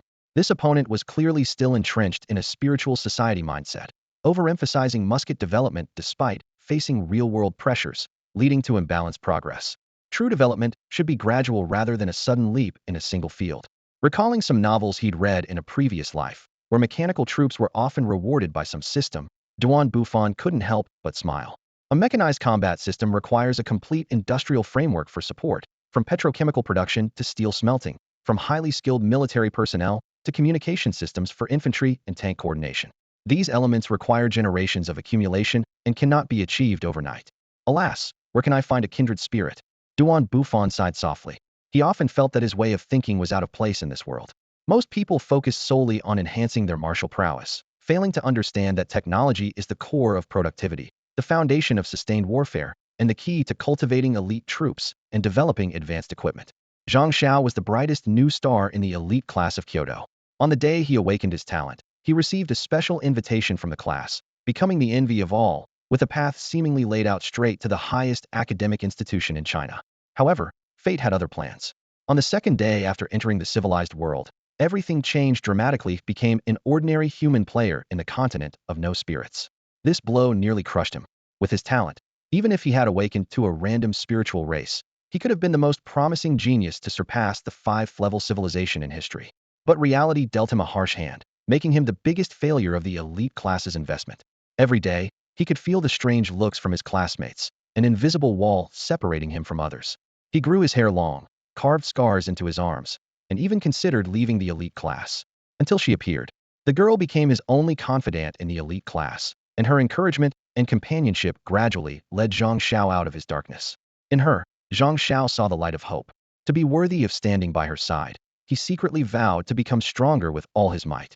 When he opened his eyes again to observe his tribe, it was the 30th day of civilization. By then, Bufan had unified the small basin, and Zhao's legend was just beginning. With the awakening of the heart of technology talent, this seemingly ordinary human showed astonishing potential. From stone tools to wooden tools, and then to iron tools, the technology tree was illuminated at an incredible speed, and the tribe's scale expanded rapidly. In June of the second year of civilization, the Zhou civilization was officially established, with a population of thousands. Zhao made history in the Kyoto elite class by becoming the first player to lead ordinary humans to advance to a level 1 civilization within a year. This was his first step in breaking the shackles, yet it was far from the time to be proud. The real test lay in the upcoming First Civilization War. He always remembered the promise made that winter afternoon with her, which was his ultimate goal and his source of pride. With the dual boost of the heart of technology and the material talent cultivation card, nearby saltpeter veins were discovered. While other civilizations were still cultivating land, the Zhou civilization chose a completely different path: plunder and enslavement. Firearms beyond their time made Zhou's ambitions seem achievable. Expansion. The dawn of the slave era began. If not constrained by food supply, this emerging Zhou state might indeed fulfill the bold claim of "I came, I saw, I conquered." With a population of just 3,000, the Zhou kingdom, centered around the city of Zholuo, governs over 10,000 slaves. In this land, a ruling class of slave-owning aristocrats is on the rise. Apart from advanced weapons like firearms, this civilization aligns perfectly with the era. As the Yin Kingdom annexes Hala, this small downstream nation is quietly expanding as well. The outbreak of an invasion war marks the fall of an elven player and the rise of a legendary human player, shaking the entire Huaxia continent once again. After watching the first video, Bufan's eyes glimmered. He was no longer the ordinary human player who would be anxious at the emergence of opponents during his initial awakening, nor would he despair over losing his uniqueness. Instead, a hint of excitement curled at the corner of his mouth. This is practically a tailor-made subordinate player for me, Bufan calculated in his mind. As long as I annex the Zhou civilization, coupled with my foresight into future technology, the development of the Yin Kingdom will reach new heights. He chuckled disdainfully. Why would a large country of 400,000 people fear an emerging small nation? Especially when we have implemented the most advanced systems, and they are still stuck in the primitive slave system. Under the leadership of the Yin Kingdom, the Hala Alliance has already surpassed the Zhou Kingdom in development. Weaklings complain about their environment, while the strong seize opportunities, he resolved in his mind. We must address this threat swiftly. Even if their technological development needs time, it will inevitably pale in comparison to the visionary Yin Kingdom. But it's always better to eliminate a threat early. For now, however, the focus should be on dealing with the Second Civilization War. Unlike Bufan's composure, other Huaxiao players reacted fervently to the video. The comment section was filled with various discussions. Much ado about nothing. The elves just underestimated them. A big few. Look at them. They even have city walls and firearms. Their material civilization has developed so quickly, they must be at level 1, so strong. I love you, Shushu. Idiot. If I were there, I could do it too. Worker not farmer. These comments made Bufan slightly uneasy. I hope this video doesn't expose me. He reassured himself. It shouldn't be a big issue since it's a recording and can be edited. Moreover, according to the civilization law, the privacy of players on the same continent is protected. After browsing through all the related information about Zhang Xiao, Bufan returned to his study materials. Meanwhile, Zhang Xiao was deeply worried. A discovery of construction debris drifting from upstream revealed a terrifying truth. A giant entity had appeared in the west. This realization left him at a loss for how to respond. He understood that compared to that renowned player with hundreds of thousands of followers, he and his own civilization stood no chance. Was it all going to end before it even began? Pebbles splashed into the lake as Zhang Xiao mindlessly skipped stones. Just then, an ethereal-looking girl appeared beside him. What's wrong, Zhang Xiao? Lost in thought again? She asked softly. She knew him too well. Whenever he was troubled, he would come to the riverbank to throw stones. My civilization is in crisis. Zhang Xiao paused his actions. What kind of crisis? To the west of me, there's a low-key but exceptionally talented player. He's quietly unified the entire Heluo region. Right now, I'm likely already on his radar, Zhang Xiao said, continuing to toss stones onto the lake's surface. Look at this. The girl suddenly produced a card from her pocket. Zhang Xiao's eyes lit up. An aid card? Where did you get it? I drew it from the treasure chest after the First War, she said, waving the card with a smile. With this, I can assist you anytime. Your survival is assured. Zhang Xiao stopped throwing stones and turned to face her. I really don't know how to thank you. Without you, I wouldn't be where I am now. Don't get all sappy, she interrupted. Focus on development. Do you want me to use this card to help you solve this problem in the civilization war? This aid card can only be used during a state of war between players. No need, Zhang Xiao shook his head. Even for you, it would be tough to deal with him. It would just waste time. Your aid is better as a deterrent. He knew well that although Bufan was formidable, his military strength didn't match up to the students of the genius class at Kyoto University. However, even so, the celestial armies would struggle to win in the absolute spirit world, at best resulting in mutual destruction with Bufan. Is he that strong? She asked in surprise, not expecting an ordinary human player she couldn't easily handle. Indeed, according to my scouts, the Heluo Alliance already has at least 30,000 troops. Even if you sent all 2,000 of your celestial soldiers, it would be hard to make a breakthrough. Our ordinary human troops are highly motivated and rarely retreat, and those 30,000 soldiers would surely cause heavy losses to your forces. All right then, she said, gazing steadily at Zhang Xiao. If you run into danger, make sure to call me. I'll do everything I can to help you. Yes, I definitely will, Zhang Xiao replied, his heart pounding in his chest. After a long 14-day wait, Bufan finally returned to the Shenzhou continent. As far as the eye could see, the military camp was bustling with activity. Although the army's training was not yet complete, brand new iron weapons and equipment were neatly stacked in the supply warehouse. Following the successful integration of the Heluo region, the productivity of the Hala Alliance had surpassed the million mark, a capacity sufficient to easily meet the army's needs for conventional iron weapon production. However, the development of firearms encountered a bottleneck. The high-quality firearms required more stringent iron material standards, and the scarcity of saltpeter mines within the territory led to insufficient gunpowder supplies. Consequently, the Alliance temporarily focused its firearm production on a batch of important defensive cannons, named Luo cannons by Bufan. These firearms were not based on the outdated designs of Ming Dynasty cannons or Spanish falconets, but were newly developed under the guidance of modern military technology, featuring greater mobility and range. The initial plan was to produce 200 Luo cannons, a project that consumed half of Yin State's domestic iron production capacity. From a military development perspective, these feudal-era cavalry and infantry would remain the main force of Yin state for the coming year. Over time, the combat effectiveness of the infantry units would be significantly enhanced, and the individual combat capabilities of ordinary soldiers would also be further improved. In terms of civilian life, the remaining half of the heavy industry capacity was fully invested in the civilian sector. From construction to furniture, from farm tools to cookware, ironware was comprehensively replacing traditional tools. This not only greatly improved the living standards of the Hala people, but also invisibly accelerated cultural integration across regions. People began to abandon their original national identities and instead identify as Hala people. This shift in identity was comparable to the formation of the Han concept during the Han dynasty. As the notion of unification took root, the conditions for people to rise up against the rule of slave-owning aristocrats through internal revolution were gradually maturing. Economically, the Hala Alliance continued to be guided by a planned economy. Yin state coordinated and controlled the economic development direction of Hala, with the state holding the dominant market position, maintaining economic operations through unified goods acquisition and currency issuance. Although private business activities were gradually being liberalized, private factory establishment remained prohibited. This policy sparked intense debate. Those slave-owning aristocrats attempting to transform into an emerging bourgeoisie fiercely opposed it. However, Bufan understood well that outside the path of socialism, these rulers would merely change their guise, from exploiting slaves to squeezing farmers and now aiming to extract the sweat of workers. Their fundamental nature of rule would never change. Beneath the opulent facade lies a myriad of untold darkness.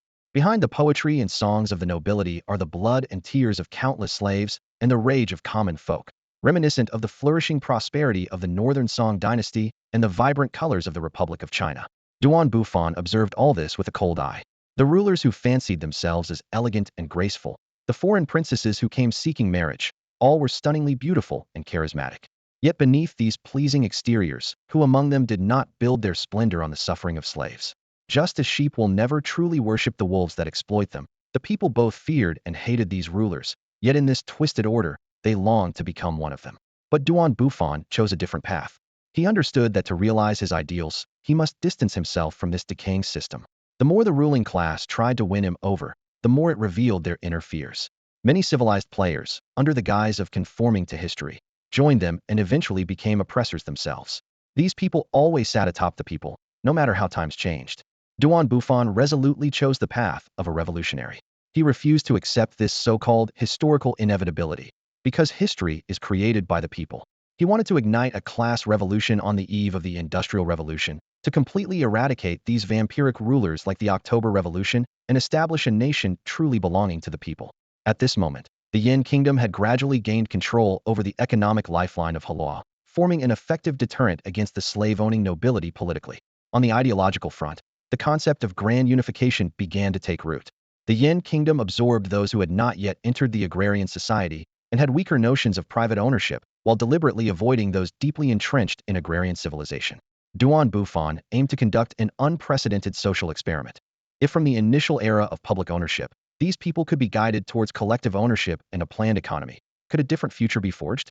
If the collective consciousness of the people were cultivated from the start, would the outcome be entirely different? This might be a utopian ideal, but it was worth trying.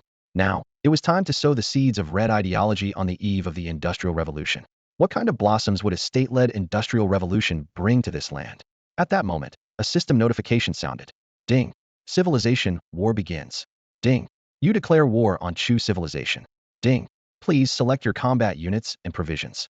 Bufan smiled slightly, surprised to find himself in the position of the aggressor. Interesting, he said with a slight smirk, a mischievous glint in his eyes. Once I return, I'll have some fun with these slave-owning nobles. He quickly organized his forces. 3,000 elite troops from the Beiwei and Modeo armies stood ready in formation, while 5,000 logistical support troops followed closely, carrying supplies sufficient for 3 months. Great. He swiftly reviewed the checklist. Thanks to the reduced cost policy for civilized warfare, this operation required only 5,000 civilization points. As soon as the payment was completed, the system notification sounded. Ding. Level 1 civilization warfare will commence peace negotiations in 7 days, with a maximum duration of 3 civilization months. If the time limit is exceeded, the system will automatically determine the outcome based on both sides' standings. A flash of teleportation light shifted the scene to the dimensional continent. Ding. Your civilization is being invaded by the Yin civilization. Upon hearing the news, Chubo immediately dispatched scouts for reconnaissance. As a player from the Lingli affinity-type alien race, Chu Bo had a distinct advantage. The alien race, renowned for its individual powers, was considered one of the strongest, despite its limitations in Lingli civilization technology. However, it had a significant drawback: only a 5 rate of power awakening, with most members following the traditional path of Lingli cultivation, further compounded by a sparse population, rarely exceeding 10,000 until much later. Despite this, Chu Bo leveraged the adaptability and strength of alien warriors to achieve remarkable expansion within a year. He first consolidated nearby alien factions, growing the native human population to 1,000. Using this elite force as a core, he continued to integrate other races, establishing a formidable power with 3 cities and a total population of 5,000 by the time the Second Civilization War approached. At this stage, the Chu civilization was notably diverse: 1,000 aliens, 2,000 warriors, 1,000 sea people, and 1,000 fighters.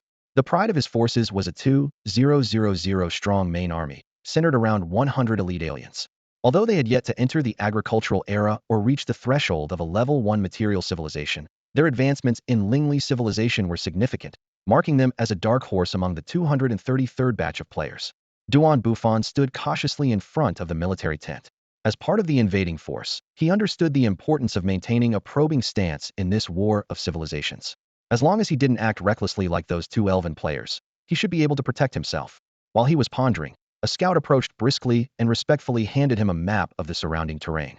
Duan Bufan examined the hard-won intelligence carefully. The current garrison was situated on an open plain, surrounded by vast grasslands, with an endless sea to the east. The most striking feature on the map was the 3 cities to the south, which were the targets of their offensive. One city was particularly unique, with half of its buildings extending into the sea, and its population was incredibly diverse. According to the scout's report, this player had already subdued several surrounding races, with a total population of about 4,000 to 8,000, and the most formidable human army was estimated to consist of 2,000 to 3,000 soldiers. Duan Bufan quickly concluded that given the current state of the Hala army, even with special units, it would be unwise to confront these powerful magical races heathen. The best strategy would be to use their numerical advantage to build defensive fortifications and engage in a war of attrition. Although the opponent was formidable, the Hala army's combat capabilities should not be underestimated, and if it came down to a fight, neither side would come out well. Send out a probing force to both assess their strength and demonstrate our deterrence, Duan Bufan thought, relieved that he had brought along dozens of newly manufactured Luo cannons. If the strength gap is too large, retreat. If not, hold our ground and wear them down. Meanwhile, his opponent, Chu Bo, was not idle either. He quickly dispatched several flying alien soldiers who soon gathered intelligence on Duan Bufan's army. What? They're ordinary humans with no magical power? And there are 8,000 of them. Chu Bo couldn't hide his excitement, speaking rapidly. This is a godsend. Capturing them could provide us with tens of thousands of laborers, and our civilization's upgrade to level 2 is just around the corner. Quickly, investigate their distribution and magical status thoroughly. Leader, Duan Wu entered the tent with a grave expression. There were flyers circling above us for quite some time. Duan Bufan felt a surge of tension. He hadn't anticipated that the enemy would have aerial reconnaissance units, and previous scouting hadn't revealed any known flying races. As he considered his options, another soldier rushed in to report. Leader, those flyers have returned. Quickly, Duan Bufan decided instantly. Shoot them down with the cannons. Upon hearing the command, the soldiers swiftly rushed out of the tent and shouted to the ready artillerymen. Fire! Fire! A thunderous roar filled the air. The specially modified cannons perfectly addressed the challenge of high-angle attacks, with rows of muzzles spewing flames as a barrage of shells whistled towards the airborne enemies. These foes, relying on their spiritual power to soar through the sky, clearly didn't anticipate that these mortals possessed such formidable weapons. Their tight formation made them the perfect targets. Dozens of cannons fired in succession, creating a scene that was quite literally like using a cannon to shoot mosquitoes. 2 of the flying enemies attempted to use their spiritual power to form a protective shield against the shells, while others around them continuously supplied them with spiritual energy. This brief pause sealed their fate. The moving targets became stationary, perfect for targeting. The artillerymen seized the opportunity, concentrating their firepower. Amidst the violent explosions, the once confident flyers were blown apart. By the time the search team brought them back, only 1 out of the 5 was still barely alive. Duan Bufan immediately recognized him as a second-level spiritual warrior. Are you from this Chu civilization? Duan Bufan asked directly. Judging by his appearance and abilities, it was clear he was a player from the Iran race, which was quite rare. The severely injured Iran warrior was on the brink of death. Surviving both the bombardment and the high-altitude fall was miraculous. He managed to say in broken words, "You invaders, the Emperor, won't let you get away with this." With that, he breathed his last. The Emperor? Huh. What a peculiar sense of humor, Bufan mused, noting the players' diverse titles. Meanwhile, the so-called Emperor had already gathered a coalition of 2,000 troops on the plaza. The soldiers from various races stood scattered, resembling more a gang ready for a brawl than an organized army. Despite the Iran race's formidable strength, they had a significant weakness: their exclusive troop cards were extremely scarce. This was understandable, given the unique abilities of each individual, making it difficult to find matching troop types. For instance, Bufan's classmate, Chang Haonan from the Doloa race, had yet to find a suitable troop card. As for the other subordinate races, the scarcity of troop cards and their relatively recent alliance, coupled with Chu Bo's lingering distrust, meant they hadn't been strengthened with troop cards. In the entire Chu civilization, there were fewer than 200 spiritual infantry, cobbled together from various races. At that moment, they were the only ones on the plaza standing in a somewhat orderly manner. While Chu Bo was organizing his forces, Bufan had already begun his maneuvers. He dispatched Duan Wu to lead 300 Beiwei cavalrymen to harass the enemy, both to demonstrate their strength and to lure the enemy in for a concentrated strike. These cavalrymen were skilled in mounted archery, making them well-suited for guerrilla tactics. Outside a city surrounded by a simple fence, 300 Beiwei cavalry had arrived at the city gates. Duan Wu commanded his soldiers to maintain a cautious distance from the gates to guard against the Yi people's long-range attacks. "They are so arrogant," said Chu Wan, a Wu clan leader standing beside Chu Bo, in anger. "Your Majesty, allow me to lead 500 Wu warriors to strike them, and I will bring you the enemy general's head." The robust Wu clan leader's eyes burned with determination. "Granted," Chu Bo replied immediately, eager to assess the enemy's strength. "Remember, beware of ambushes and retreat if in danger. Success will be handsomely rewarded." The Wu warriors filed out, only to be met by a dense rain of arrows as soon as they stepped outside. These arrows, empowered by the Beiwei army's spirit, had enhanced power. While not lethal, they were quite effective against these first-level and unranked spirit warriors.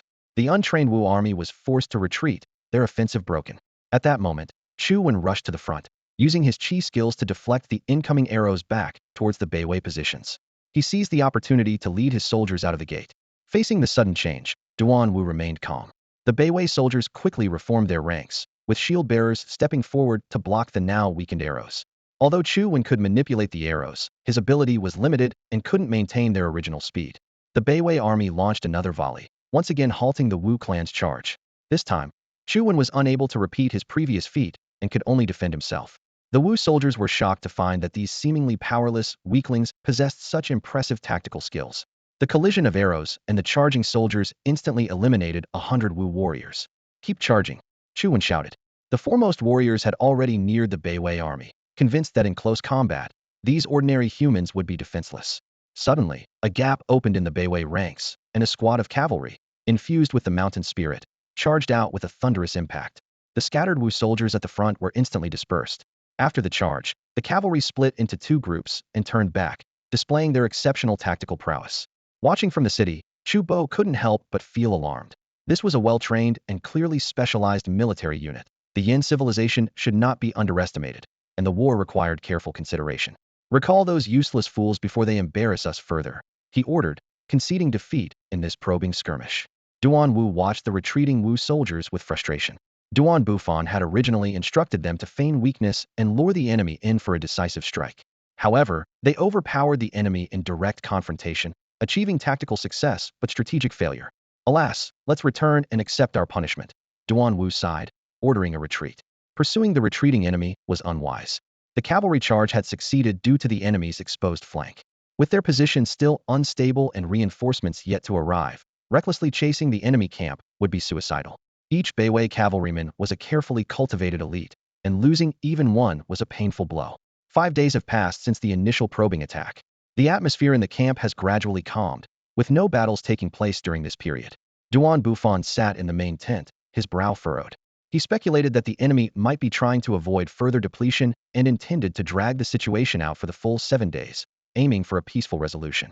During this critical period of spiritual civilization expansion, engaging in a war of attrition with an evenly matched opponent was clearly unwise. The last battle had already caused significant losses to Chu Wenming's martial forces, and naturally, Chu Bo was reluctant to expend more troops. 5,000 civilization points for transportation.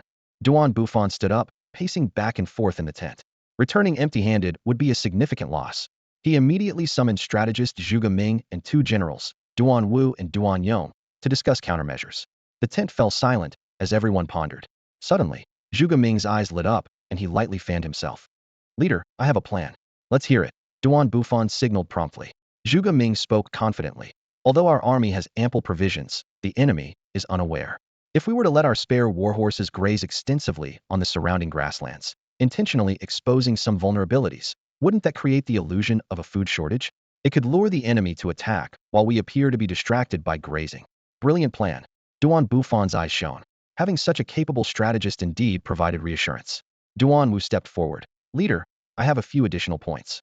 With permission, he began to elaborate systematically. First, the transmission of information. We have eliminated most enemy spies, so how do we ensure this intelligence is leaked appropriately?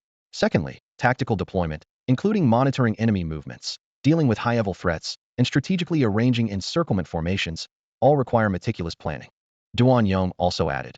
Another key point is convincing the enemy that these are not spare horses, but that we're genuinely short on supplies, forcing us to graze them. This is crucial for the success of the strategy. The group deliberated until late into the night, finally devising a comprehensive plan.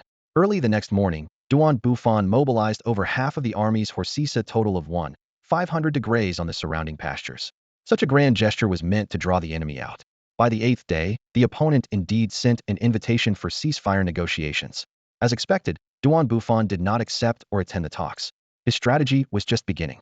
At this moment in Chu Bo's main city, Bo City, a crucial piece of intelligence was delivered to the command headquarters. This information came from a skilled stealth ability user after days of secret reconnaissance. Your Majesty, I have discovered signs that the enemy army seems to be facing a shortage of supplies, the ability user reported respectfully. Oh, tell me more. Chu Bo's eyes lit up, clearly intrigued by the news. He had long wanted to end this prolonged engagement.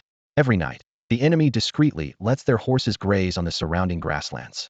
It took me considerable effort to uncover this activity, the ability user said, a hint of anticipation in his eyes, secretly hoping to be rewarded with the company of the charming sea tribe maidens. How many warhorses are there? Chu Bo asked cautiously. Due to the darkness, it's hard to get an exact count, but there are at least 2,500, densely packed. The ability user replied decisively. Good. This is indeed a significant contribution, and you will be heavily rewarded after the war. Chu Bo quickly assessed. Previous reconnaissance by flying ability users indicated the enemy cavalry numbered around 1,500, yet there are over 2,000 horses now, which indeed suggests a supply shortage. Continue your reconnaissance and prepare for our night raid. Armed with this intelligence, Chu Bo immediately began preparing his troops, deciding to launch a night attack that very evening. He was unwilling to prolong the conflict any further. However, unbeknownst to Chu Bo, his movements had already been detected by Duan Bufan's forces, thanks to the Yin Kingdom's newly developed telescopes. Although the glass was still cloudy and production was low, it was sufficient for scouts to observe enemy activities from a kilometer away on high ground. As dusk fell, Chu Bo's army began to move out, but the state of the troops was concerning. The 2,000 strong force stretched into a kilometer-long loose line, with soldiers of various races and differing levels of spiritual power mixed together chaotically. These hastily assembled units had not undergone systematic training, making maintaining order nearly impossible. Your Majesty, should we reorganize the troops first? Charging in this disarray might not yield any results. Chu Wen suggested to Chu Bo. You are right, a little delay is acceptable. Let's organize the troops properly first. Chu Bo agreed, promptly gathering the commanders to reassemble the army. However, when the stealth ability user infiltrated the enemy's usual camp again, he found things unexpectedly different. How can this be? Have they changed locations? The emptiness around him stirred a sense of unease in the psychic. He decided to search the area once more, his eyes warily scanning the surroundings, but he could no longer find any trace of the horses from earlier. A bad feeling crept over him, and he immediately turned and sprinted towards the direction of the army. At this moment, he was unaware of two things. His invisibility ability had failed, and the cavalrymen behind him were raising their bows and arrows. Whoosh! An arrow whizzed through the air, accurately hitting him in the buttocks. The psychic cried out in pain and fell heavily to the ground, clutching his wound. Capture him alive. A cavalryman rode forward, swiftly subduing the writhing psychic. He's still alive, just as the leader wanted. Another cavalryman remarked after checking. Hurry and take him to the medical tent. His injuries are serious, the captor instructed, carefully avoiding the arrow in the wounded man's buttocks as he helped him onto a horse and sped towards the camp. All of this was part of the Yin Kingdom's plan. This invisible psychic had long been discovered by scouts, and they had set this trap to capture him alive. Despite the strength of invisibility, it couldn't escape the limitations of time. Bufan had chosen not to kill him immediately because of the unique value of his ability. Even in a spiritless world, the potential to cultivate a race with special abilities through spirit storage devices made such an invisible person an ideal candidate. While Bufan was engaged in the Second Civilization War, his neighbor Zhao was also fighting for survival. Under the immense pressure from the Hala Alliance, he had to accelerate his development. Although his innate talent allowed him to master nearly all of Huaxia's material technology within a few months, the lack of population and military pressure caused a severe imbalance in his civilization's development. All resources were prioritized for the military, with newly forged iron promptly used to produce firearms rather than farm tools. This imbalance, while boosting military strength in the short term, led to distorted societal development, particularly in issues like slave distribution. Facing these pressures, Zhao chose a path of expansion. Much like the ancient Roman Empire, he sought to divert social conflicts through aggressive expansion.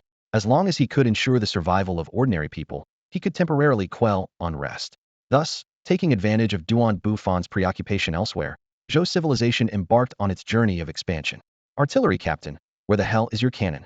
Bufan demanded sharply, his eyes fixed on the enemy lines ahead. Fire at the enemy. Fire. With the command given, over 50 cannons, already in position, unleashed a simultaneous barrage from both flanks as the enemy was organizing. The thunderous roar sent dozens of shells whistling through the air, disrupting the unprepared enemy formation. The enemy soldiers, startled like frightened birds, scattered in panic. Stop, all of you! A commanding voice, amplified with spiritual power, echoed across the battlefield. A level 2 spiritual warrior stood at the center of the formation, his formidable presence quickly restoring order to the scattered troops. Chuan also shouted orders, rallying the soldiers to set up defenses. The artillery continued its relentless bombardment, but the enemy was now prepared. Level 2 spiritual warriors displayed their abilities. Some formed barriers with spiritual energy, others used martial energy to neutralize the cannon fire, and some fighters detonated shells with their battle energy. The Sea Tribe, demonstrating ingenuity, manipulated seawater to erect a water wall on the flank, specifically to thwart cavalry charges. The adaptability of this spiritual army indeed astonished Bufan, but the opportunity was at hand, and he could not hesitate. Under the cover of artillery fire, he signaled, and the Beiwei army advanced like a mountain toward the enemy's front line. Meanwhile, the Tang dynasty's Dao army split into two groups, emerging from the flanks under the cover of cannon fire. Repeated shelling had exhausted the enemy, and the level 2 spiritual warriors were nearly drained of their energy. The Sea Tribe's water wall wavered. The diverse forces were in disarray. Facing a three-pronged assault, especially from an army exuding an indomitable spirit, the enemy's morale began to falter, and fear spread among the ranks. Amidst the thunderous noise, the Beiwei army, like an unstoppable steel fortress, crashed into the enemy lines. The supernatural warriors fought desperately to hold them back. Flames surged, lightning intertwined, summoned beasts roared, but against this iron mountain of ordinary humans, the attacks of these level 1 supernatural warriors were largely ineffective. They managed to kill some of the leading cavalry, but couldn't halt the overall advance. 1,500 fully armored heavy cavalry broke through the water barrier, plunging into the midst of the 2,000-strong mixed spiritual force. Already in disarray, the enemy was now further torn apart, and defeat seemed imminent. In a desperate move, a commander of the supernatural forces led a group of exhausted level 2 spiritual warriors to the front lines, their strongest available force disregarding the shells overhead, in a bid to stop the formidable Beiwei army. On the flanks, the Tang dynasty's Dao army, like two sharp blades, advanced with unstoppable momentum, exploiting the chaos in the enemy ranks and the cover of artillery. Clad in heavy armor and wielding sharp Dao blades, they effortlessly dealt with the unranked or level 1 spiritual warriors, bolstered by the spirit of their army. From the overall perspective of the battlefield, the Chu Kingdom's army found itself trapped in a pincer movement. The sharp Modeo army formation was like a dagger, directly tearing through the enemy's defenses, threatening to split them in two. At the center of the battlefield, a thrilling confrontation was unfolding. 1,500 heavily armored Beiwei soldiers were engaged in a direct clash with a group of powerful spirit warriors. The frontline superhumans struck first, hurling a massive fireball that roared towards the Beiwei formation, followed by a barrage of energy attacks from the warriors. Despite the Sea Tribe's considerable strength, their capabilities were limited on land, allowing them only to manipulate water to obstruct the cavalry's charge. The fireball crashed into the formation, instantly creating a massive breach and reducing the soldiers' hit directly to ashes. Other attacks followed, inflicting heavy casualties on the Beiwei army. No retreat, charge. Duan Wu shouted within the formation. The battle was at a critical stalemate, with any slight change potentially tipping the scales. About a dozen second-level spirit warriors from the Wu and Dou clans charged Heaton, attempting to intimidate the cavalry with their momentum. However, as thousands of heavily armored cavalry bore down on them like a mountain, these once arrogant spirit warriors quickly crumbled. Those surviving second-level spirit warriors, realizing the dire situation, immediately turned to flee. This retreat thoroughly disrupted the battle. Surrounded on three sides, the routed army could only retreat backwards. However, Duan Bufan had already positioned artillery to block the sides of the retreat route. With an order, intense artillery fire sealed the retreat, buying time for the main army to encircle them. At this critical moment, a figure suddenly darted out from the artillery barrage. Moving with uncanny agility, this person weaved through the heavy fire and successfully broke through, becoming the only one to escape the battlefield. Quick, find that emperor. Duan Bufan had a hunch that the escapee might be the enemy ruler. After a thorough search, it was confirmed that the civilian leader had indeed escaped. Such skill, comparable to Zhao Zilong.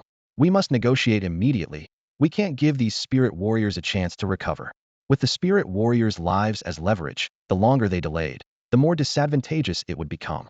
The negotiation interface quickly popped up, and the other side readily agreed. Across the table, Chu Bo appeared extremely haggard, having been hit by artillery and now bleeding profusely. Cut the nonsense. State your ceasefire terms. I'll give you only 5 minutes. If you exceed that, I'll ensure your army is wiped out, Duan Bufan said coldly. In a year, I can compensate you with 50,000 civilization points, Chu Bo said with a smile. Additionally, I can offer some sea tribe beauties. They are all very clean and will surely satisfy you. Plus, I'll throw in 50 material talent development cards and a common human troop card. Duan Bufan's eyes lit up, but he quickly shook his head. Artillery is good. I can do without the beauties. A year from now, you can provide us with some raw materials. He pulled out a list of scarce materials from Heluo. Also, the invisible alien is mine. I think we can be friends. Chu Bo studied the list for a while and finally agreed. The two parties immediately drafted a war treaty and signed it, which then vanished into thin air, signaling that it had officially taken effect. The system notification then sounded. Ding. Your civilization has achieved victory in this civilization war with a completion rate of 85. You are rewarded with a silver treasure chest X1. Ding. Your civilization has gained a 90-day peace period. Would you like to use the peace token? Duan Bufan had purchased the peace token before the war began. At the first level of civilization, only a 30-day peace token could be used, but as the civilization level increases, the usable time also extends. Although there is a cooldown limit, it can be used almost indefinitely along with the peace period. Price-wise, 30 days cost 3,000 civilization points, 100 days cost 10,000 civilization points, and a year costs 30,000 civilization points. Ding. Your civilization has gained a 120-day peace period. This peace period is particularly long, evidently considering the intensity of the war and the losses. Unlike the previous encounter which involved only one skirmish followed by a pursuit, this was a direct confrontation, capturing many enemy troops while also suffering losses. Such a lengthy peace period is reasonable since peace is the norm for civilizations, and war is merely an exception. In the large military camp north of Ning City, the returning soldiers were finally back. The military immediately began statistics on casualties, treatment of the wounded, contribution assessments, and distribution of rewards.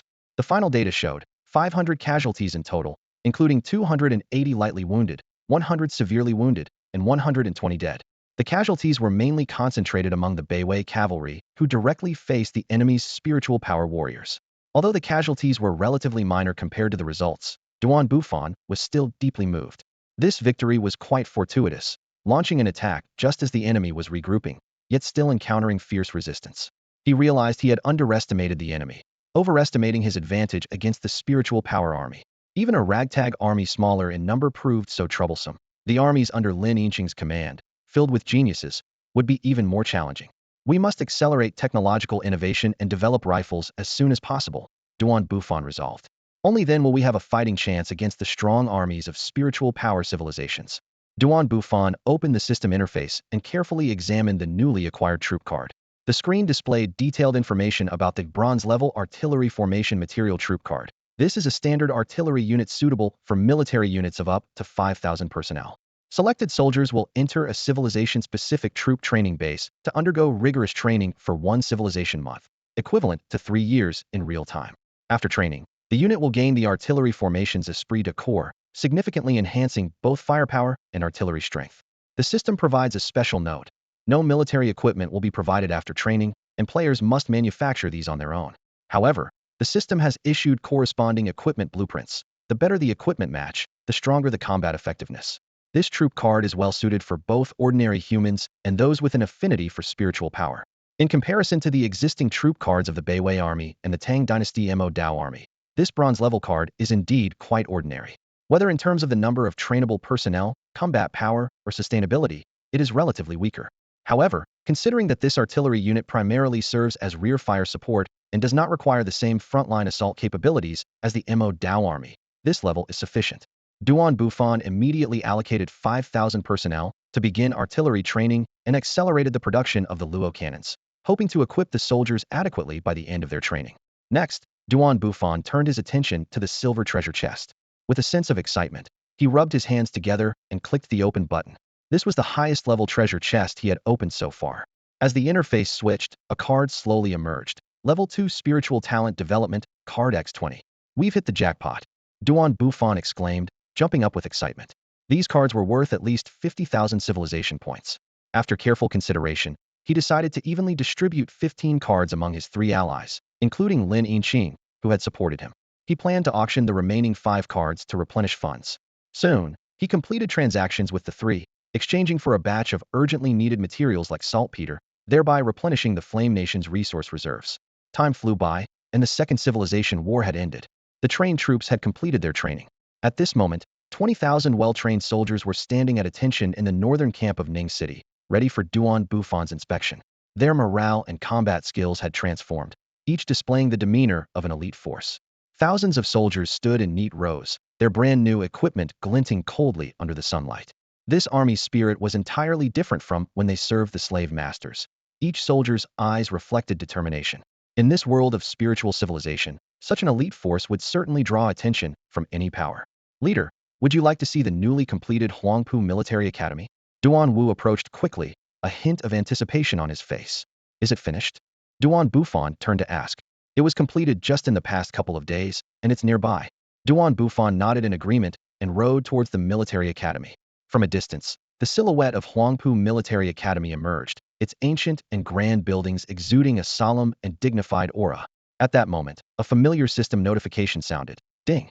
Special building completion detected at 82. Would you like to view its attributes? Duan Bufan immediately chose to view. The system interface unfolded. Huangpu Military Academy. Type: Unique Special Building. Positioning: the first military academy of Huaxia, cradle of Qi family army officers. Functions: 1. Educational role: cultivating officer command skills, strategic insight, and tactical abilities.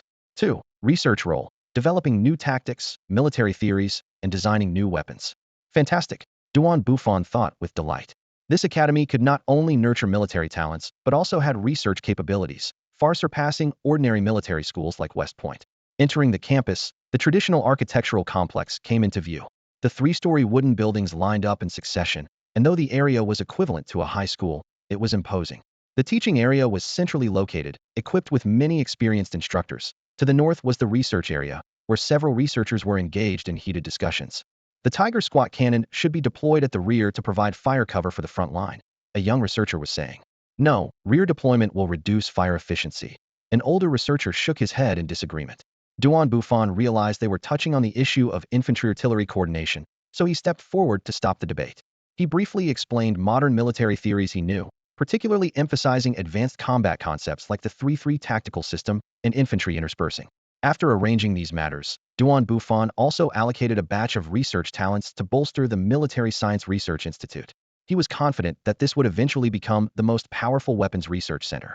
Duan Bufan rode his horse to the Ning City Research Center, his mind still occupied with the details of military theory training.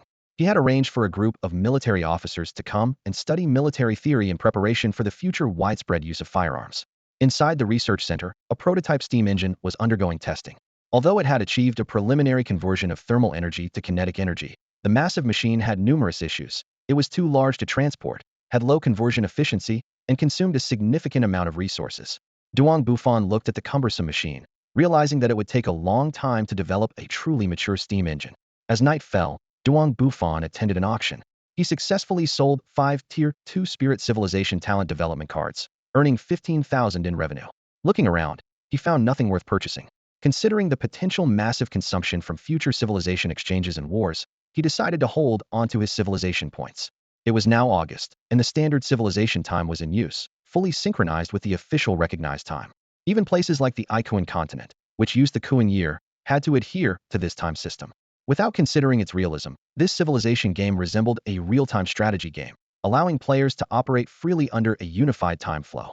After handling various affairs, Bufan opened the panel to review productivity data. Name, Bufan. Talent, none. Country, none. Race, Huaxia civilization, ordinary human race. Civilization world, giant continent Shenzhou continent. Civilization level, 28100, level 1. Material civilization, level 1. Population, 60,000 340,000. Productivity, 1.02 million. Material productivity, spirit productivity. Level 2 material civilization productivity requirement, 2 million. Annual civilization points, 102,000. Reviewing these figures, Bufan noticed that the Hala Alliance was experiencing overpopulation, which needed to be controlled. In terms of productivity, although it had surpassed the million mark, there was still a way to go before the Industrial Revolution. He understood that to successfully achieve an industrial revolution, thorough preparation in politics, economy, and ideology was essential. Otherwise, they might be swept up passively by industrial development. What surprised Bufan was that the player population on the Shenzhou continent had decreased by 3/4. On this spiritless continent dominated by ordinary humans, retaining a quarter of the population after the invasion of spirit civilization was remarkable. This data indicated that those who survived were not ordinary individuals. He gazed into the distance, pondering that the future of the Shenzhou continent would undoubtedly be even more colorful and exciting. After inspecting the research and construction work, Bufan quickly handled the remaining crucial plans. Fully aware of the threat posed by the Zhou kingdom, he immediately mobilized 10,000 elite troops from the Beiwei army, Modeo army, and artillery units, preparing for an eastward advance. The 10 days ahead held too many uncertainties, and the mysterious player was like a thorn that needed to be removed swiftly. Meanwhile, under Zhao's leadership, the Zhou kingdom was experiencing a tumultuous rise. Positioned at the center of the Iluo basin, with the northern bank of the Luo River at its back, the vast basin was impressive, though not as grand as the Luo River Valley. To the west lay the valley formed by the Luo and Yi rivers, with the Yi River Valley being narrower, mountainous, and less than half the size of the Luo River Valley. The Mang Mountain served as a northern barrier, while the southern flank was surrounded by the remnants of the Song Mountain, mirroring the geography of the Hollow region on Earth, albeit with slight differences in scale and detail. Zhao was leading his elite musket team in a campaign against the Western Hua Kingdom. This agrarian force, with a population of 20,000, was no match for the musket team. With the support of black iron-level troop cards, the musket team was overwhelmingly superior to the Hua Kingdom's warriors, who wielded only bronze weapons. Within a few hours of fierce battle, the Hua Kingdom collapsed. Before the dust settled in Hua Kingdom, Zhao integrated the captured soldiers into his army, initiating an expansion training for the musket team.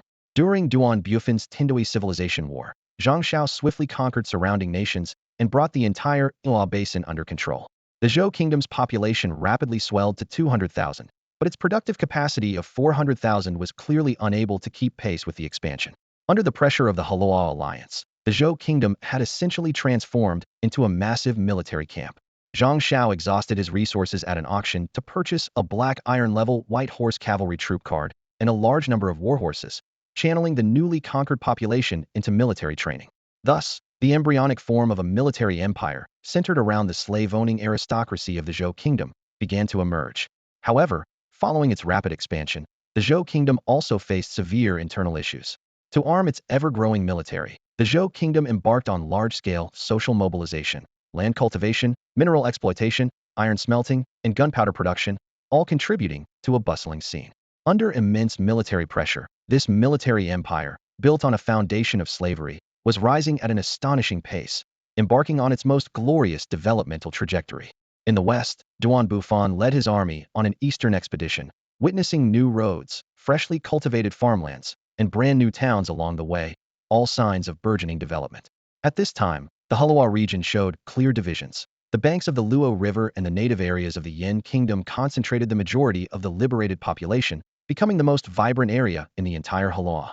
In stark contrast, other regions remained in the era of slavery, with many people imprisoned on private farms of slave owners, losing their freedom and forced into generations of servitude. Bufan's army arrived at the expanding city of Hala. This burgeoning city was absorbing a large number of immigrants and had already established numerous facilities for light industries, such as textile and woodworking factories. Thanks to the supply of raw materials from newly cultivated farmlands, wool from cattle and sheep grazed on riverside grasslands, and exchanges with external civilizations, the problem of raw material shortages in the textile industry was gradually being alleviated. With light industries transferred from the Yin Kingdom, Hala was rising as a new center of commerce and industry. The city could not accommodate the army of over 20,000, so the troops had to camp and rest outside the city. This army was well treated. Soldiers not only enjoyed various benefits, but also received their wages on time. However, to Duan Bufan's surprise, most soldiers, except for a few, preferred to stay in the camp and rarely spent money in the city. It seems we still need to cultivate a consumer mindset among the people, Duan Bufan mused to himself. Taking this opportunity, Duan Bufan, along with Zhuge Ming and Duan Wu, toured the city. It was the first time he had thoroughly explored the city he had built from scratch. The city was lined with wooden buildings over 3 stories high, uniformly structured. Although the architectural style followed traditional Chinese designs, the city's layout was unique. The political center was in the north, adjacent to the Luo River port, forming a secondary economic center. The city center was a bustling commercial district, with various light industrial factories on the east and west sides.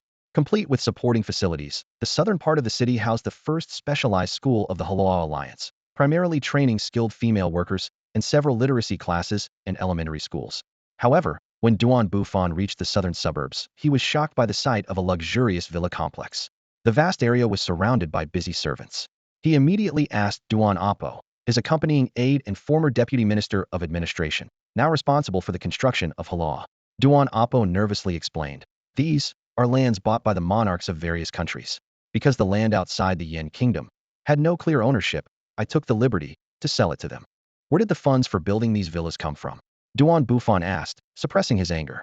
"They used slaves in the construction work, keeping the wages for themselves, thus amassing great wealth," Duan Apo said, suddenly kneeling to plead guilty. "Leader, this was my failure in management, please punish me." Looking at this loyal aide who had followed him since the beginning, Duan Bufan felt conflicted. He had explicitly instructed caution in using the surrounding land, yet she had sold it for building a villa complex without permission. "Stand up for now, and await further investigation," Duan Bufan said, leading his soldiers towards the villa complex. As Duan Bufan and his group stepped into the villa complex, they were immediately captivated by a grand and imposing gate. The bold characters, Wei Mansion, were inscribed above it, and 2 simply dressed slaves were on duty at the entrance. These gatekeepers didn't seem to recognize Duan Bufan and his companions. When they saw someone approaching with soldiers, they quickly moved to block the way and swiftly reported inside. Moments later, a middle-aged man, who appeared to be a steward, hurriedly came out. Recognizing Duan Bufan at once, a sycophantic smile spread across his face, and he dropped to his knees with a thud. "This is our leader of Hala. Kneel down quickly," he shouted to the surrounding slaves. No sooner had he spoken than the slaves collectively knelt down. "Stand up," Duan Bufan said, feeling somewhat uncomfortable with the scene, but not wishing to say more at the moment. Just as he was about to step inside, the steward rose and respectfully said, "Leader, our master is temporarily occupied with urgent matters. Could I ask you to wait for a moment in the reception room?" "A reception room?" Duan Bufan couldn't help but let out the words, then smiled wryly to himself. Ever since his time travel, he had been living in a simple cave dwelling, and perhaps such a humble lifestyle had limited his imagination of the opulent lives of nobles. The steward paused briefly before leading Duan Bufan to the reception room. As they entered, the sight before him made Duan Bufan marvel at how advanced these nobles were in their enjoyment. There were polished wooden tables and chairs, soft and comfortable sofas, exquisite translucent glass cups on the table, and fresh tea leaves prepared for entertaining distinguished guests. Seeing these items tightened Duan Bufan's heart. These were originally made and gifted as tokens of appreciation for the families of fallen soldiers, yet here they were, displayed by slave owners. What shocked him even more was recalling that in the last battle, many soldiers from these slave-owning nations had participated and sacrificed their lives, and the Hala Alliance had provided generous compensation and bonuses. Turning to a non-Yin soldier beside him, Duan Bufan asked, "How are your bonuses usually handled?" "What bonuses?" The soldier's indifferent response made Duan Bufan's heart sink. "I mean the military pay and the compensation for fallen soldiers," Duan Bufan pressed urgently. "Oh, that," the soldier replied casually. "Of course, it goes to our master. All our property must be handed over completely to the master." Bang! The heavy glass cup in Duan Bufan's hand shattered. "Leader, why get so angry over a slave?" The steward hurriedly knelt down, wiping Duan Bufan's hand with a cloth to clean the blood. Injuring yourself over this isn't worth even hundreds of lives like ours. The soldier also knelt, trembling and kowtowing repeatedly. Other non-Yin slave soldiers followed suit, kneeling, while the Yin soldiers remained standing. Silence spread through the reception room as Bufan was engulfed in a mix of emotions, anger and sorrow intertwining, and a profound sense of loneliness in his solitary fight against the tide of history washed over him. Bufan pushed away the butler who was tending to his wounds and slowly stood up. He took a deep breath, trying to calm the storm within him. "Please leave me for a while. I need some time alone," he said, his voice steady and restrained. In solitude, Bufan fell into deep thought. The state of the Yin Kingdom troubled him greatly. More than half of its population were reduced to slaves, exploited by the aristocratic slave owners, living lives devoid of dignity. Meanwhile, the aristocrats enjoyed extravagant lifestyles, fueled by the labor of these slaves. What disappointed him most was that even the slave soldiers, who had undergone rigorous training by the Beiwei army, still had deeply ingrained servile tendencies. If this chronic issue was not addressed soon, the impending Industrial Revolution would undoubtedly lead to even greater unrest. At that moment, the ruler of Wei entered the hall with several women. Leading them was a stunning beauty, with skin like porcelain and red lips, her every move exuding grace. Upon seeing the blood seeping from Bufan's wound, she immediately approached and gently wiped it with a silk handkerchief. Her delicate hands, soft and unmarked by labor, starkly contrasted with Bufan's rough and battle-worn hands. "Leader, why are you so careless?" she chided, her voice carrying a hint of playful reproach. Bufan snapped out of his thoughts, glancing indifferently at the ruler of Wei. The ruler bowed respectfully. "Leader, this is my favorite daughter. For the sake of Heluo, if you wish, I am willing to offer her to you." The implication was clear. If Bufan accepted, it would mean aligning himself with the privileges of the slave-owning aristocrats. Noble status, a life of abundance, unlimited power, the company of beautiful women, all these were fleeting in Bufan's eyes. It was a fundamental choice, to be a shepherd or a lead sheep, to hold on to ideals or bow to reality. Although Bufan held supreme power over the army and Heluo, the slave-owning aristocrats controlled the majority of the population and wielded significant influence over the military. However, his resolve on whether to compromise or fight had never wavered. "Investigate. Leave no stone unturned." Bufan suddenly pushed the woman aside and ordered his soldiers. Some soldiers hesitated, glancing towards the slave owners. Bufan's anger flared. "Don't forget who pays your wages. If you don't act today, you'll remain slaves forever. Are you turning against us?" The ruler of Wei trembled as he pointed at Bufan, uncertain whether from anger or fear. The beauty, too, clung to him pleadingly. "Leader, don't you want me? Have I done something wrong?" At that moment, this seemingly perfect woman appeared repulsive to Bufan. Her nobility was built on exploitation, her elegance derived from the sweat of countless laboring women.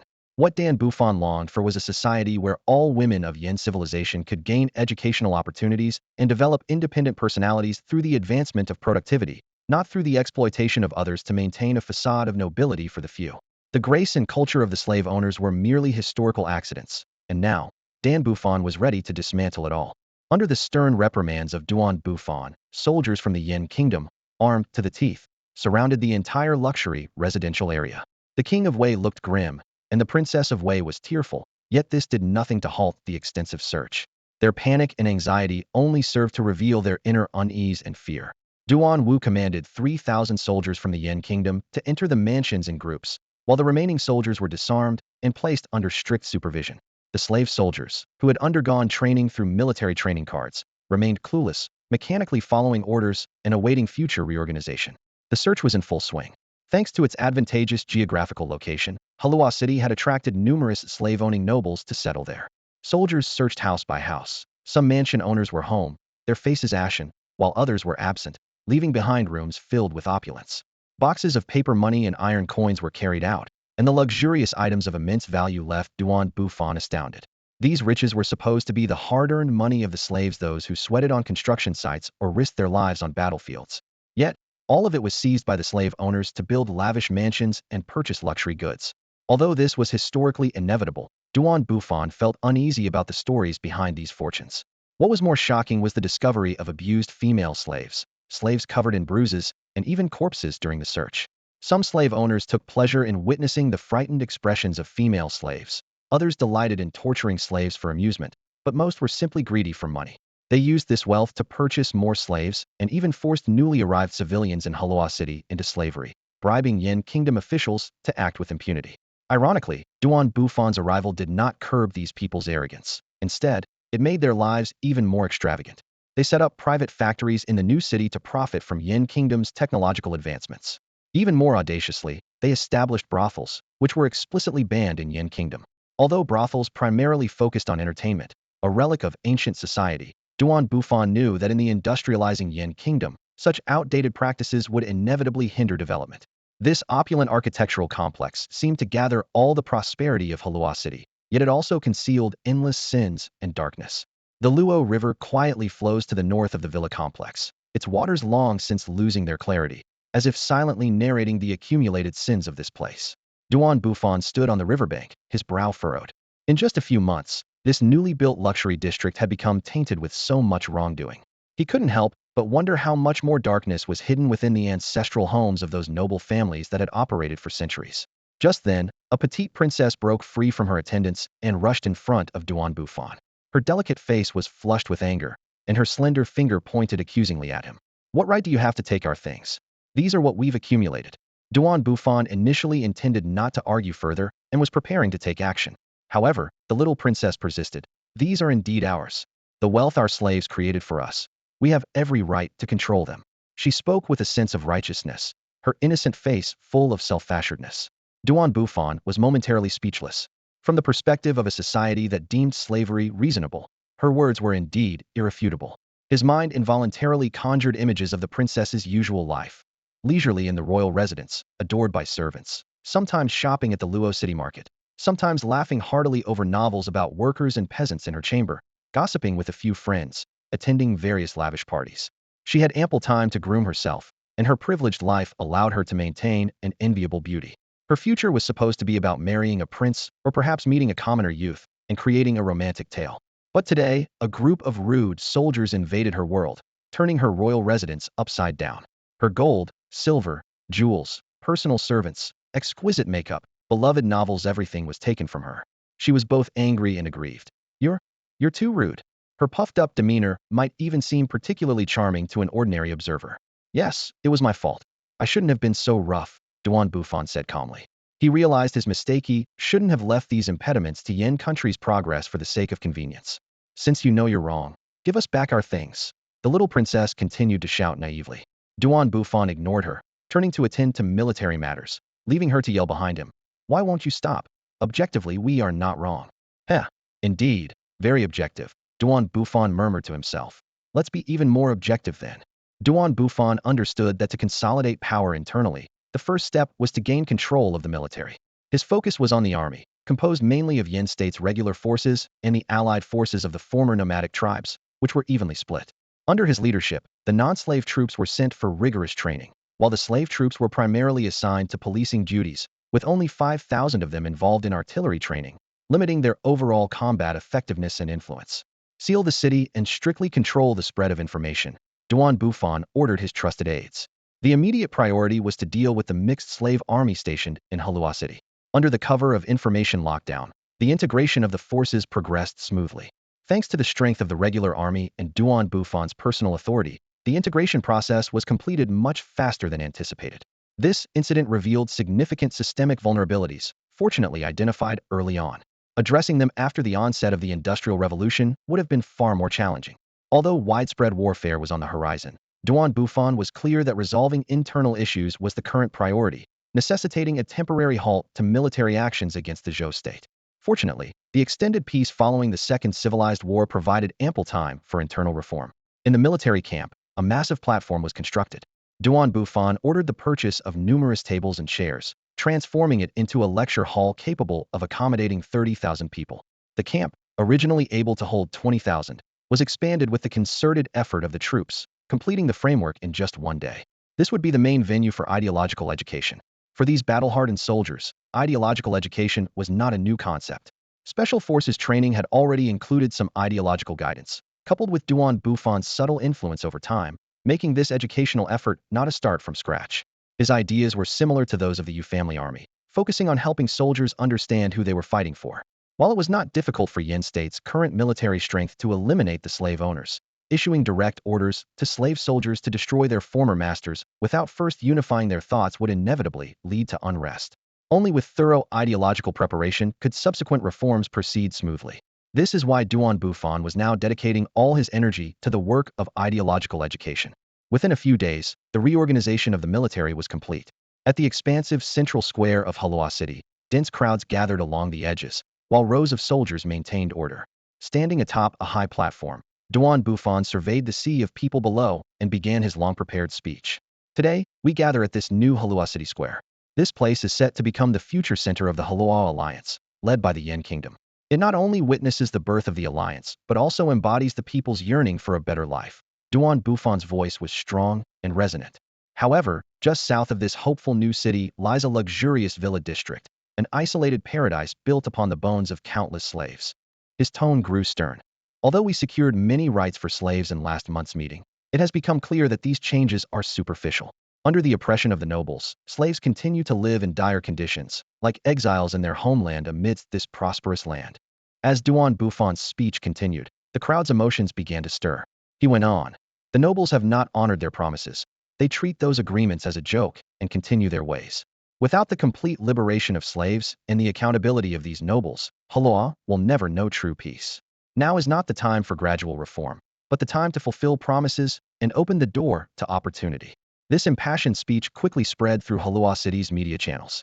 Simultaneously, documents exposing the crimes of slave owners circulated widely. Thanks to prior media groundwork, this powerful propaganda campaign nearly pushed the slave owners to the brink of public disgrace. Duan Bufan's next move was even more strategic.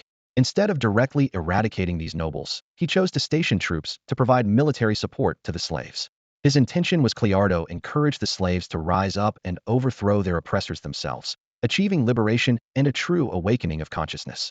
This slave liberation movement was driven by Duan Bufan's strategic considerations and was also an inevitable choice for societal development.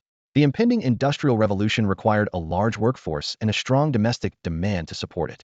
Breaking the shackles of slavery was essential to boosting social consumption, and this internal revolution was the perfect opportunity to enhance the Hala Alliance's domestic demand. At the same time, he did not forget to investigate those who had initially followed him. After all, ensuring the purity of his own ranks was equally important in this transformation. The Special Task Force, led by Zhuge Ming and Duan Wu, swiftly initiated operations to conduct a thorough investigation of all individuals in Hala City and the 10 cities along the river. Meanwhile, the army began to deploy across the region, preparing to take up positions. In response to the army's arrival, some obstinate slave owners immediately took action, coercing the populace to seal the city gates in an attempt to prevent the military from entering. However, these oblivious nobles were only a minority. Most of the aristocrats had a clear understanding of their situation and chose to make wise concessions. Those who attempted to resist the well-equipped regular army with militias soon faced the consequences.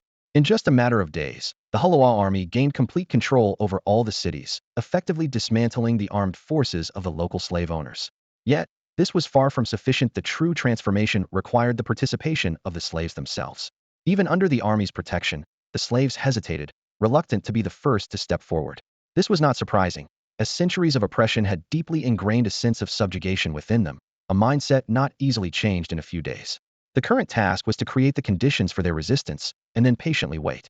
The spark of change finally ignited in the palace of Pang City. A slave, who had accidentally knocked over a precious glass bowl, was being whipped. His master, a corpulent noble, was relishing the cruel spectacle. The recent situation had made the slave owner cautious about resorting to violence, but today, he found an outlet for his pent-up aggression. As the whip cracked, a sick pleasure spread across the noble's face, akin to an addict receiving a fix. But this time, the slave's eyes held not the usual fear and resignation, but a searing hatred. How dare you look at me like that? The gaze only fueled the slave owner's excitement, causing him to lash out even more viciously. Suddenly, the slave seized the whip. You dare! Watch me, you fat pig! The slave yelled, snatching the whip and furiously lashing the noble. Come, look everyone!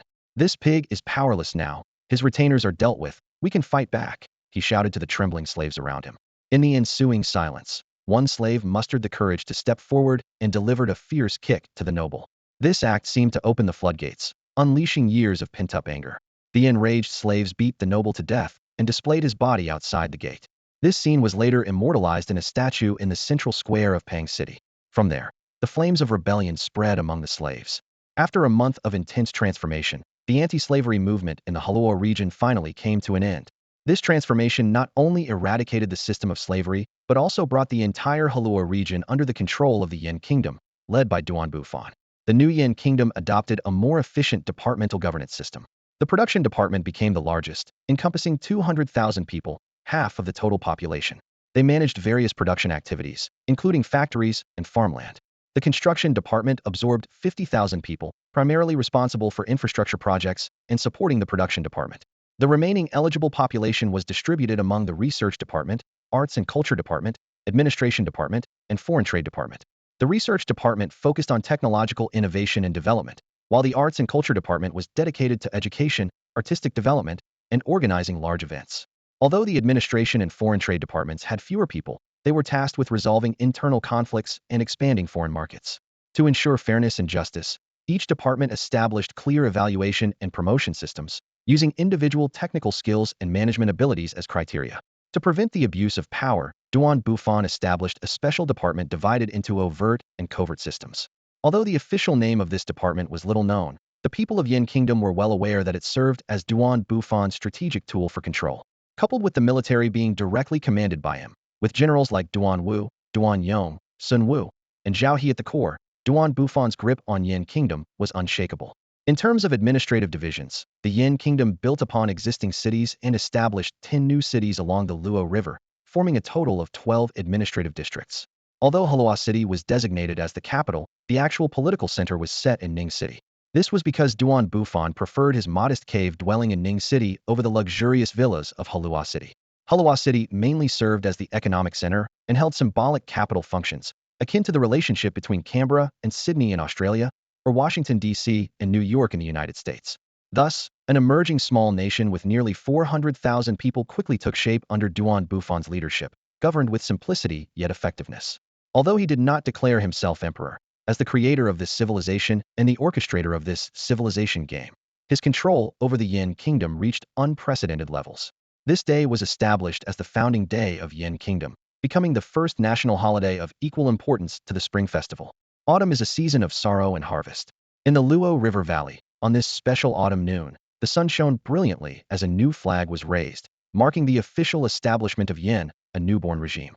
In the square, tens of thousands of people erupted in deafening cheers. Unlike in the past, this time they were not cheering as vassals of the nobility, but as true masters of their country. This was their nation, a homeland they had collectively forged. With internal consolidation complete, Yin embarked on a series of reforms benefiting the people.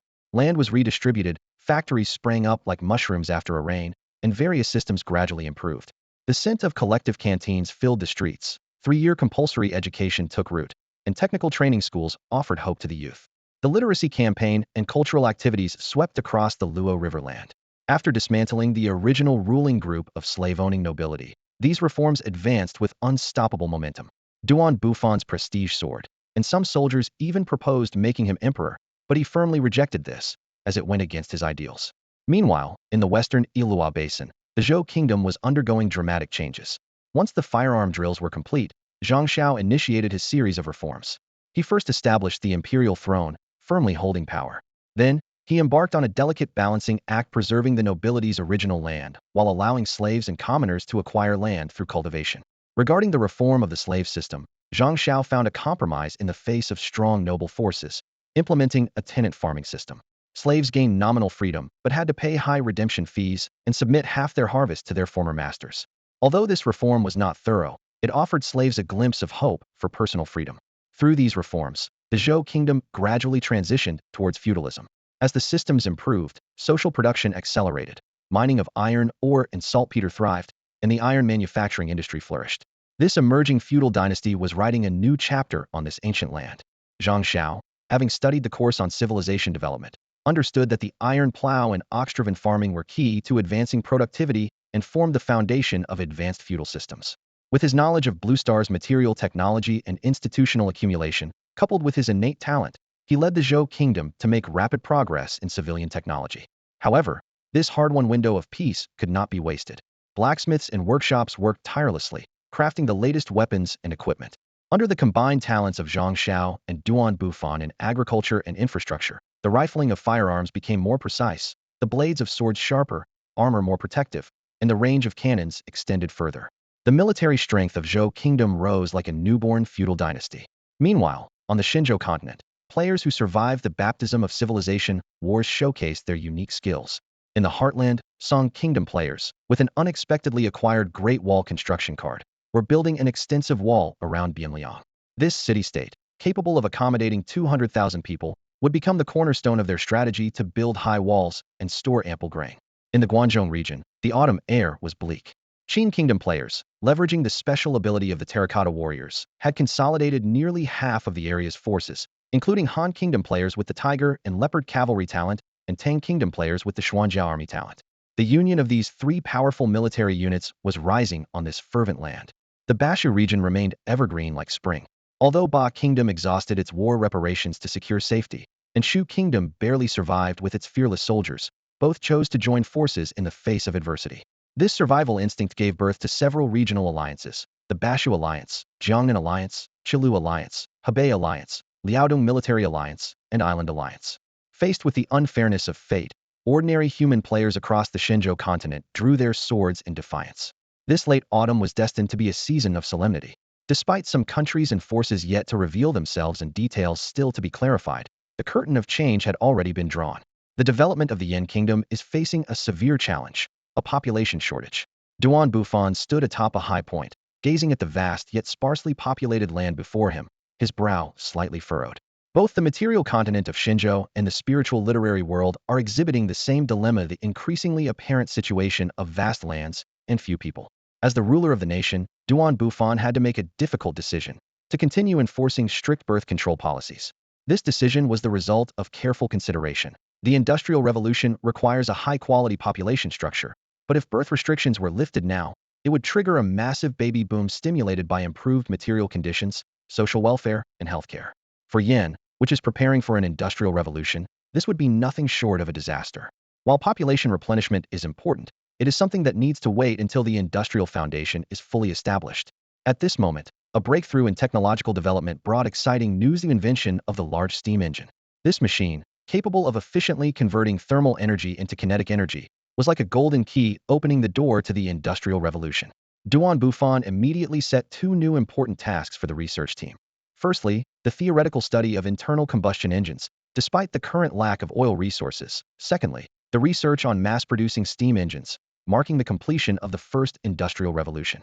To ensure the smooth progress of the Industrial Revolution, Duan Bufan understood that comprehensive preparations were necessary. The production of iron, talent cultivation, ideological and cultural guidance, technology confidentiality, and the exploration and extraction of mineral resources, primarily coal mines. These were areas without ready-made experiences to follow from Blue Star and needed to be explored step by step. While Yin was busily preparing for this industrial revolution, the Civilization game suddenly issued a new announcement. Ding! Detected that the player's exploration of technology has reached the level of a third-level material civilization. Detected that the player has paved a new path to entering a third-level material civilization. The system then awarded the title of Pioneer of Scientific Research, along with 2 cards for independently establishing material units. More delightfully, the system detected that Duan Bufan possessed the material warrior talent and offered an option for talent merging. Without hesitation, Duan Bufan chose to merge. Moments later, the new title Material Warrior Fusion version was born, bringing multiple benefits: enhancing the civilization's material technology research speed and production capacity, increasing the spiritual energy consumption of hostile spiritual civilizations entering this world, and strengthening the military power of third-level material technology armed forces. This unexpected joy brought a contented smile to Duan Bufan's face. In the current environment where material technology is relatively underdeveloped, the ability of Yin's civilization to open new paths for technological development is indeed invaluable. Duan Bufan pondered the newly acquired title carefully. Although the enhancement it brought to his abilities wasn't as significant as it was for ordinary players, it was comprehensive, covering multiple areas. This, in a way, helped bridge the talent gap between him and other players. What was particularly noteworthy were the 2 cards for independently creating material-based units. Such cards were incredibly rare in the game, clearly designed to prepare for the upcoming third-level material technology era. However, the actual effectiveness of these cards depended on various factors such as weaponry and training levels, often unfriendly to lower-level players. Yet, the game seemed to have accurately assessed that Yin country's technological equipment had reached a new height. Thus, Gifting these cards now perfectly aligned with Yin country's military needs as it entered the third-level material technology era, demonstrating the game's thoughtful design. For now, Duan Bufan decided to postpone using these unit cards. The Industrial Revolution was just beginning, and both weaponry and soldier training required more time to perfect. He estimated that at least another year of preparation was needed. Once domestic affairs were settled, the opportunity to eliminate the Zhou kingdom was ripe. Leading the well-equipped Beiwei army, Modeo army, and the independent artillery regiment, Duan Bufan marched westward. This time, he was confident domestic stability, sufficient armaments, and unified leadership ensured victory. After logging off, Duan Bufan returned to the real world of the Huaxia continent. Over the past month, he had been incredibly busy in both private and public literary circles, handling practical matters and planning for the future. Now, he finally had a chance to rest. In class, Duan Bufan started to doze off again. The current curriculum was meaningless to him, especially the language courses focused on the 4 books and 5 classics. As for civilization development courses, the exploration of material civilization hadn't reached his civilization's level, and the spiritual civilization content was even less useful. If it weren't for the mere 20 weight of cultural subjects in the college entrance exam, he would consider dropping out altogether. However, to Duan Bufan's surprise, Li Dazhuang was uncharacteristically attentive, taking notes diligently. Curiosity got the better of him, and he peeked at Li's notebook, which was filled with phrases like, "The Master said, sharing the world is not possible," and "The Master said, the revenge of 10 generations can still be avenged, 100 generations too," and "The Master said, encountering in the market, do not return weapons but fight," and "The Master said, the sword is virtue." This situation was quite amusing, as it seemed Li Dazhuang was treating Confucian thought as a guide for a barbarian renaissance. Seeing Li Dazhuang so focused, Duan Bufan decided not to disturb him and instead turned his attention to Lin Yinqing. The girl was on the verge of sleep, her eyelids drooping heavily and her eyes rolling back, about to close completely. Just then, Duan Bufan suddenly shouted, "The teacher's coming." Lin Yinqing was startled awake by the unexpected shout, instantly alert. Luckily, her reaction wasn't too noticeable, and the teacher lecturing at the front didn't notice the disturbance. "You?" Lin Yinqing glared at Duan Bufan, too angry to speak for a moment. Duan Bufan could only offer an awkward smile. "Hee, you were about to fall asleep, so I thought I'd give you a heads up. That's not how you remind someone. You nearly scared me to death." Although still a bit annoyed, Lin Yinqing decided to let it go. Seeing this, Duan Bufan quickly changed the subject. He was just bored and wanted to chat, but the person next to him, Li Dazhuang, had suddenly turned into a model student, so he turned to bother the drowsy Lin Yinqing instead. "Hey, have you advanced to a second-level civilization yet? You said you were close last time." "Yeah, the highest-ranked angel in my civilization has already reached a level 4 spirit warrior, and the productivity is up to standard." Lin Yinqing skillfully tossed the conversation back to Duan Bufan. "How about you?" Duan Bufan was still pondering how a level 4 spirit warrior could have such high productivity when the question interrupted his thoughts. "Me? I've still got a ways to go. Yin country's productivity is only around 1.2 million, so we're still a bit away from being a second-level civilization. But it should be quick after the Industrial Revolution." He then asked, "Did you use a spirit civilization to advance this time?" Lin Yinqing explained, "No, it was a level 1 material civilization. But the productivity mainly comes from the spirit civilization." She elaborated on the characteristics of the spirit civilization. Spirit technology is difficult to research, and its development path is the opposite of material civilization. By cultivating high-end combat power, productivity can be quickly boosted. The productivity from level 1 to level 6 spirit warriors is 100, 1,000, 3,000, 5,000, 10,000, and 50,000, respectively. Below level 6, it's not restricted by spirit technology, but higher levels require technological support. Duan Bufan couldn't contain his curiosity. "What's your rank this time?" Although he could check the leaderboard, he preferred not to upset himself. 28th place, Lin Yinqing replied calmly. "Wow, you made it into the top 30. Duan Bufan exclaimed. With that ranking, a special admission to Kyoto University was assured. "Yeah, the rewards are nice, and I have some surplus resources," Lin Yinqing said calmly. "If you need anything, you can check it out at the next civilization exchange." "Sure, I'll definitely come." Duan Bufan agreed without hesitation. With someone offering resources, he wasn't going to be shy. "You're really not holding back," Lin Yinqing said, shaking her head helplessly. "Hey, why be formal with you? We've been friends for years," Duan Bufan replied cheerfully. Upon returning to the Shenzhou continent, Duan Bufan was planning to lead an army to attack the Zhou kingdom. Before this crucial battle, he needed to properly organize various domestic affairs, as the entire nation was in a critical transitional period. On the early cultivated lands, large new villages were emerging. Due to the vast land and sparse population, the demand for farmland was not urgent. These villages were mostly concentrated in the easily cultivable and accessible large plains. Although the number of villages was small, their scale was significant, and the transportation between them was smooth, significantly reducing the pressure to improve infrastructure. Each village was equipped with modern public facilities, spacious and bright dining halls, clean sanitary facilities, and well-equipped hospitals. Bufan instructed the Medical Research Institute to integrate the essence of both Chinese and Western medicine and compile a comprehensive doctor's handbook. At the same time, he established medical schools across the country to train a large number of grassroots doctors capable of handling common ailments. These doctors regularly visited communities to conduct health checkups, preventing diseases at their source. To ensure the supply of medicinal herbs, Bufan designated large areas of land for herb cultivation and organized specialized teams to gather wild herbs from the mountains. The Medical Research Institute, building on the existing Doctor's Handbook, combined it with Shenzhou's unique herbs to compile a new version of the Compendium of Materia Medica. Although not achieving completely free healthcare yet, these medical books, along with a comprehensive system for training and dispatching medical personnel, effectively curbed the spread of many diseases. This low-cost yet efficient healthcare system not only improved the overall health of the population, but also strengthened national cohesion. Bufan consistently adhered to the principle of prevention is better than cure, advocating for addressing common diseases before tackling complex ones. In terms of agricultural production, Bufan established a new system based on public ownership while considering individual incentives. During the phase when mechanized agriculture was not yet widespread, he implemented a flexible system for contracting farmland. Land was allocated based on the labor available in each household. With the support of high-yield seeds and similar climate across regions resulting in minimal differences in land quality, the initial distribution of farmland proceeded smoothly. Each year, the Yin family publicly set reasonable grain levy targets based on local conditions. Although these targets were demanding, they typically left farmers with a 30 surplus, which they could sell to the state for income. On the land of Hala, a reform concerning the people's livelihood is quietly advancing. Bufan has implemented a new agricultural system based on fairness, with uniform production standards within the same region. The wealth of the farmers is directly linked to their output. Those who exceed their targets earn more, while those who fail to meet their quotas without reason face criticism and restrictions. After all, enjoying numerous benefits like free food, supplies, and healthcare, while failing to contribute basic public grain, is indeed unjustifiable.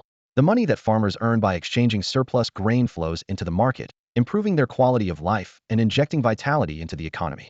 Although this system still has many imperfections, it has achieved the greatest possible balance of fairness and efficiency in this agriculture-dominated, yet hopefully industrialized stage. At this time in Hala, light industry is beginning to take off, but a significant portion of the urban population is still engaged in agricultural activities. In preparation for future industrialization, the government has started to enhance technical training for urban farmers.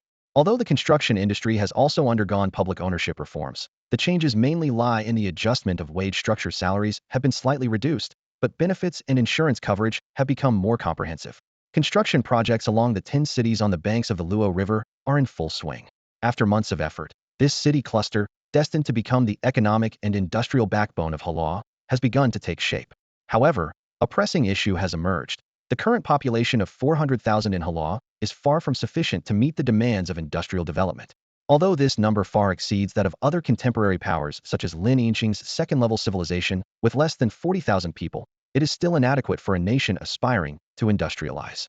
Bufan turned his attention to solving the population issue.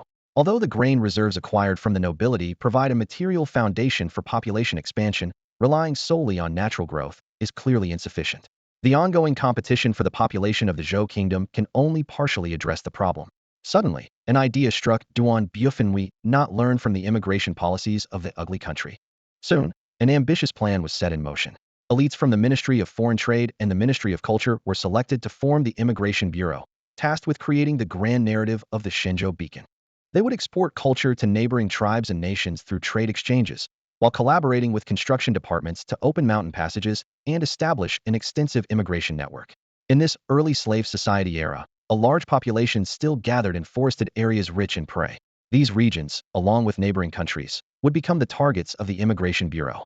Through comprehensive immigration policies and the alluring vision of the Shenzhou Beacon, the Immigration Bureau would reserve ample human resources for the urbanization and industrialization of Hala. Captivating stories about the Luo River Valley began to spread far and wide, and this nascent Immigration Bureau is set to spark a storm that will change history across the land of Shenzhou. A beautiful legend is gradually unfolding on this vast expanse. After ensuring the affairs of the newly established nation were in order, Bufan turned his attention to the looming threat of the Zhou kingdom. Intelligence agents dispatched a month ago had just returned with worrying news. The strength of the Zhou kingdom had significantly increased. Standing before the strategy map, Bufan frowned. Initially, the Zhou kingdom was merely a minor nuisance, and he had hoped to swiftly deal with it before it grew stronger.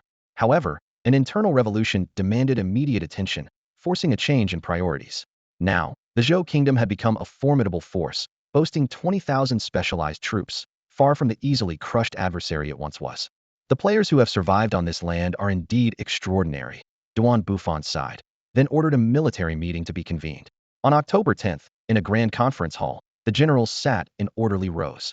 The primary agenda was to define the nature of the Eastern expedition, laying the groundwork for subsequent propaganda efforts. After intense discussions, a comprehensive two-part plan was finalized: military operations and logistical propaganda efforts. The Immigration Bureau took charge of the propaganda work, utilizing all available resources, novels, plays, slogans, posters, and even storytellers, to launch a multifaceted propaganda campaign. These catchy and folksy slogans were disseminated through various channels to the Zhou kingdom, portraying a new beacon-like societal image. For the people of Zhou still under feudal rule, this stark contrast was a tremendous shock. The expanded Immigration Bureau, combined with the training methods of the Jinhui, achieved remarkable results in grassroots propaganda. Unlike the hollow propaganda of other nations, the Yin Kingdom's efforts were based on reality, offering genuine guidance rather than deception. Watching the steady influx of immigrants from all directions, Bufan was pleased to see these individuals quickly integrating into Yin society. Guided by a unified vision, Yan's inclusivity had transcended regional and ethnic boundaries. Meanwhile, logistical support was proceeding at a rapid pace. Supplies and provisions were being transported along the Luo River system, continuously flowing from Luoqing to the frontline cities of Luoco and Bianqing. The mobilization of troops was also progressing smoothly, and by October 20th, the main forces had completed their pre-battle assembly. Along the path of the advancing army, each city unfolds moving scenes. In the city of Hala, soldiers stand ready, cannons on their shoulders, preparing to march. The streets are lined with enthusiastic citizens eager to offer warmth to the troops. Some hand over thick cotton clothes, others present steaming hot meals, and some even wish to marry off their daughters to these brave warriors. Such touching scenes repeat in every city the army passes through. When the independent regiment arrived in Luodong with their cannons, a torrential downpour suddenly began. The soldiers, caught unprepared, had no time to set up shelters, and their woolen sleeping bags quickly soaked through. Sun Wu stood under a narrow eave, squeezing the water out of his soaked sleeping bag, indistinguishable from those of the ordinary soldiers. "Young man, come inside to escape the rain," a middle-aged woman called from the doorway, gesturing for Sun Wu to enter. "Thank you, ma'am, but we have rules. We cannot enter civilians' homes," Sun Wu politely declined, then spread his sleeping bag under the cramped eave. The woman, concerned, said, "The rain is so heavy, and you still have to fight. What if you catch a cold? My house is big enough to accommodate you." She made a move to take Sun Wu's sleeping bag. Sun Wu held onto his sleeping bag firmly, his tone resolute yet gentle. "Ma'am, our leader has told us that we are the people's army and must not disturb civilian lives. I appreciate your kindness, but discipline must be maintained. If we enter homes today, it might lead to taking civilians' belongings tomorrow, which is a line we cannot cross. Such good kids, working so hard. It makes us parents' hearts ache." The woman sighed as she returned inside, soon bringing out a pot of hot water for Sun Wu to warm himself. This kind of interaction, respectful of discipline, provides a warm space for connection between the army and civilians. A similar scene unfolds in Maoqing. A few soldiers prepare to sleep under an eave when a woman rushes out, recognizing one of them as her son. She eagerly says, "Son, bring your comrades inside. I've already prepared a room." The soldiers exchange glances, shaking their heads. Her upright son replies solemnly, "Mom, we have rules. Entering civilians' houses is strictly prohibited. It's a matter of principle." "What kind of rule is so rigid? Even when the sky is falling, you can't come inside." "It's too harsh," she complains as a mother. "Mom, that's not the way to see it. Following rules is to ensure the safety of civilians." Her son's words resonate with his comrades, showing that the principle of people first is deeply rooted in each soldier's heart. Finally, understanding, the mother nods. "All right then, wait here. I'll boil some hot water and find a few umbrellas." As dawn breaks, the rain finally ceases. Every city where the army is stationed presents the same touching scene. Streets filled with umbrellas and wooden boards brought by the citizens. Under these makeshift shelters, the weary soldiers sleep peacefully in their sleeping bags. This heartwarming unity between army and civilians shines brightly in the morning light after the rain. The military faction in the Zhou kingdom has evolved into a privileged class, standing above the ordinary citizens. This army, which was supposed to protect the people, has instead become a source of fear, as they frequently invade homes and plunder property.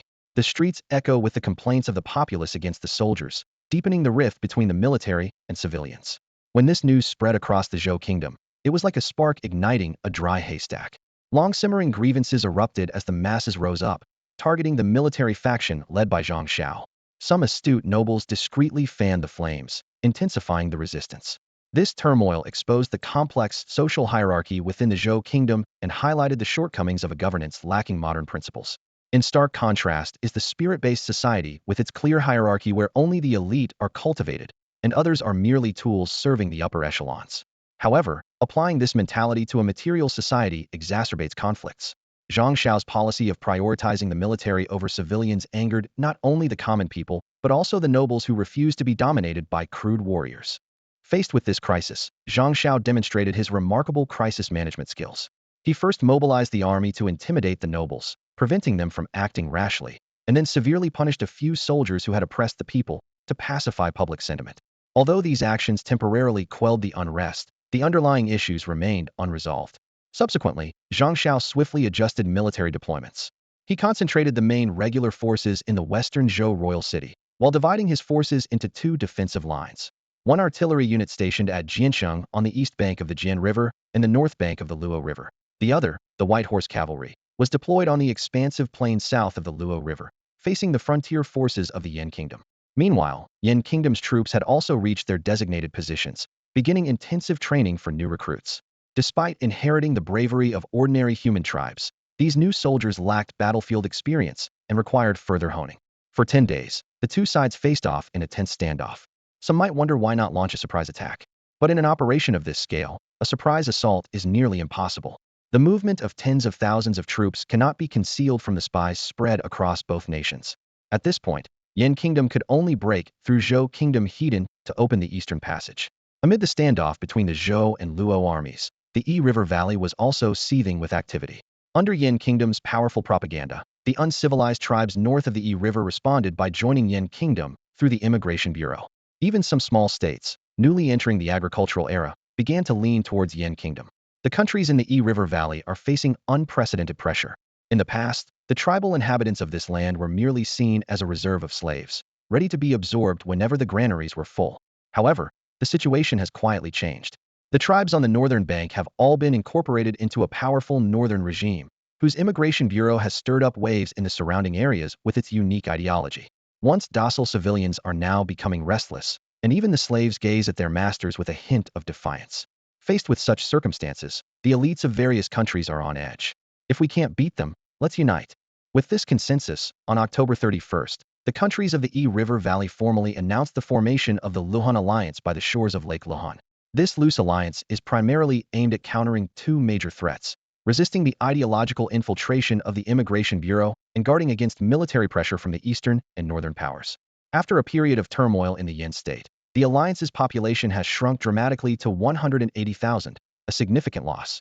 Currently, the Hulua region has formed a tripartite balance of power: the Yin state, the Zhou state, and the Luhan alliance. However, this balance is not one of equality. Compared to the strengths of Yin and Zhou, the Luhan alliance is more like prey on a chopping block, ready to be swallowed at any moment. The entire Hulua region is divided into three major areas: the Luo River Valley, which is vast and densely populated; the Iloa Basin, which is flat and open to the west, smallest in area but populous; and the Yi River Valley, medium in size, but significantly depopulated due to turmoil, falling from second to last in prominence.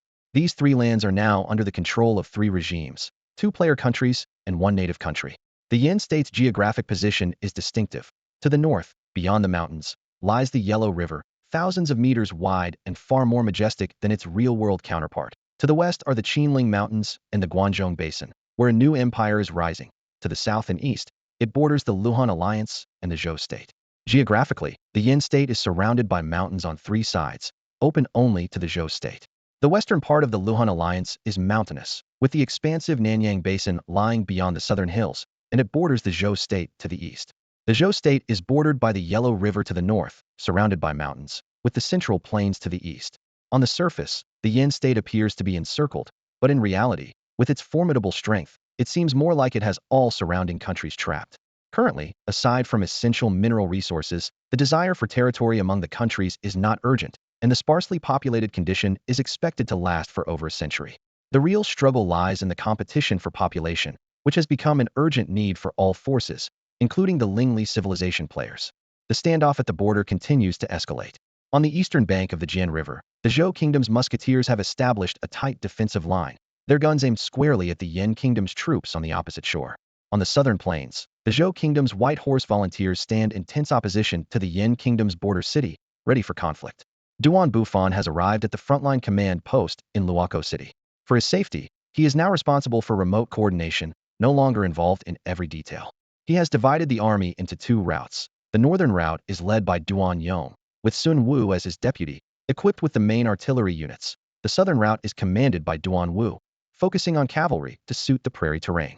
Draw the sword quickly and sheath it even faster. This is the overarching strategy Duan Bufan has set for this war. He understands the pressure of the Industrial Revolution and knows they cannot let the conflict become a quagmire, which would hinder domestic development. However, the Zhou Kingdom's long-standing military policies have borne fruit, and they are well prepared for this war. Aiming for a swift victory with minimal casualties is no easy task. Fortunately, public support is strong and logistics are ample. Supplies flow continuously to the front lines along the Luo River, making a war of attrition sustainable. Yet Duan Bufan knows this is not just a contest of hard power, but also a test of soft power between the two sides. Under the moonlight, the Jian River glistens with a silvery sheen, beautiful yet hiding danger. The musket camp on the eastern bank is brightly lit, with sentries patrolling constantly, and slaves working hard to build defensive structures. This war seems endless. One of the Zhou Kingdom musketeers complained as he and a comrade stepped outside the camp to relieve themselves under a large tree. Isn't that the truth? It's us common folk who suffer, the other agreed. Well, you can't really say that. The first soldier lowered his voice. I've heard from the village storyteller that the Yin Kingdom has overthrown the lords, and now the people are in charge. They're trying to bring socialism, and they're here to liberate us, he said, shaking himself with satisfaction. Who knows if that's true? His companion sighed. For people like us, we're still stuck serving the lords. But life isn't too bad. It's better than those poor peasants and slaves. If we make a name for ourselves, maybe we can become landowners too. The soldiers nearby watched their comrade's shaking body and the splashing water with a teasing smile. "Huh, you coward, getting scared again? Me scared? You haven't seen my bravery." He was about to retort when an ear-splitting explosion erupted from the west. A cannonball whistled through the air, hitting their tent directly and flattening it instantly, leaving the fate of those inside uncertain. Holy crap, they both exclaimed in shock. Before they could recover, more cannon fire followed in quick succession, shells raining down on the camp like a storm, reducing one tent after another to rubble. The advantage of range was clearly evident, being able to hit the enemy without being hit back, the simplest rule for victory. With ample ammunition, the artillery of the Yin Kingdom fired relentlessly. Hundreds of cannons bombarded the opposite riverbank for a full hour, the deafening roar never ceasing. Boom, boom, boom. Sun Wu stood beside the artillery position, a look of ecstasy on his face. He recalled his initial reluctance when assigned to the independent artillery regiment, the once believed a true man should fight on horseback. But after artillery training, he was deeply captivated by this overwhelming power. Huh, explosions are a man's art. Sun Wu laughed excitedly as he ordered, "2nd Battalion, keep firing." Standing nearby, Duan Yong observed the battle and reminded him, "Sun Wu, conserve the ammunition. Be mindful. Our supply of saltpeter is limited, and raw materials for ammunition are scarce." Although Sun Wu acknowledged the advice, he had already made up his mind. A night assault should be swift and decisive, using overwhelming firepower to crush the enemy's morale. To strike fear into the enemy was his new tactical approach. Across the river in the enemy camp, after an hour of relentless bombardment, there was only ruin and debris. The frontline general, Li Fun, emerged from a stone building where he had survived, looking at the devastation, momentarily at a loss for what to do, and sent his aides to tally the casualties. More despairingly, under the cover of artillery fire, the Yin Kingdom's troops began crossing the river. Warships slowly sailed towards the east bank, and the remaining musket troops could not mount a defense. Any approach to the riverbank was met with fierce cannon fire. They could only watch helplessly as the enemy landed and set up artillery on the opposite shore. Li Fan realized the situation was hopeless and ordered a full retreat. During the withdrawal to Jiansheng, they counted the casualties and found about 1,000 survivors. Though heavy, the losses were within expectations for the original 5,000 troops sent. The Yin Kingdom refrained from pursuit partly because they had just crossed the river and their logistical support was not fully established, and partly due to the limited mobility of their artillery and infantry, risking counterattacks from the musket troops. They dispatched units to maintain the supply line along the river and began advancing towards Jianqing. Along the way, immigration officials orderly relocated the local populace into Yin Kingdom territory, believing that, more than land or cities, population was the most crucial foundation for productivity. As the northern front burned with conflict, the situation on the eastern front was rapidly evolving as well. On the southern battlefield, a thrilling cavalry confrontation is unfolding. This is the Hunan Plain, a vast grassland formed by the confluence of the Luo River and the Yi River. To the west is Yan's largest breeding base, while the east is an endless stretch of grassland, dotted with a few scattered nomadic settlements, with no sign of urban development yet. At this moment, in the command room of Yan's border town, Duan Wu and a group of officers are gathered around a tactical sand table, devising a strategy for the upcoming battle. The challenge before them is how to counter the charge of the opposing force's 10,000 white horse cavalry. Engaging in a heated clash with the Beiwei army would result in significant casualties, which is clearly not a wise move. The current population is too precious to risk in a reckless confrontation, one officer remarked with a frown. Although Duan Bufan had not issued a strict directive, he had repeatedly emphasized in previous military meetings the importance of controlling casualties on both sides, including those of the Yin and Zhou armies. Of course, this principle was based on the feasibility of the tactics employed. Just as on the northern front, where artillery bombardment was launched at night to facilitate river crossing and reduce enemy casualties to some extent, this explained why Li Fun, when tallying the losses, found that the population loss was only 1/5, far below the anticipated half. After several hours of intense discussion, the officers finally reached a consensus. The artillery units that had been brought in earlier for support might play an unexpectedly pivotal role in this battle. In the following days, both sides were locked in a tense standoff, while the Yin army secretly prepared with great urgency. Finally, on a dark and windy night, Yin deployed half of the Beiwei army to launch an offensive, successfully luring out a large contingent of the white horse cavalry. As the enemy's spirit animala majestic white horse led the cavalry charge, the Beiwei army suddenly split into two wings, revealing behind them a solid fortress built from massive stones, with rows of cannon muzzles neatly arranged atop it. This fortress was constructed overnight, showcasing the Yin army's exceptional counter-reconnaissance capabilities and organizational efficiency. This was not merely a military confrontation, but also a test of national strength. The Yin soldiers' excellent cultural literacy and combat skills ensured their absolute advantage in battlefield intelligence. Their strong production capacity and logistical support made seemingly impossible tasks achievable, and their meticulous tactical planning and comprehensive training highlighted the Yin army's outstanding organizational capabilities, all of which were crucial factors in determining the outcome of the war. As the white horse cavalry charged irreversibly towards the fortress, they were met with a meticulously planned trap. As soon as the fortress came into view, this proud cavalry unit swiftly demonstrated their excellent organizational skills, quickly splitting into two groups to evade. However, the Yin Kingdom was well prepared. 5,000 Yin cavalry emerged from both flanks, while the fortress rained down artillery fire, enveloping the white horse cavalry in a web of firepower.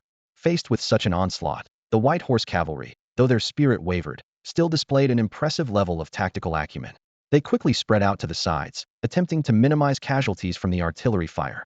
Yet, the encirclement by the Beihui army was already complete. The previously bypassed units and the forces behind the fortress had formed a perfect encirclement.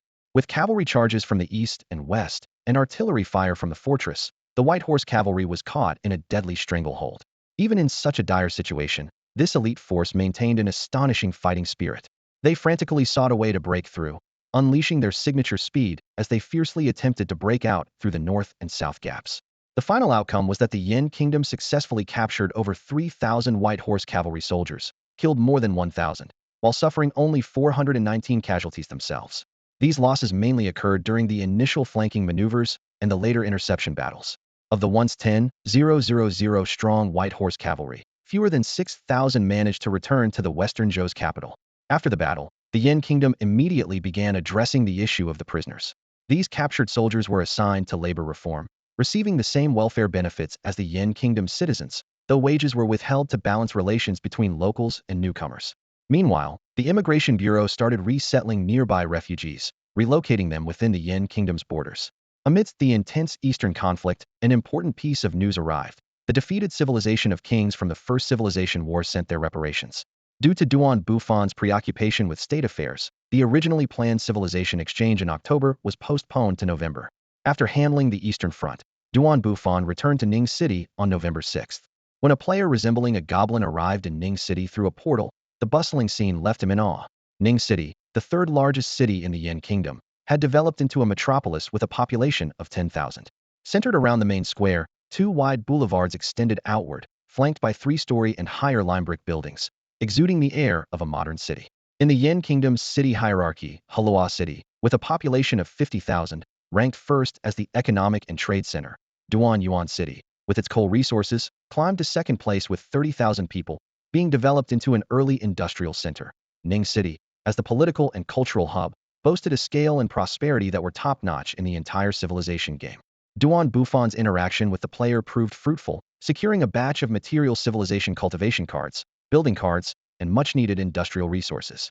As a representative of a spiritual civilization, the player primarily relied on spirit stones for resources and energy, and thus did not have an urgent need for mineral resources like coal and iron.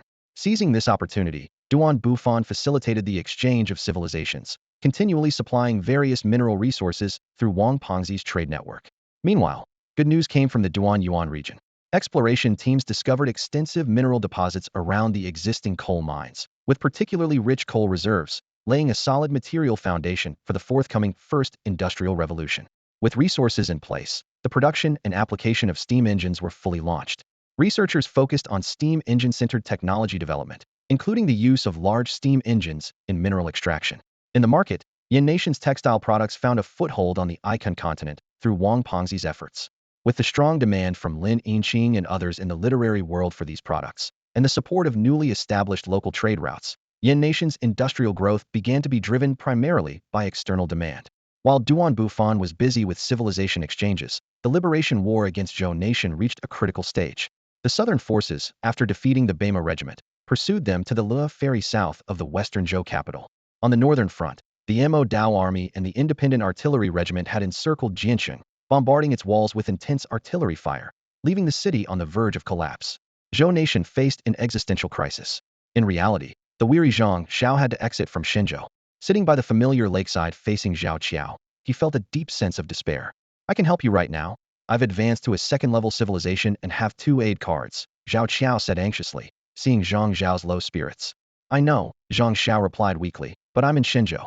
You can only save me temporarily, not forever. That player is too powerful. Even if you give it your all, it's hard to handle, and that's without him having any assistance. Is he really that formidable for a regular human? Zhao Qiao blurted out, then realized the slip. Sorry. It's okay. Compared to you guys, ordinary humans aren't much, Zhang Xiao said while throwing stones into the lake. That player's country has a population of 400,000, and it's still growing, more than 10 times mine. He also has 3 special armies, all very strong, especially those cannons. Even your third-level spiritual warriors struggle to withstand their concentrated bombardment.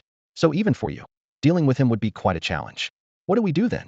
Zhao Qiao furrowed his brows, a hint of concern flashing in his eyes. Why not join my civilization? I can help you. That's impossible, Zhang Xiao replied resolutely, his voice firm. Even if I lose, I won't become a coward.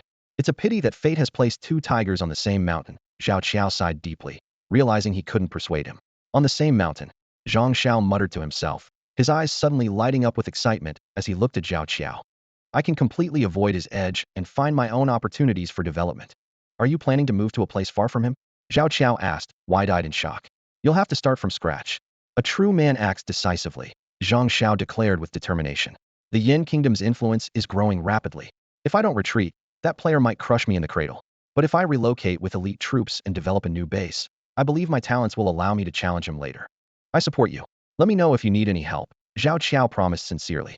I do need your help, Zhang Xiao replied gratefully. This player is extraordinary and must have already recognized my talents. He'll try to capture me. Once he discovers I've fled, he'll pursue me. I'll need you to ensure my safety. Rest assured, call on me anytime. Upon returning to the Zhou Kingdom, Zhang Xiao immediately began arranging for the army's relocation and gathering supplies. He studied the map closely. The west was the Yin Kingdom's territory, a large river blocked the north. The east was the Central Plains Alliance of the Song and Jin Kingdoms, and the south was the Nanyang Alliance. After careful consideration, he chose the southeast as his escape route.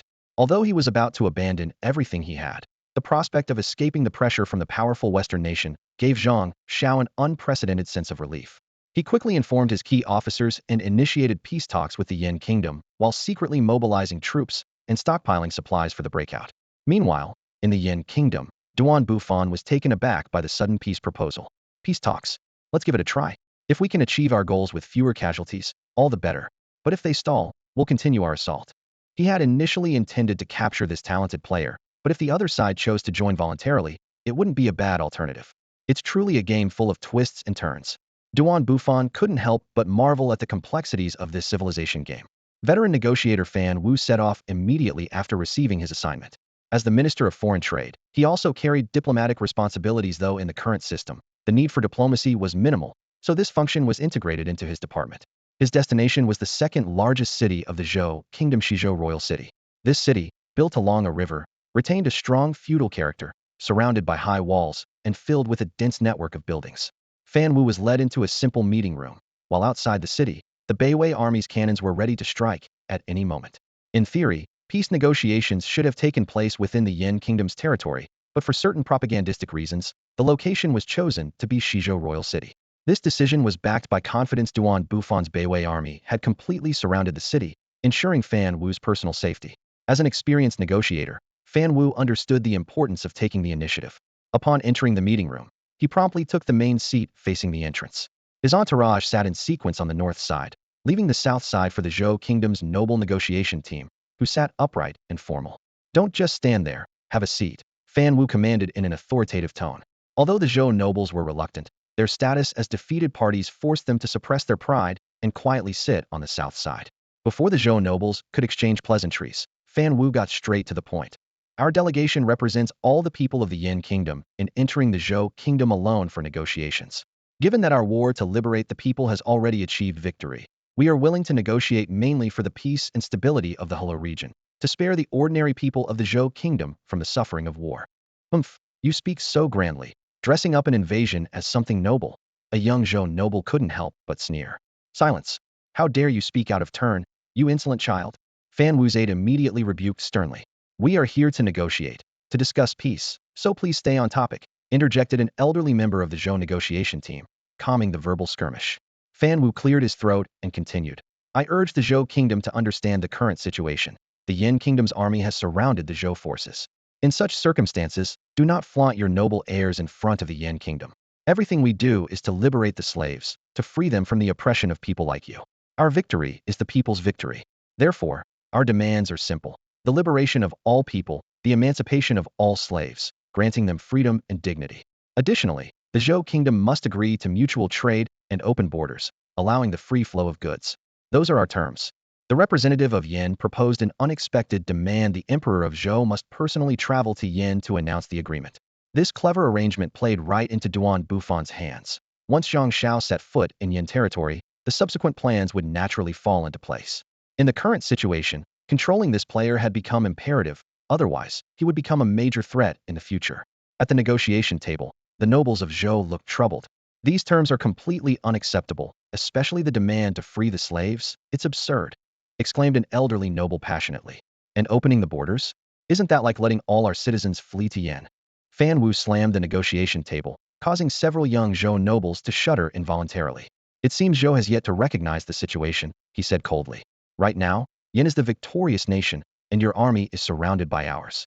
We could have marched straight in, but out of consideration for civilians, we chose to negotiate, and yet you fail to appreciate this. The two sides argued for the entire morning without making any progress.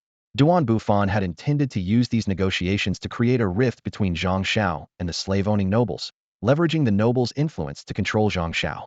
However, things did not go as planned, and the nobles ended up siding with Zhang Xiao. Seeing this, Duan Wu and Duan Yong had no choice but to resume military operations. Zhang Xiao then stepped forward, signaling to halt the negotiations. To attend these talks, he had specifically arrived at the western Zhou royal city before the Yin army's encirclement was completed. The surrounded army was his lifeline. Losing it would mean losing everything. He had hoped to use the negotiations to buy time, seizing the opportunity to transport supplies southeast, but Yin had clearly seen through this intention. With negotiations proving futile, the urgent task was to rescue the encircled army and quickly relocate. However, until an agreement was reached, this was all just talk. The situation was becoming increasingly dire, with Yin players clearly aiming to capture him, and his army was caught in the enemy's encirclement, rendering delay tactics ineffective. In desperation, Zhang Xiao opened the Civilization Network, searching for Yin civilization players nearby. This feature only displayed when players were in the same cultural realm and had been identified, showing only the civilization name to protect player privacy. He paid 2,000 civilization points to initiate a virtual negotiation request. At this moment, Bufan was examining a new simple small steam engine developed by Xiaoli, intended to power future agricultural machines. Suddenly, a system notification sounded. Ding. A Zhou civilization player has sent a negotiation request. Do you accept? Did the negotiations fail? Bufan wondered, slightly surprised, then clicked to agree. A beam of light flashed, and he was transported to a meeting room remarkably similar to the war negotiation setting.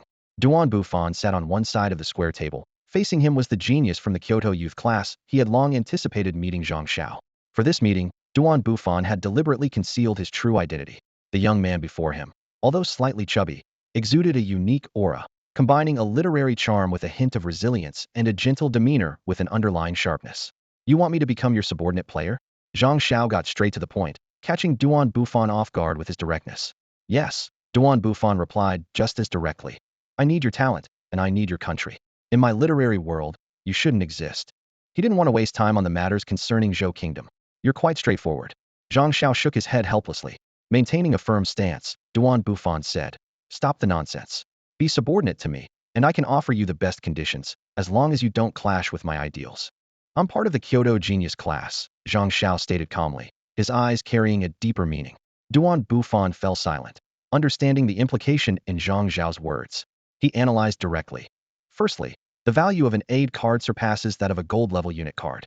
Secondly, with the conditions I've laid out, how many geniuses are willing to help you? Zhang Xiao didn't respond immediately, but instead acted. Moments later, a girl walked into the negotiation room. Zhao Qiao. When Bufan saw the level 2 civilization player mark on her head, he was internally shocked. What was even more astonishing was that Zhao Qiao took out 2 aid cards from the system, a sight more staggering than seeing 2 gold-level unit cards. You guys are serious. Bufan was at a loss for words. He could handle 1 aid card, given the aid time limit and the weakening effect of the title Material Warrior. But 2 aid cards changed the situation completely. Taking a deep breath, he said, tell me your conditions. But as you can see, my army's combat strength is formidable. Even if you have special units, spiritual energy on this spiritless continent will deplete quickly. I can outlast you, and I will prioritize eliminating the city's troops. I have only 2 demands, Zhang Xiao stated, freedom and space and time for development. I will lead the remaining troops away from Hala, and the entire Zhou Kingdom will belong to the Yin Kingdom. Bufan fell into deep thought. The other side not only had aid cards, but also a level 2 civilization powerhouse, which was not a situation he wanted to confront directly. Engaging in a direct conflict would lead to significant losses and disrupt development pace. Although he could call for support from Lin Yinqing and others, the value of aid cards was undeniable, and whether they had aid cards was uncertain. With the spiritual energy civilization rapidly advancing, dragging them into this conflict troubled Bufan. This is unexpected, Bufan finally said. Give me a few more minutes to consider. Bufan opened Civilization Net and clicked into a chatroom named 3 Brothers of Taoyuan. On the screen, Li Dazhuang and Wang Fugue were enthusiastically chatting. This group was their exclusive chat space on Civilization Net, but Bufan hadn't logged in for a while due to his busy schedule. The last time he was online was before the war broke out. Just leveled up to level 2 and squeezed into the top 10,000. Feels great. Wang Fugue's message popped up. Huh. I've been there for a while. Already in the top 8,000. Li Dazhuang replied, unwilling to be outdone. Bufan quickly typed. Guys, I'm in trouble here. Do you have any support cards? Damn, someone dared to mess with the 3 Brothers of Taoyuan. Li Dazhuang immediately responded. Don't worry, Duan, I'm preparing to support you. Rest assured, Duan, we're coming to the rescue. Wang Fugue chimed in. Bufan was puzzled. How come you guys have support cards? You get one when you reach level 2 civilization, but only the top 10,000 players get this privilege. Wang Fugue explained. Hang in there, Duan, send us your location, and we'll be there soon. Suddenly, Bufan remembered something. Wait. No, I'm still a level 1 civilization. The opponent shouldn't be able to directly intervene in our war yet. Li Dazhuang sighed. I had my weapons ready, and you only say this now. Wang Fugue also complained. That's really frustrating. But Duan, be careful. When you reach level 2, this player might use a war card against you. No worries, just call us then, Li Dazhuang reassured.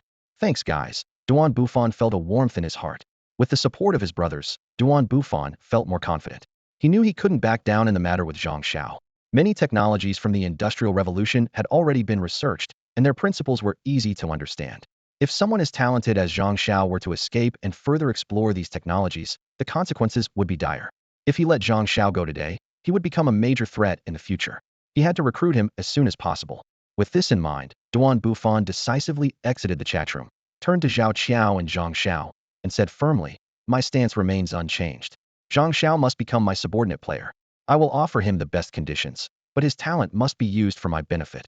Zhao Qiao and Zhang Xiao had initially thought there was a chance when they saw Duan Bufan hesitating, but they didn't expect such a resolute response. "Absolutely not," Zhao Qiao shouted angrily. "If you dare make Zhang Xiao a subordinate player, prepare to face the wrath of a top 100 ranked celestial player. This is still a level 1 civilization war. You don't seem to have the right to interfere with a support card," Duan Bufan calmly pointed out. Zhao Qiao was speechless, suddenly remembering that the early civilization wars only allowed players of the same level to participate. "So what?" Zhao Qiao argued, unwilling to give up. "When you reach level 2 civilization, you can use a targeted war card. Can you guarantee you'll stay at level 1 forever?" "Forget it." Zhao Zhang Xiao, who had been silent for a long time, finally spoke up, unwilling to see his friend in a difficult position. "I don't think becoming a subordinate player is such a bad thing. Have you forgotten your dreams? You were meant to be the only player to break through the third-level material civilization." Zhao Qiao's voice trembled, tears streaming uncontrollably down her cheeks. She stared straight into Zhang Xiao's eyes, biting her lip as she said, "If you dare to capture Zhang Xiao, there will be a war when we reach the second-level civilization. Then, you'll face not only my wrath, but also the power of the entire Kyoto genius class." Duan Bufan left the meeting room with a blank expression. It wasn't a matter of being heartless. It was the clash of core interests that left him no choice. Only by controlling Zhang Xiao could his civilization develop more quickly and safely. As for the threat from the Kyoto genius class, he was not afraid. One must look forward and act decisively at critical moments. He understood well that obtaining a war card in a second-level civilization was extremely difficult. By the time Zhao Qiao gathered enough war cards, it might be too late. Moreover, the rules of war in the second-level civilization were clear. The aggressor could have at most 2 supporting players, while the defender could have 3. By then, if he could enlist Wang Pengzi, Li Dazhuang, and Lin Yinqing, they would still stand a chance against the 3 players from the Kyoto genius class. Inside the meeting room, Zhang Xiao urgently tried to persuade Zhao Qiao. "Don't waste your energy on this." In his heart, he felt beyond redemption and didn't want to drag Zhao Qiao into this quagmire. A designated war card could fetch a sky-high price of 500,000 civilization points at an auction, a cost far too heavy for a second-level civilization. "You don't need to persuade me anymore." Zhao Qiao stood up, her eyes resolute. "If you really become a subordinate player of the Yin Kingdom, I will definitely come to rescue you."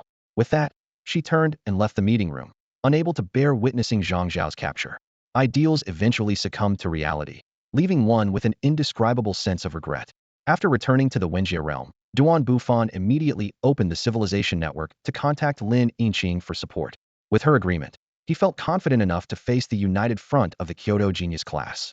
He then published an article about liberating the entire Zhou nation and made it clear to the military that capturing Zhang Xiao was imperative. After leaving the negotiation room, Zhang Xiao ceased any futile resistance. He ordered the city gates to be opened and led his army to surrender to the Yin Kingdom. Preserving strength might leave a glimmer of hope for the future. Suddenly, a system notification sounded. Ding! The enemy has surrendered. The war is over.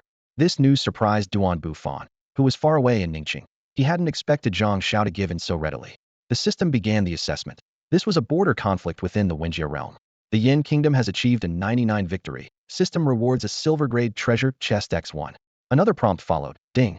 Player Zhang Xiao requests to become a subordinate player. Do you agree?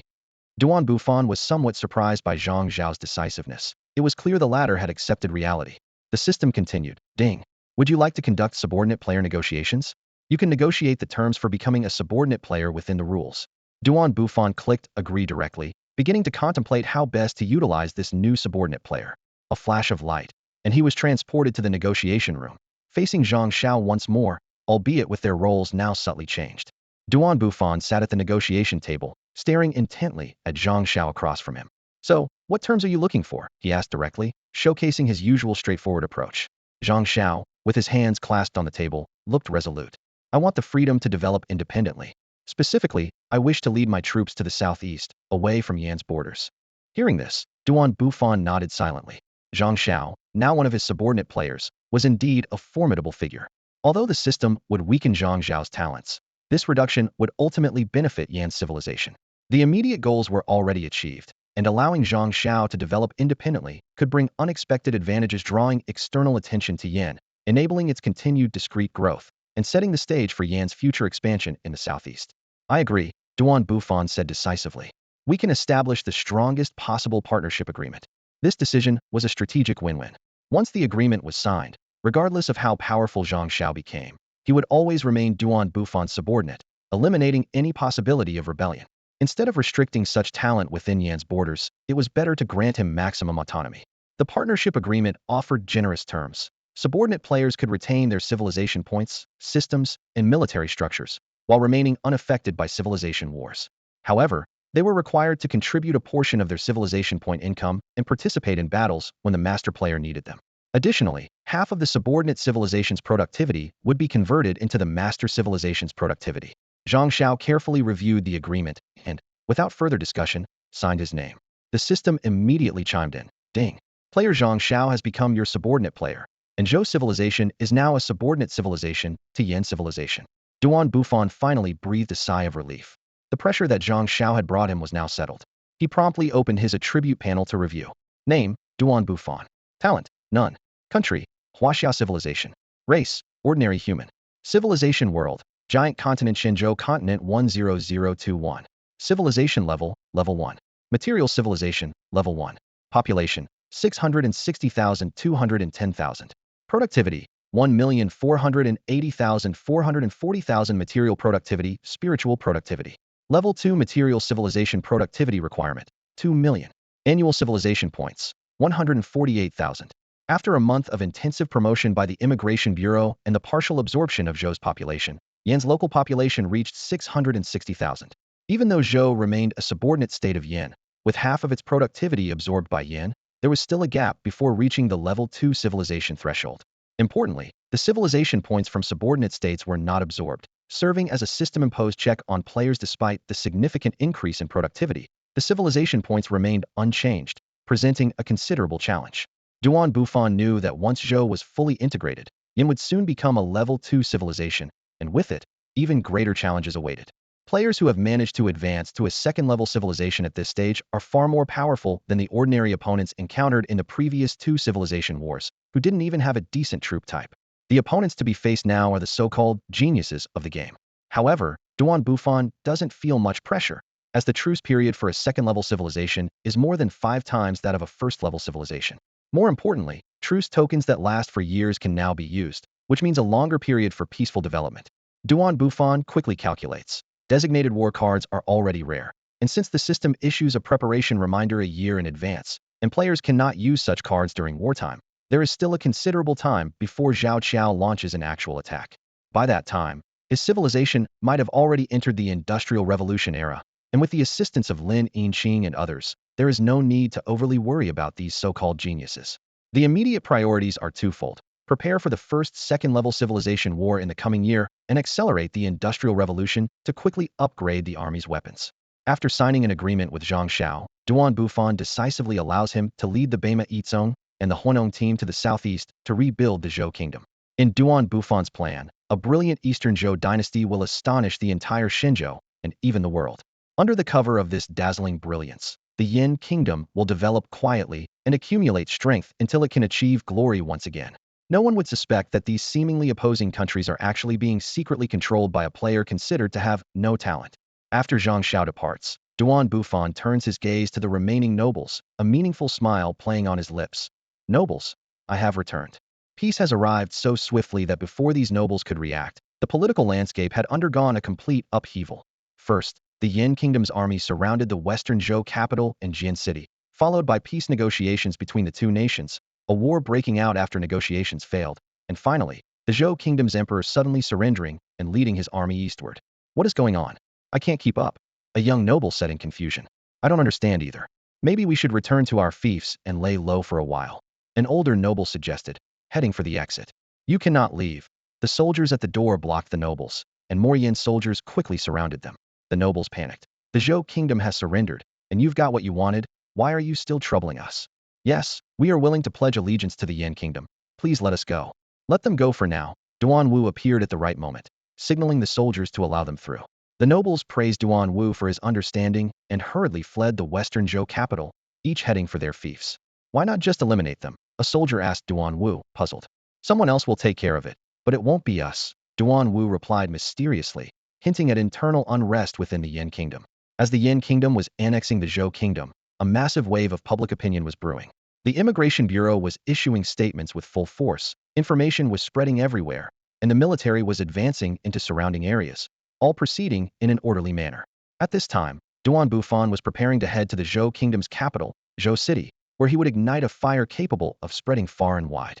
Those nobles who were still indulging in luxury and oppressing slaves in their fiefs had no idea that the people's thoughts were undergoing a great liberation. Conversations in tea houses, storytellers' tales, classroom teachings, and performances by traveling theaters were all advancing in unison.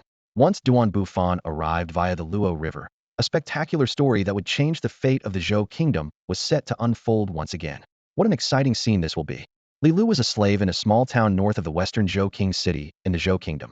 Recently, an unusual figure had stirred the quiet town. A storyteller of unknown origin set up a tea stall, offering everyone free stories and tea, a privilege usually reserved for the noble lords. For Li Lu, life remained as hard as ever. The hope brought by an emperor named Zhang, who claimed to liberate slaves, turned out to be just an empty promise. The nobles concocted schemes and set up a redemption fee trap, an astronomical figure that made Li Li's heart sink. Knew he could never repay it in his lifetime. Every dawn, Li Lu had to crawl out of the cramped straw hut he shared with 8 others and follow the crowd to the fields outside the town. From sunrise to sunset, he toiled in the fields, not even getting a break on rainy days. During the farming off-season, he was kept busy building luxurious mansions for the nobles. Seeing the ever-taller buildings and thinking of his own cramped mud house, Li Lu felt the irony of fate. Recently, however, Li Lu found a glimmer of solace every night. He would sneak out to listen to the storyteller. The storyteller was eloquent, spinning tale after tale, never repeating.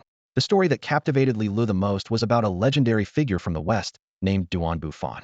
This man not only unified the West, but also lived in peace with various tribes. What amazed Li Lu the most was that in Duan Bufan's nation, there was no distinction between nobles and slaves. Every time he listened to the stories, Li Lu would immerse himself in the imagination of that ideal land, where every citizen had their own house, unlike him, who squeezed into a noisy, smelly mud hut with 7 others, where there were public canteens, and even the lonely elderly were well fed, where soldiers were so disciplined that they would rather get wet in the rain than disturb the people. But when he awoke from these beautiful imaginations and returned to his cramped straw hut, the stark contrast nearly crushed him. It felt like a poor person constantly watching others flaunt their wealthy lives, becoming an indescribable torment. Whenever he thought about still struggling for his daily meals, not even daring to dream of marriage and family, while those people lived in peace and prosperity, Li Lu felt a profound sense of loss. Yet even so, he never thought of escaping because, in his understanding, without the Li family, he had no idea how to survive. Li Li's memories involuntarily drifted back to that dreadful rainy night. A passing cavalry arrogantly took over their small mud house, forcing 12 slaves to huddle in the pouring rain for an entire night. Surprisingly, after that night, their freedom to move around expanded. This stark contrast tormented Li Lu, but it was this longing amidst the pain that drove him to repeatedly climb over the high wall to listen to the storyteller's tales. One day, the storyteller brought exhilarating news. The Yin Kingdom is coming to liberate the people. This sentence sparked cheers in the room, but soon everyone fell silent. They knew well not to expose their spiritual refuge. In the days that followed, good news kept coming. The Yin Kingdom's army had defeated numerous noble armies and liberated many compatriots. These messages were like a shot of adrenaline, reviving their exhausted bodies with new energy. Everyone hoped that one day, they could live like the people of Yin Kingdom.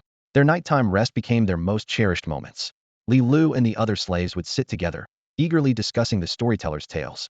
I bet that Duan Bufan plows the fields with a golden hoe, one slave said excitedly. Nonsense, another immediately retorted.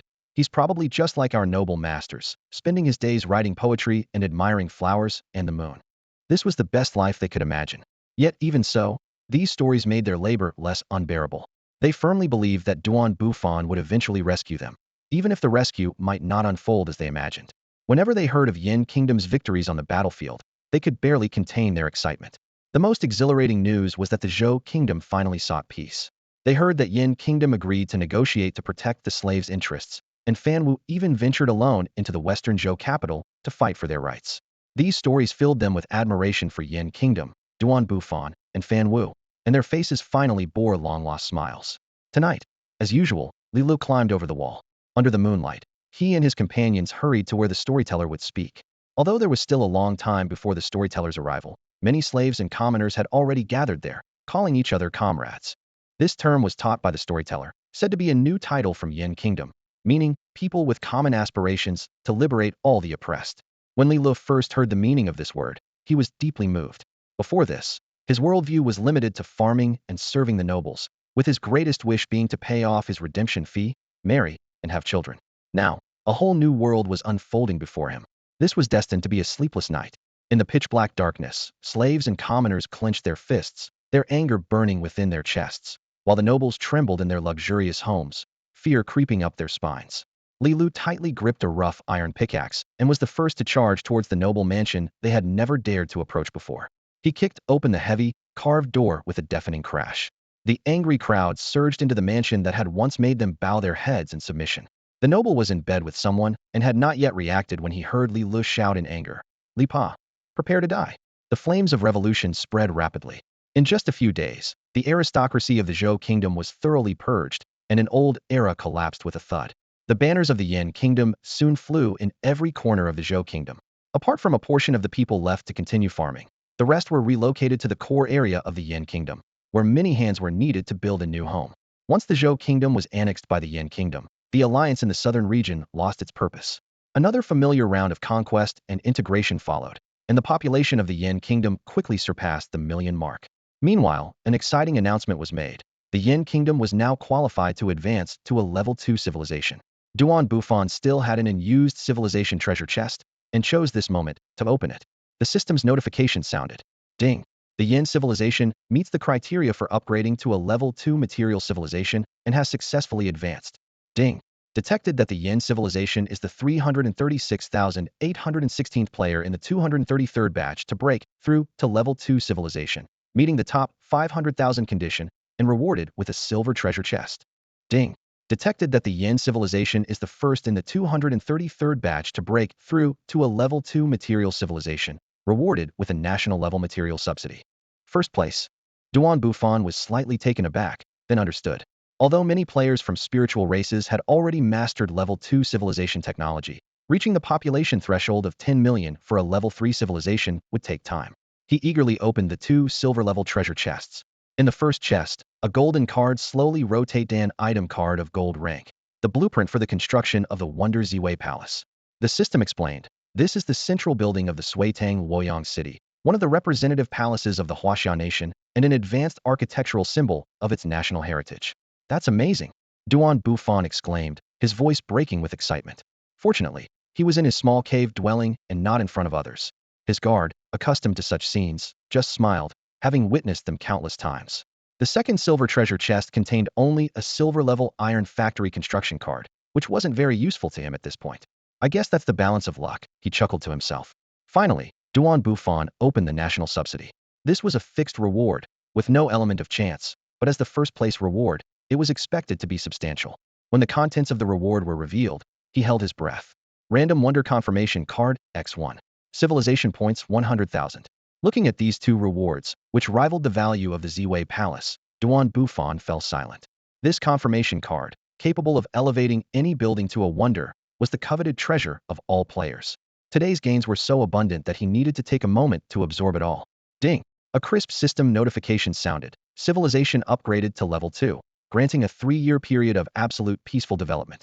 During this time, no player can invade others, nor be invaded in any form.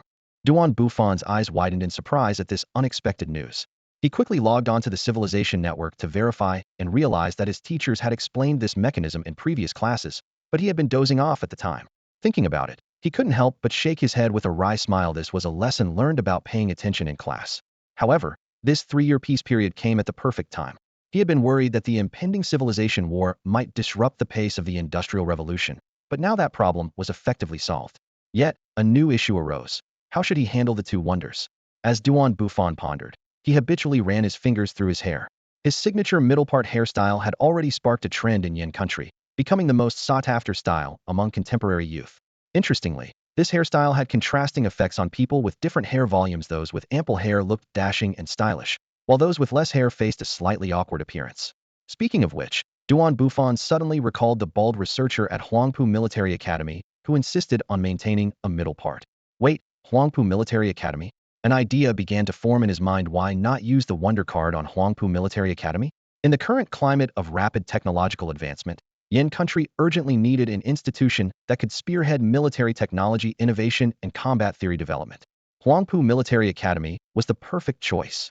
As for the other wonder, the Ziwei Palace, construction must commence immediately, as it was crucial to Yin country's national heritage attributes. But for now, Duan Bufan had more pressing matters to address. With the annexation of the Zhou country, Yin country's population had approached 1 million, significantly impacting the entire Central Plains region. The immigration department had absorbed an additional 30,000 people in a short period and had now been removed from the government structure, reporting directly to Duan Bufan. The position of Immigration Bureau Chief was held by Duan Jin, the former reconnaissance team leader. From the beginning, he had been Duan Bufan's reliable aide in exploring terrains, and after systematic training and experience in various departments, he demonstrated remarkable talent. Under Duan Bufan's influence, he not only held steadfast beliefs, but also showcased extraordinary abilities in promoting and exporting revolutionary ideology, making significant contributions to the development of Yin country. Duan Bufan understood the critical importance of public opinion and propaganda. He separated the original Immigration Bureau, placing it directly under his control, and renamed it the Ministry of Propaganda. He personally took on the role of minister, overseeing newly established entities such as the Yin Nation Daily, the Yin Nation United Troop, and the Yin Nation Entertainment Alliance. The core function of this department was to lead public opinion efforts and safeguard the nation's development. With a series of actions by the Immigration Bureau, the entire land of Shenzhou was particularly restless this winter. Following a crucial meeting, Yin Nation formulated a detailed immigration resettlement plan. The Ministry of Construction and the Ministry of Administration were responsible for coordinating internal population movements, while the Ministry of Propaganda, formerly the Immigration Bureau, and the Ministry of Culture and Arts focused on ideological education and technical training. The Ministry of Production was tasked with the transformation and resettlement of personnel. With ample food supplies, the immediate priority was to enhance the training and education of these new immigrants so they could quickly adapt to and integrate into Yin Nation's development plans. This massive immigration project was not achieved overnight. Millions of people were systematically and orderly relocated to Yin Nation, with the entire state apparatus operating at high speed to accommodate these new members.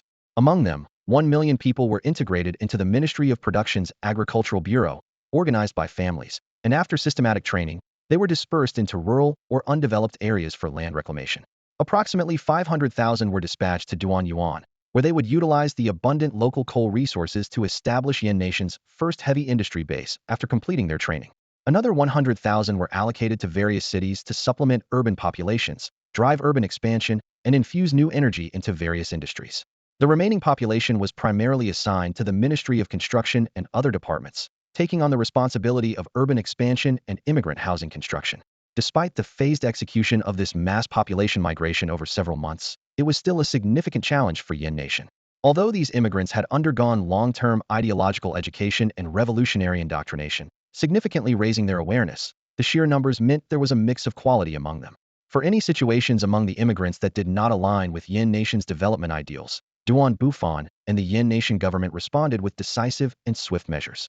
During the months of continuous population influx, Duan Bufan's wealth experienced a significant leap. The war reparations from two civilizations arrived as scheduled, not only replenishing the vast resources needed for the Industrial Revolution, but also bringing a substantial increase in civilization points. At this moment, his civilization points had soared to nearly 500,000, a total that included contributions from annual productivity conversions, system rewards, and war reparations. Today, Duan Bufan decided to use this wealth to alleviate domestic pressure. As he opened the civilization marketplace again, his mindset was completely different from the first time. He recalled how, due to his limited resources, he had hesitated to browse before, but now he could shop with ease. Scanning through the marketplace products, Duan Bufan felt somewhat helpless. Although the selection was vast, most items did not align with his current needs. Basic troop cards, body tempering research records, basic spiritual skill guides, technology plans from the Goblin civilization, and others seemed redundant for Yin country, which had already developed its material civilization to its peak and did not require the development of a spiritual civilization. What he urgently needed at the moment were the basic resources to propel the Industrial Revolution: minerals, funds, technology, and resources to support an additional 3 million people. When he opened the resource options, he finally found the much-desired grain option. This product, available only to level 2 civilizations, was priced quite high. 50 civilization points for 10,000 share of grain, enough to provide basic sustenance for 300 people for a year, not accounting for the needs of horse feed, brewing, and industrial materials. Although Yin country had accumulated over 100 million share of grain while consolidating its population, a quantity sufficient to maintain a slave society, it was far from enough to support industrial development. Understanding that agriculture is the foundation of industrial progress, Bufan immediately made a substantial purchase of 50 million share of grain from the marketplace, spending half of his civilization points in one go. He didn't stop there and continued to buy various vegetables and seeds. These agricultural investments alone consumed 350,000 civilization points, leaving him with very little. However, these investments laid a solid foundation for Yin country's industrialized agriculture, saving years or even decades of development time. Finally, Bufan invested 100,000 civilization points to purchase tens of thousands of cattle and sheep, primarily sheep. Although the price seemed high, it was more economical than spending manpower and resources to collect and domesticate them within Shenzhou. Such a large-scale purchase justified the marketplace's pricing. According to statistics from the Civilization Web, the population scale of a spiritual civilization shows a clear step-like growth pattern. During the first-level civilization, it maintains around 10,000 people and gradually rises to 100,000 as it develops into a second-level civilization. In the third-level civilization stage, there are more pronounced differences in population among various races. High combat power races like the Angel, Immortal, and Demon races typically have their populations capped at around 200,000. In contrast, races that emphasize quantity, such as the Goblin, Warrior, and Gnome races, can have a population base reaching 1 million, with the Goblin race being the largest at about 5 million. Bufan stood in the mall, looking at the dwindling civilization points on the ledger, and couldn't help but sigh. Yin Nation, as a second-level civilization, already had a population of 3 million, far exceeding the conventional level. To sustain such a large population while advancing the process of industrialization, a substantial investment of civilization points in the early stages is necessary to address fundamental issues like food supply. No choice, this investment is essential. Bufan consoled himself as he put away the ledger. These expenditures will eventually be converted into the country's initial accumulation. After leaving the mall, Bufan immediately immersed himself in his demanding work. He first tackled the issue of food distribution, allocating various types of food to public canteens and national granaries spread across the land. In the expansive grasslands of the east, he planned the establishment of large-scale, specialized livestock breeding bases. Once the livestock was adequately settled, he began organizing the spring planting, particularly focusing on the layout for economic crops like cotton, to stockpile raw materials for the impending industrialization. Urban development was also proceeding at a rapid pace. Due to the limited capacity of the cities, most of the early absorbed population was settled in rural areas to cultivate farmland. Meanwhile, the riverine city clusters of Yin Nation were expanding swiftly. With the relentless efforts of tens of thousands of builders working day and night, 10 large-scale river cities rose from the ground, each capable of accommodating 30,000 to 50,000 people, laying a solid foundation for future industrialization and urbanization. This highly centralized planned economic system enabled Yin Nation to quickly advance the initial urbanization process on a stable agricultural foundation. The new residents pouring into the cities, apart from participating in infrastructure construction, also received ideological education, learned literacy, and developed labor skills. This group, primarily composed of young slaves and impoverished commoners, was the most revolutionary and most receptive to new ideas. Bufan firmly believed they would eventually become the most solid foundation of socialism. In addition to the urban development along the Luo River, the planning for the heavy industrial center on Duan Plain is steadily advancing. This area is rich in coal and iron resources, with numerous coal mines and nearby iron mines forming an ideal foundation for heavy industry. In the early days of Yin Nation's development, this was the primary iron-producing region. Now, new steam engines are continuously arriving. Although they have not yet been officially put into mining operations, the preliminary infrastructure is largely in place. As a large population migrates to Yin Nation, Bufan has strategically settled 500,000 people in the Duan Plain area to prepare for the forthcoming industrialization. This has made Duan Plain the most densely populated area in Yin Nation. After several months of construction, the population of Duan City has reached 150,000, making it the largest city in Yin Nation. At the same time, the surrounding cities of Yin City, Shi City, and Dong City each have populations exceeding 80,000, ranking 3rd, 4th, and 5th in the country, respectively. From a population standpoint, Duan Plain is now equipped with the basic conditions needed to initiate early industrialization. On this bustling land, educational efforts are also underway at a rapid pace. For these newly arrived residents, enhancing their knowledge and overall capabilities is an urgent priority. Although the people of Yin Nation belong to an inherently non-magical race, this only underscores the importance of education. Among those in this great migration is a young man named Gooden. He was once a slave in the Central Plains, toiling daily in the fields of a landlord. With the onset of the Central Plains slave liberation movement, he finally saw a turning point in his life. Escorted by the Yin Nation army, Gooden and other freed slaves embarked on a long journey to Yin Nation. This land, legendary for providing food, clothing, and freedom from oppression, had long been their dream. After over a month of travel, they finally arrived at the reception point in Zhou City. Despite the exhaustion of the journey, ample food supplies ensured they did not worry about sustenance. Outside Zhou City, rows of orderly temporary dormitories had already been set up. Each person received a small individual room, a rare luxury for Gooden. After a brief rest, they registered at the Immigration Settlement Office. Based on age, gender, family status, and personal preferences, everyone received a tailored settlement plan. Being young and single, Gooden was assigned to Duan Plain. Here, he found not only many fellow liberated companions, but also a large influx of immigrants establishing new rural communities.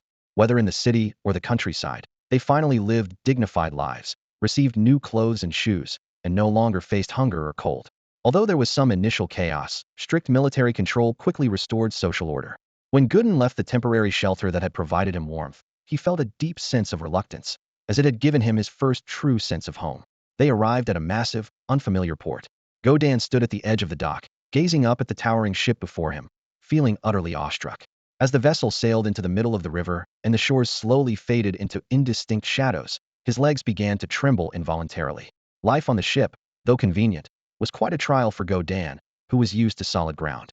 He could always feel the subtle movements of the deck beneath his feet, making it hard for him to adjust to the sensation of floating. However, as time passed, he gradually got accustomed to the ship's rhythm and started to lean over with other passengers to admire the scenery along the banks. Unfortunately, from the middle of the river, the view on both sides was blurry, and eventually, he gave up. One day, the deck was suddenly filled with the sound of exclamations, waking the drowsy Godan. He quickly stepped out of the cabin, and the sight before him took his breath away. The outline of a vast city was slowly becoming clear on the riverbank. "Comrade, that's Heluo City," introduced a Yin Kingdom crew member beside him. The term comrade made Godan feel a pang of embarrassment, as he didn't feel worthy of such a title. "It's Heluo City," he replied softly. The crew member continued. "This used to be the largest city in our Yin Kingdom, and it's my hometown." "Why do you say it used to be the largest city?" Godan asked curiously. "Because in recent months, Duan Yuan City has attracted a large influx of people, and industrialization is about to begin there." The crew member's tone carried a hint of regret, clearly more attached to his hometown of Heluo City. What is industrialization? Godan was puzzled by this frequently heard term. Simply put, it's about using machines for production. You'll understand once you get there. The crew member explained briefly before going off to prepare for docking. After disembarking, the group set off for Duan Yuan City. Along the way, the various wonders left Godan in constant amazement, confirming everything his mentor had told him. A few days later, they finally reached their destination. Duan Yuan City had already arranged accommodations for them in the new brick houses of the city's southern industrial district.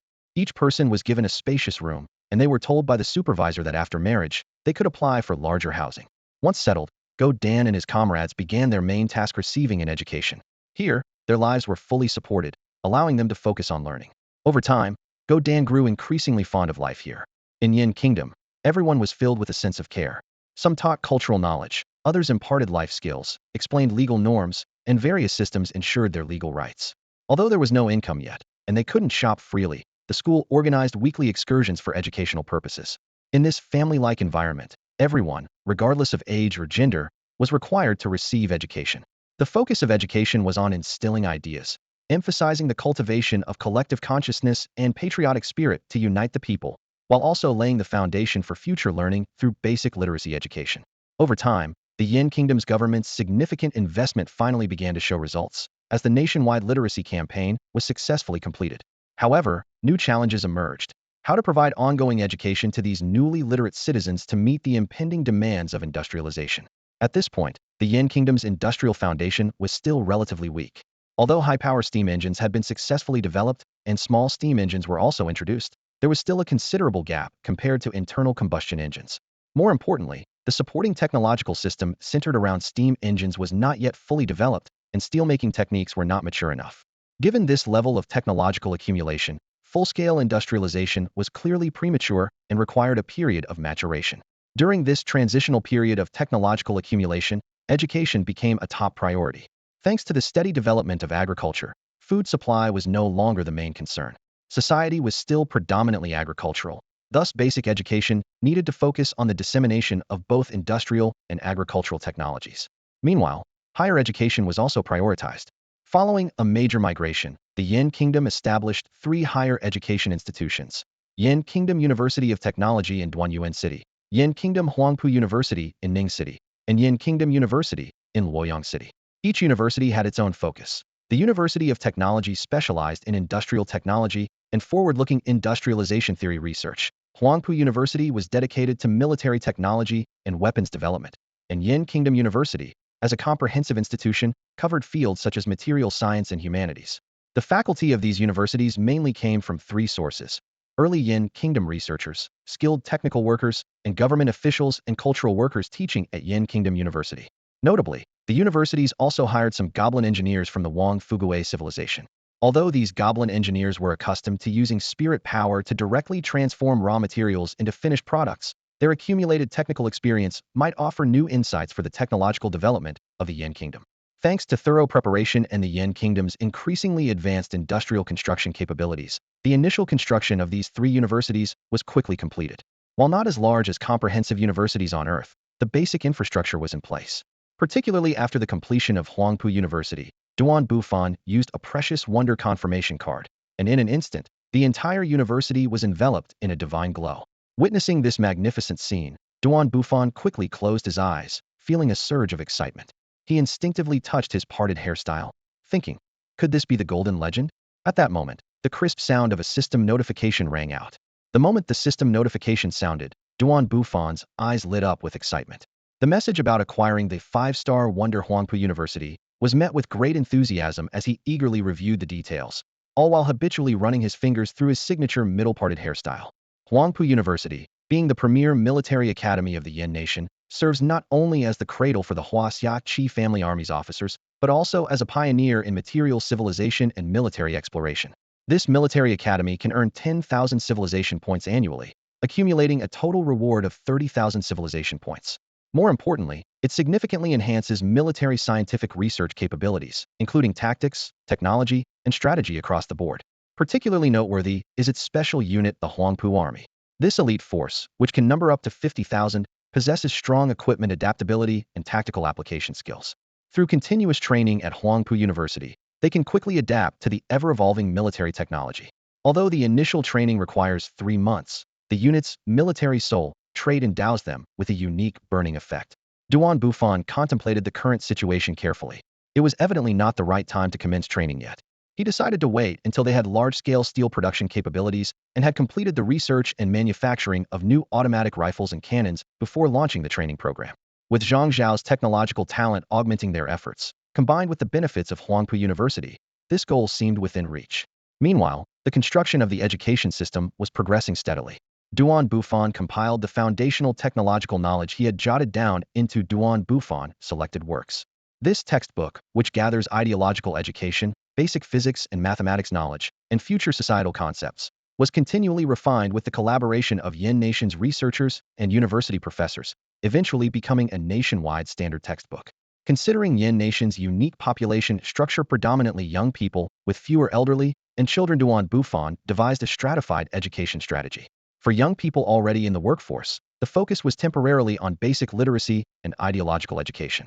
For school-aged children, a 6-year compulsory education system was implemented, with a unified standard college entrance exams for talent distribution. The outstanding students would progress to university, while others would enter specialized education to learn practical skills.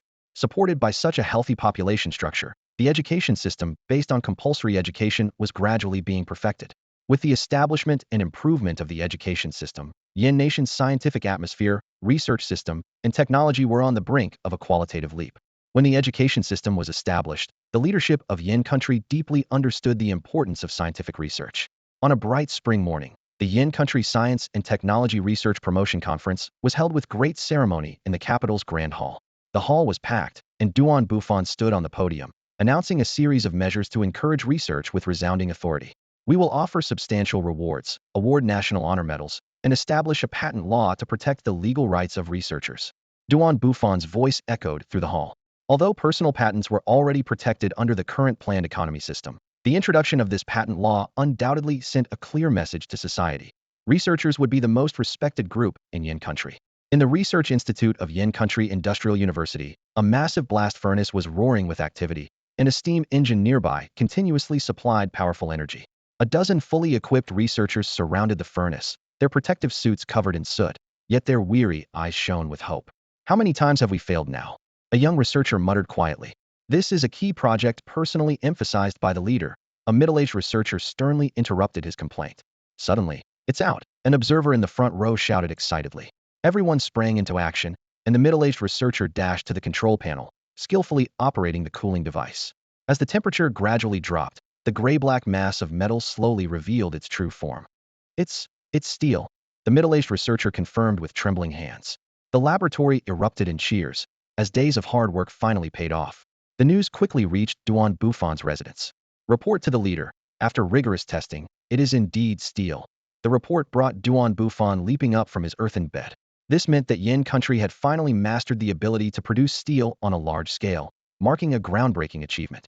Among the three pillars of heavy industry, the mining industry had already advanced rapidly due to the application of steam engines. Now, with a breakthrough in steel production, the core of raw material manufacturing, the entire processing industry was set to thrive. Yin Country's journey towards industrialization was finally seeing the dawn of a new era. This breakthrough seemed to open the floodgates of industrialization, and soon, at Huangpu University, research into new weaponry surged to new heights. The research on smokeless gunpowder was finally cracked. Building on this breakthrough, Yin Nation leveraged its previously accumulated large reserves of brass to establish its first bullet production line within just a few months. The advent of bullets subsequently provided a significant boost to firearms research, and with the early production of steel, researchers at Huangpu University managed to make rapid progress in rifling technology within a few months. Centered around Duanyuan, numerous steel plants sprang up. As technology matured, steel production steadily increased, and bullet manufacturing gradually became a major focus of Yin Nation's early industry. The brass, obtained through cultural exchanges and warfare, was extensively used in production, and bullet production lines emerged rapidly. Duden, what are you doing? A clear female voice broke the silence in the factory. Duden was intently fiddling with various parts at the workbench. It was his girlfriend, a student at Yin Nation's Industrial University. They had met in a literacy class and were now at the stage of discussing marriage. I'm studying the rifle construction mentioned in Bufan's anthology. Duden replied without looking up, his hands never pausing. As a worker in a steel factory, although he worked hard for 8 hours a day, the generous benefits and comprehensive insurance allowed him to work with peace of mind. While the salary wasn't particularly high, the quality of life in this well-supported society was quite good. The couple had already applied for a brand new reinforced concrete apartment. Although the interior was not yet complete, they had begun to envision their future life. In Yin Nation, long-term educational influence instilled the idea that labor was the most honorable endeavor, with no distinction in status between professions. Even a romance between a female university student and a factory worker was quite common. Recently, Duden was deeply fascinated by the rifle concepts in Bufan's anthology. He applied to his supervisor for some materials and began his research. Thanks to Yin Nation's rich research atmosphere, his supervisor not only supported him, but also provided ample raw materials. Come on, let's test it out. Duden stood up and took his girlfriend to the newly acquired shooting range outside the factory. Under Yin Nation's technology support system, he received sufficient material subsidies to complete his rifle research. Inventors like Duden were not uncommon in Yin Nation. In the still-developing Research Institute system, many valuable inventions came from such grassroots intelligence. After extensive ideological education and leadership examples, Yin Nation had cultivated a societal atmosphere of trust and mutual assistance. With minimal material wealth disparity, spiritual honor often meant more to grassroots inventors than material rewards. A contributor's medal might be more appealing than a substantial prize. At the shooting range, Gooden carefully took out the rifle he had personally developed. His girlfriend set up the target 50 meters away, and Gooden, concerned for her safety, urged, "Move a bit further back." Even as he disengaged the safety, he was worried about her safety. A crowd of significant individuals gathered at the scene. Researchers from Yin Country were diligently recording data. News reporters had their cameras set up, and department leaders were closely observing. All of this was because Gooden was the first to propose and prove a feasible solution for automatic rifle firing. After the test, he would head to Huangpu University for further study and research. The rifle in Gooden's hands was made entirely of steel to withstand the powerful recoil. The stock was crafted from wood to reduce the impact during shooting, and a sharp bayonet was attached to the front of the barrel for close combat. Bang! Chambering bang! Chambering again bang! All hits, the recorder in front shouted excitedly. Through rigorous training, Gooden's marksmanship had reached top-tier levels in Yin country.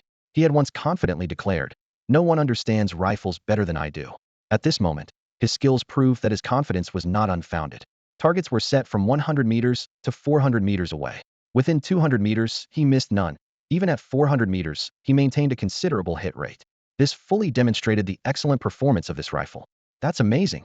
Gooden's girlfriend couldn't hide her excitement and was genuinely happy for his achievement. Thunderous applause erupted from the witnesses, who knew this was a historic moment. In the future, a statue of Gooden would stand at this shooting range, with the base inscribed with the title Father of Rifles. The weapon, named the Gooden rifle, was a bolt-action rifle that became a mainstay of Yin country's early equipment and held a milestone significance in the history of firearms development. At Huangpu University, under Gooden's theoretical support, grenades, new artillery, and other weapons were subsequently developed. Military factories were built in the Duanyuan area, and under the national system's impetus, mass production was quickly achieved. Unified part standards, strict technological barriers, and assembly line production processes meant that Yin country's industrial production almost entirely revolved around rifles and ammunition in the following year.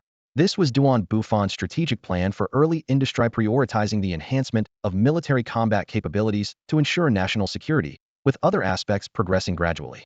The capacity of newly established steel plants was almost entirely devoted to weapons production, and the ammunition supply system was gradually perfected.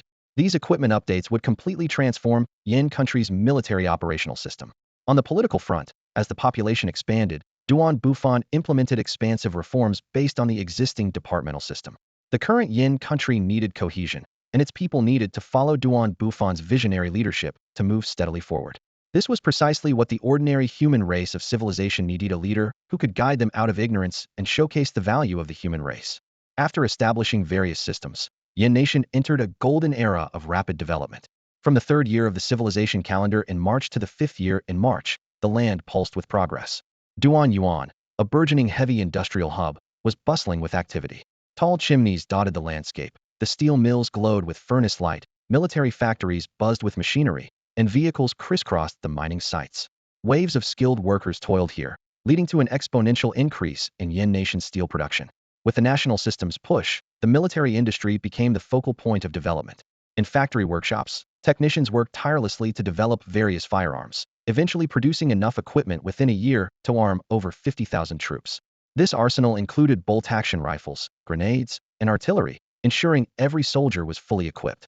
The enhancement of military equipment spurred a comprehensive upgrade of the armed forces. Utilizing two self-built unit cards acquired early on, Yin nation transformed and upgraded the existing Beiwei and Modeo armies, forming the Yanhuang 1st and 2nd Field Armies. Each of these unique military units expanded to 30,000 troops, retaining their original spirit while integrating the new unit cards with existing forces to create a distinctive combat system. Under the guidance of military researchers from Huangpu University, soldiers explored new training models and combat methods on the training grounds. After 5 years of accelerated internal time flow, the two armies gradually took shape and were equipped with the latest weaponry, joining the ranks of industrialized forces. Meanwhile, the Huangpu Army, formed on the basis of the original independent artillery regiment and new recruits, underwent rigorous training. After the same 5-year refinement, this unit also achieved considerable combat effectiveness. Thus, Yin nation's 3 major main forces were established, with the 1st and 2nd Field Armies fully armed, and the Huangpu Army's equipment still being finalized. Despite this, Yin nation already boasted 2 well-equipped light infantry corps, marking a significant leap in military strength. Driven by military advancements, Yin nation's industrial system began to take shape. Although still in its nascent stage and not yet fully impacting agriculture and light industry, some textile machines had switched to steam power, boosting production efficiency. Due to challenges in mass-producing internal combustion engines, the production of agricultural machinery like tractors was temporarily on hold. Nevertheless, in these 2 years, light industry and agriculture, led by the textile sector, made significant strides, laying a solid foundation for Yin nation's comprehensive development. With the support of a strong workforce of 1 million people, the Luo River Valley has been revitalized. What were once lush bamboo forests have transformed into fertile farmland, where various crops take root and flourish in the rich soil. The agricultural productivity of the Yin Kingdom has advanced rapidly, laying a solid foundation for industrialization and significantly improving the living standards of its citizens. The people of Yin now enjoy a comfortable lifestyle beyond mere subsistence, and the early form of an ideal society is gradually emerging across the land. The Luo River serves as the economic lifeline, fueling the flourishing development of light industry in the city. Driven by an expanding domestic market, the demand for everyday goods such as clothing, furniture, wine, and soap continues to rise. Due to supply shortages, most of these new consumer goods are still distributed via vouchers, which are primarily allocated based on professional contributions. Although this distribution model is somewhat outdated, it is only a temporary measure. With breakthrough developments across various industries, the productivity of Yin under Duan Bufan's leadership has nearly doubled. According to the latest data, the nation is classified as Tier 2, with a population of 3.2111 million and a total productivity reaching 3.8 million, encompassing both material and spiritual productivity. Although there remains a gap in military strength compared to the leading civilizations, with proper preparation and upgrades, this gap is expected to be closed. The civilization points recently acquired by Duan Bufan were quickly invested into this agricultural gold eater. Unlike traditional countries that sacrifice farmers' interests through the industry agriculture price scissors, he chose to use agricultural resources from the marketplace to support industrial development. This approach, while consuming more civilization points, ensures healthy industrialization and leads to a happier life for the people. The latest batch of purchased supplies, although smaller in scale than before, is more diverse, including grain, livestock, seeds, and cash crops, nearly exhausting all civilization points. In fact, it is not only Duan Bufan's material civilization that rapidly consumes civilization points. Spiritual civilizations like Wang Fugui's also require substantial points to purchase foundational technologies, unlock racial heritages, and sometimes buy food, vegetables, and spiritual stones to sustain their development. Whether Duan Bufan's situation is fortunate or unfortunate is something even he might not fully understand.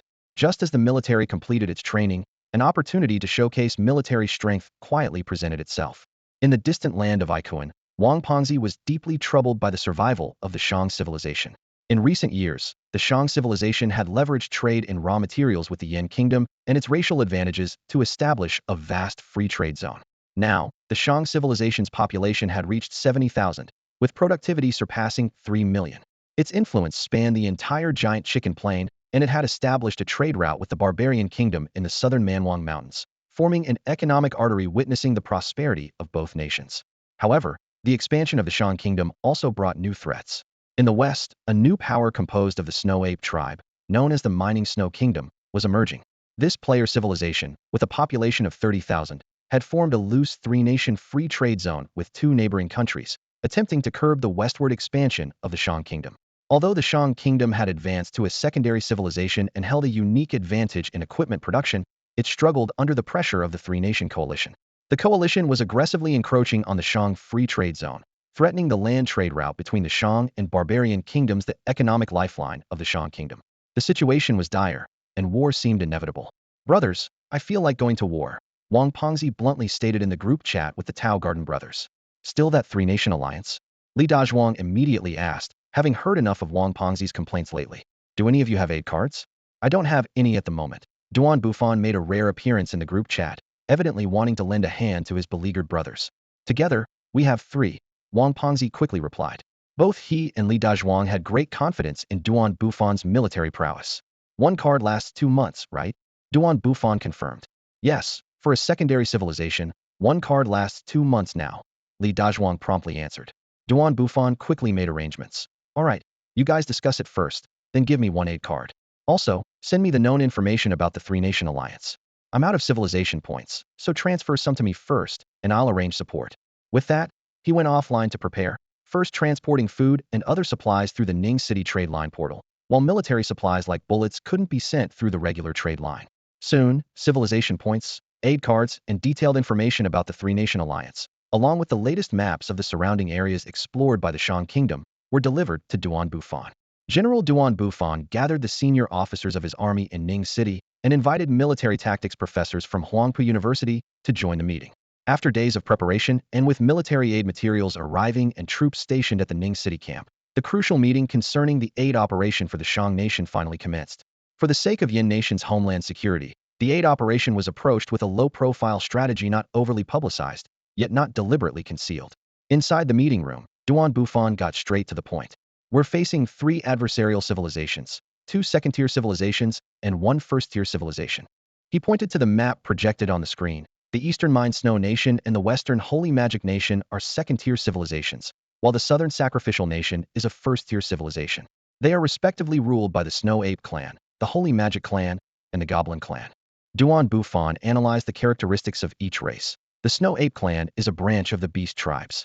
Although their combat abilities are not outstanding, they have exceptional talent in mineral exploration and conversion, making them a trade-oriented race. The Holy Magic Clan is a rare spiritual power race, rumored to possess strength comparable to the Angel Clan. Though their actual power remains to be verified, if they were truly that powerful, they wouldn't need to ally with the other 2 nations to suppress the Shang civilization. He paused briefly before continuing. As for the Goblin Clan, it's a relatively common race, with player talent variations leading to inconsistent strength. Given that the Sacrificial Nation is currently at a first-tier civilization level, they shouldn't pose too much of a threat. With Yin Nation's army now equipped with rifles, Bufan and the attendees felt confident in facing such opponents. The key now was to formulate a specific battle plan. Meanwhile, reinforcements from the Barbarian Nation were on their way. Along the wide trade route between the 2 nations, Li Dazhuang led his troops, accompanied by a female elf player he had recruited during the First Civilization War.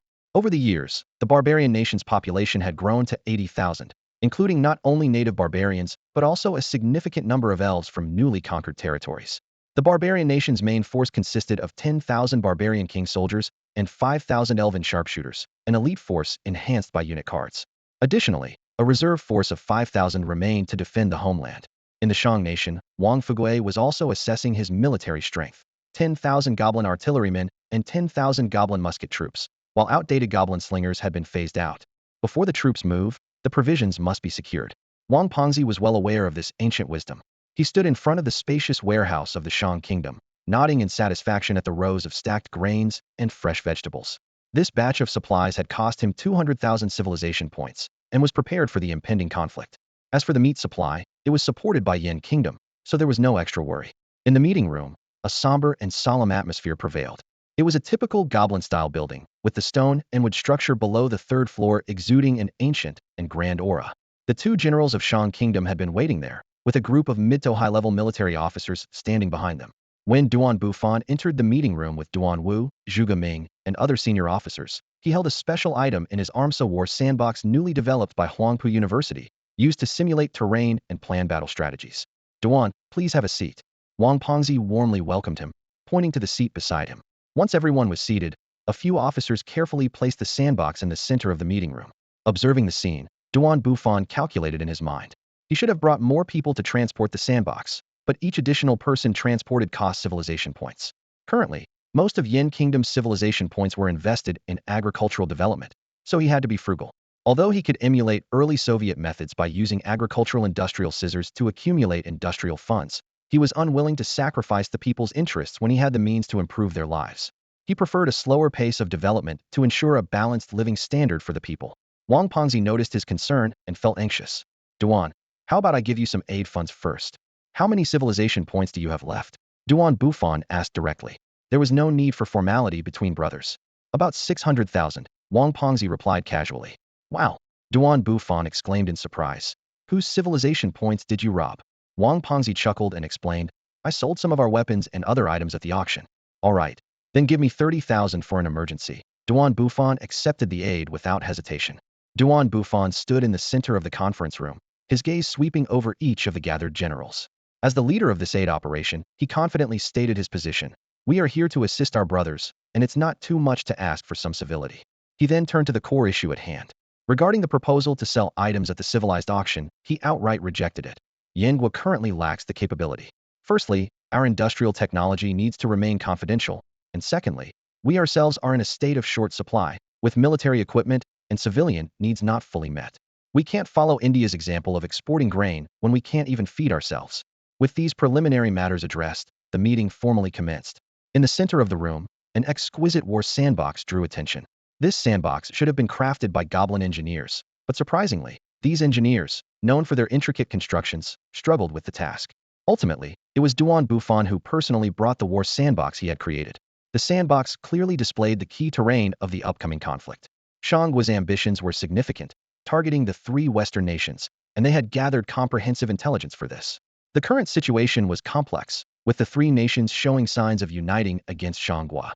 From a geographical perspective, Minchuegua was on the front line of Shanghua, with a massive, interrupted mountain range between the two countries, flanked by vast plains and a network of interwoven rivers. Do the enemies know about the existence of Mangua? Duan Bufan asked with a frown. Wang Patzi quickly responded, they probably do. Our trade with Mangua is frequent, and it's something the enemy can't overlook. That's troublesome, Duan Bufan realized, aware that Li Dazhuang's support was already exposed to the enemy's view. At this point, Zhu Gaming stepped forward. Gentlemen, I have a plan. All eyes immediately focused on him, filled with anticipation. With confidence, Zhu Gaming analyzed. Due to the long distance, the enemy is unlikely to launch a large-scale attack on Mangua's reinforcements. Even if there are small disturbances, we can handle them. This is precisely our opportunity. What opportunity? Duan Bufan asked with interest. Zhu Gaming waved his folding fan and inquired. Do we have two aid cards at our disposal? Yes, Wang Patzi confirmed. Zhu Gaming then unveiled his strategy. We can use both aid cards simultaneously to support Shanghua and Mangua. By exploiting the enemy's information blind spot, we can have Mangua's troops raid the enemy's main base while using Shanggua's forces to engage their main forces, creating a pincer attack. A general raised a concern. What if the enemy also requests aid? Zhu Gaming confidently explained. According to the war mechanism, aid cards can only be used within the first 7 days of the conflict. We just need to appear weak in the first 7 days to lure the enemy in deeper. They will undoubtedly grow overconfident due to the alliance of the three nations and won't consider using aid cards. At that point, our rear assault will be unstoppable. Excellent. Duan Bufan stood up, leading the applause. The conference room was filled with enthusiastic clapping. Although Zhu Gaming modestly said, we still need everyone's input to refine the plan, his expression couldn't hide his pride. This sense of accomplishment was well-deserved. To discuss specific tactics, we first need to clarify the current state of the war. In this civilized world, the trigger for war is remarkably simple. Once an enemy's military unit crosses into a system-designated territory, a player can declare war. At this moment, to curb the expansion of the Shang Kingdom, the main forces of three countries have gathered at the capital of the Mineral Snow Kingdom. This Mineral Snow Kingdom is no ordinary place. Its ruler possesses a unique talent, the ability to convert ordinary non-attribute spirit stones into ice-attribute spiritual energy. This transformation may seem straightforward, but it holds significant strategic value. Spirit stones with attributes greatly enhance the cultivation of spiritual energy races, and if the attributes are similar or identical, the effect can double. Furthermore, many special units of spiritual energy races rely on these attributed spirit stones for both development and maintenance. The Mineral Snow Kingdom, leveraging this unique ability and the Snow Ape tribe's innate talent for mineral exploration, achieved astonishing development. They quickly established free trade zones and military alliances with the two neighboring countries, cleverly compensating for their own military deficiencies. However, this rapid development has brought new challenges, namely, a shortage of spirit stone resources. In the initial setup of the system, each player's starting region, though scattered, contains spirit energy mines. Now, with the extensive mining by the Mineral Snow Civilization and the shared usage by the three countries, the spirit energy mine reserves of the three countries are running low. At this critical juncture, the Shang Kingdom discovered a large spirit stone mine within its borders, a secret that unfortunately leaked. While this mine brought immense wealth to Wang Pengzi, it also made the Shang Kingdom a thorn in the side of the three-nation alliance. The shadow of war now looms over this land. As the Shang Kingdom convenes a war council, in the distant Mineral Snow City, the armies of the Holy Demon Kingdom and the Sacrificial God Kingdom have already assembled. Mineral Snow City, the capital of the Mineral Snow Kingdom, is a major city with a population exceeding 10,000. The entire city is built of stone, uniquely consisting entirely of single-story buildings, making its area exceptionally vast, even surpassing Duanyuan City of the Yin Kingdom. In this expansive city, transportation could pose a challenge, but for the rolling snow ape tribe, it is not an issue. Even young snow apes can roll at speeds comparable to their mining pace. Currently, in the barracks on the eastern side of the city, nearly 10,000 troops of the three-nation coalition are settled. To accommodate such a large army, the entire population of Mineral Snow City is engaged in building barracks and providing logistical support. In the northern part of the military camp, the elite forces of the Holy Demon Army are stationed a legion of 5,000 troops, including 4,000 Holy Demon Knights. These knights are clad in iron armor, exuding an aura of black and gold, perfectly blending the powers of light and dark, holy and demonic. In the most prominent spot of the northern camp stands a luxurious military tent, the base for another special unit of the Holy Demon Kingdom, the Holy Demon Priests. The elite force of the Holy Demon tribe, known as the Holy Demon Priests, consists of only 1,000 warriors. However, they are the most feared golden-ranked unit in the entire civilization. This unit not only possesses formidable combat abilities, but also has the rare and invaluable skill of healing. On the battlefield, the support of the Holy Demon Priests often tips the scales of victory. A player from the Holy Demon Nation has leveraged this elite force to firmly secure their position in the top tier of power. Stationed in the southern camp are the troops of the Sacrificial God civilization. Although this goblin civilization is still at the first level, its military strength has already reached the standards of a level 2 civilization, though it still lags in productivity. The most striking feature of the southern camp is the massive tents housing 500 giant goblin warriors, each nearly 5 meters tall. This special unit's combat power rivals that of 500 tanks, with superior agility compared to mechanized forces, despite being slightly inferior in defense and long-range capabilities. Surrounding the massive tents are smaller ones containing 5,000 frost goblins, a special unit created by the Sacrificial God civilization through the talents of players from the Snowmine civilization. For a goblin tribe known for its overwhelming numbers, this count seems rather modest. From an overall strength perspective, this coalition army is capable of overwhelming Wang Pengzi's commercial nation. Even though the commercial nation has invested substantial resources to form a specialized force of 20,000 goblins, including goblin artillery and musketry, these low-level special units are still inadequate against the coalition. However, the addition of Duan Bufan's Yanhuang army and Li Dazhuang's forces would significantly alter the battle dynamics. Duan Bufan and his allies have been entrenched in a level 2 civilization for over 2 years, with a production capacity capable of supporting thousands of advanced special units. From this angle, Duan Bufan and his team may have overestimated their opponent's strength, but in warfare, overestimation is preferable to underestimation. It's the safer path to victory. Of course, if the opponents use an aid card, the situation could change dramatically. With the war objectives established, all parties began intensive preparations. The barbarian nation's forces accelerated their assembly in the commercial nation, while the Yin nation dispatched large numbers to build trenches on the western plains and riverbanks of the commercial nation, construct pontoon bridges over the Great River, and establish fortifications in the mountains. After 2 months of preparations, in May of the 4th civilization year, the flames of war were ignited. The commercial nation's army first crossed the Snowmine nation's border, declaring war, closely followed by the barbarian nation's forces entering Snowmine's territory, promptly met with a declaration of war. The Holy Demon Nation and Sacrificial God Nation then declared war on the commercial and barbarian nations. The Western Attack Alliance, formed by the 3 nations, began advancing towards the commercial nation, while the Yin nation announced the formation of the Peach Garden Alliance with the commercial and barbarian nations joining the fray. Although the Western Attack Alliance was aware of Yin nation's involvement, due to the 3-nation alliance, they assumed Yin nation's forces were stationed within the commercial nation's borders. Thus began this intricate game of war. Due to the needs of civilization development, the criteria for upgrading civilizations at various levels have been readjusted. A level 1 civilization requires 100,000 productivity, level 2 requires 2 million, level 3 requires 100 million, level 4 requires 10 billion, and level 5 requires a staggering 1 trillion productivity. The war quickly unfolded. After the Barbarian Nation and Shang Nation declared war on the Western Attack Alliance, the Yin Nation decisively joined the battle and simultaneously used 2 support cards. The first army of Yin Nation rushed to aid Shang Nation, while the second army supported the Barbarian Nation. This seemingly aggressive decision was actually well thought out, aiming to force the enemy to reveal their support early and prevent any changes in the situation. As expected, the enemy's support arrived swiftly. The system notification sounded. Ding! The Remains civilization has joined the war, siding with the Western Attack Alliance. In the 7 days following this player's entry, no other players joined the battle. Clearly, the Western Attack Alliance was confident in their advantage of 4 against 3. Ding! The 7-day war preparation period is over. No more players can join as support. Ding! The war between the Western Attack Alliance and the Taoyuan Alliance begins. Outside Snowmine City, a massive army of skeletons, numbering an astonishing 50,000, was stationed under the city. This army belonged to Shi Guangshua's classmate, Wang Hua, who was one of the most rapidly developing players in the class. Her affiliated race, the Skeleton Clan, was considered a top-tier race in the game. The Skeleton Clan, like the Goblin Clan, was known for its numbers.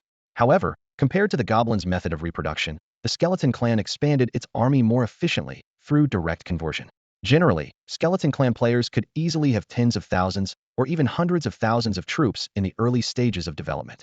Although individual combat strength was weak, their overall combat power was formidable due to their sheer numbers and the support of troop cards. In the conference room of Snowmine City, a critical strategic meeting was underway. Shi Guangxue led the meeting and got straight to the point. Our main forces are concentrated in Snowmine City. We need everyone's input on whether to go on the offensive or focus on defense. Wang Hua, exuding confidence, said, "There's no need to consider defense. We should press forward with our entire army and sweep through them." Her arrogance suggested she already saw herself as the ruler of the entire Ikuan continent. Wang Mu offered a more cautious suggestion. According to our scouts, the barbarian nation has already sent their main forces north to reinforce. If we concentrate all our forces now and split into two groups to directly target the underdefended barbarian nation, we might achieve significant results. Without Duan Bufan's involvement, or if he had only used one support card, this plan might have worked. However, the reality was that within the barbarian nation, not only were there 5,000 barbarian king troops left by Li Dazhuang, but also 30,000 elite troops from the Second Army of Yin Huang. This defensive force was enough to withstand the enemy's divided attack. This scenario had been repeatedly simulated during the Taoyuan Alliance's strategic discussions. Given the transportation capabilities at their level of productivity and the thousands of miles between the three kingdoms and the barbarian nation, coming here is a death sentence, Gao Lin stated, pressing his hands on the battle map with a furrowed brow. Our supply reserves are limited, and a long-distance war of attrition is unsustainable. If we get caught in a prolonged conflict, the risk of our supply lines being cut is too great. Wang Hua's lips curved slightly, a sly glint in his eyes. It seems you've all forgotten something. Seeing the puzzled looks from the others, he raised his voice and declared confidently, "My skeleton soldiers don't need supplies." Of course, Gao Lin slapped the table, standing up with excitement. The room fell silent as everyone realized this crucial advantage. Wang Mu pumped his fist, analyzing excitedly. This way, we can have Wang Hua lead the army south while our main forces advance east. With a two-pronged attack, the Peach Garden Alliance is sure to crumble. The group immediately delved into discussing the details of the battle plan, studying the planning and construction of the supply and logistics routes. Suddenly, Wang Hua interrupted with a question that had been nagging at him. "If we're marching east, why are we called the Western Attack Alliance?" Wang Mu responded with a meaningful tone. "Maybe someone can't tell east from west." His words carried a hint of sarcasm, though he didn't specify who he was referring to. Meanwhile, in the Goblin City, the capital of the Shang Kingdom, Duan Bufan was carefully examining the intelligence report on player assistance. "The Skeleton Clan," he muttered, furrowing his brow. "The Second Army is going to face tremendous pressure." Zhuge Ming stood by, looking grave. "The Immortal and Demon clans are strong, but they are still flesh and blood. The lower ranks can be destroyed by guns and cannons, and even the higher ranks can be suppressed with artillery. More importantly, they need supplies, and cutting their supply lines can lead to victory. But the Skeleton Clan..." He paused. "Ordinary ammunition is ineffective. Artillery bombardment is time-consuming and labor-intensive, and the most troublesome part is that they can revive. Leader, please allow me to go to the barbarian nation." Zhuge Ming stood straight, a determined gleam in his eyes. "I will complete the mission." Duan Bufan fell silent, a warm feeling swelling within him. In times of crisis, Zhuge Ming always devised brilliant strategies. But this time, venturing far into the barbarian nation posed immense danger, and without Zhuge Ming at the helm, what would happen to the Flame Kingdom? "Leader, trust me," Zhuge Ming insisted firmly. Duan Bufan finally nodded. "I'll have Li Dazhuang assign a 4th-level barbarian spiritual warrior to guard you. Remember, safety first." "Thank you for your concern, leader. I will return safely," Zhuge Ming replied, his eyes moist with gratitude for the leader's deep care. In the days following Zhuge Ming's departure to the south, Duan Bufan felt noticeably uneasy. Previously, he could discuss many strategic decisions with Zhuge Ming. Now, he could only ponder alone. The battlefield appeared calm, but beneath the surface, tensions were brewing, and a massive battle was on the horizon. On the northern battlefield, the main force of the Western Alliance has begun to move. This army, composed of the holy demons, goblins, and snow apes, is most notable for the elite unit under Wang Hua's command 10,000 skeleton knights. This silver-tiered skeleton knight legion was originally supposed to move south to combat the barbarian nation, but Wang Hua, eager to showcase his strength before the three players, insisted on redirecting them north. Arrogantly, he remarked, "These little barbarians, laughable indeed." At this time, Wang Hua and the other three commanders were holed up in Mine Snow City, yet he couldn't resist boasting about his power. Unbeknownst to them, this display of bravado would soon lead to unforeseen consequences. Meanwhile, on the southern front, a 50,000-strong skeleton army is advancing. Although formidable in number, this force consists of the most basic bronze-tier units available in the marketplace: 20,000 skeleton archers, 20,000 skeleton shield axemen, and 10,000 skeleton mages. These ordinary units pale in comparison to the silver-tiered skeleton knights on the northern front, not to mention the golden-tier holy demon priests. However, Even such a basic force, with its numerical superiority and basic unit bonuses, cannot be underestimated. As a renowned general once said, even 100,000 pigs would require some effort, let alone 50,000 well-trained skeleton soldiers. The clouds of war loom over all sides. The Taoyuan Alliance is busily fortifying the interrupted mountains, establishing guerrilla supply points and retreat routes. Zhuge Ming and his fourth-level barbarian spirit warriors are rushing towards the barbarian nation. The goblin artillery and musketeers have fortified the trenches and riverbanks on the eastern plains of the interrupted mountains. Meanwhile, the barbarian king's army is heading to the mountains to ensure the safety of the Yin nation's artillery. Elven sharpshooters are stationed in the goblin city, forming the last line of defense in this war. Due to the shorter distance, the northern conflict erupts first. As the Western Alliance's troops reach the interrupted mountains, faced with the towering peaks, the commanders of each race pause for a moment of contemplation. The leader of the Holy Demon Knights suggests, we should split our forces and regroup in the eastern part of the mountains. The Skeleton Knight leader immediately agrees. Indeed, our formation is too dense to be advantageous. The other commanders also concur with this strategy, as dividing forces is the best way to avoid ambushes in mountainous terrain. Thus, the four armies set off in four directions toward the interrupted mountains, unaware of the ambushes awaiting them. At this moment, in the perilous passes of the interrupted mountains, the soldiers of the Yin nation's first army are fully prepared, meticulously polishing their guns and cannons as they await the impending battle. They had rehearsed this kind of warfare countless times during their training, each person ingraining the leader's words into their very being. When the enemy advances, we retreat. When the enemy camps, we harass. When the enemy tires, we attack. When the enemy retreats, we pursue. This encapsulates the essence of guerrilla warfare, using superior numbers to tackle a dispersed enemy across vast spaces. As night fell, for armies had penetrated deep into the interrupted mountains. Under the cover of darkness, the guerrilla forces quietly identified the precise positions of the enemy troops. Just as the holy mage priests were relying on their powerful spiritual perception to remain vigilant, a sudden gunshot shattered the night's silence. Bang! Several hundred meters away, Sniper Zhang Guang's bullet precisely pierced the skull of a holy mage priest, who fell heavily to the ground without a chance to use self-healing magic. This rifle sure shoots accurately, Zhang Guang exclaimed in admiration. It's not the rifle, but the skill of marksman Zhang, a nearby soldier joked. Before the words had fully settled, a barrage of gunfire erupted, bullets raining down on the holy mage army's position. Several artillery shells also screamed toward the holy mage priest's camp. The unexpected attack caught the enemy off guard, but soon, a mystical green formation rose within the holy mage army. Under its influence, wounded soldiers healed at a visible pace. Meanwhile, the holy mage knights mounted their steeds and charged in all directions. The guerrilla forces immediately signaled a retreat. A flare burst in the night sky. Against such powerful spiritual beings, swift action was essential. As the holy mage knights charged fiercely toward the mountain, the guerrilla team, already lying in ambush, retaliated with concentrated artillery and gunfire. Although the holy mage priests' support minimized their casualties, several formidable holy mage knights still fearlessly unleashed spiritual energy blades. Despite the guerrilla team's withdrawal, the knights' terrifying combat prowess left a lasting impression. When facing other races, guerrilla tactics required adaptability.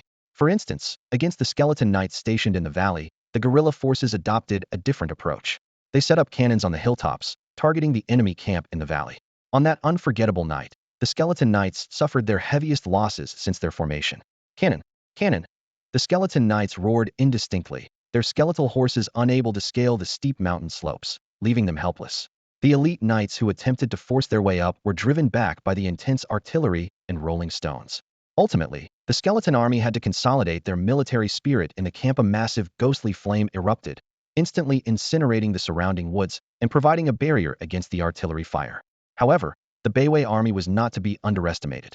Although their upgraded military spirit could not materialize due to a lack of spiritual power, it significantly enhanced their combat capabilities. Artillery shells imbued with their military spirit's special shadows easily tore through the skeleton knights' defenses. In the advantageous mountainous terrain, these close-combat skeleton knights found themselves at a disadvantage. Only when the guerrilla force's ammunition was nearly exhausted did this nightmarish night for the enemy finally come to an end. On another front, a similarly intense night was unfolding. The Kingdom of Snow Mines had dispatched their elite force, 5,000 Snow Ape bombers. This silver-tier unit was unique for its ability to use spiritual power to form massive snowballs for attacks. However, despite their prowess, they suffered significant losses against the Flame Nation's guerrilla tactics of dispersed formations and high-ground firepower. The Flame Nation's forces employed a cautious strategy, focusing on harassment while prioritizing the reduction of their own casualties. Against the mixed units of frost goblins equipped with long-range firepower and giant goblins skilled in close combat, they use small-scale, continuous harassment tactics to exhaust the enemy and prevent them from resting properly. This guerrilla warfare lasted for over 10 days. Through agile and mobile tactics, the Flame Nation's guerrillas not only successfully slowed the enemy's advance, but also repeatedly disrupted their supply lines.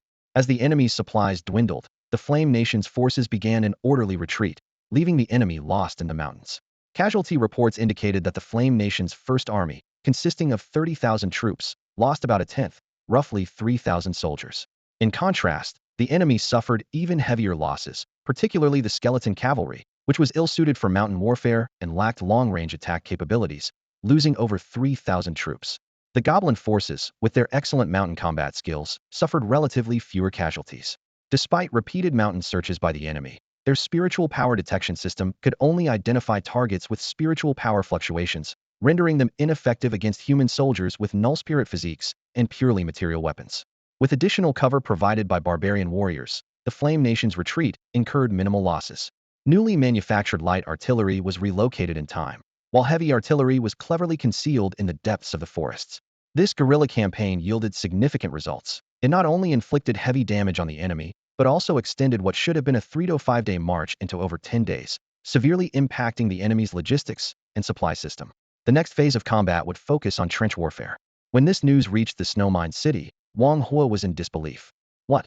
Our troops were severely damaged by ordinary humans in the broken mountains. His initial plan had been for the army to advance swiftly, easily overcoming all races, especially the underestimated human players, and then reaping the rewards of war. Shi Guangxue urgently inquired about the specific casualty details. A soldier approached briskly, loudly reporting the post-battle casualty statistics. A total of 5,000 deaths across the 4 tribes: 3,000 from the Skeleton tribe, 1,000 from the Snow Ape tribe, 800 from the Holy Demon tribe, and 200 from the Goblin tribe. Detailed numbers are still being compiled. Thankfully, with the Holy Demon priests, all the injured have received timely treatment. The casualty report hit Wang Hua like a sledgehammer, striking his heart. He clutched his chest in agony. Hardly able to breathe, this silver-grade skeleton cavalry of 10,000 had consumed nearly half of his civilization points and spiritual productivity to assemble, and now, almost half were lost in the blink of an eye. More despairingly, those skeleton warriors shattered to pieces could no longer be revived through conventional means. I want to withdraw and regroup. I won't participate in this war any longer, Wang Hua murmured. He had gradually realized the terrifying nature of their opponent from this skirmish, which had exceeded his capacity to handle. Wang Huayu. Shi Guangxue looked at his companion, shaking her head in disbelief. That's too cowardly. The aid card's usage period hasn't even reached a month. Withdrawing early means you'd have to compensate 30 of the war indemnity. It's better to wait until the second month when the outcome is uncertain. Hearing this analysis, Wang Hua calmed down. I was indeed rash just now. How could I abandon my classmates and be a deserter? Don't worry, I won't leave. Although his words were reassuring, whether his resolve would hold remained uncertain. Shi Guangxue said no more. At this moment, their hope lay with the southern front. Meanwhile, Zhuge Ming had already arrived in the barbarian nation, the very place they had been anxiously anticipating. This young strategist, not yet 30, was leading the Yin Kingdom's 2nd Army Corps in constructing a dam. The project began the day after his arrival, insisted on building a dam upstream of the river before the skeleton soldiers could arrive. With the combined efforts of the Yin Kingdom's 30,000 troops and the barbarian nation's people, utilizing existing construction techniques, a simple dam was erected upstream within mere days. Strategist, will this really work? Duan Yong asked, uncertain, as this tactic was beyond his imagination. Zhuge Ming stroked his slightly stubbled chin, confidently replying, absolutely. This river is the skeleton army's inevitable path. As long as we dam it upstream, drawing them downstream, it will certainly be effective. His youthful face shone with wisdom. Where is the enemy now? Reporting to the strategist, the enemy has approached the barbarian king's mountain range, the scout promptly replied. Good. Zhuge Ming's eyes gleamed with determination. This time, we will ensure they never return. Duan Yong, leave some artillery behind and immediately take troops along the northern transport line for a surprise attack. Leave this enemy force to me. But strategist, your safety. Duan Yong expressed his concern. Go quickly. Zhuge Ming interrupted with a wave of his hand. The leader has entrusted me with the southern front. Follow my orders and do not miss the opportunity. Despite his young age, he spoke with considerable authority. Yes, strategist. Duan Yong said no more.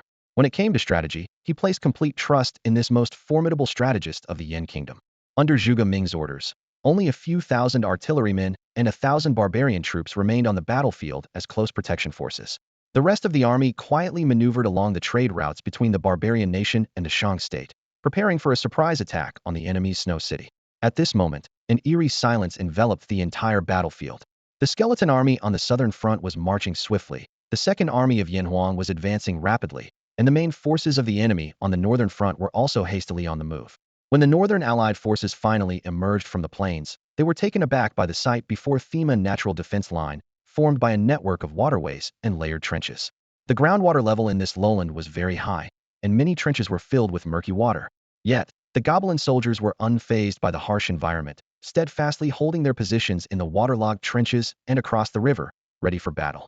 In the second line of trenches across the river, the first army of the Yin Kingdom was taking a brief rest after retreating. They were to serve as the second line of defense against the enemy.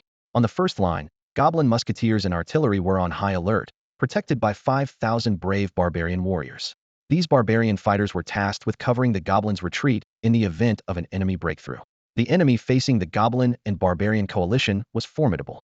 Although these allied forces had been suppressed by the first army of Yin Huang in mountain battles due to their cavalry-heavy composition not suited for mountainous terrain and a lack of cohesive military spirit, a direct confrontation might not favor the Yin Kingdom's forces. Bufan had a clear understanding of his capabilities. Although his production capabilities were on par with the top players of the time, his military combat power still lagged behind, insufficient for a direct confrontation unless disregarding the cost of casualties. To truly compete with these top-tier spiritual race players, he needed to wait until the tank units were fully assembled. Currently, the combat effectiveness of the light infantry was indeed lacking. However, war is never a simple duel. It is not just a contest of high-level power, nor merely a matter of production capacity. It is a comprehensive test of a nation's overall strength, involving military quality, ideological education, public sentiment, economic foundation, logistics, and many other aspects. In Bufan's view, a duel that ignores all intrinsic factors is overly simplistic. Now, on the northern part of the GG plain on the Ikuan continent, trenches and waterways intertwined, and soldiers from various races were on high alert. A true war was about to unfold. Suddenly, the skeleton knight general on the northern front let out a thunderous roar. Unite the military spirit. Instantly, the ghostly flames within the skeleton cavalry surged, fueled by the king's fire and a large amount of resources, launching a fearless charge. At the same time, the Holy Magic Knights also manifested their unique military spirit. Two massive wing-shaped flames, one bright and one dark, blossomed in the sky, the dazzling glow of countless spirit stones burning. The allied cavalry forces launched their offensive, cleverly maneuvering in a curved charge to avoid the dreaded paths of the artillery shells. On the front lines, an elite legion of 500 giant goblins, despite losing several of their ranks, charged forward with an indomitable spirit. They were enveloped in a green flame, symbolizing their military spirit, as they initiated a heart-stirring assault. Following these three charging units, the allied long-range forces advanced. The frost goblins summoned robust ice wall spirits, which, although restricting their mobility, transformed into natural mage turrets, proving remarkably effective in countering the guerrilla tactics of the Flame Nation. Meanwhile, the Snow Ape bombers concentrated their unique military spirit, a massive snowball, continuously solidifying and expanding, seemingly gathering a cataclysmic force. As the second most formidable units on the battlefield after the Yin Huang First Army, the holy demon priests had already wielded their staves imbued with intertwining light and dark spirits. Dark orbs shot from the staves, infusing the holy demon knights, causing their dark wings to surge and their charging speed to soar. In response to such a formidable display, 20,000 goblin musketeers and artillerymen demonstrated astonishing combat strength. As their military spirits solidified, colossal cannons rose from the ground, and countless muskets shimmered with magical light. In an instant, a deluge of concentrated firepower rained down, with massive shells exploding amidst the charging cavalry ranks. Even with priests constantly performing healing, they struggled to keep pace with the casualties at the front lines. While it appeared to be a spectacle of dazzling skills, it was fundamentally a battle of spiritual stone exhaustion. The momentum of the holy demon knights, skeletal knights, and giant goblins was continually impeded. If they couldn't quickly breach the first trench, their spiritual energy would soon deplete, forcing a hasty retreat for resupply. The magical assaults from the rear and the Snow Ape tribe's snowballs provided some suppressive fire, but were far less dense than the goblin firepower network. Most snowballs were shattered mid-flight, and frost magic struggled to penetrate the firepower blockade. Only a few attacks that broke through were swiftly crushed by the barbarian king's troops. The battle raged on for the entire afternoon. Exhausted of spiritual energy, The four-nation coalition was forced to retreat with heavy casualties, failing to break through the first line of defense. The conflict had evolved into a war of attrition. Although the defense forces of the Shang and barbarian nations also paid a price, any enemies breaching the trenches were annihilated by the well-rested barbarian king's army. The decision of the enemy to deploy high-level forces for direct assault, rather than consolidating their military spirits, was the greatest folly on the battlefield. In a clash of spiritual energy civilizations, only substantial military spirits could minimize casualties, making such a tactical decision astoundingly foolish. As the saying goes, strike while the iron is hot, but with each attempt, the momentum wanes. After the initial blitzkrieg failed to achieve a significant breakthrough, the war had evolved into a prolonged stalemate. Much like the War of Resistance against Japan and the Great Patriotic War, the blitzkrieg was successfully dragged into a quagmire of attrition. Following that splendid afternoon, the battles turned exceptionally fierce. After several days of relentless assaults, the goblin troops finally broke through the first line of defense, only to be confronted by a second line constructed by the Yin Kingdom. This prolonged battle left both the goblin and barbarian forces exhausted, and the main force of the coalition of four nations felt the pressure even more. Under these circumstances, the troops had no choice but to temporarily regroup and wait for the extension of the supply lines. According to Wang Pengzi's detailed statistics, the war had consumed nearly 100,000 civilization points worth of ammunition and spirit stones in just a few days. This amount is almost equivalent to half a year's income for a player who has just advanced to a second-level civilization.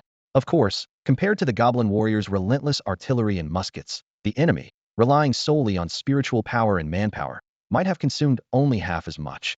This indirectly demonstrated the strong war potential of Wang Pengzi's civilization. Standing firm against the coalition of four nations without faltering, albeit briefly, was enough to make Wang Pengzi proud. Now, the pressure shifted to Bufan. Despite Wang Pengzi's civilization points as a supplement, the consumption of bullets and shells was very real. To address this dilemma, Bufan decisively relocated the entire domestic ammunition production line to Wang Pengzi's commercial nation for reassembly. Currently, the production line is operating normally, and combined with the previously carried aid ammunition, it should be sufficient to sustain this war of attrition. Meanwhile, as the flames of war raged on the northern front, the southern front was also in turmoil. Man Wang, are you familiar with the Three Kingdoms? Zhuge Ming asked calmly, gazing at the dense army of skeletons across the river, addressing the nearby fourth-level barbarian warrior. Sir, the teachings of the master in our nation have covered this extensively. I have a basic understanding.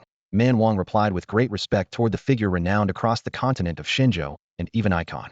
Do you know about Dongjua? Zhuge Ming continued, seemingly unfazed by the skeleton soldiers crossing the river. Are you referring to that traitor Dongjua from the late Han dynasty? Man Wang replied bluntly, as in their Confucian ideology, Dongjua was considered a complete villain. Yes, that treacherous Dongjua. Zhuge Ming raised his voice, though it was unclear if the low-intelligent skeleton soldiers crossing the river could understand. Sir, how can Dongjua be considered a hero when he was merely a traitor? Man Wang asked in confusion. Ha ha ha, people have two sides. Dongjua's ability to achieve what he did must have its reasons. We shouldn't judge based on one aspect alone. Zhuge Ming laughed heartily. At that moment, the sky suddenly darkened, with thick clouds blocking the sunlight, creating an oppressive atmosphere. However, this gloominess stood in stark contrast to the spirited Zhuge Ming. Dark clouds may obscure the sun's brilliance, but they cannot overshadow the radiance of Zhuge Ming. In this moment, Zhuge Ming left an indelible mark in Man Wang's heart. Ha! Zhuge Ming gently waved his feather fan, his gaze sharp as a blade. In the Han dynasty's war against the Chang tribe, multiple armies were annihilated, yet Dongjua returned unscathed. Do you know the secret behind this? Faced with Zhuge Ming's question, Man Wang remained silent. Zhuge Ming suddenly raised his right hand, swinging the fan to the left. The battlefield fell into a dead silence, followed by the roar of thunder, torrential rain, and a barrage of artillery. The earth shook as a massive flood surged forth, carrying countless skeletal warriors into the distance. This is how Dongjua did it. Zhuge Ming calmly observed the impressive strategy. The flood swept away most of the skeletons, and the remaining ones retreated under the relentless artillery fire. The threat from the Man Kingdom vanished like smoke. Suddenly, a fourth-level skeleton spirit warrior, enraged, leaped toward the opposite bank. Zhuge Ming remained unfazed, continuing to wave his fan. Several artillery shells whizzed by, and Man Wang charged forward, slicing the skeleton into the floodwaters, where it was swiftly carried away by the current. With the battle decided, Zhuge Ming turned back to the Man Kingdom. The flood would last for several days, and by the time the waters receded, the skeleton army would be swept into the sea. A statue of Zhuge Ming was later erected at the site, commemorating his mastery over the elements, becoming an important historical legend and tourist attraction in Yin Kingdom. Meanwhile, the main force of Yan Huang's second army had crossed the river, advancing toward Quanxua City. With the battle dragging on for nearly a month, time was of the essence.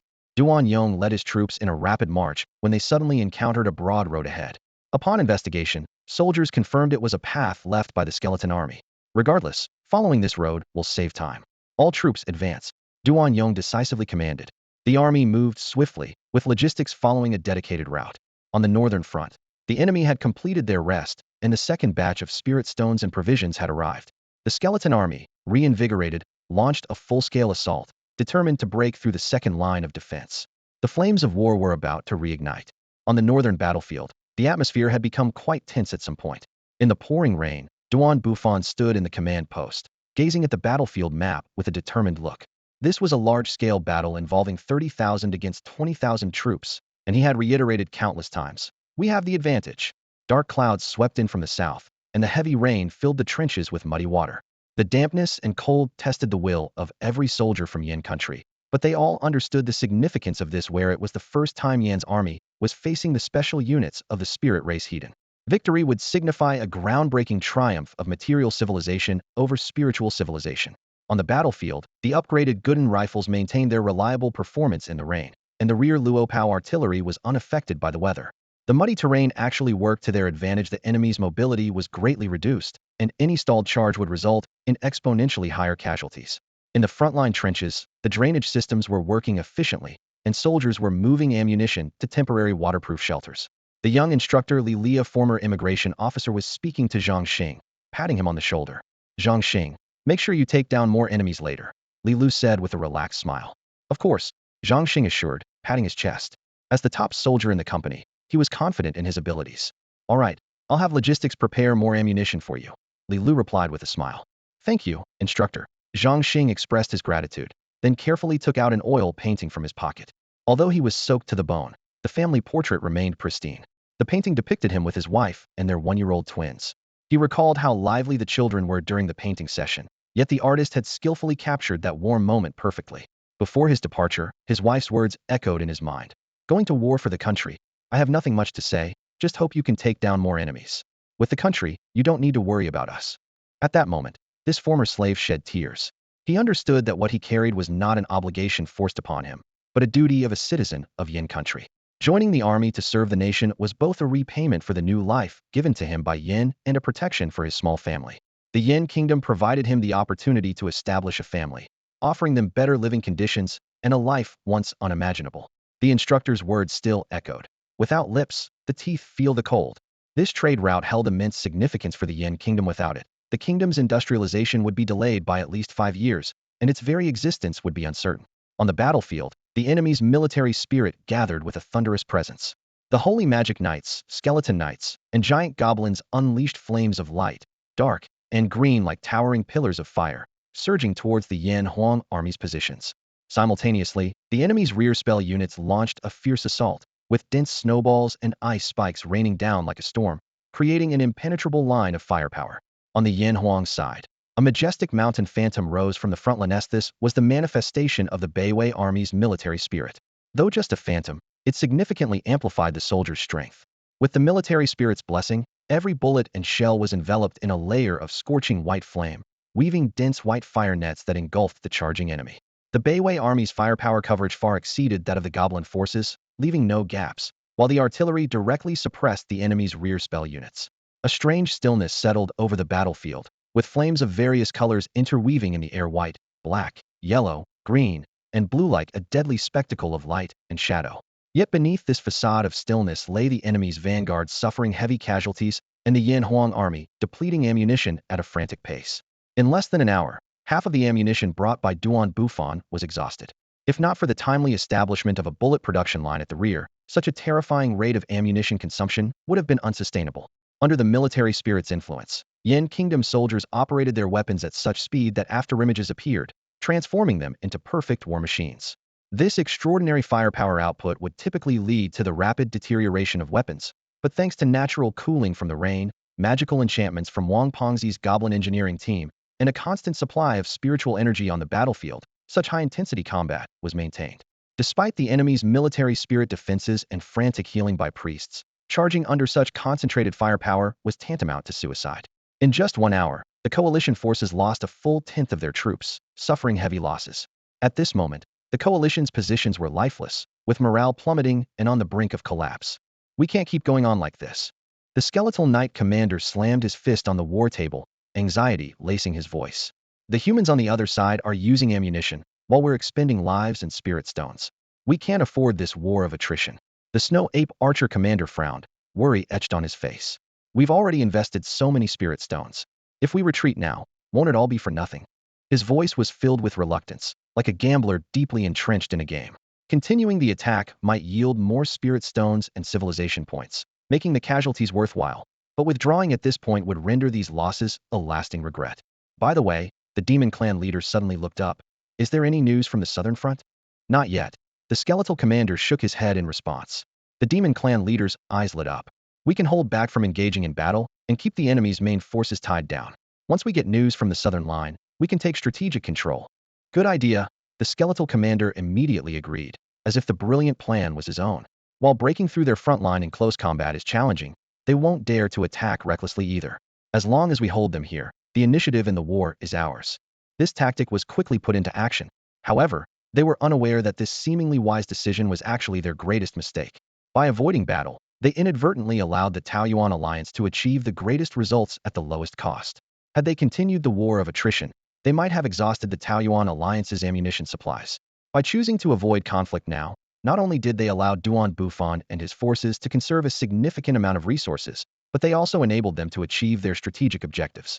Meanwhile, an intense dispute was unfolding in the southern part of Mine Snow City. Tension was high between Duan Yong and the Southern Army's advisor, Ing Hua, the chairman of the Soldiers' Committee of the Yin Wang Second Army. General, the supplies haven't arrived yet. We absolutely cannot launch a rash attack. Ing Hua's voice carried an urgent warning. The originally disadvantageous situation was reversed due to the enemy's strategic blunder.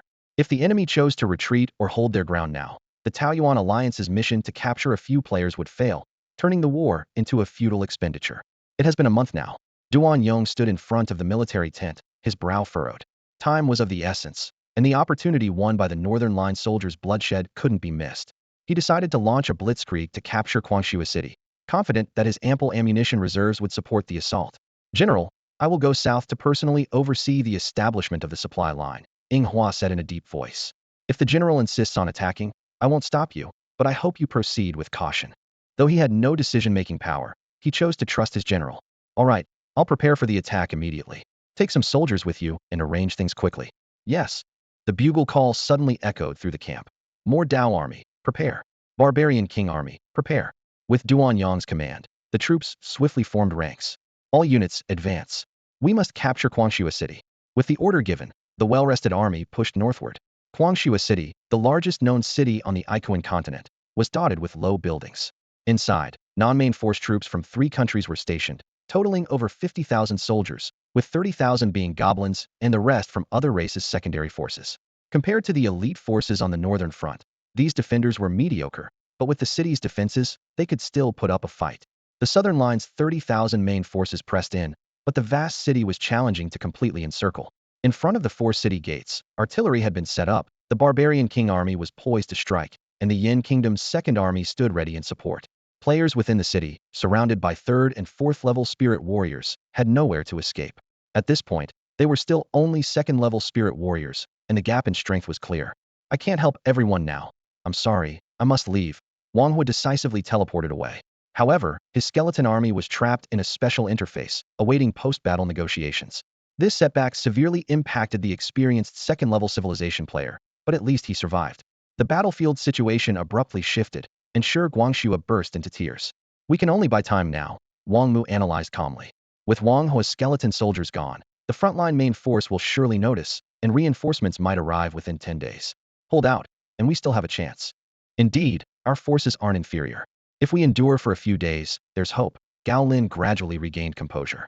Shi Guangxua wiped away her tears and resolutely said, All right, Guangxua City has ample supplies, and the walls are strong. We still have a chance. Bang! Boom! Boom! Boom!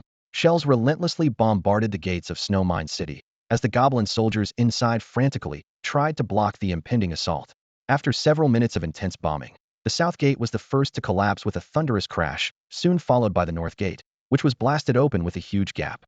The east gate fell amidst deafening explosions, leaving only the west gate facing the river still standing. The artillery continued to roar, blasting away the ragtag troops rushing to fortify the entrance. After several waves of concentrated shelling, a bloody path emerged at the city gates. The green blood of goblins mixed with the white and red blood of soldiers from various races, creating a nauseating scene. The road was littered with the torn remains of goblins, snow apes, and soldiers from various races. The barbarian king's army began their unstoppable charge. Led by their general, they summoned their military spirit unexpectedly. It took the form of a book. Wait, this isn't right, Duan Yong exclaimed in surprise. Shouldn't the military spirit of the barbarian king's army be a giant sword? The general respectfully clasped his hands and explained, indeed, that used to be the case, but things have changed. His humility was tinged with pride for his army. What does this military spirit do? Duan Yong pressed on. It helps our soldiers maintain their composure and courage, and it has other special effects which you'll soon witness, the general replied with unmistakable pride. Sure enough, the barbarian king's army displayed astonishing power as they stormed through the gates. Facing dense enemy forces and organized civilians, they chanted in unison. The master said, persuade with reason. Instantly, massive words appeared before their formation, clearing a path for the charging troops. Incredible, Duan Yong marveled. This army was like a moving fortress, equipped with both long-range firepower and close combat defenses. The time was ripe, and Duan Yong immediately ordered, charge with me. Leading the infantry, he followed closely behind the barbarian king's army. The military spirit of Yin Nation's various forces also emerged, with 4 phantom blades pointing towards the city.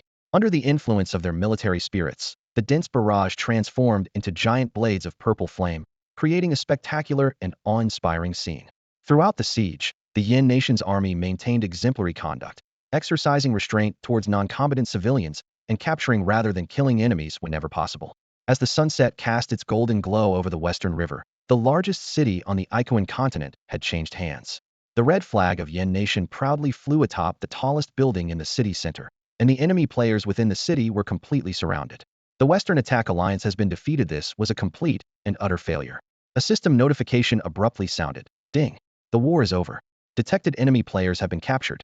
Do you wish to initiate ceasefire negotiations? Yes. Duan Bufan replied without hesitation, and the other 6 players also expressed their agreement. In the familiar meeting room, the atmosphere was markedly different from usual. Duan Bufan and his 2 companions sat on one side, while the players from the Western Attack Alliance sat opposite them, their faces ashen, except for Wang Hua, who looked slightly better, was the only one not captured. What should we do? Wang Pengzi turned to Duan Bufan, his eyes filled with inquiry. In their trio, major decisions were always made by Duan Bufan. Duan Bufan pondered for a moment. Let's take them in. We could use them right now. Upon hearing this, the faces of Shi Guangxue and the others turned pale. Becoming subordinate players meant their fate would be tightly bound to these 3, and even with legal protection, it was still the worst possible outcome for them. Isn't a level 2 civilization allowed to have 2 subordinate players?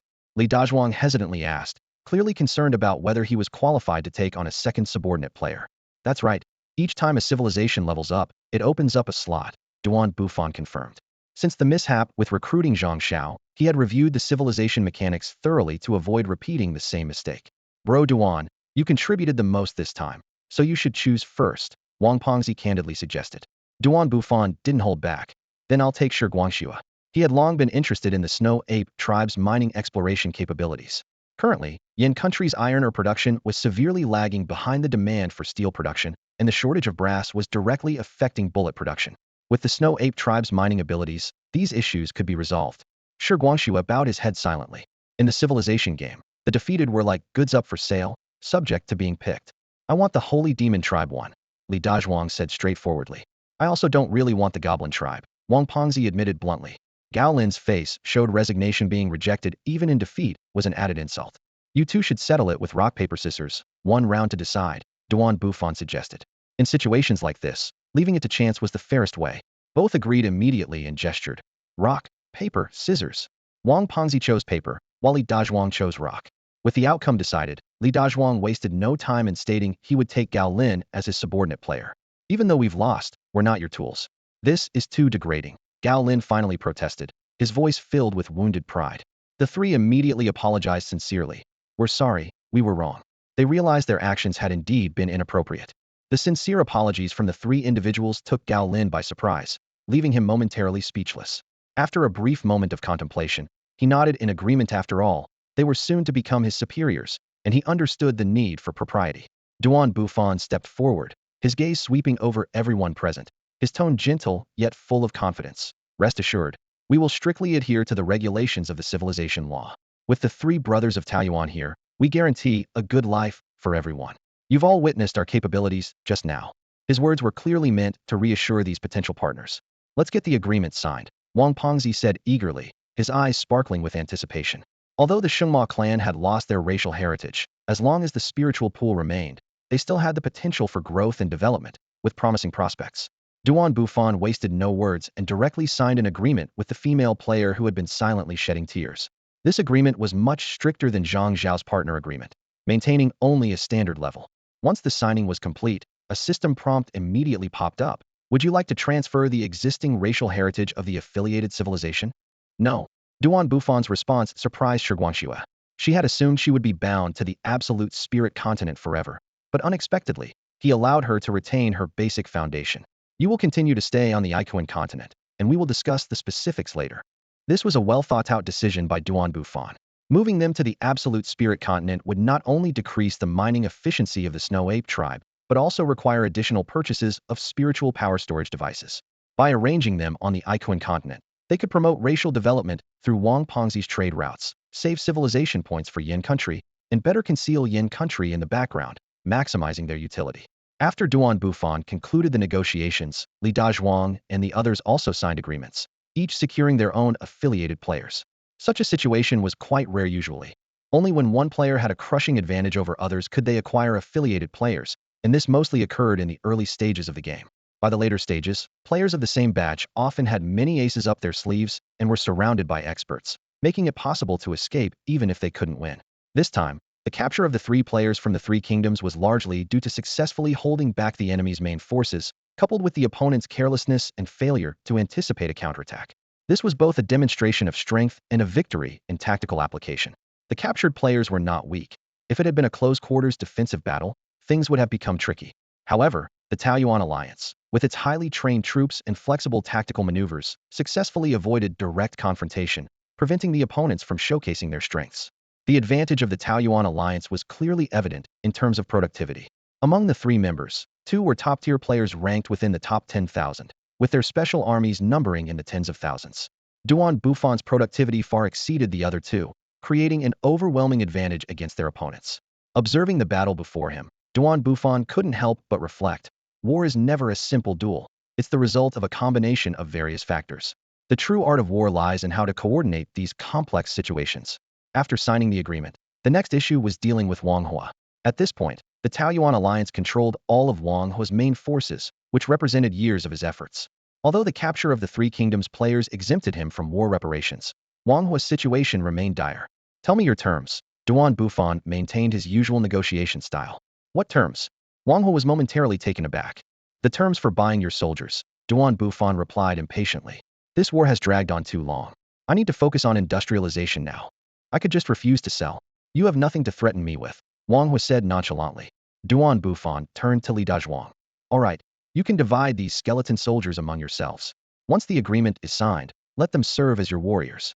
As for the weaker skeleton soldiers, they'll work as miners for me, and I'll compensate with industrial goods.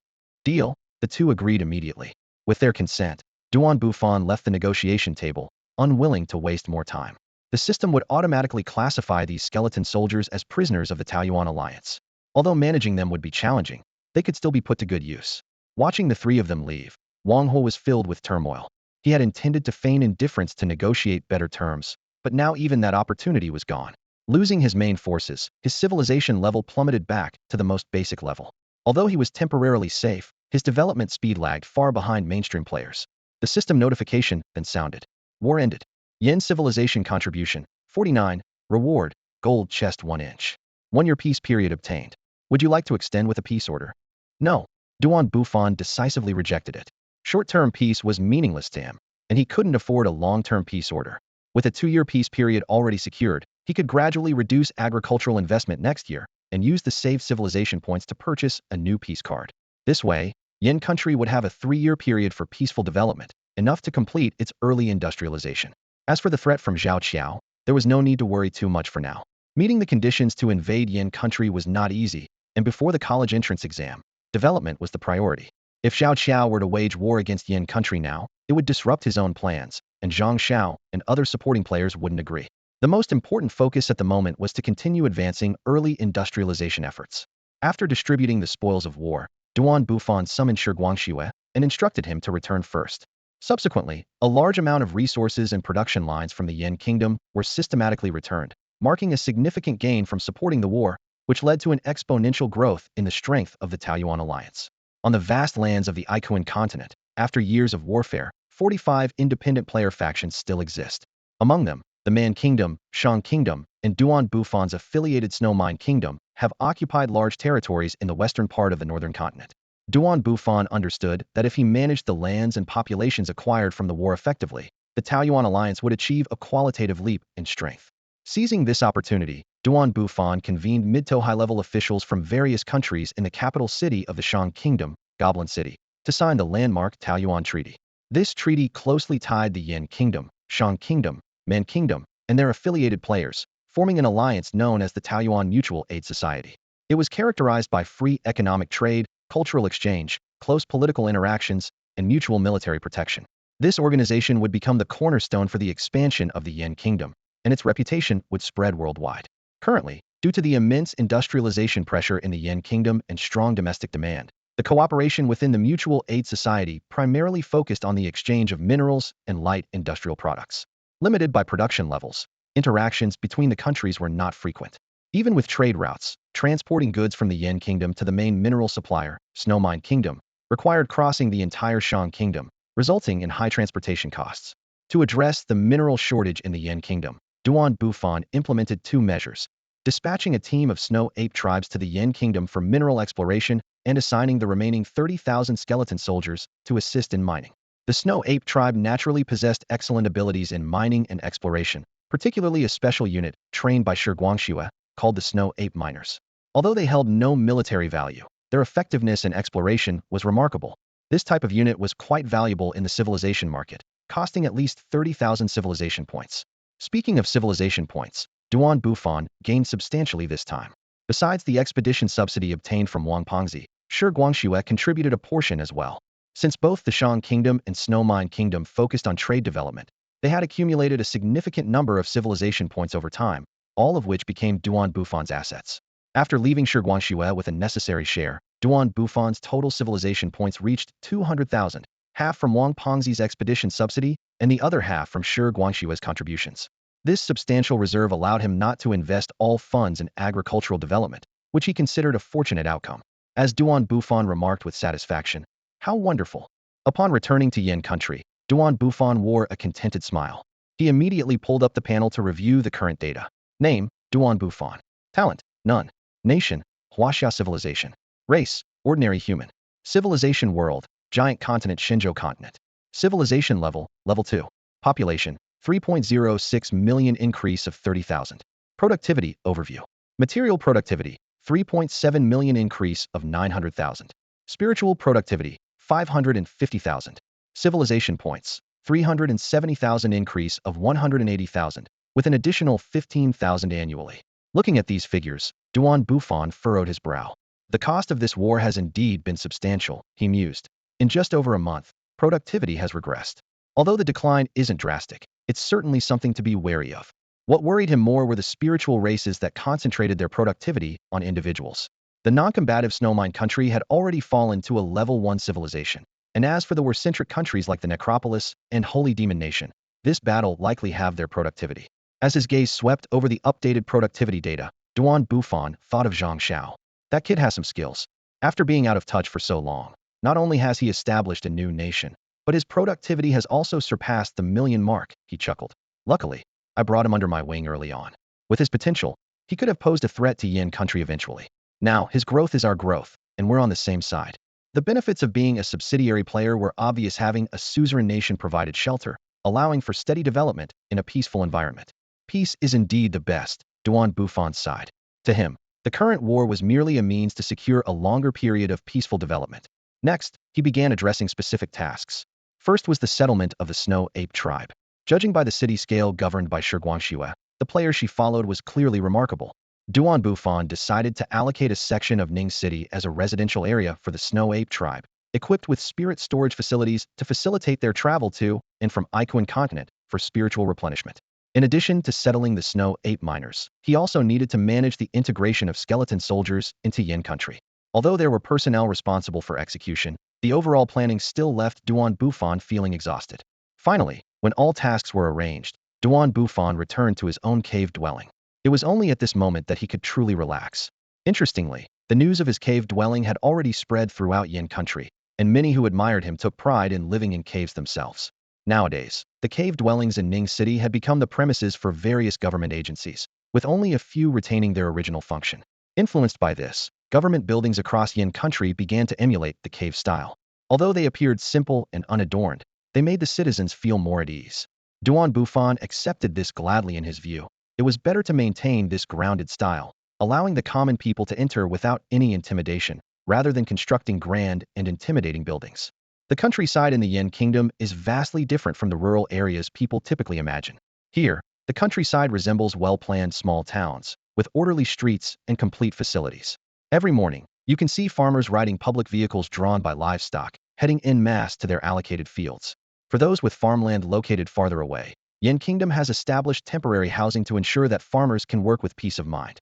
After Duan Bufan invested a significant amount of civilization points into agriculture each year, not only was the impact of industrialization on agriculture avoided, but the quality of life for farmers also continuously improved. Notably, on this vast and sparsely populated land of Shenzhou, Yin Kingdom's unique population settlement policy ensures that the mountainous areas are deserted except for stationed soldiers and wild animals, with all villages concentrated on the plains, greatly saving infrastructure resources. Just as Zhang Xing was preparing to return home, his village was undergoing an important project paving cement roads. This batch of cement came from the latest technology developed by Yin Kingdom Industrial University, with mass production recently achieved at a factory established by Duan Yuan. Interestingly, this valuable cement was not used for building houses, but was prioritized for creating the economic artery stretching from Duan Yuan to Ningxing, then to Xingqing, and finally to Halua City. Zhangxing's village was favorably located right next to this main road. In the future, this road will form a T-shaped economic structure with the Lu River's waterway, and further plans include railways and even high-speed trains. When Zhang Xing returned to his village after a 2-month-long expedition, summer had quietly arrived. The ancient tree at the village entrance stood out, requiring 2 or 3 people to encircle it, with lush branches and leaves providing ample shade. It was one of the few lucky survivors from when Yin Kingdom was founded and cleared the small basin. Such spiritually rich ancient trees can be found in every village across Yin Kingdom, intentionally preserved by the pioneers as a natural heritage. 2 years ago, Zhang Xing, who knew nothing about this place, was settled in this village. Here, he met his wife, Zhuya. At that time, he was working in the cotton fields north of the village, which, though laborious, provided a considerable income. Zhuya was a worker at the village's cotton textile factory, responsible for tallying the transported cotton. Over time, during their work handovers, they developed feelings for each other and eventually got married. In this special era, the process of starting a family was exceptionally simple. Since most people were freed from slavery, there were no burdens of bride price or dowry expectations. Newlyweds only needed to register at the village's kiln-style government office to receive a government-issued marriage subsidy, which could be used to purchase household items and expand their homes. The wedding was held in the village's communal dining hall, simple yet warm. A few long tables were arranged side by side, surrounded by villagers who came to offer their congratulations. On their bed lay a bright red quilt given by the textile factory, and the room was adorned with various small gifts from the villagers. In this village, where many were of slave descent and lacked close family, neighbors with shared beliefs naturally assumed the role of close relatives. Zhang Xing was pondering these thoughts when his gaze inadvertently landed on a couple arguing not far away. He had grown accustomed to their bickering, having witnessed it frequently since he arrived in the village. However, such minor squabbles were not cause for concern. If things escalated, the People's Committee would step in to mediate. Life was stable here. With a generally prosperous living standard and no significant wealth disparity, the society was harmonious and stable, and people's sense of happiness was generally high. As long as the leadership remained firm and unwavering in their beliefs, social conflicts would not be too pronounced. Issues like ethnic tensions, regional conflicts, and racial disputes would naturally ease with the overall improvement in material living standards. After all, when everyone's lives are more or less the same, who would unnecessarily harbor such resentment. If anyone did, they would have already been sent for re-education through labor. Reflecting on this, Zhang Xing recalled his military experience. It was just last year, right after his wife became pregnant. For his wife, it was a brief separation of a few months, but for him, it felt like a long 5 years. 5 years of military training changed everything about him, except his longing for his wife. Whenever he was exhausted from training, he would lie on his bunk in the training dormitory, closely examining the iron ring the government had given him at their wedding. The ring was exquisitely crafted, with every groove reminding him of that night in the field, where he and his wife had snuggled together, speaking of their dreams for the future. He had solemnly promised to give the woman who would accompany him for life a good life. Now, he was more certain than ever that serving his country was the best way to fulfill that promise. From the moment the villagers informed her that her husband was about to visit, her heart could no longer remain calm. Every morning, she would stand at the door holding her baby, eagerly watching for the figure she longed for day and night. She yearned for her husband's safe return, but was also anxious about the dangers of war. Finally, on this bright and sunny day, that figure she dreamed of appeared at the village entrance. Tears welled up in her eyes as she longed to rush into her husband's arms, yet she was held back by the child in her embrace. Although the customs in Yin country had become more open compared to the past, especially in big cities like Duanyuan City, displays of affection between couples were quite common. "Honey, I'm back," Zhang Xing exclaimed excitedly, rushing forward to embrace his wife and child. Though he had never shed a tear amidst the battlefield, he was overcome with emotion at this moment of reunion. Their two children were now crawling, at the age of learning to walk. Each time he returned home, Zhang Xing was delighted by the changes in his children, and this time was no exception. Back home, Zhang Xing wanted to cook and let his wife taste his culinary skills. Although meals were mostly taken in the canteen during his time in the army, they could still purchase simple cooking utensils to make their own meals. The improved living conditions after joining the army had made it possible for them to cook at home. However, in Yin country, cooking at home was as novel as dining out. Canteen meals were not only delicious but also free and provided a chance to enjoy the company of fellow villagers. "Don't bother," his wife called out as Zhang Xing was about to enter the kitchen. "The People's Committee mentioned this morning that the canteen is hosting a welcome banquet for your return. Everyone in the village will be there, and there's a theater performance tonight." "Is there really such an arrangement?" Zhang Xing felt both surprised and warmed by the gesture, appreciating the thoughtfulness behind it. "It's about time we head out," his wife said, gently picking up the sleeping child. Zhang Xing quickly picked up the other, and hand in hand, the couple made their way to the communal canteen. Although the villages in Yin country were not small, the centralized planning of public facilities in the village center made it easy for villagers to reach them on foot. The village center featured a spacious square, serving as the hub of daily activities and surrounded by amenities like the canteen, restrooms, the People's Committee, and bathhouses. While the facilities were modest, the overall planning was practical and convenient. This small city, large village model was quite common in Yin country, accommodating more than half of the country's population with hundreds of similar villages. In the current stage, where industrialization had not yet fully unfolded, this model remained effective. However, as full-scale industrialization approached and urbanization accelerated, this model would inevitably face challenges, and it would be up to Bufan and the leadership of Yin country to determine how to adapt. When Zhang Xing's family arrived at the village's communal dining hall, the food was still being prepared. A few early arriving villagers were scattered around, sitting in small groups. The design of this dining hall was quite unique, modeled after the iconic tree stump at the village entrance, making it stand out among the countless communal dining halls in Yin country's villages. It served not only as a place for villagers to have their daily meals, but also as a reflection of the village's culture, with each village putting its own creative spin on the construction to showcase its unique charm. "Zhang Xing, you're finally back." Li Hao, who was waiting at the dining hall entrance, spotted his old friend and quickly approached with enthusiasm. "Li Hao, I was just looking for you," Zhang Xing replied with a smile. The two had grown up together, both having come from a background of servitude and being assigned to the same village, sharing a deep bond.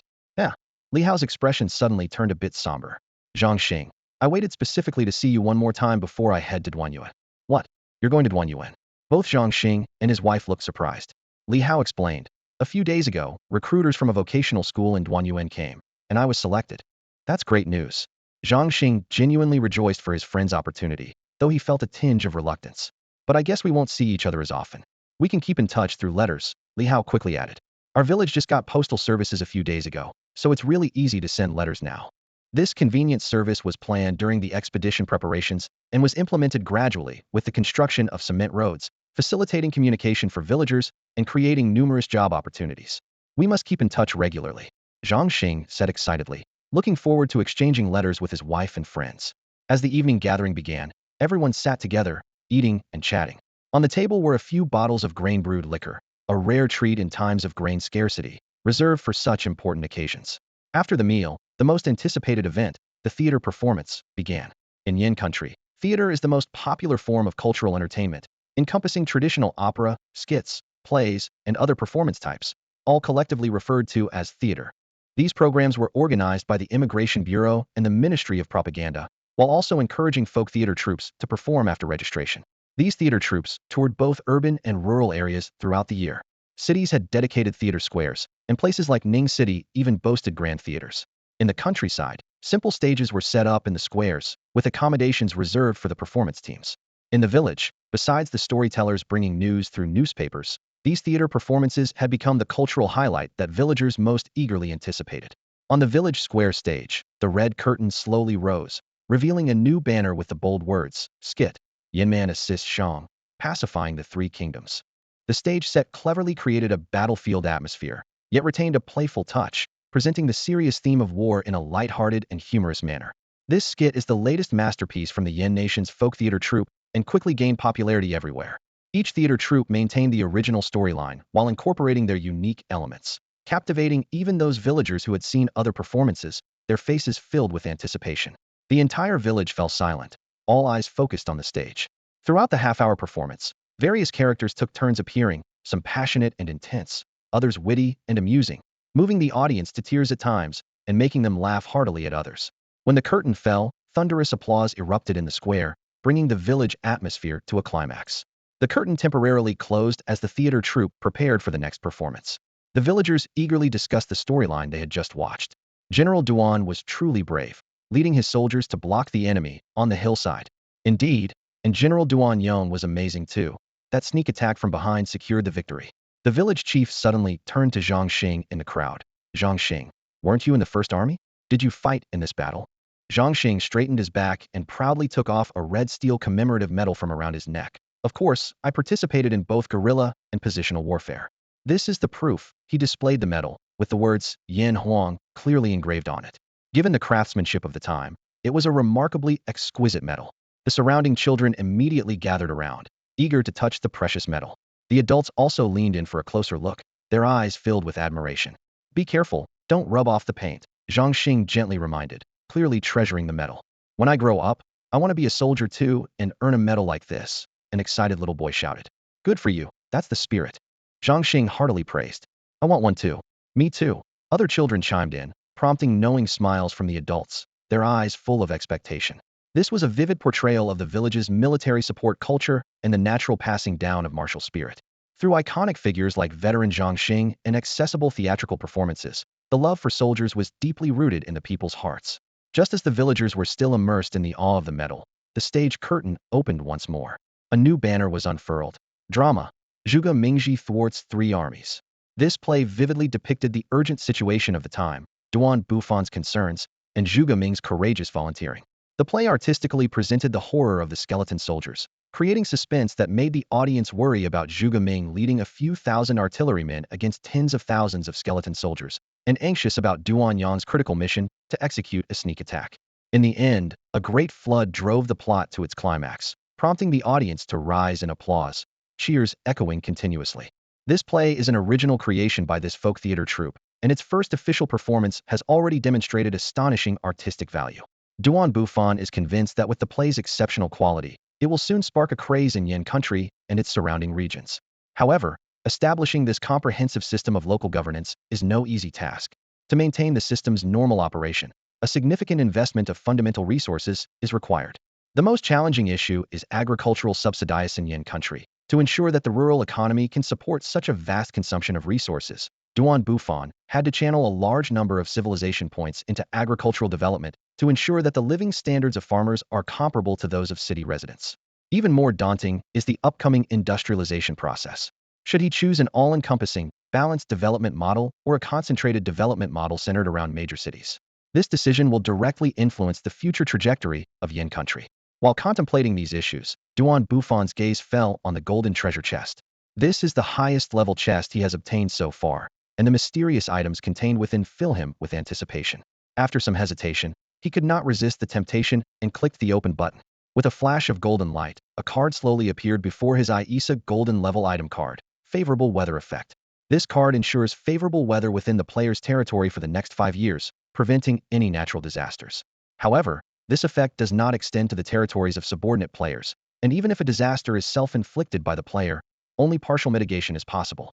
Looking at this card, Bufan felt a mix of emotions. It is not the most powerful item card, falling short compared to those strong troop cards. However, it is far from useless, compared to those spiritual power cards that are of no use to him. This card is quite practical. It feels like buying insurance, not thrilling, but reassuring. Thinking about the imminent industrialization process, Bufan used the card without hesitation. Instantly, the entire Hala region was enveloped by a faint, shimmering barrier. This barrier is not conspicuous, but careful observation reveals its presence. To prevent public panic, Bufan immediately released relevant news through newspapers, ensuring that the people of Yin country could live with peace of mind. Ding! The system notification chimed in Bufan's ear. More than 10 players on the Shenzhou continent in the absolute spirit literary world have advanced to a second-level civilization, achieving the accolade revival of material civilization. This message made Bufan furrow his brows slightly. The achievement effect indicated that the player's material technology in this literary world would be significantly enhanced, simultaneously increasing the rate of spiritual energy consumption for all spirit-based races and improving the physical and intellectual capacities of all absolute spirit races. 10 second-level civilizations. Bufan murmured to himself, a hint of surprise flashing in his eyes. He hadn't expected that other players on the Shenzhou continent could achieve such a feat. In the setup of the civilization game, large-scale literary worlds are rare, and most players are allocated to small or medium-sized ones. Even among thousands of players in the same phase, only a dozen or so might obtain a large-scale literary world. Absolute spirit literary worlds are even rarer. Historically, a large absolute spirit literary world has never appeared, let alone a giant one.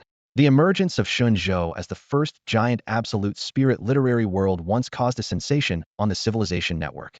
However, in this era of rapid information turnover, the topic was soon drowned out by the tides of public opinion. The populace had already labeled these absolute spirit players as having no future, much like prodigies such as Zhao, who struggled to find opportunities for development even in purely material literary worlds. Yet, Shenzhou's development trajectory completely overturned external expectations.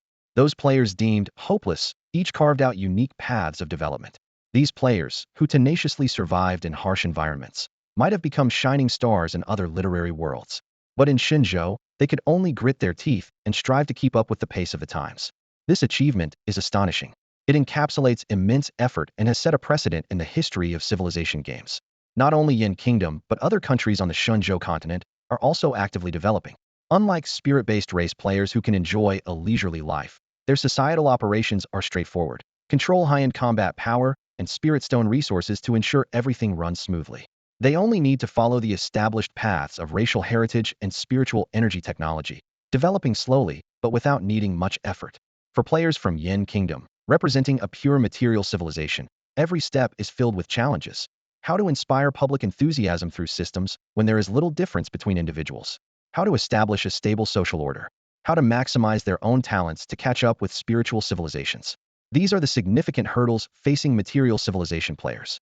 Only by properly addressing these challenges can they stand firm on this harsh continent and qualify to compete alongside spirit-based race players. However, for most players on Shenzhou, the most despairing aspect is not these difficulties but the sense of confusion and helplessness about the direction of future development. They aim to achieve in a few years what others have taken centuries to accomplish. Faced with this daunting task, their only assets, besides their innate talents, are technologies that remain at a Ming dynasty level. This thorny path is destined to eliminate most, but those who persevere will become heroes of their time. Bufan stood on a high vantage point, overlooking the ever-changing Shenzhou continent, a smile unconsciously forming on his lips. When autumn comes on the 8th of September, my flowers will bloom, overshadowing all others. He softly recited the poem, confidence gleaming in his eyes. To him, the rise of other players was not a threat, but rather added excitement to the continent. As someone confident in his own abilities, Bufan preferred to see a flourishing landscape on the Shenzhou continent, rather than the bleak sight of other players becoming obsolete, captured, or quitting. He used a vivid analogy. If there is only one clothing store on a street, it might monopolize the clientele. But if the street is lined with clothing stores, it can attract half the city's consumers. On the surface, competition intensifies, but in reality, the scale effect expands the reach, making it easier for truly outstanding shops to stand out. The players on the Shinjo continent are like these shops. If only Duan Bufan remains in the end, it would not only mean a significant loss of population for the continent, but also that the development responsibilities, initially shared by 100 players, would fall entirely on one person. Tasks like public education, market development, institutional building, and land cultivation cannot be completed in a short time. Without enough players investing resources, many tasks would become challenging. Not to mention, these players' unique talents greatly benefit the continent. As Duan Bufan was filled with anticipation for the future, he opened the civilization network to check the spread of this news. However, a prominent red marker immediately caught his attention, causing his heart to skip a beat. It was a major announcement about the Shinjo continent of Huaxiao Nation achieving a civilization game milestone. It is well known that there are already 5 large or giant literary realms in Huaxiao Nation's literary world that have achieved civilization game milestones, each gathering exceptional talents. Today, another giant literary realm has joined their ranks. Unlike its predecessors, this realm is a barren land inhabited by ordinary races. What is even more astonishing is that their achievement was due to having more than 10 second-level civilizations. In a barren literary realm, even one player advancing to a first-level civilization is newsworthy. Yet here, 10 second-level civilization players emerged simultaneously. To unravel this mystery, reporters interviewed 3 of these players to uncover the secrets behind their success. Duan Bufan was intently watching a video report in which a journalist was interviewing several players. Some of these players were already known to him, while others remained mysterious figures yet to be understood. The first interviewee was from the Yin civilization in the Central Plains. Although the current Yin country still maintains some cultural exchanges with this distant civilization, little is known about its overall landscape due to its remote geographic location. The second player was a striking mixed-race individual, categorized under the Huaxia faction, yet surprisingly inheriting the nearly extinct traditions of the island nations. The appearance of this player is historically significant after the fall of the Island Alliance. Local residents sought to change their descendants' fate by intermarrying with neighboring countries. This player is a product of that unique era, having acquired a rare spiritual race known as the Shizhong, and has been evolving from this foundation. However, this player has deliberately kept silent about their talents and specific location. The third interviewee was a player from the rare ordinary beast race, which was an eye-opener for Duan Bufan.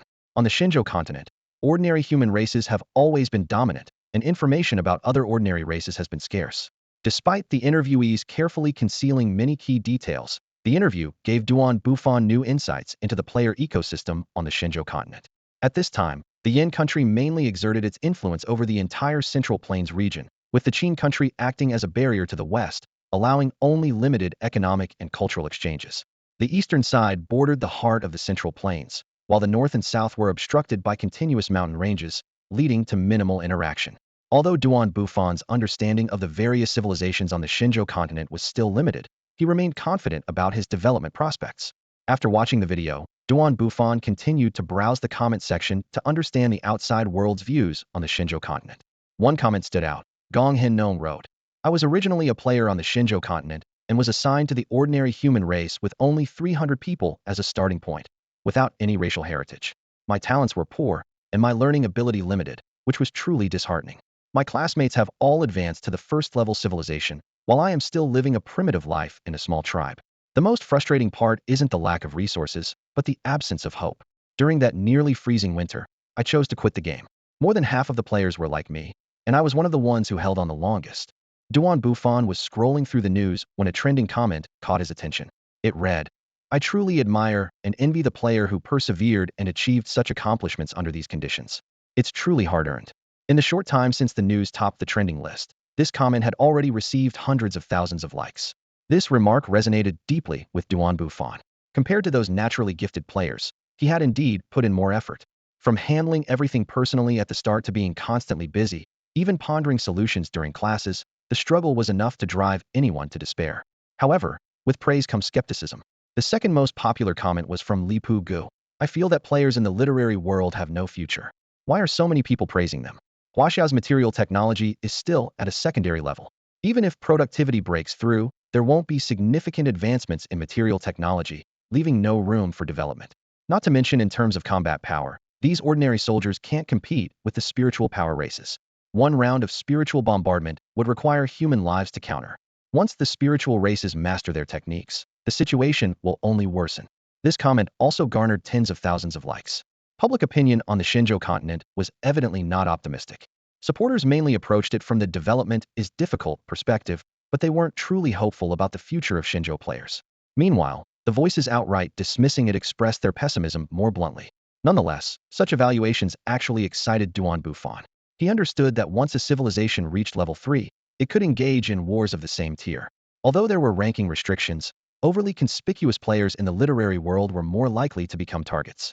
Duan Bufan shook his head, preferring a strategy of low-key development.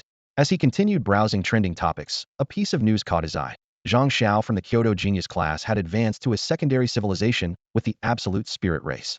This news was within Duan Bufan's expectations. The subsidiary treaty they had wasn't strict, and if deliberately concealed, it was entirely possible to keep Zhang Xiao's status as a subsidiary player a secret. This was precisely Duan Bufan's plinto position Zhang Xiao and Zhou Wanming as visible pawns for the Yin nation. In the public eye, Yin nation might fade away, with its presence limited to being an auxiliary civilization to Zhang Xiao. After reaching level 3 civilization, leveraging the effects of the Warfare Bureau, Yin nation could gradually be hidden. Duan Bufan didn't intend to play the underdog deliberately. It was just that the current technology of Yin nation was too easily replicated, and hiding its strength was necessary for stable development. The news of Duan Bufan advancing to a level 2 civilization did not spread around the school. Among his classmates, he was simply seen as an auxiliary player. Although Duan Bufan remained silent on the matter, this perception became an unspoken fact on campus. Only a few teachers and students close to him knew the truth, but at his request, they all chose to remain silent to avoid unnecessary attention and potential security risks. On the Shenzhou continent, players like Duan Bufan, who choose to develop quietly, are not uncommon. While a few high-profile players have revealed some information, privacy clauses limit the amount of news circulating online. Currently, searching for Shenzhou continent on the Civilization Network yields mostly general information.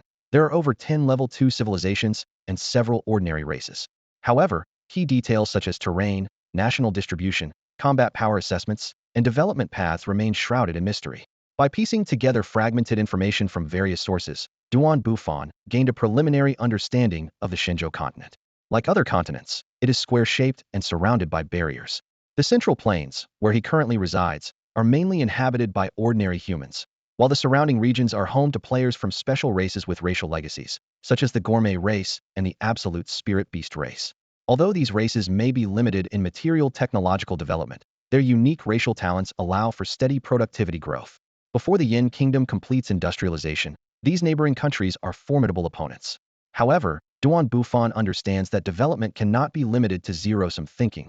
Cooperation with neighboring countries is the long-term strategy.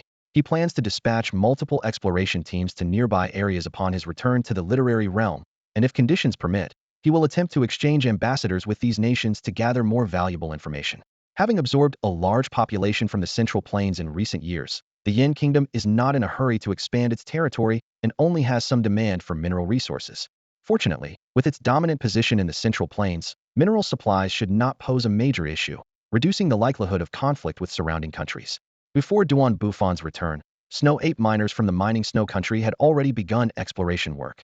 Despite being time-consuming and labor-intensive, their efforts were fruitful. They discovered several coal and metal mines on Duan Plains.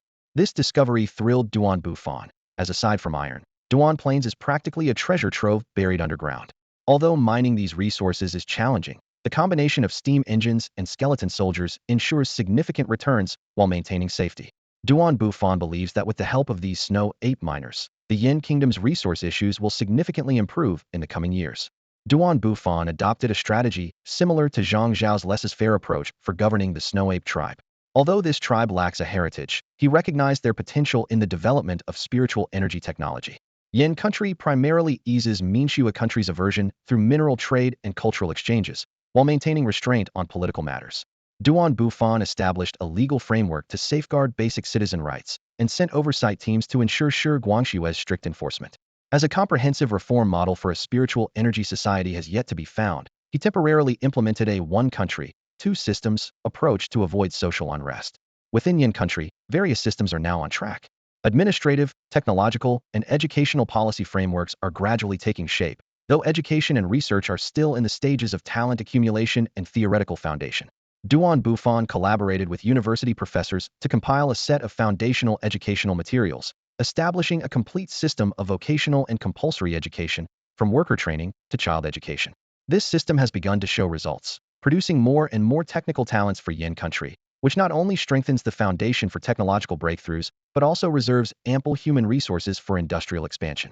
Yin country has found the right direction in both forward-looking technology development and practical technology application, though details and scale need refinement.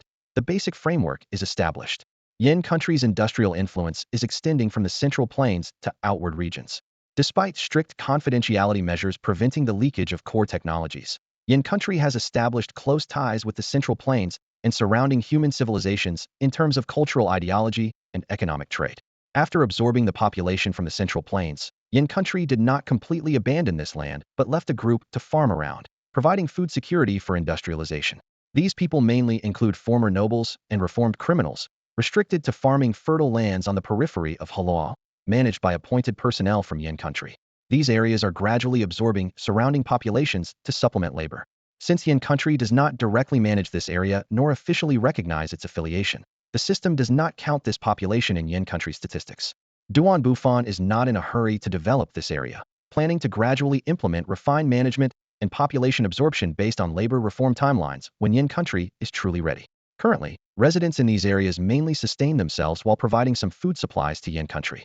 Under Bufan's strategic planning, a broad buffer zone was established between Yin and its neighboring countries. This area, except for the central region occupied by the Song, became almost a no man's land. This geographic arrangement subtly influenced the expansion routes of other civilizations. They seemed to tacitly agree to avoid heading towards Yin, maintaining a safe distance. In the early stages of this civilization race, population was the true core of development, rather than land area. With the advantage of having advanced to a secondary civilization earlier, Yin had already absorbed a large population and was now at a critical stage of digesting these human resources. Following the traditional path of agrarian civilization, there was no urgent need to push for industrialization. Simply expanding territory, cultivating new farmland, and using high-quality seeds from the marketplace system to boost yields could steadily enhance national strength. This explains the near obsession early agrarian civilizations had with arable land and why most players without an industrialization concept chose this development route. However, the industrialization path is entirely different. It requires a high concentration of population, ample resource supply, and agricultural support. This development model demands more accumulation and meticulous planning. Yin, at this time, was attempting to compress into a few years what typically took centuries to achieve. It was like a high-speed train, with Bufan not only serving as the conductor, but also leading the people to lay down tracks as they advanced. Faced with this unprecedented challenge, Bufan felt a deep sense of confusion. Historical experience could no longer serve as the sole guide, only as a reference. For instance, Yan's current family planning policy was completely contrary to traditional agrarian civilization logic when transitioning to an industrial civilization. Normally, high mortality rates and poor sanitary conditions would necessitate high birth rates. Yet, in the unique environment of the civilization game, this seemingly illogical policy yielded unexpected results. Proceed from reality, seek truth from facts. A maxim written on the second page of Bufan's quotes aptly reflected his clear understanding of the new situation. As Yin thrived, other civilizations naturally strived to catch up. After years of fierce competition, the power structure of the entire Zhao continent began to take shape. In this turbulent era, the surviving nations are all steeped in deep historical roots, showcasing formidable resistance, especially during the wars of civilization. Among them, Song's development path stands out as the most unique. They have centered their strategy around a formidable wall, continually strengthening their defensive system. As Yin began to exert its influence over the central plains, local players opted for a wise strategy, forming an alliance with Song, under the condition of retaining relative independence. Although nominally they became subordinate players, this multi-party alliance model indeed provided the security they needed against Yin. Even though Yan's population migration strategy curtailed their expansion, this Central Plains alliance, with Song at its core, managed to unite over 1 million people. The most remarkable feature is the ever-expanding Great Wall. Following several wonder upgrades, this fortification reached a 7-star level, a pinnacle even on the Zhao continent. Notably, even the Huangpu Military Academy, renowned for its military prowess and the most prestigious building at Huangpu University, is only a 5-star wonder. This 7-star wonder, combined with the upgraded national legacy and the talents and population support from numerous subordinate players, has elevated the Central Plains Alliance's defensive capabilities and development potential to unprecedented heights. Facing such a formidable and introverted alliance, Bufan chose not to engage in direct confrontation, but instead sought to test whether they could be undermined from within. As the famous saying goes, The strongest fortress is often breached from within. However, the Central Plains Alliance was evidently not going to give him that chance. On a clear morning, a Yin envoy arrived at the foot of the towering wall. The envoy was Li Lu, who had recently been promoted to the head of the Immigration Bureau's external group. If this mission succeeded, he would be elevated to the head of the Central Plains Alliance's Immigration Bureau. However, as he stood before this stone wall, even taller than Yan's tallest building, the sixth-story Heluo Center, couldn't help but feel a mix of emotions. More troubling was the absence of any visible gates on this wall. While Li Lu and his team searched for an entrance, a section of the wall suddenly recessed, revealing a small opening, from which emerged a soldier of the Central Plains Alliance in peculiar attire. The soldier's weaponry was unusual, but his accent was authentically local. "We are envoys from the Western Yin Nation, here to discuss cooperation with the Central Plains Alliance." Li Lu promptly stated their purpose. The soldier pressed a stone mechanism on the wall, and the base of the wall opened up, revealing a fully equipped stone rest area. This device, clearly powered by spiritual energy, left Li Lu astounded. Maintaining such an operational wall must consume a substantial amount of spiritual energy reserves. Inside the rest area, there was ample water and food, and even beds for resting. This experience overturned Li Li's prior assumptions about neighboring nations. He had thought them all rural compared to Yin, but now realized how mistaken that judgment was. An hour later, they were finally permitted entry into the city and instructed to proceed directly to the capital to meet the core leadership of the Central Plains Alliance. Merely passing through the wall took over 10 minutes, a testament to its thickness. Inside, the wall resembled a labyrinth, with soldiers living and operating various facilities, and the passageways they traversed would seal themselves with stone blocks within seconds, evidently also powered by spiritual energy. From these observations, it was evident that the Central Plains Alliance's annual production capacity was at least 2 million, and maintaining this spiritually powered wall alone consumed half of that capacity. The mysterious blessing of the wonder has endowed this land with productivity far beyond normal expectations. As Li Lu and his companions passed through the towering city walls, a vast golden plain stretched before them, shimmering under the June sun. Scattered villages dotted the landscape, each only a fifth the size of an ordinary village in the Yin Kingdom, yet brimming with vitality. The stone road leading to the capital was not wide, but it was smooth and sturdy, a rarity for the era. The group traveled by carriage towards the capital of the Central Plains Alliance in the east. On the map, this core area, encircled by walls, was comparable in size to the Hala region of the Yin Kingdom, but its population was only a third. Along the way, it was evident that the technological development of this land was far from complete, with even basic farming techniques appearing rudimentary. The cities were limited in size and sparsely populated, with most residents living scattered in villages. Li Lu and his group had to lodge in villages for several nights, highlighting the imperfect governance system within the Central Plains Alliance. The urban-rural gap was stark. Although slavery was a thing of the past, a new feudal system was gradually taking hold. Whether in the city or countryside, smiles were rare on the faces of the people, who led monotonous lives of working from dawn to dusk. The city's development was concerning, with shrinking markets, scattered production, and an overly prominent political role, overall lagging behind even the rural areas of the Yin Kingdom. Such a developmental state seemed unlikely to yield a productivity exceeding 300,000, yet the Central Plains Alliance had already joined the ranks of secondary civilizations. Li Li's curiosity persisted until they reached the capital, Fengqing. Fengqing's walls stood majestically on the plain, nearly matching the height of the outer Great Wall and rivaling the scale of Duanyuan City, the largest city in the Yin Kingdom. This early city wall enclosure seemed to have been incorporated into the wonder system after the construction of the Great Wall. Though comparable to Duanyuan City in scale, in terms of actual productivity, this city likely fell short of the industrial centers of the Yin Kingdom. Passing through the city gates, the scene resembled a real-life version of the famous painting along the river during the Qingming festival. Low buildings, narrow streets, and bustling crowds made the city appear exceptionally crowded. "Charcoal for sale, charcoal for sale," came the shout of an old man at the city gate.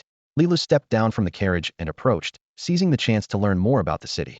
"Old man, how is the charcoal sold here?" he asked softly as he approached. Seeing Li Lu and his group approaching, the old man took a few fearful steps back, protecting the charcoal behind him. He said obsequiously, 10 coins per pound, sir. If you need it, I'll get it for you right away. No need for you to spend anything." "All right, I'll take 10 pounds, Li Lu replied, pulling out a piece of silver from his pocket and handing it to the old man. Before coming here, he had acquired some local currency from the reception personnel and sold some specialty goods they brought along, gaining quite a few pieces of silver. In the Central Plains Alliance, one tael of silver is roughly equivalent to 1,000 coins, meaning Li Lu was offering 10 times the amount. "Oh, sir, I can't accept this," the old man quickly declined. "Take it. Just chat with me for a bit later," Li Lu insisted, pressing the silver into the old man's hand.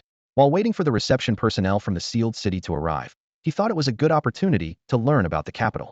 Another reason was that the cart contained not only woodbine charcoal, but also coal. Yes, coal.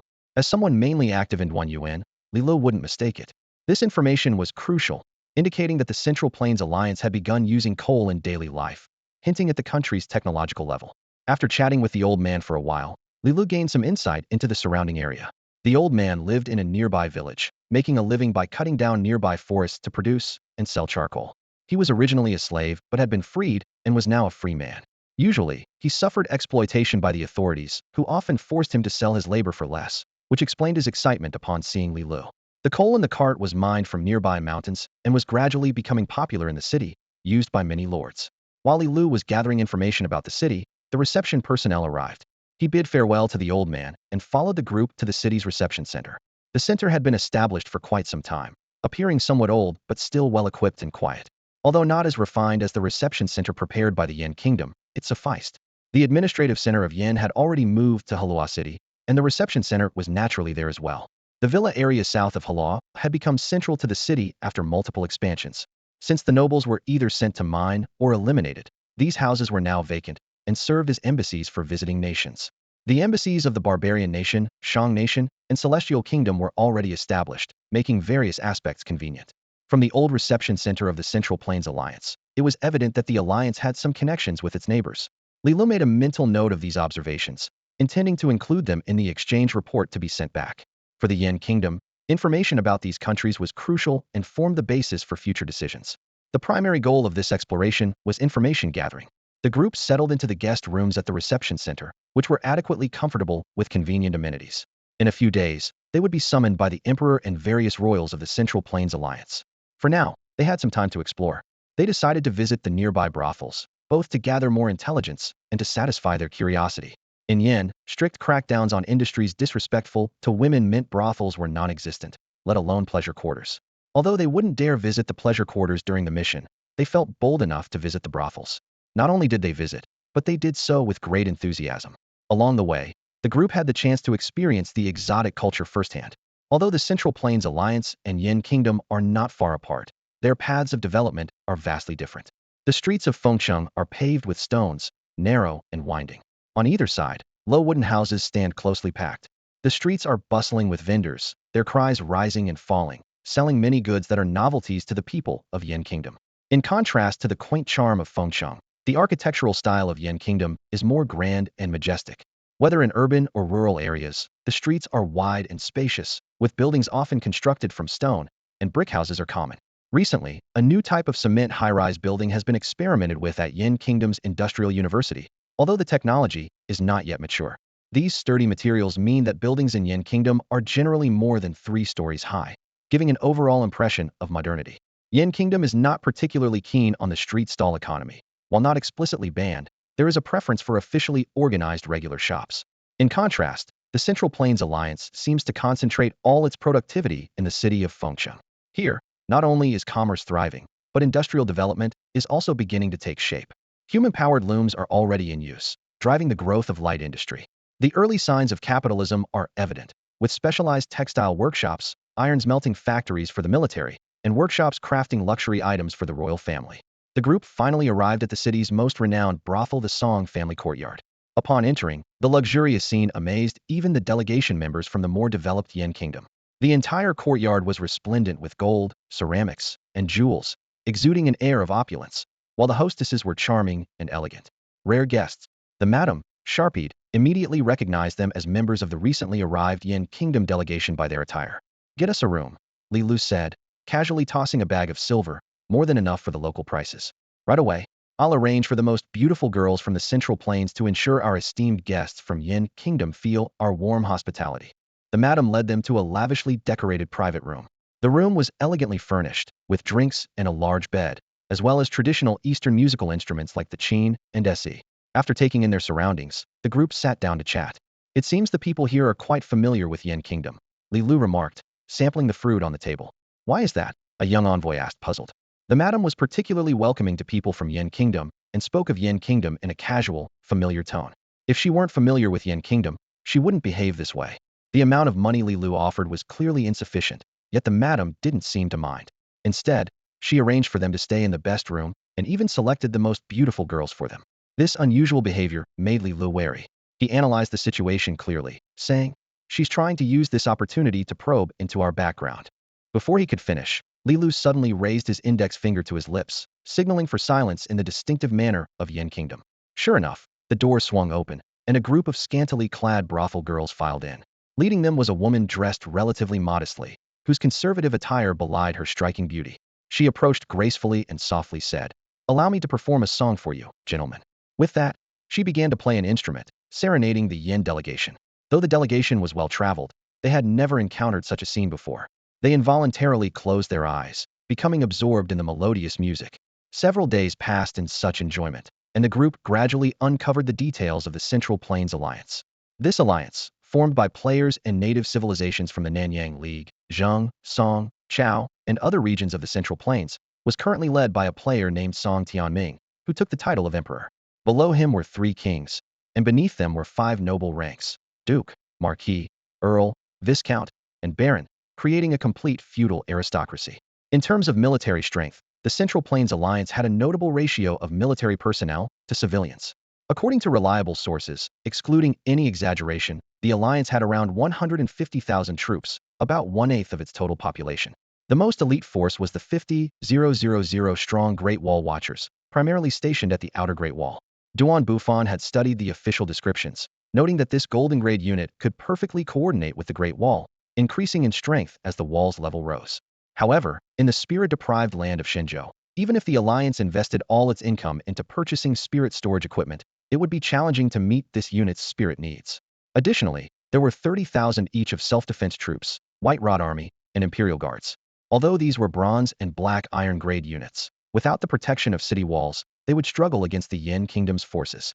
The Yin Kingdom's military, despite lacking level distinctions due to using custom unit cards, was comparable in strength to Golden Grade units. However, in a direct confrontation with a fully powered spirit race army of the same grade, they would still be at a disadvantage. Under current circumstances, it was nearly impossible for Yin Kingdom to break through directly. Even if all Spirit Civilization players were gathered for a full-scale attack, the chances of victory were slim. Moreover, in the spirit-scarce land of Shenzhou, a prolonged war of attrition was unsustainable, giving the Central Plains Alliance a relatively secure position at this stage. After conducting thorough investigations among the populace, the delegation had gathered a wealth of critical information. They understood that in this land, truly valuable intelligence often lay hidden within the common folk, rather than through official channels. After spending several days in the lockdown city, the Emperor of the Central Plains Alliance finally issued a summons. The delegation, accompanied by officials in ceremonial attire, made their way along the cobblestone path toward the city center's imperial palace. The palace itself was not particularly large, but combined with the surrounding royal residences, the overall scale was quite impressive. The architectural style bore Eastern characteristics, reminiscent of the Forbidden City, yet it lacked some of its opulent majesty, favoring instead a more uniform layout. There were only a few palace maids and eunuchs moving about, evidently due to the consideration of a population shortage. As the delegation ascended the carved stone steps and arrived before the central hall, Emperor Song Tianming was seated on the dragon throne, his expression solemn. The sharp voice of a eunuch pierced the hall. "Enter the hall." The group then stepped inside. After brief pleasantries and presenting the carefully prepared gifts, Liu got straight to the point. "We are a friendly delegation from the Yin Kingdom, here to establish amicable relations with your nation, and we hope for your consent." Upon hearing this, murmurs of discussion arose in the hall. Is it a blessing or a curse for the Western Yin Kingdom to want to establish relations with our Song Kingdom? I anticipated they came for friendly exchanges, not war. Mutual friendship is the path to mutual benefit. Song Tianming, seated on the dragon throne, fell into contemplation. Since the envoy's arrival, he had been in a state of high tension, fearing that the powerful Yin Kingdom might suddenly turn hostile. He had repeatedly discussed the matter with his ministers. Hearing the proposal for friendly exchanges, he felt somewhat relieved yet faced a dilemma. If he agreed, with the current level of productivity, he had no confidence in surpassing Yin Kingdom in peaceful development. If he initiated another ideological revolution like 2 years ago, it would surely shake the foundations of his rule. But if he refused, he feared it might anger Yin Kingdom and provoke military retaliation. At this moment, Qin Hui, the Chancellor of the Central Plains Alliance, perceived the Emperor's concerns and immediately stepped forward to advise. "Your Majesty, the envoys from Yin Kingdom have traveled a great distance and have presented such precious gifts. Their sincerity is evident." I suggest we accept immediately and exchange ambassadors with Yin Kingdom. Your Majesty, this matter is of great importance and requires careful deliberation. Prince Zheng suddenly voiced his opposition. The court quickly divided into two factions, engaging in a heated debate, revealing the internal conflicts within the Central Plains Alliance. Ultimately, Chancellor Qin Hui's passionate and incisive rhetoric won the argument, persuading Song Tianming to agree to the exchange. After establishing the general direction, both parties engaged in detailed negotiations for several days regarding the specific exchange plans, eventually signing the Central Plains Friendly Exchange Treaty in the lockdown city. This treaty stipulated that both sides could engage in the exchange of certain goods with tariff restrictions, allow currency exchange, and conduct cultural exchanges. For the delegation, this was undoubtedly a satisfying outcome. In terms of politics, the main actions involved were the exchange of ambassadors and the establishment of embassies in both countries, along with the joint construction and maintenance of a road to facilitate communication between the two nations. The treaty included many detailed clauses, primarily aimed at limiting Yan's military and political influence on the Central Plains Alliance. Bufan had anticipated this and didn't aim to exert influence through the treaty, but rather sought to subtly guide through the export of goods and culture. Another critical aspect was the confidentiality agreement concerning Yen. This agreement restricted surrounding countries from revealing Yan's existence to the outside world. Despite the legal restrictions, Bufan felt it wasn't entirely secure and believed that deeper cooperation could pose a risk of exposure, necessitating a confidentiality agreement recognized by the civilization game. To secure this agreement, Bufan used 10,000 civilization points to purchase contract paper and agreed to a 30-year peace period with the Central Plains Alliance. Since he never intended to use warfare against the alliance, this was not a significant concern for him. Ultimately, both parties were satisfied with the contract, although it remained uncertain who the ultimate winner would be. In addition to traveling to the Central Plains Alliance, Yin sent delegations to cooperate with regions where ordinary human tribes gathered across the entire Shenzhou continent. In the west, in the state of Qin, the envoy completed the information collection and signed a treaty with the state. The ruler of Qin, Qin Wushang, was evidently pleased and hosted a 3-day banquet in Yangqing for the envoy. In the east, the envoy failed to persuade the more fragmented Qilu alliance and returned with information. In the north, the ruler of Jin agreed to the terms immediately. Given their relative proximity, Qin and Jin were the closest to Yan's core area, suggesting that trade connections would become very close following the treaty. In the northeast, the Hebei alliance had been annexed by Yan, prompting the envoy to proceed northward to cooperate with Yan. Although this was outside Yan's original plan, it yielded good results as Yan's unique development impressed the Yin delegation, promising fruitful exchanges. In the south, due to the terrain and time constraints, there was only some interaction with the southern state of Chu, while in the southeast, the Jiangnan alliance and the more southern eastern Zhou were only briefly investigated. Overall, the exchanges with the south were not very successful, with much remaining shrouded in mystery, not to mention the distant non-human tribe areas, which were still enveloped in darkness. The months of exploration exhausted the delegations, and a long holiday was deemed necessary upon their return to Yin.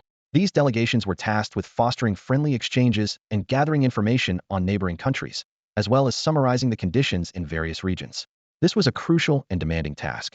Although Yin currently had little interaction with most countries, information gathering was essential.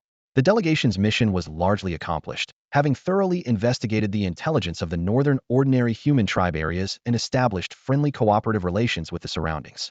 While the south was not as thoroughly understood or deeply engaged with, a preliminary exploration was conducted, ensuring Yin was not entirely ignorant of the surrounding situation.